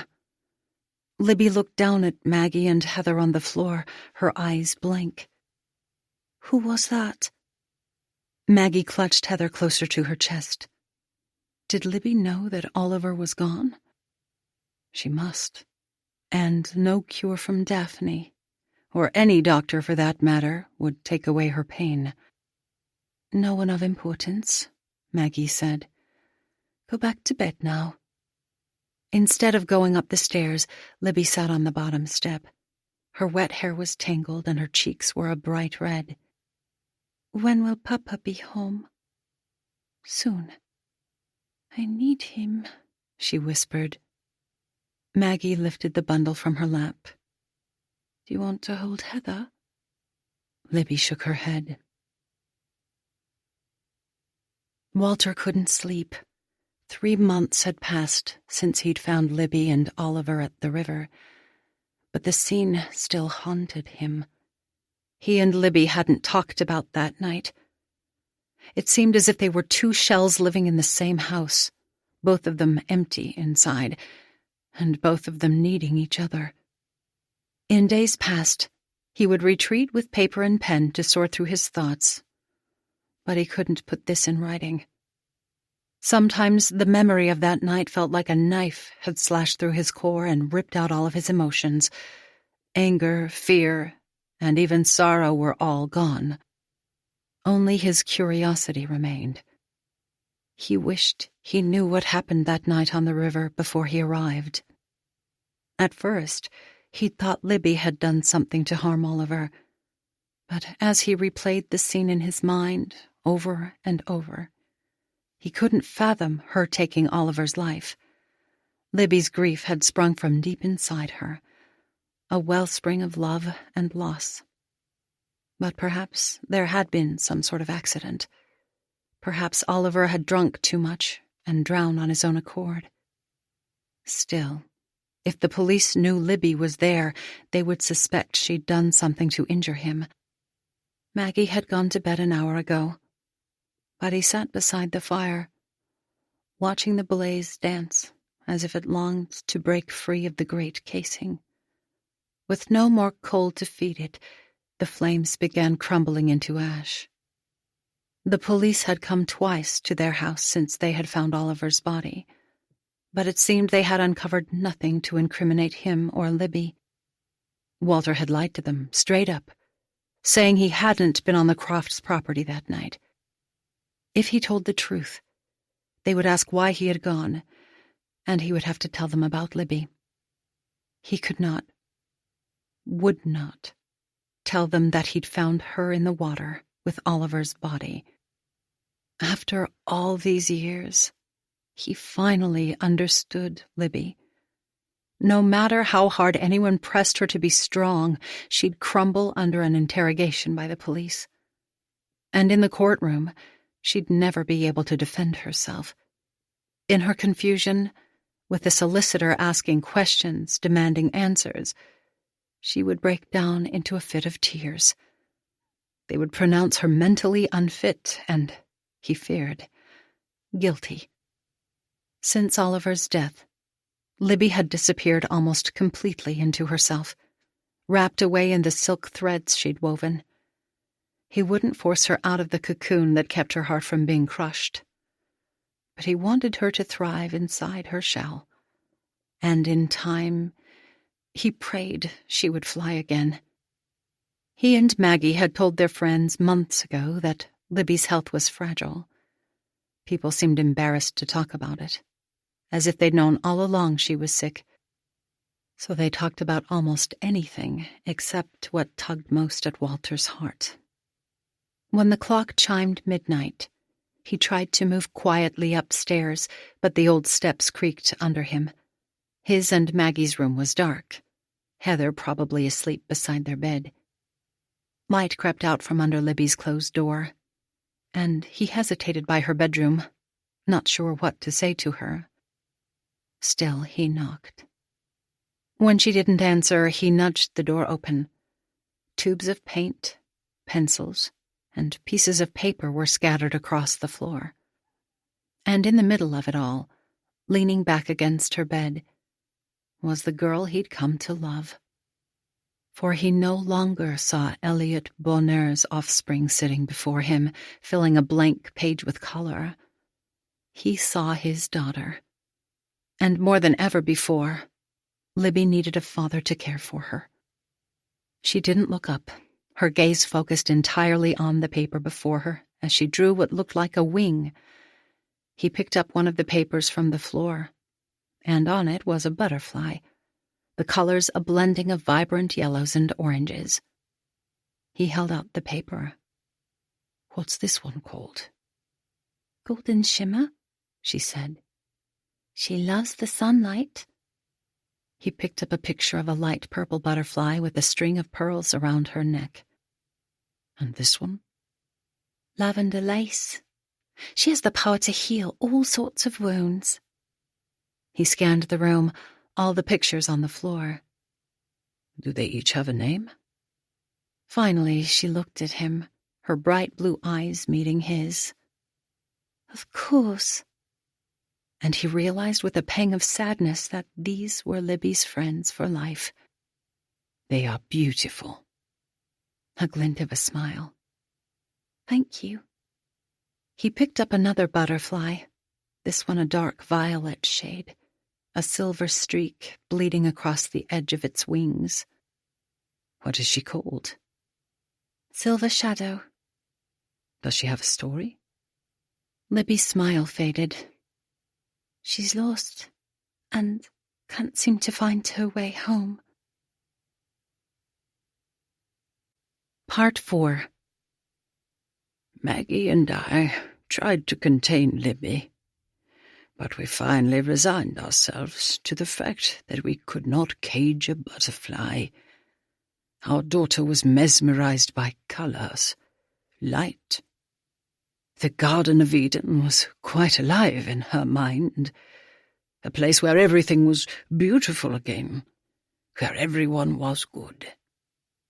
We tried to shield her wings from sorrow, from the frailties of the human condition. But we couldn't shield her forever. Libby is a wanderer at heart, an artist who doesn't see things like other people. Doctors today might be able to contain her, but back then we didn't know what to do with a spirit begging to be free. To cage her would crush her. To love her, I knew we must set her free. Maggie was ashamed of her past, and, God forgive me, for a long time I was ashamed of the girl he'd given us as a daughter. Libby made choices I didn't understand. She hurt me and Maggie and many others, but we hurt her as well by trying to mold her into someone she was not. Some people might think Libby was being selfish for abandoning her baby, and perhaps in one sense this is true. But there was also a thread of selflessness through her heart. She knew she couldn't care for a baby, so she left her child with two people who could. The doctors say my days are numbered now, and my mind is beginning to fail. My one desire is that someday, after I'm gone, Libby and Heather will reconcile. When Libby is ready. Heather broke Maggie's and my heart when she married a man we didn't know and moved so far away. But I never stopped loving her. I only wanted peace and happiness for our family. But both were fleeting during my lifetime. In these final hours, I rely solely on the scriptures, and I cling to the hope that God has forgiven me of my trespasses. I hope my daughters forgive me as well. I tried to be a good father to Heather and Libby. I tried to love them both like they were my own. I wish I could have been there to love my great-granddaughter too. But I hope Heather and her daughter will one day know how much I loved them. The truth, I pray, will bring Libby, Heather, and Ella back together. Perhaps together, the three of them can fly. 34. May 1974. Willow Cottage. Maggie knitted a pair of baby boots while Heather gently set her doll on the cradle on the back patio. The cottage garden was in full bloom, and the butterflies fluttering around the blossoms reminded her of Libby. She tended the flowers carefully, as if Libby might return to wander among them. But Maggie didn't really expect her daughter to come home, at least not for more than a day or two. Libby had left again 4 years ago, in the months after Oliver's death, and only returned once, during a cold spell in the winter of 71. Neither Maggie nor Walter searched for her after that winter, though Maggie suspected that Walter knew exactly where she was. The padlocks between the manor house and their cottage had been removed, and Maggie didn't attempt to find another one since both Libby and the Croft family were gone now. For the first time in their marriage, she and Walter were focused on their future, instead of stuck rummaging around in their past. She was privy to his thoughts, his kind words to both her and Heather, and he finally seemed content as a father to Libby's daughter, for better or worse. Heather didn't know, would never know, the circumstances that brought her into the world. One hidden blessing in all of the chaos was that Patrick Garland couldn't contain the news about the baby girl he'd discovered at the Doyle's house. By the time Maggie and Walter went to the courthouse to ask for a birth certificate, it seemed the entire village knew they'd quietly birthed a second daughter. There were whispers, of course, about why they might keep it a secret, but no one seemed to doubt their story. Some people thought Heather was sickly, like their first daughter, and that Maggie and Walter were trying to hide her like they once had Libby. Others thought Libby might have passed on, and Walter and Maggie had spent the winter mourning their loss. Daphne said she witnessed Heather's birth, and no one questioned her. The only other person who knew the truth was Libby. Maggie's greatest fear was that one day Libby would change her mind and decide she wanted her baby back. But even before Libby left, it almost seemed as if she no longer recognized the child as hers. Like she would be content, relieved even, if Heather called another woman Mum. Heather tugged on the hem of her skirt. "Mummy?" Maggie lowered her knitting needles. "Yes, love." She glanced over the gardens. "Do you want to dance?" The familiar fear pinged through her at the worry that Heather might want to dance with the butterflies. "Why don't we sing instead?" Then Maggie began to sing, her voice low. "Catch a falling star and put it in your pocket. Never let it fade away." Heather giggled as Maggie pretended to look in her pockets, searching for the hidden star. "It's here," Heather said, opening the pocket of her raincoat so Maggie could peek inside. "A pocket full of starlight." Indeed. Maggie shaded her eyes as if the stars might blind her. "I'll put them back tonight." Heather tilted her head to look up at the sky. "So they won't be lonely." "They won't be lonely as long as they have you," Maggie said, gently pressing her thumb onto Heather's chin to lower her head. "Now off to bed." "I'm not tired." Heather stretched her arms with her yawn. "I can see that perfectly well." Maggie patted Heather's pocket. "But the stars are exhausted. It takes a lot of work to shine, and they've been shining for an awfully long time."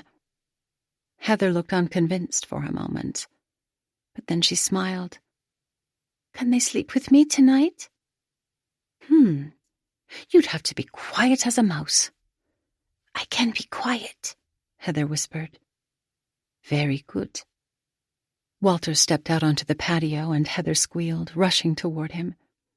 He lifted her, spinning her in his arms, and she flung her head back, her ponytail twirling as she laughed with abandon, as if nothing else in the world mattered to her except being with her daddy. He set her back down on the patio and knelt beside her. "What have you been doing?"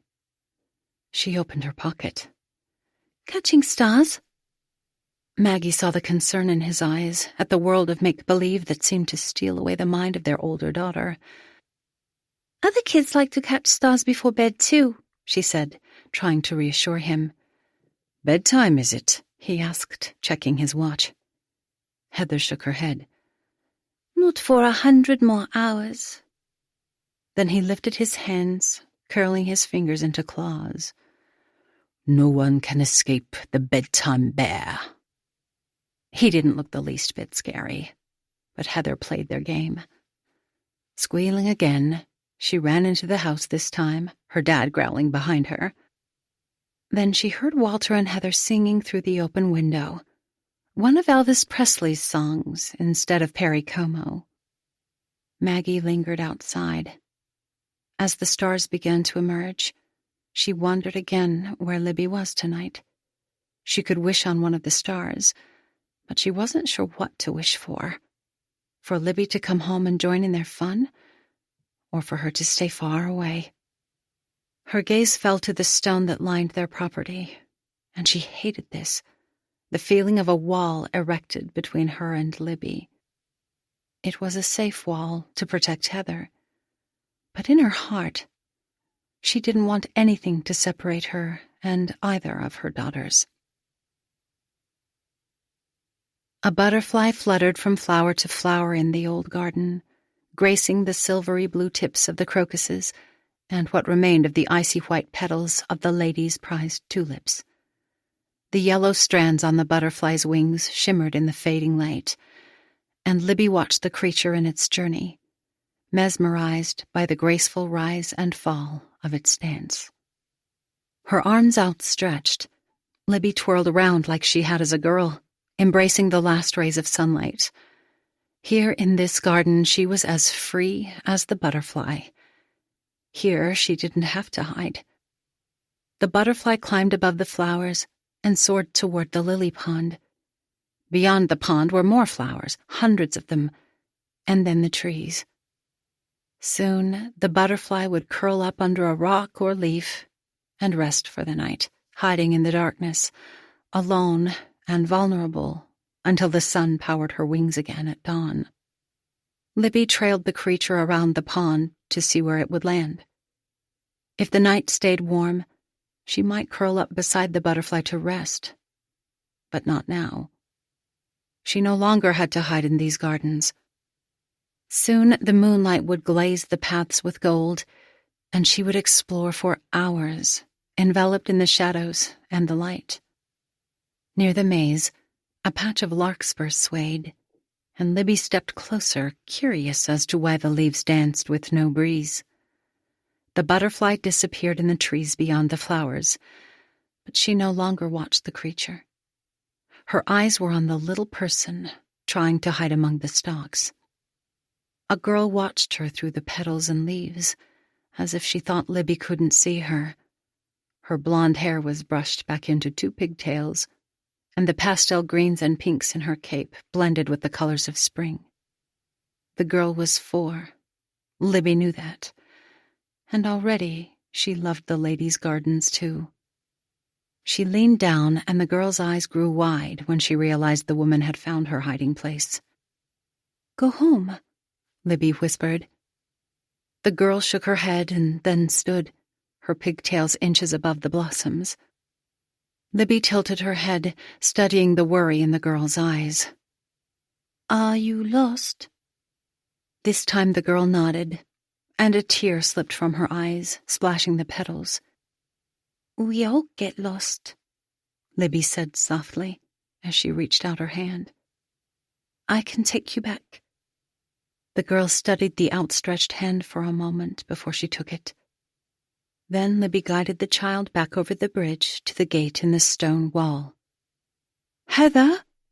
a woman called on the other side. "Mummy!" the little girl shouted back, pulling her hand away before she rushed home. Libby stepped toward the gate. Her chest ached, but her gaze held steady as she watched the child pass through the cottage gardens to the woman with the outstretched arms. She'd made her choice. The right choice. Still, sometimes it hurt as badly as the night she'd delivered the baby. Turning swiftly, she hurried back through the formal garden and down the terraces, past the maze and old folly until she reached the riverbank. Libby didn't mind being alone, but she hated the feeling of loneliness that rooted itself in her soul. She hurried through the trees to the family cemetery on the hill above the riverbank. the old and new tombstones hemmed together by iron stitches on the fence.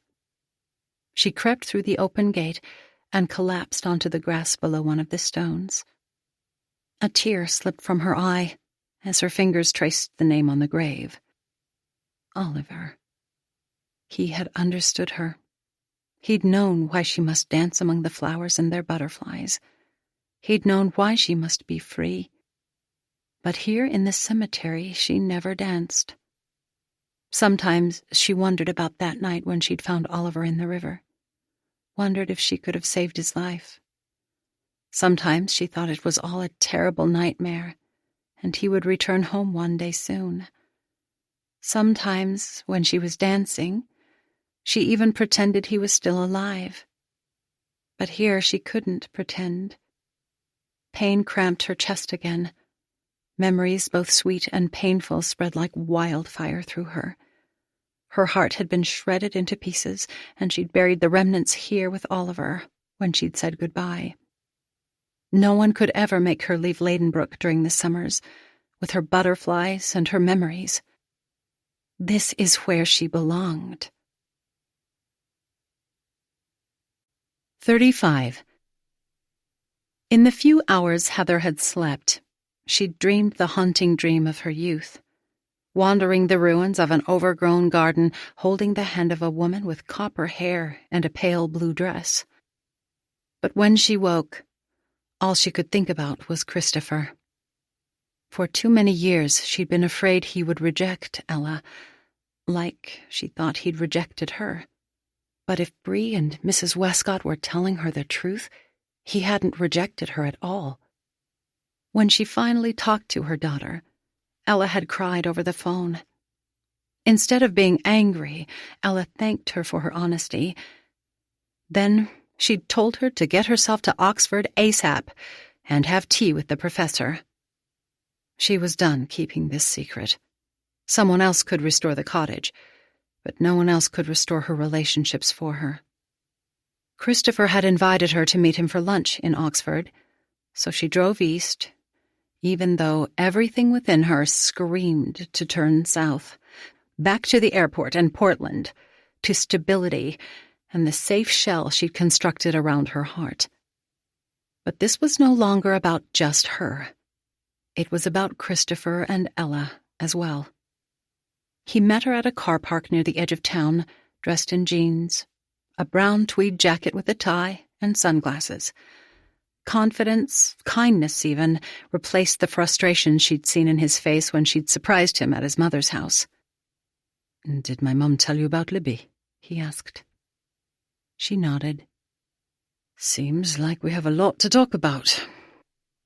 He led her past the massive stone buildings and formidable iron gates, crowded tea rooms and quaint bookshops, fields of bluebells and ancient churchyards. It was a town of fairy tales, he said, of hobbits and wizards, of talking lions and one brave mouse. Stories where good always conquered evil. As they walked, she almost asked about Adrian, but his current relationships weren't any of her business. The truth was her business, and she'd withheld it for way too long. Jeffrey had known she was pregnant before they married, and he'd known the baby wasn't his. But he was a gambling man and decided to take a shot at becoming a father and husband at the same time. She'd gambled as well, hoping she could succeed at marriage for the sake of her child, even when her heart belonged to another. Unfortunately, they both lost their gamble. She'd justified what she was doing. After all, Christopher had been with another woman. But she had wronged Ella, Jeffrey, and Christopher in the process. As she walked alongside Christopher, better memories flooded back to her. The years that he had been her confidant when she returned from school each summer. He'd loved her and supported her, and asked her to marry him so they would never be apart. She remembered being afraid back then that it was all a lie, that he didn't really love her as he said he did. Her mum's deception about seeing him with Brittany was simply confirmation. She prayed it wasn't too late to repair some of the rips and stains in her past, after all. with honesty and humility instead of wheat paste and bleach. She prayed Christopher would forgive her, like Ella had done. He directed her through the gates of one of the colleges, past the perfectly trimmed lawn and stone academic buildings, back into a quiet park with periwinkle clematis climbing a medieval wall. In the middle of the lawn was a pool of water with a small fountain, surrounded by tall grasses and creamy coral-tipped tulips. They sat on a wooden bench, her handbag between them, both of them watching the statue of a boy in the fountain, water trickling over the book in his hands. "Did you tell Adrian we are meeting today?" "No." "I don't want to come between you and her." He crossed his arms. "I'm afraid it's too late for that." She sighed. "I'm sorry, Christopher." "Don't be," he said. "Adrian and I were never meant to be anything more than friends. According to her, I'm terribly dull." "I don't believe that," she said with a laugh. "My wife used to tell me that too when I refused to come out of my study." "I read you were married." His eyebrows slid up above his glasses. "You read it?" She stuffed her phone into her handbag. "I looked up your profile on the Oxford website." He smiled. "There's something I need to tell you." She fidgeted with the strap of her handbag. "Something I should have told you a long time ago." He lifted his sunglasses, and the blue in his eyes seemed to swallow her. "We both have a lot to say." She looked back out at the pool. "I knew you came to visit me once in London, but I couldn't see you." "Why not?" She looped the strap around her hand, her eyes on her lap. "I was 5 months pregnant." When she glanced back at him, his eyes were wide. "Jeffrey's baby?" "No." She paused, breathing in courage before she spoke again. "I was pregnant with your daughter." His mouth dropped open. She hadn't known what to expect when she looked back up at him. Anger, perhaps. Dismay. Ridicule. Instead, there were tears in his eyes. "Her name is Ella." He slipped his sunglasses back on, shifting his focus toward the fountain. "I have a daughter." "I should have told you both before." "Did Jeffrey know?" "He did, and he thought it would be grand to be a father. We married in London, not long after I told him, and he tried to be a good dad. But we were both so young, and he hadn't bargained on having a child with colic and a wife who wasn't nearly as fond of riding motorcycles as he'd hoped." She paused. "And a wife who'd left part of her heart on the other side of the pond." Christopher looked at her, but she kept talking before he could respond. "Ella was 6 when he filed for divorce, and the moment it was final, he disappeared from our lives." She leaned back against the bench. "I should have told her about you when she was a teenager." 2 mallards landed on the water, and she and Christopher sat in silence, watching them paddle across the pond. She didn't want to pressure Christopher into becoming a father now, only wanted him to know what happened. Still, she had no doubt that Ella would love Christopher, and if he was willing to meet her, he would love her as well. "What's Ella like?" he asked. "She's funny and kind, and beautiful both inside and out. She's terribly persistent, and way too curious, like you used to be." He flashed a smile. "Still am." "She got married in February to a man who adores her." He removed his sunglasses. "For so many years, I wondered what happened to us," he said, his gaze as intense as his voice. "I never cheated on you." "I know that now." I came by your house that night to pick you up for the dance, but your mum said you'd gone without me. I went to the dance but couldn't find you there either. And I wondered then if I had done something wrong. I don't know who you saw me with when you came to Oxford, but I wasn't interested in anyone else except you. It wasn't until the next weekend that I found out our relationship was over. When I arrived home, my mum gave me back your ring, saying you changed your mind.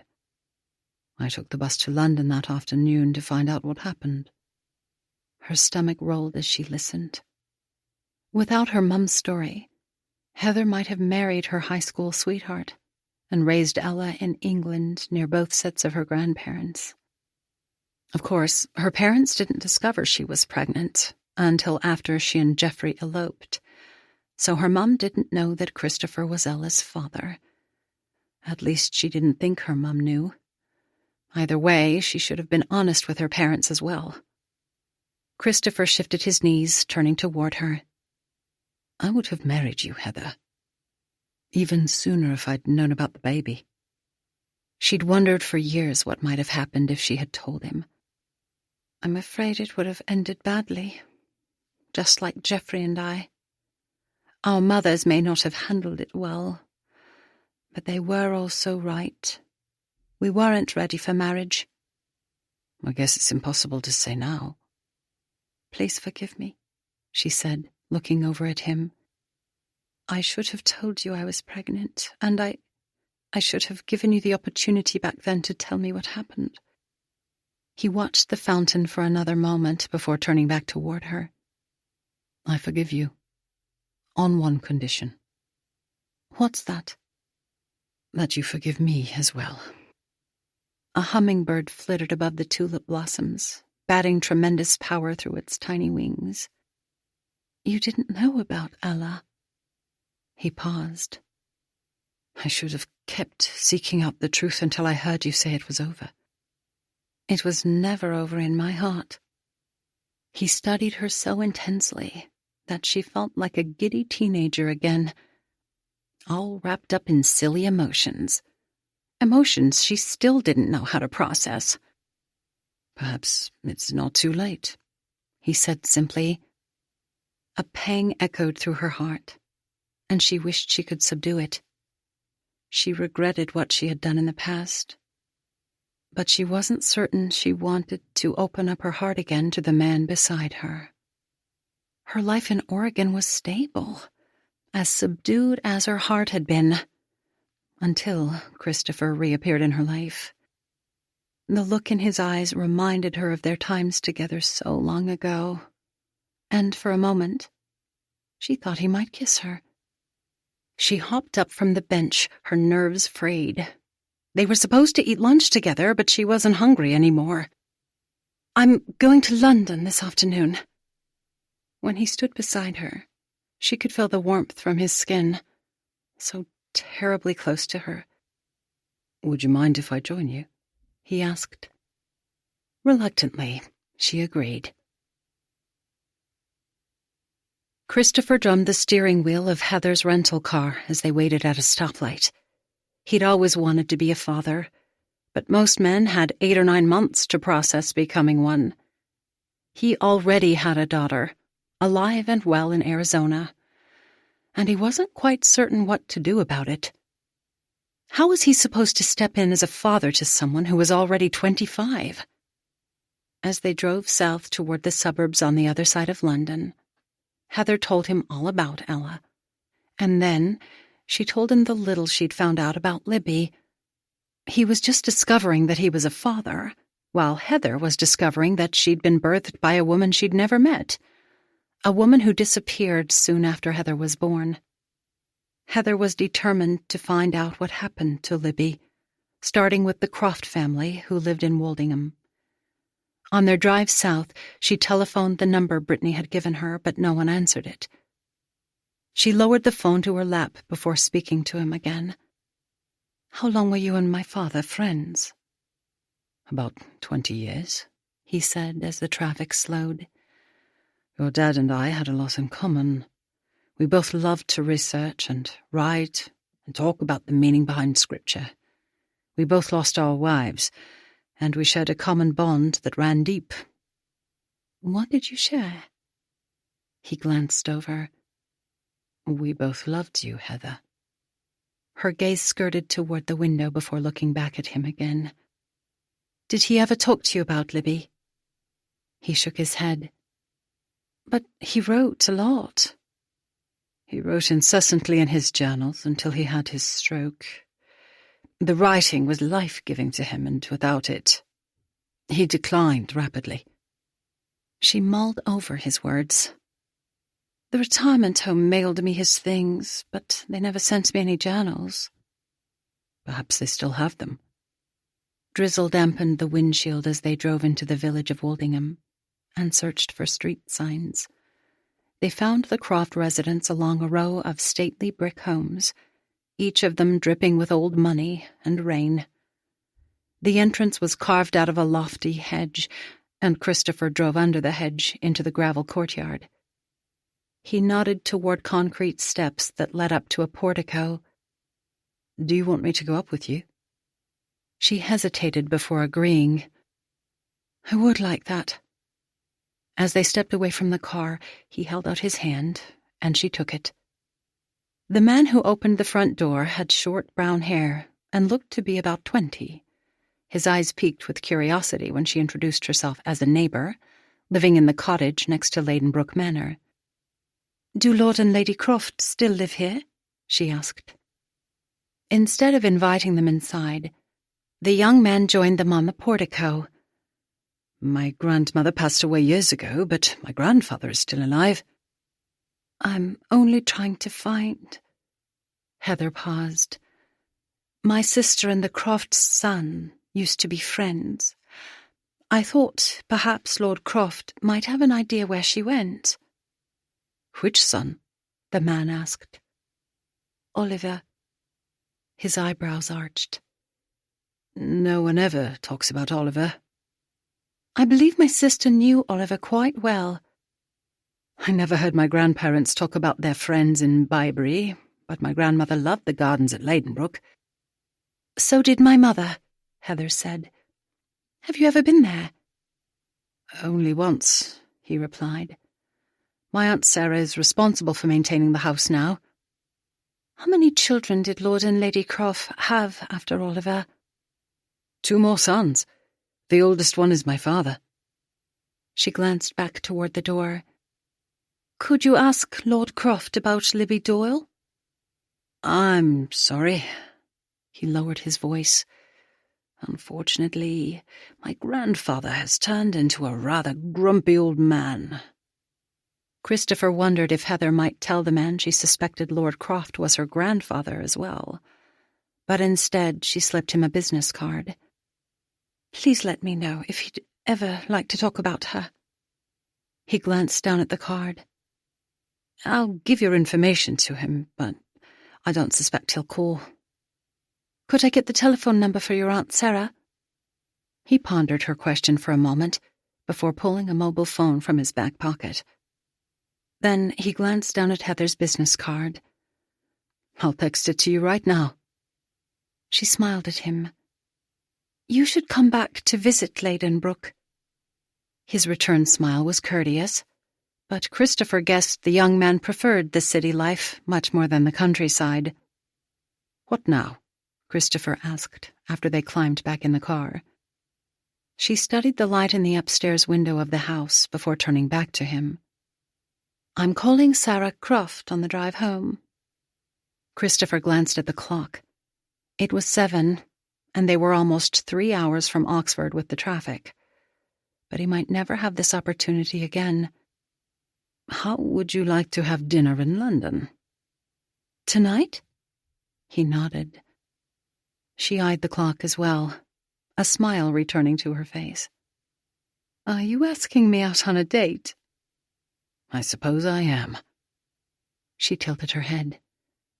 Then I suppose I'll accept your invitation. 36. June 1974. Willow Cottage.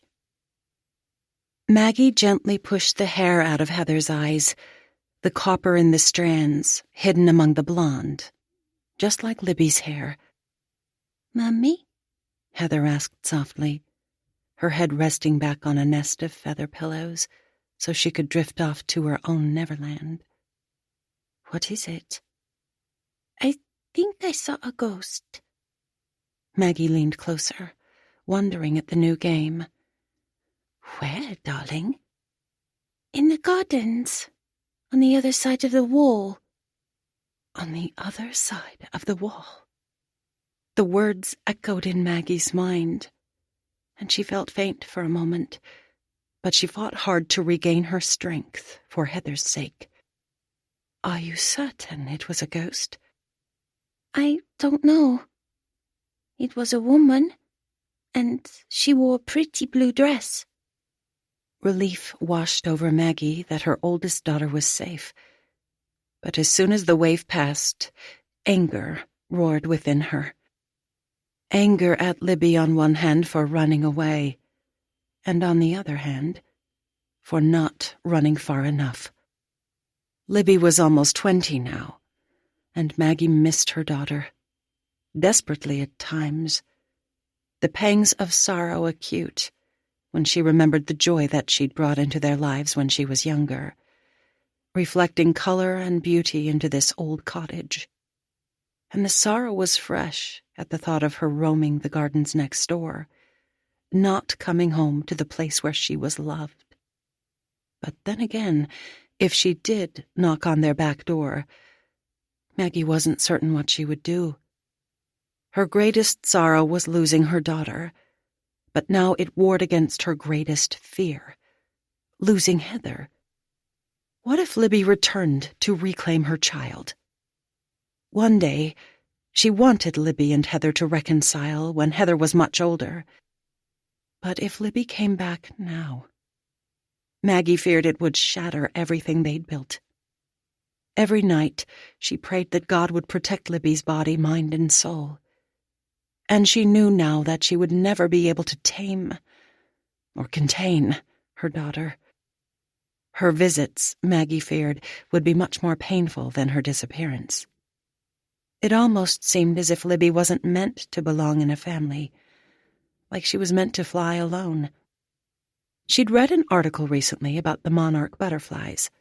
The monarchs flew alone during the day, but they roosted in groups at night. Ultimately, when winter was upon them, they sought companionship from other monarchs, clustering together in a warmer climate. They flew north again in the spring, but only a few had the strength to fly all the way home. Heather liked to fly, but unlike Libby, she always flew back to their cottage. In fact, Heather seemed to take great pleasure in being their daughter. She held her in Walter's hands and made them laugh, and each night before bed she kissed Walter on his stubbly cheek. Contentment wafted through their house now like the subtle, soothing scent of wisteria, rooted deep in the soil of delight. Not only were she and Walter happy together, they were building this common bond to love and care for their granddaughter. They never talked about the night Oliver died, and it was just as well. Together, they seemed to embrace truth in their lives now, staying far away from the make-believe worlds that Libby used to create, worlds that had left their daughter unsatisfied with reality. She and Walter stayed firmly within the pleasant walls of the reality they'd created for themselves. "Perhaps she wasn't a ghost," Heather said, leaning forward as if she had a grand secret. "Perhaps she was a fairy."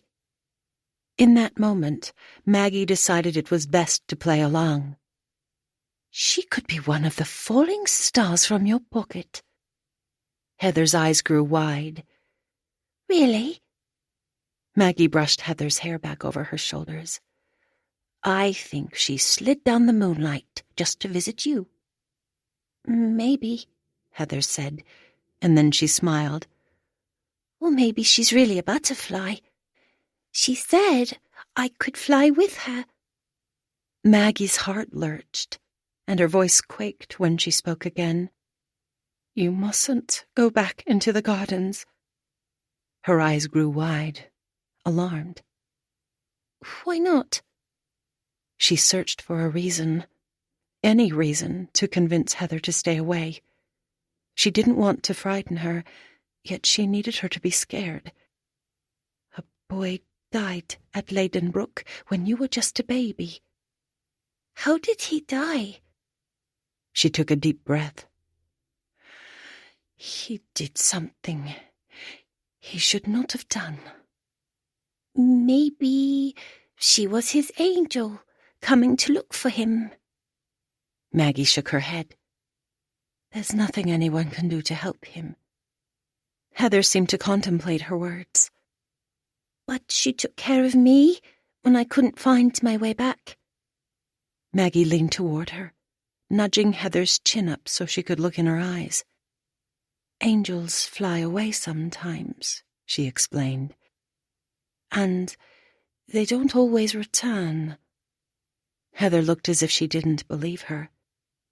But butterflies come home. Maggie's eyes roamed toward the windows, to the gardens out back.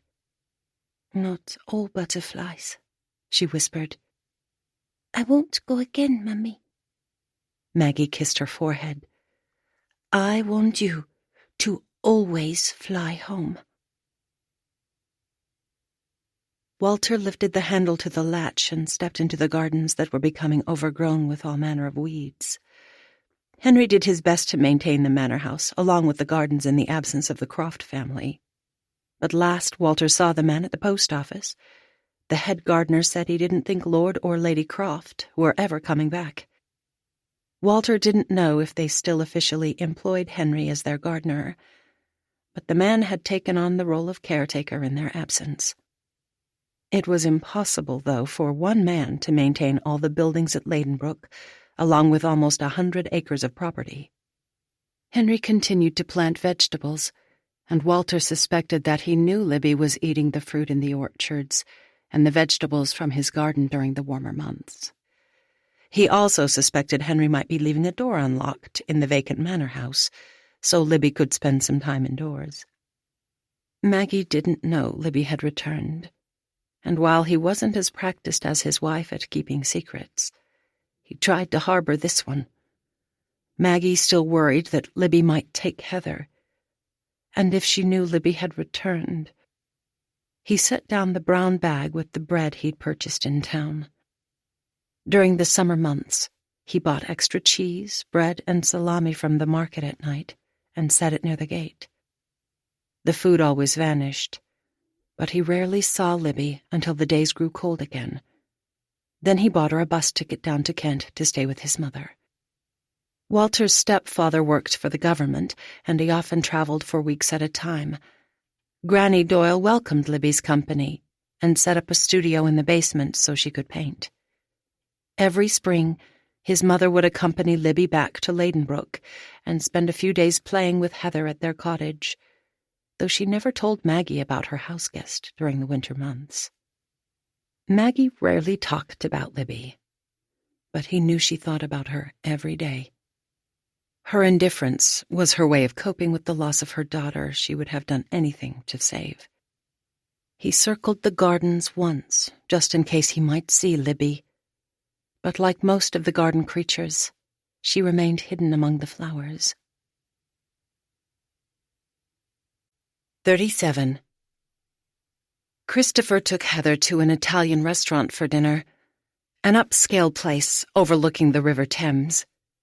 The lights of Big Ben flickered in the distance, even as the blue lights from the Ferris wheel, the London Eye, circled slowly above the water. She set her cell phone above her plate in case Sarah Croft returned her call tonight.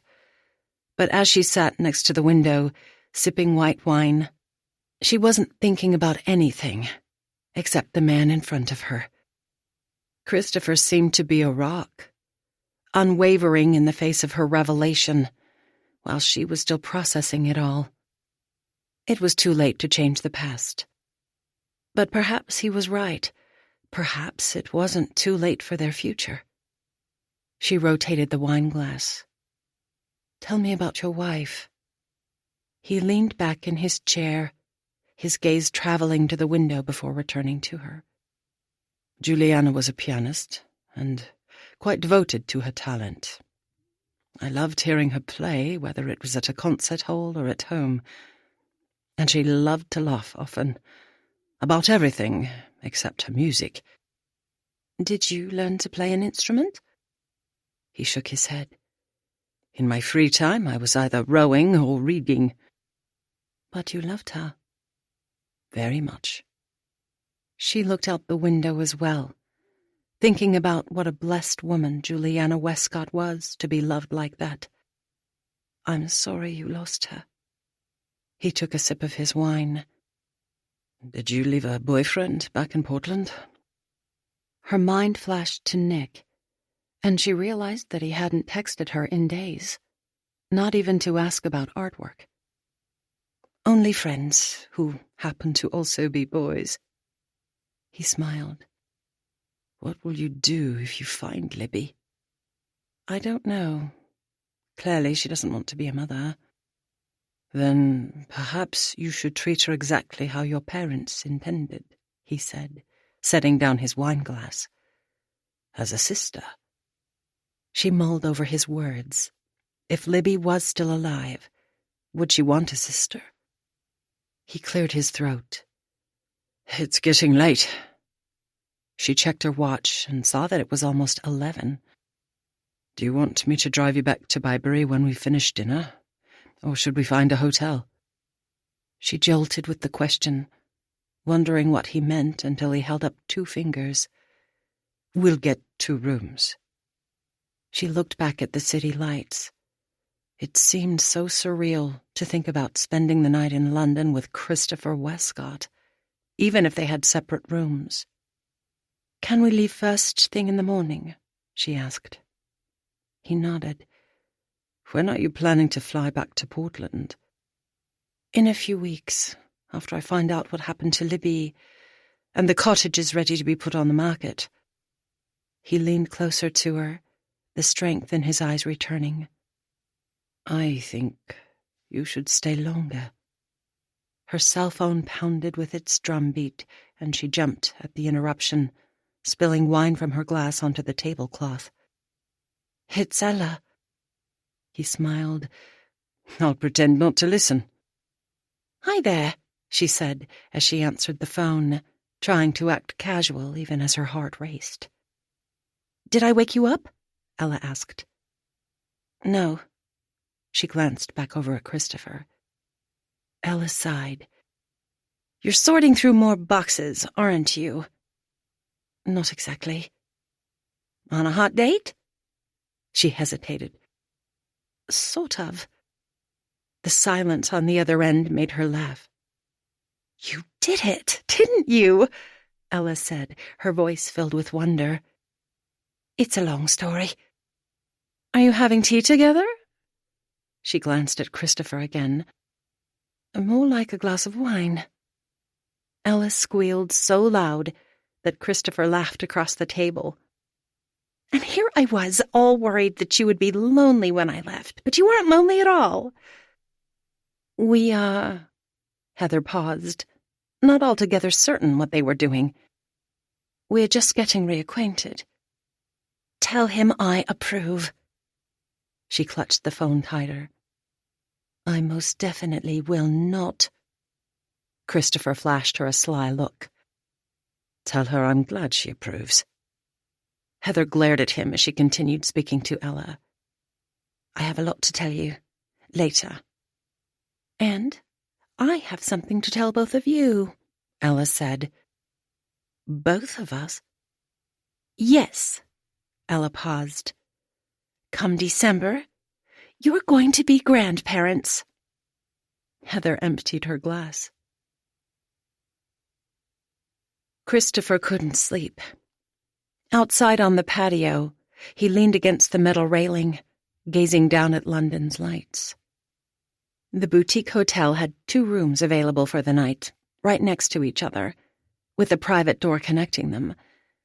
He'd thought coming here would be a better option than trying to resist temptation at either of their homes, but he felt like a reckless teenager again, one who needed to get control of himself. Mrs. Doyle had taken matters into her own hands to separate them long ago, before Heather found out she was pregnant. But what would have happened to him and Heather if they had married? He hoped he wouldn't have left like Jeffrey had done. Freedom, he'd discovered, was overrated. But back then, he'd craved freedom more than anything. He'd gladly given up his freedom when he married Juliana. Then he bitterly gave it up when she became sick. Not angry with her, but furious at the brain tumor that first stole away her ability to play her piano, and then stole her life. Juliana had said she wanted him to marry again one day, but even though he'd dated, he couldn't imagine marrying anyone else, except... There was a knock on the door between their rooms, and he hesitated before inching it open. Heather was on the other side, dressed in the t-shirt and shorts they'd bought at a tourist shop. Her hair was pulled back in a ponytail, her makeup washed away, and she looked beautiful. She didn't try to step into his room. "Ella just sent me a text. She wishes she hadn't told you about the baby."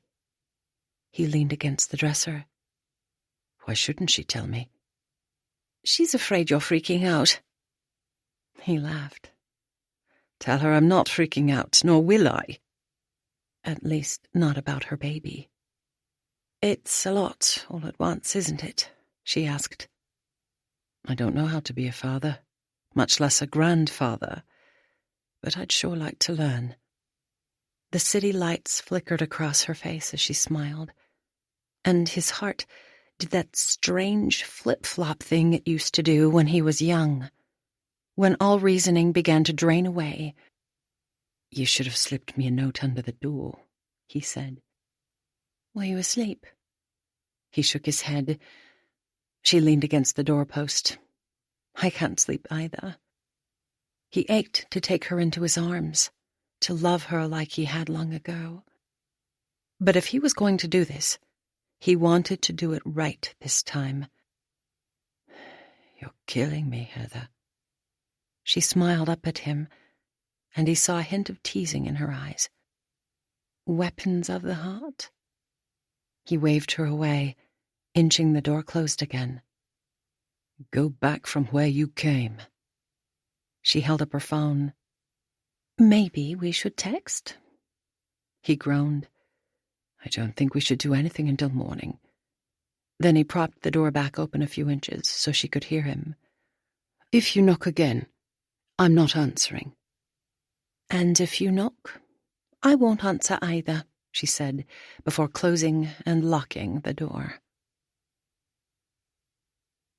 Heather hummed as she dressed. The sun wasn't quite up, but she couldn't remain in bed another moment. Something had shifted in her during the night. She was going to be a grandmother, and it seemed as if Christopher wanted to step into Ella's life, as well as into the life of their grandbaby. She was no longer alone. Gone was all the bitterness, her fears dissipating as she embraced this new day, whatever it held for her. She'd been up until late, long after she'd locked the door between her and Christopher. He'd been the quintessential gentleman, and she was glad he remained strong, because she didn't feel as if she had any strength left within her. Christopher met her at 8:30 in the lobby for eggs, sausage, and grilled mushrooms. She smiled as she poured English breakfast tea from the pot. Finally, she and Christopher were having tea together. Ella's heart might fail if she knew they were having it over breakfast. In London. They didn't talk about last night, focusing instead on their day ahead. "I have a lunch meeting in Oxford," he said. "If you want to drive to Bybury, I can take the bus home." She shook her head. "I'm going to Oakenholt Care Home this morning to check on my dad's journals." They stuffed their few things into plastic bags and checked out of the hotel to walk down the block, toward the lot where he'd parked the car. When they rounded the corner, she saw a sign for Bridget's Bookshop. the window display filled with teddy bears and colorful children's books. Christopher pointed up at the sign. I want to buy something special for Matthew and Ella's baby. Baby won't be arriving for another 7 months. But it's good to read to babies, isn't it? He asked. While they're still in the womb. She smiled at his enthusiasm. I've heard that. Then my grandchild needs a good book from a British author. What's wrong with American authors? He rolled his eyes, as if she should know. I can't send her a book written by a Yankee. Heather laughed. I'm sure Ella would love a British book, especially if it's from you. Standing at the bookstore counter was a young woman with bright purple streaks through her black hair, the name Bridget on her name tag. Christopher walked up to her. Do you have a copy of Autumn Dancer? He asked. Heather stopped walking, and everything within her seemed to freeze at this question. For a moment, she couldn't say anything at all. I just received 10 copies, Bridget said, waving them toward the children's section. But half of them will be gone by the end of the day. Heather reached for Christopher's arm to stop him. What did you say? I want to buy a special book. The name of the book, she prodded. What is the title? Autumn Dancer, he repeated, as he turned to follow Bridget. It's my niece's favorite book, and I think the writing is quite brilliant as well. The woman guided them past another display, this one with farm animals, then by an entire wall devoted to Fancy Nancy. If she'd been thinking clearly, Heather would have pointed out that Fancy Nancy came to London via New York. But her mind was all jumbled as she stared at a section with sparkly butterflies hanging on the wall. Bridget walked her fingers along a row of brightly colored spines until she reached a red one and plucked it off the shelf. Here you go, she said, as she held out the book to Christopher. As he took it, Heather reached over and traced the glittery orange and reds that were splashed on the hardcover, the shimmering butterfly in the center that looked like it might indeed dance off the confines of the page. At the bottom was the name of the author, L.D. Walters. The name tumbled in her mind. L.D. Libby. Libby Doyle. And Walters. Perhaps for her father's name? Libby's Book of Butterflies. Who is L.D. Walters? She whispered. Bridget tilted her head, a quizzical look in her eyes. She's not from England, Christopher explained to the woman. No one seems to know who the author is, Bridget answered her question with a shrug. She pulled 2 more books off the shelf, Moonlit Fairy and Lavender Lace. The publisher says it's a British woman, but they won't say anything else about her. There have been rumours that the books are really written by a man, and that's why the author is incognito. Others say she's really an American pretending to be British.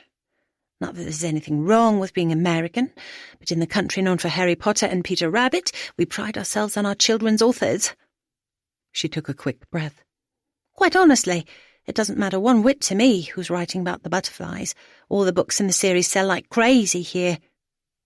Christopher handed her the book, and Heather held it lightly, reverently. How many are in the series? She asked. 12 of them, Bridget explained. Each one about a different daughter of the Butterfly King. Heather opened the cover and began to read the story of the Autumn Dancer, the places she visited in her garden, the friends she met. The playful dancer was free from the cares of life until a motley gang of bees imprisoned her for stealing their nectar, and she couldn't dance anymore. The king and his army had to rescue her before the winter snow. Heather put the book down on a table, and the room felt as if it had wings as well, tilting and looping in circles around her. Mrs. Westcott said that Libby couldn't write. But at one time, Walter Doyle had loved to put stories on paper, and according to Christopher, her father wrote a lot in his last years. Perhaps Libby was not only alive, perhaps she was doing quite well. 38. March 1992. Willow Cottage. Broken bones he could fix, but the doctor said it was too late to stop the internal bleeding in Maggie's vital organs. Walter had found her in the ditch going down into the village after their car had slid on the ice, and she'd been conscious enough to tell him that she didn't want to go to the hospital. But he hadn't listened. He borrowed the Westcott's estate car and drove her straight into Cirencester. When the doctors said there was nothing they could do to save her life, Walter had brought her home, and in Maggie's final hours, Daphne labored alongside him to care for her. Walter sat by Maggie's bed that last night, holding her hand and wiping sweat off her brow. "I need to know something," she said. Her breathing labored. "Ask anything you want." "Did you kill Oliver Croft?" He shook his head. She struggled to take another breath, the pain almost paralyzing her. "Libby cared about him." "I know." He stroked her hand, hoping to settle her heart. "And I know you were caring for Libby." He dipped the rag back into the cool water and dabbed her forehead. "I've done too many things wrong, Walter." She stopped again for a breath. "I need to make it right." "It's okay." "With you and Libby," she continued. "And with Heather and Christopher. They belong together. But I was afraid. I would have done anything to keep her heart from being broken." "I know you would have." He carefully brushed her hair.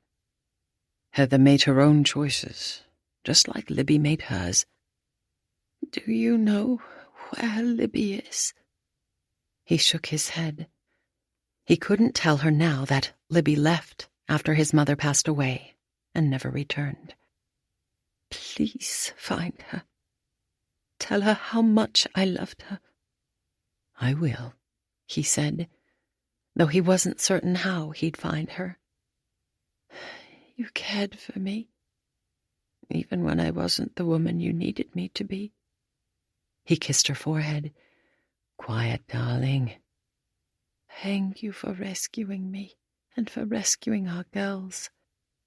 This time he gently squeezed her hand, tears welling in his eyes. "I need to thank you, Maggie." "I didn't do anything." "Thank you for loving me, even when I was hard to love."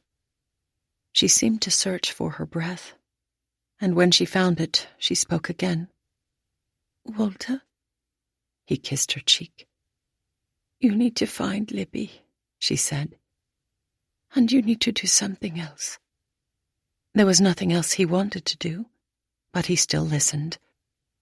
"I want you to start writing again." "I don't have anything to write about." She smiled at him one last time. "You should write about butterflies." Heather had brought Ella home for Maggie's memorial service. It was too late for Heather to say goodbye to her mother, and Walter thought it was for the best. She was happily married, living in the state of Oregon with her husband and beautiful daughter. There was no reason to muddle her happiness with the truth about Libby, and much too late for Maggie to make amends. He hadn't told his wife, even in her last hours, that he knew the storm back in Clevedon hadn't tried to blow her away. She'd planned to go willingly with the wind. He was glad, so very glad she'd lived, and that she chose to give Libby life as well. It was quiet in the house now, without Maggie or their girls. Too quiet.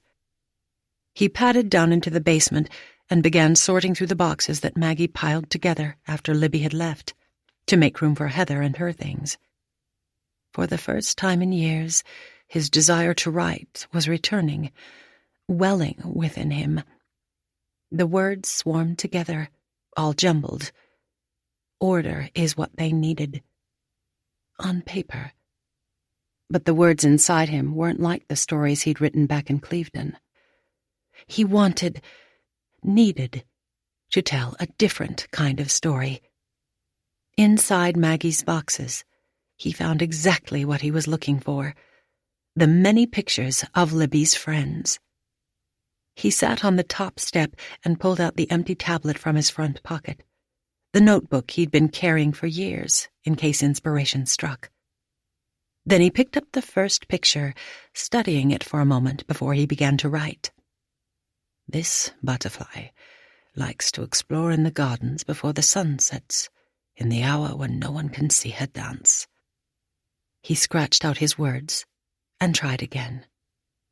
Autumn dancer flies in the cool of the evening, in the minutes before the trailing sunlight disappears into darkness. Better, but that still wasn't quite right. Underneath, he tried one more time. Autumn dancer flutters among the flowers, chasing the last rays of sunlight until her haven is swallowed up by the night. Smiling, he began to scribble more words in the notebook, staying up all night to tell the story of Libby's friend. 39. Heather slid her passport to the attendant across the front desk of Oakenholt Care Home, and then she signed a form saying she was indeed the daughter of Walter Doyle. The attendant typed her information into Walter's file before scanning the record on his screen. This says we mailed his belongings to you in Oregon. 6 boxes that contained all the personal things left in his room. Heather fidgeted in her chair. I received all the boxes, but there was only clothing and books inside. Dozens of books. Were you expecting something else? The man asked. She nodded. His journals. He glanced down the list of items they'd mailed. There's nothing here about journals. A friend said he kept them on the bookshelf by his bed. Let me talk to his nurse. The attendant stood and stepped back into a room behind the desk. When he returned, he typed something else on his keyboard before facing her. The nurse said the journals were gone before he passed away. Apparently, he asked her to mail them to a relative here in Oxford. Heather's heart pumped faster. Do you have the address? He scanned his computer screen again. Then he wrote something onto a piece of paper and slipped it back across the desk. She glanced down at the street address in Oxford, along with an apartment number. There's no name of the recipient in our records, he said. She picked up the paper. This is perfect. Christopher said his meeting would be finished by 1 o'clock, but she didn't wait for him. This was something she needed to do alone. Instead of driving, Heather walked 2 miles to what she hoped was Libby's flat. Tucked away from the busy shopping and academic districts. Tilting her head back, she looked up at the closed curtains on the 2nd floor. Was it possible that the woman who'd birthed her lived here in Oxford? If so, what was Heather going to say to her? And what if Libby, like Lord Croft's grandson, turned her away? She'd learned with Geoffrey that there was nothing, at least nothing healthy, she could do to control those around her. But she hoped Libby would at least talk with her. She knocked twice on the door of number 16. When no one answered the knock, she turned, disappointed, to descend the steps, until she saw a woman emerge from a taxi, onto the sidewalk below the landing. It was the woman she'd seen at the memorial service. Libby had long auburn hair that flowed over her shoulders. Instead of blue, she wore an orange sundress today with a floppy straw hat and sandals that laced high up her ankles. Heather drummed her fingers together as she waited for her birth mother to climb the stairs. When she finally stepped onto the landing, Libby pressed her lips together, quietly studying Heather's face. "You have Oliver's eyes," she said simply. "You know who I am?" Libby took her keys out of the beaded purse looped over her shoulder. "You're my sister." Heather nodded. "We used to play together in the gardens when you were little." "I remember," Heather said. "You loved the butterflies." Libby unlocked the door and waved her inside. Heather followed her through a narrow hallway to an area meant to be a living space, except there were no couches or even a chair on the wooden floor. Instead, there was a carpet of splattered paint, a dozen milk crates stuffed with art supplies, a cardboard box topped with paintbrushes, and 3 easels near the window, each one displaying a painting in various stages of production. Libby opened up the curtain along the window, and natural light poured into the room. Then she picked up a paintbrush and turned toward one of the canvases, staring at the cloth as she spoke. "How did you find me?" "Dad's retirement home gave me your address." "Because of his books?" Libby asked. She nodded. "The nurse said she sent them here." Libby mixed several colors together on her palette. "Do you want to read them?" "Yes. But I'd like to know more about Oliver first." "I loved Oliver," Libby said, as she began to dab navy blue specks of paint at the top of her canvas. "With all my heart." As if there was nothing else Heather needed to know. "Can you tell me what happened to him?" Libby didn't answer her question. "Walter wanted you and I to meet." "He never told me." Heather hesitated, not wanting to explain that she'd thought Libby had passed away. "He never told me you lived in Oxford." She rinsed off her brush and began adding a pale red color to her picture. "I asked him not to." "Why didn't you want to meet me?" When Libby turned toward her, her gaze didn't quite meet Heather's, traveling instead over her shoulder. "Do you still like butterflies?" Heather blinked. "I suppose." She unclipped one of the paintings from an easel and replaced it with an empty canvas. Then she handed Heather a brush. Heather stared at the brush for a moment before dipping it into the paint. Libby changed from her dress into a turquoise satin robe with a thin cord belted around her waist, and the 2 women spent the afternoon painting. The hours reminded Heather of the times she and Ella used to spend together, immersed in their own schoolwork. Heather quickly realized that painting was Libby's way of keeping herself present in one sense. With her hands busy, Libby's mind seemed to find clarity, slipping back and forth between fantasy and reality, present and the past. Whenever she stopped, Libby struggled to find herself again. As they worked together, Heather understood even more why her parents chose to harbor the secret of her birth mother, and also why they didn't encourage her own love of art. They were probably terrified she would lose herself as well.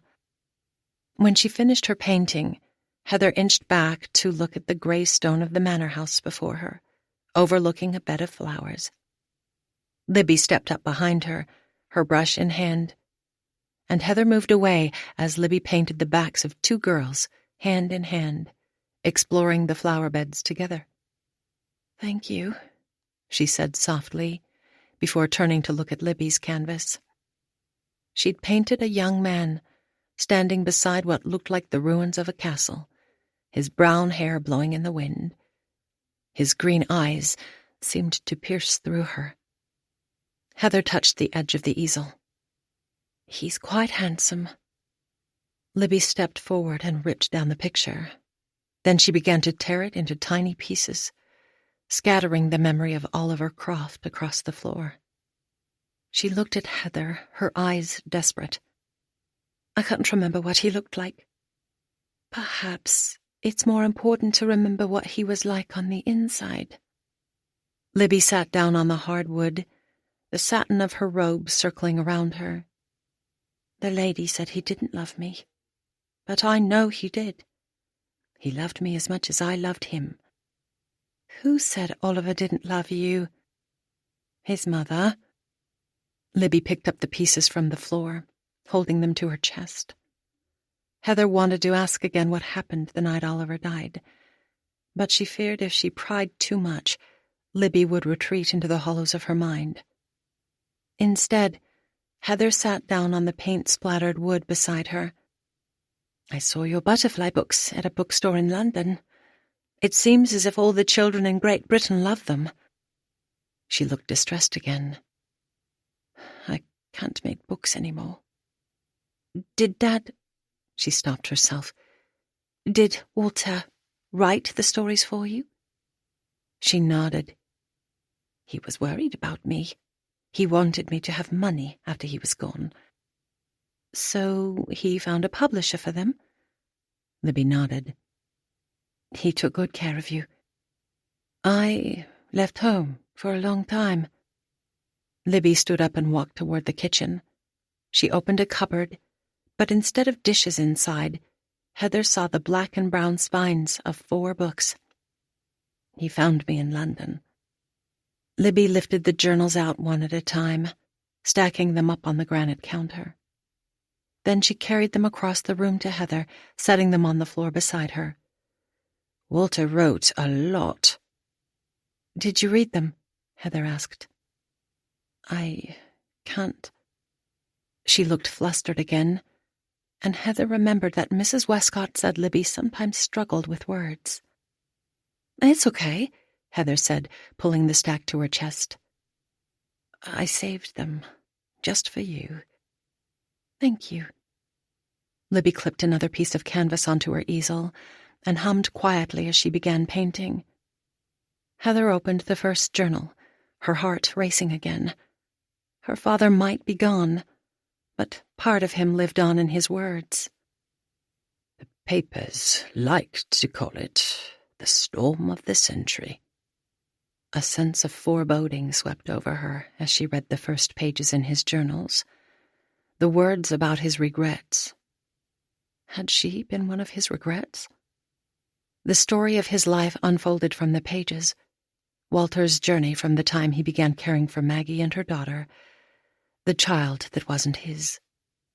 His words were gut-wrenchingly honest, the struggles he'd had raising a daughter who was so different. Yet once he decided to love her, it was relentless. He'd rescued Libby over and over through the years, from the moment on the promenade when Maggie leaned into the storm, to when Libby was an adult, living with a man in London who didn't love her. He'd found Libby again after Maggie died, searching for her artwork in studios across London, until he located the butterfly artist who signed her pictures L.D. The studio didn't know her full name, but they knew the man who brokered her work, and when Walter found her that time, he'd refused to let her go again. Tears slipped out of Heather's eyes, and she wiped them away before they smeared her dad's words. Libby wasn't Walter's birth daughter, and yet he had rescued a broken woman, offering her healing and hope, and in his offering, he poured himself out. She'd thought of her father as a man who'd lost his words. But the truth was, Walter Doyle was a man of both words and action. In his journals, he focused on his faults more than his successes, but she knew the whole story. He'd sacrificed many of his dreams to care for Maggie and Libby and for her. After Heather left for America, he had mourned the loss, deeply. Heather never knew he'd missed her like this, nor did she know about the conflict in his heart after he found Libby, torn between caring for Libby and loving Heather from afar. In hindsight, Heather had rejected him as well when she stopped trying to communicate after Mum died, her own pride and shame keeping her away.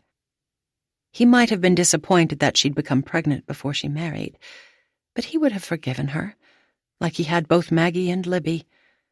Dad had loved Libby in spite of all that happened, and he'd loved Heather as well. And in his love, he'd tried to protect them both. When she looked up again, she realized the sun was beginning to set. In the dimming light, she saw a new butterfly on Libby's canvas, this one the deep green color of a stormy sea, with silver tints to carry her wings. "She's beautiful," Heather said. "What's her name?" Libby studied her painting for a moment. "I was thinking Morning Glory, or perhaps—" Libby looked back at her, meeting her gaze this time, apprehension seated on her face. "What do you think about Emerald Dawn?" Heather stood. "I think it's perfect." Libby turned back to her picture. "She searches for jewels early in the morning." "Emerald Dawn," Heather repeated as she stepped forward, studying the picture beside her. "I think your princess needs her own book." When Libby looked back, her eyes were sad again. "Walter is gone." Heather paused for only a moment. "We'll find someone else to write her story." 40. Lady Sarah Croft Wyndham returned the telephone call while Heather and Libby were eating takeaway salad rolls on top of milk crates. Heather explained that she'd found Libby in Oxford and began to ask Sarah about her brother's death. Sarah politely stopped her, requesting instead that the three of them meet tomorrow at Ladenbrooke. Heather glanced over at Libby and readily agreed. Libby dug a blanket and 2 pillows out of a closet, and after texting Christopher about her plans, Heather slept remarkably well on the hardwood floor. The next morning, she woke Libby up early, and the two of them drove over to Bybury. Libby refused to go through Ladenbrooke's main gate, choosing instead to walk up the pathway from the cottage. So Heather met Lady Wyndham by herself at the front entrance. "Welcome to Ladenbrooke," Lady Wyndham said, holding out her gloved hand to shake Heather's hand. She was an elegant woman, approaching the age of 70, and with her proper black and white linen dress, a fashionable black hat and matching handbag, she looked as if she'd stepped away from a royal event for the day. Wisteria climbed wild up the grey stone towers before the women. Several of the upper windows were cracked, birds roosting in the eaves above. The house looked rather lonely, as if it longed for the days when its rooms were filled with dances and teas, and the feet of young Oliver, perhaps, pounding through the formal rooms while his parents were away. When Libby joined them at the front of the house, Lady Wyndham stared at her for a moment, at the bright colors in her flowing, sleeveless dress, her bare feet. Then she extended her hand again.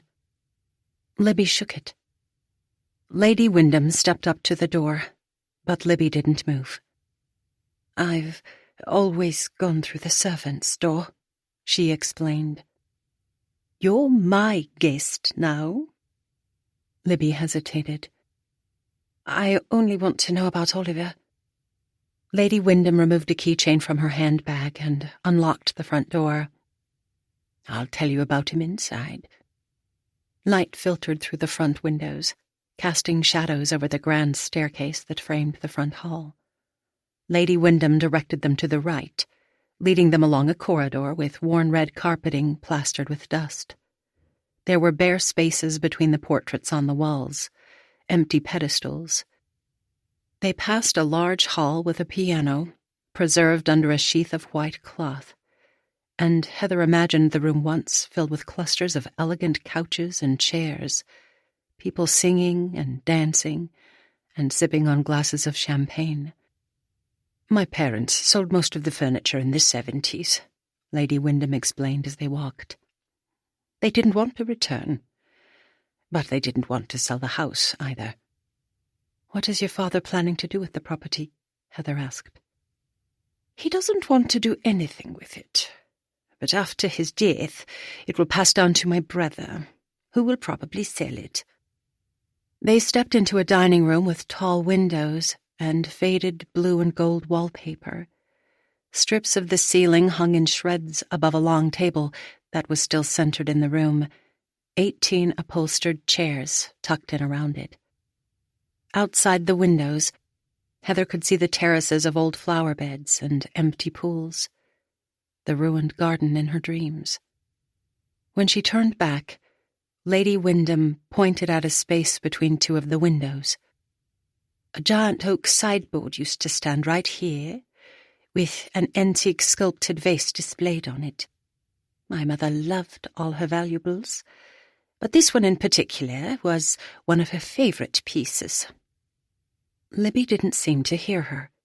Her eyes were focused on a dusty portrait that hung over the vacant space. It was a picture of a young man, dressed in a black suit jacket and tie. His thick hair was parted on the left and combed neatly back, his smile stiff. "Why didn't your parents take Oliver's portrait with them?" Heather asked. "My dad thought Oliver needed to stay right here," Lady Wyndham replied, her voice sad. "It's not right," Libby said, touching the edge of the canvas. "Oliver isn't smiling." "Oliver rarely smiled," Lady Wyndham said, "except, perhaps, when he was with you." "He always smiled with me." Lady Wyndham nodded. "That's because he loved you." Both she and Libby turned toward Lady Wyndham, surprised by her words. Heather hadn't doubted Libby's story, but she didn't realize Oliver's family had known about their relationship. Lady Wyndham opened a window, the fresh air mingling with the dust, and pulled out one of the chairs. She sat down on it, seemingly unconcerned about the dirt ruining her attire, as she stared up again at the portrait of her brother.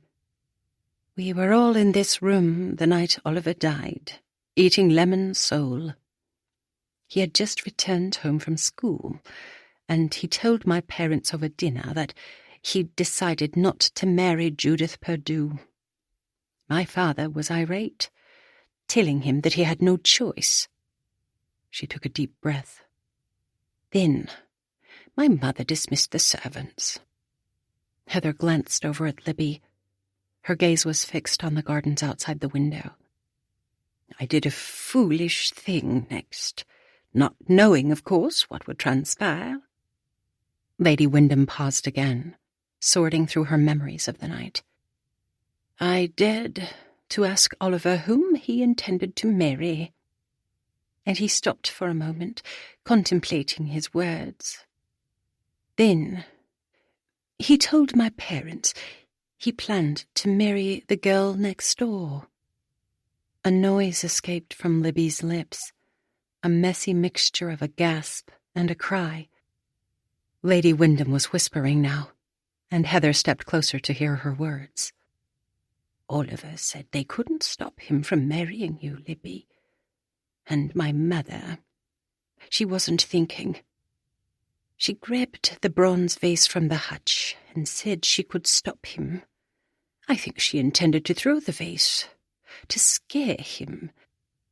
But instead, she lifted it up and brought it down over his head. The sound..." Her whisper trailed into silence as she turned again to look at the painting of her brother. "My father should have called for an ambulance right then. But we were all so shocked. My mother was on the floor with Oliver, trying to revive him. And I remember thinking, there's no blood. He'll be okay as long as he isn't bleeding." But he wasn't okay.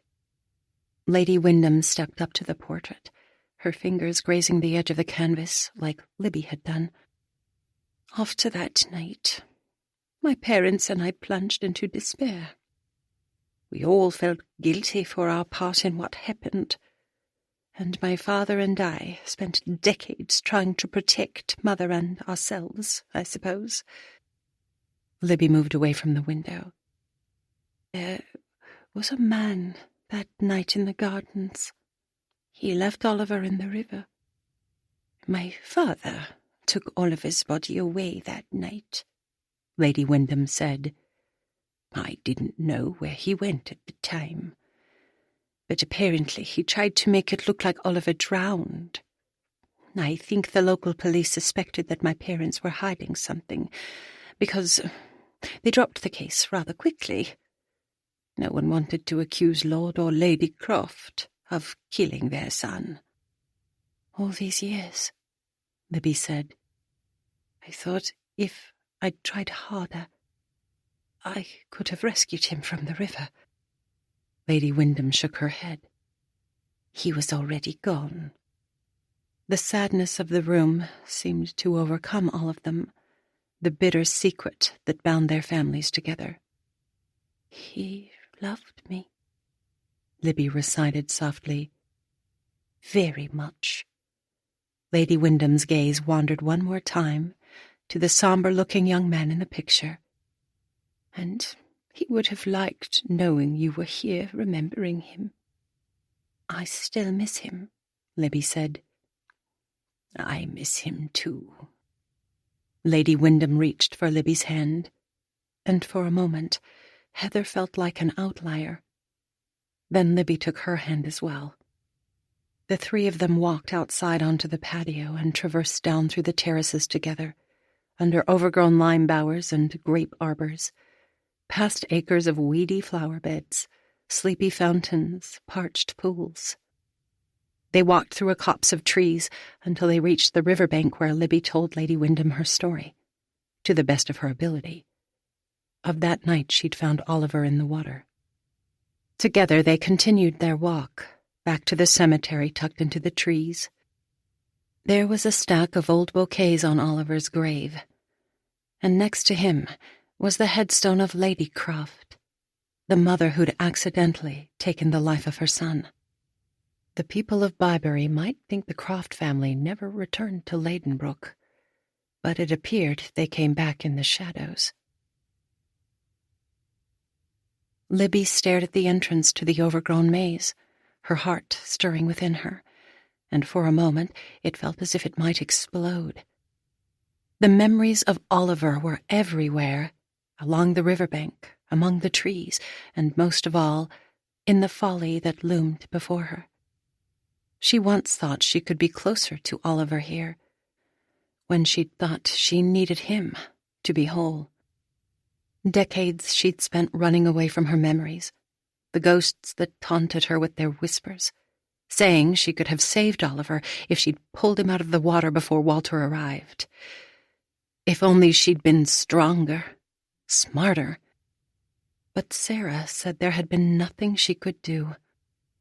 The lady killed him, not Libby. She had loved Oliver, and Oliver loved her. He'd told his entire family that he wanted to marry her.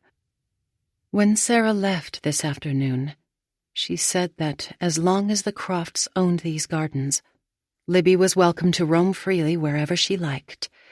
There'd be no lock on the wrought iron gate anymore. The last time she'd been in these gardens, her heart had yearned to be free. But it was strange. This time, the familiar yearning was gone. Instead of wanting to run, Libby wanted to please the child she'd left behind. Help her understand why she'd had to go. Still, she was afraid that Heather would be disappointed in her like so many other people had been. Except Walter. He'd stopped being disappointed in her that night they'd tried to save Oliver, and she'd stopped being disappointed in him. On the days Walter came to her apartment to write down the stories of her butterflies, he always prayed with her that in their weaknesses, both his and hers, God would be strong, that she would rely on the Creator more than her own creation. She needed that strength now to face her demons, to remember the good things about Oliver without so many of the regrets. Before he went away, Walter said he was proud of her because she'd learned to be honest with him. Perhaps now she could make Heather proud as well. She turned back and found Heather by the lily pond. "Do you want to see my special place?" Heather hopped up from the bench. "Of course." Libby motioned toward the aging yew bushes. "It's back here." She guided her through the narrow path that remained between the bushes, like she'd guided Heather home when she was a child, the path as familiar to her feet as her paintbrushes were to her fingers. The old tower stood strong above the yews. Several of the shutters were broken, but the window glass was intact. Heather opened the door, and they climbed the steps together. Animal droppings covered the wooden floor, and it looked as if rodents had picked through the old clothing and blankets.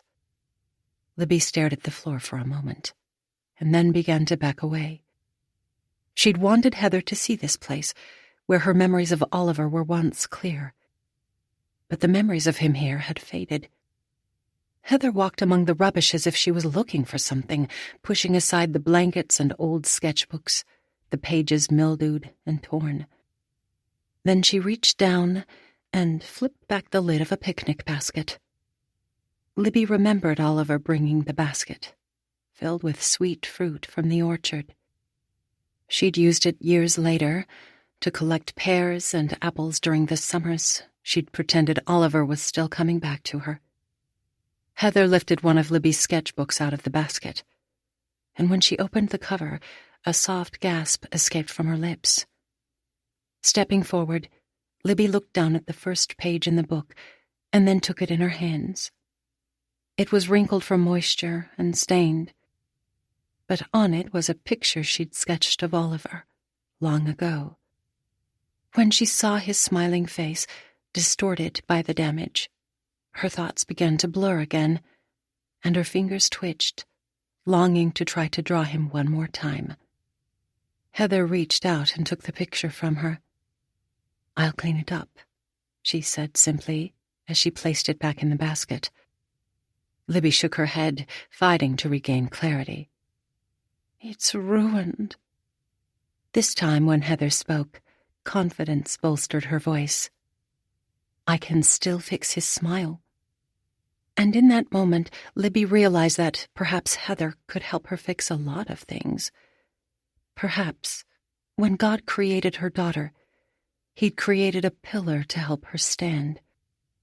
They left the folly and maze behind and wandered up the pathway to the sunlight in the rose garden.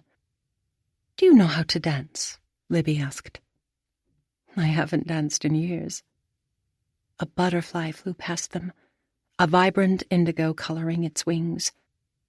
"I don't want this to be a place of sadness anymore," Libby said, watching the butterfly dip and then soar again. Heather took her hand. "Then let's dance."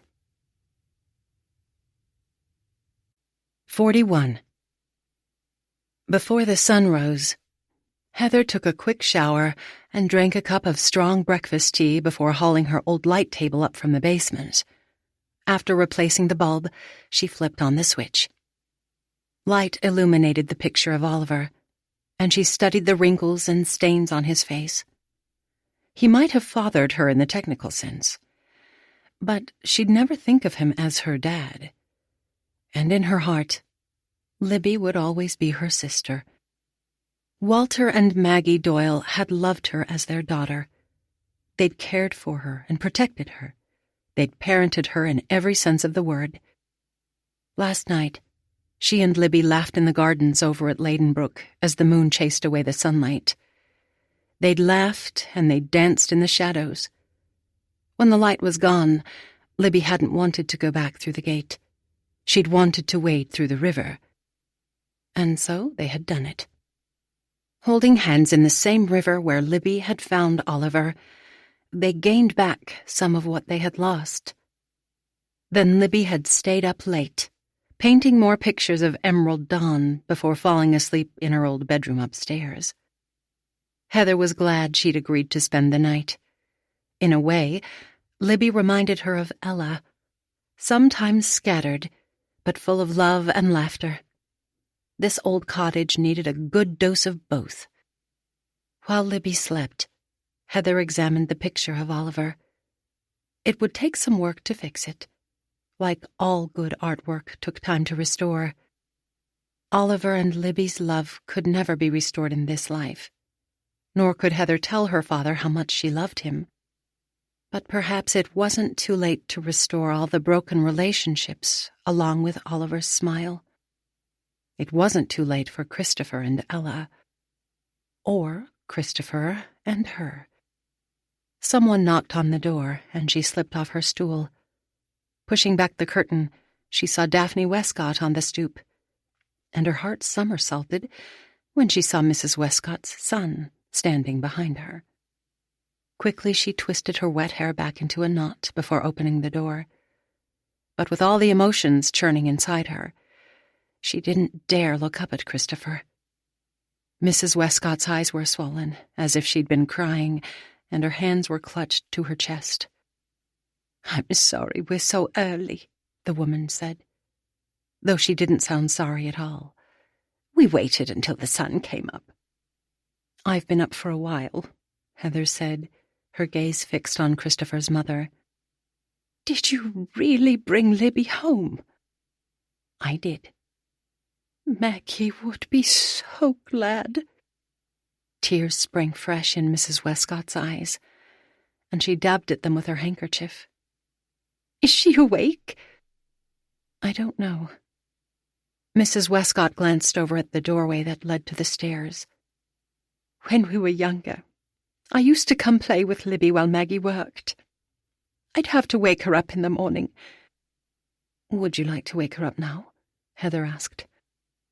"I suppose I do," Mrs. Westcott said as she scooted around her, though she paused before she walked upstairs.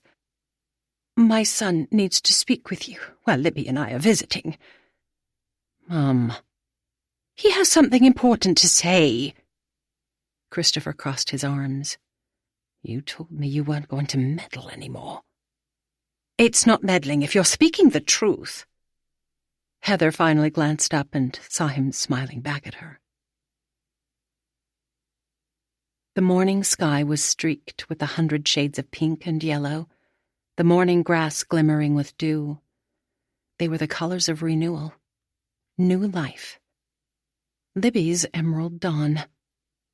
Christopher took Heather's hand and led her back into the garden where he'd proposed all those years ago. Instead of sitting on the bench, he sat on a rock across from her. "Heather, His voice drifted off. "What is it?" Standing up, he paced to the edge of the garden, his hands in his pockets. Then he turned back to her.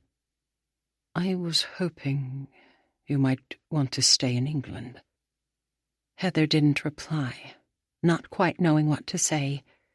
She'd been living in the United States for more than 20 years now, and while Ella no longer lived in Oregon, she had a solid job in Portland, and the city was laden with memories of Ella's childhood. But then again, Ella seemed to love England, and there was plenty of art to be restored here, and possibly art for her to create as well. Perhaps it was time for her to put her memories behind her, from both Oregon and England. Perhaps it was time to embrace the next season of life as a sister to Libby, and a grandmother to Matthew and Ella's child, and even, dare she hope, as a wife to the men before her. "It might take me longer than I expected," she said, "to prepare the cottage." He sat down next to her on the bench. "Are you certain you want to sell it?" "Yes." He inched a bit closer to her, smiling. "You know what I think?" She wasn't completely certain she wanted to know, but he kept talking. "I think my mum should buy the cottage from you. Libby can live with her here, and you can come to Oxford with me." "Christopher." "Please, Heather," he begged. "I want to do it right this time." Then he knelt on one knee in the grass, just like he'd done when they were younger and didn't have a clue what life would offer them. Now they were all too aware about the realities of life as they'd both stumbled and fallen, and got back up again. But there was hope even in their failings. New beginnings. He dug into his pocket and pulled out a brass ring with an opal, the same one he'd given her in 1988. She smiled at him. "You kept it?" "It was lost and then found up in our attic." "I'm glad you found it." "I'm going to buy you a diamond ring." "I don't want a diamond," she said, as she slowly held out her hand. "I want this one." "You'll marry me?" he asked, as if he'd almost forgotten his question. "I will." His kiss traversed deep through her veins, into the corners of her heart that needed to be restored, a kiss to heal the tears and stains. And he didn't stop kissing her until her cell phone rang out, the loud drumbeat from Ella's call pulsing through the garden. Still, she didn't want him to let her go. Christopher moved away from her, his smile warm. "Good timing, I think." She sighed. "Welcome to parenthood," she said, before she answered the phone. Epilogue. A long line began forming outside Bridget's bookshop before dawn, little noses smudging the window as a host of girls tried to glimpse inside.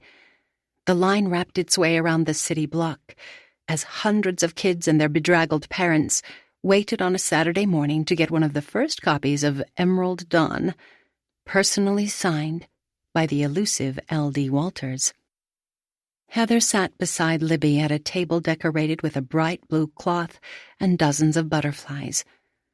Libby finally acknowledged illustrating all of the Butterfly Princess books, but she refused to reveal the wordsmith behind the stories. She told the reporter from the Telegraph last month that she wanted to honor an author who wished to remain anonymous. And Libby honestly didn't know, nor did she seem to care, who had taken over Walter's role. Behind the table, Christopher bounced their grandson Oliver on his knee in the children's section. Oliver was barely a year old, but Christopher kept insisting that he was ready to read. Heather thought their grandson was much more interested in the pictures. Alice shuffled into the room with a cardboard box filled with coffee cups and lids, a vibrant red scarf knotted around her neck. She was far too chipper for the hour as she delivered an orange mocha to Libby and black tea to everyone else. "Do you need anything else, Aunt Libby?" she asked. Libby took a long sip of her drink. "Wings." Ella winked at her. "You're not allowed to fly away until after lunch." Libby smiled up at Ella, and Heather loved how her daughter seemed to lift Libby's anxiety away with her laughter. "All you need to do is sign your name," Ella instructed. "My mom will do all the talking." "Mom," Heather muttered. But Ella was off through the back door to distribute hot tea to those who'd been waiting for hours. Ever since Ella had discovered both of her parents were British, she'd been calling Heather Mum and reading all sorts of British-born literature to Oliver. Before her and Christopher's wedding last year, Heather had told her daughter the entire story, about Libby and Oliver, and Maggie and Elliot, about the courage and compassion of Walter Doyle. Ella was thrilled to discover Libby was not only alive, but also wanted to be an aunt to her. Others might think Libby was different, but Ella didn't seem to think she was the least bit odd. The first time they met, Ella told Libby that she'd researched her name and discovered it meant God's promise. After that, they'd quickly knitted together a friendship, and Libby even seemed to enjoy playing with little Oliver. Somehow, Mrs. Westcott, Heather's newly installed mother-in-law, had convinced Libby to live in Willow Cottage with her. The two of them seemed content in their new rhythm, Libby in her wandering, and Mrs. Westcott in her renewed work escorting life into the world. Libby eyed the front door again. I still want to fly away. Where would you go? Heather asked. Conflict reigned in her eyes. I don't know. Heather glanced back at Christopher and Oliver, then nodded at the window. Because there are a whole lot of people who want you right here. Libby nodded, her fingers twitching until Heather pulled a sketchbook out of her handbag. As Libby began to draw, her shoulders relaxed, and she started humming. Heather opened the book on top of the stack to be signed, reading the first lines out one more time, her heart full. Heather turned back to smile at her husband, but he was much too enthralled with his grandson to see the throngs of children waiting to read his story about the real treasures in life. Bridget pulled back the curtain on the front window before turning toward her guest. Are you ready? At Libby's slow nod, Bridget unlocked the door, and Ella helped her prop it open. In seconds, the room flooded with wide-eyed girls wanting to meet the artist of the butterfly stories. Stories about healing and redemption, love and friendship. Stories about shifting shadows and an armory full of color to drive the darkness away. Emerald Dawn rises early before her sisters wake. With her smile, she charms the sun and chases clouds away. Diamonds hide among the silvery dew. Rubies shimmer in the roses. And she tiptoes through the castle garden to find their hiding spaces. Author's note. Every shadow needs light. And this novel was my own exploration of God's light shining through the shadows of life, along with the beauty and power of his restoration through generations. Libby Doyle was a character that emerged deep from within my heart as a mom of two beautiful girls who love beautiful things. Libby isn't diagnosed in this story, but if she were born today, I believe her diagnosis would fall someplace under the umbrella of the autism spectrum.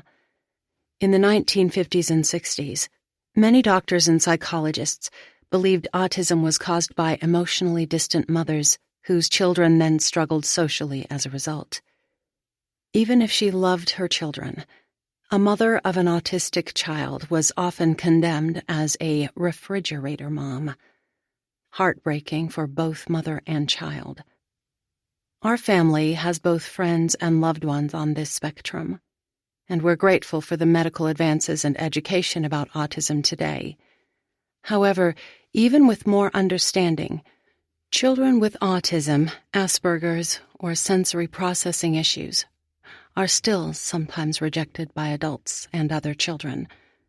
The children on this spectrum are often incredibly bright and creative kids who look, quote-unquote, normal, but struggle to communicate well or become easily frustrated or awkward in social settings. Even with a diagnosis, guilt haunts many parents who are raising a child like Libby, and my desire through this story is to encourage moms and dads who are doing everything they can to love and instruct their children. One of my favorite verses is 2 Corinthians chapter 12, verse 9. My grace is all you need. My power works best in weakness.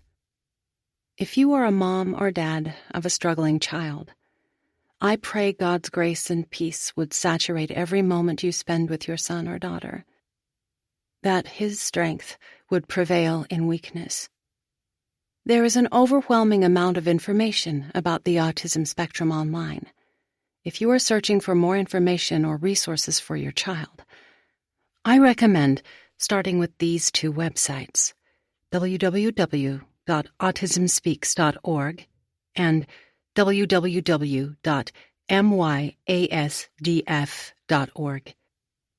To research this book, I spent a week touring England and fell in love with the English countryside and all the old manor homes, the wisteria growing on grey stone walls, the rambling lanes through brilliant yellow fields, and all the kind people who collaborated to help me with directions and bus schedules and finding a proper pot of English tea.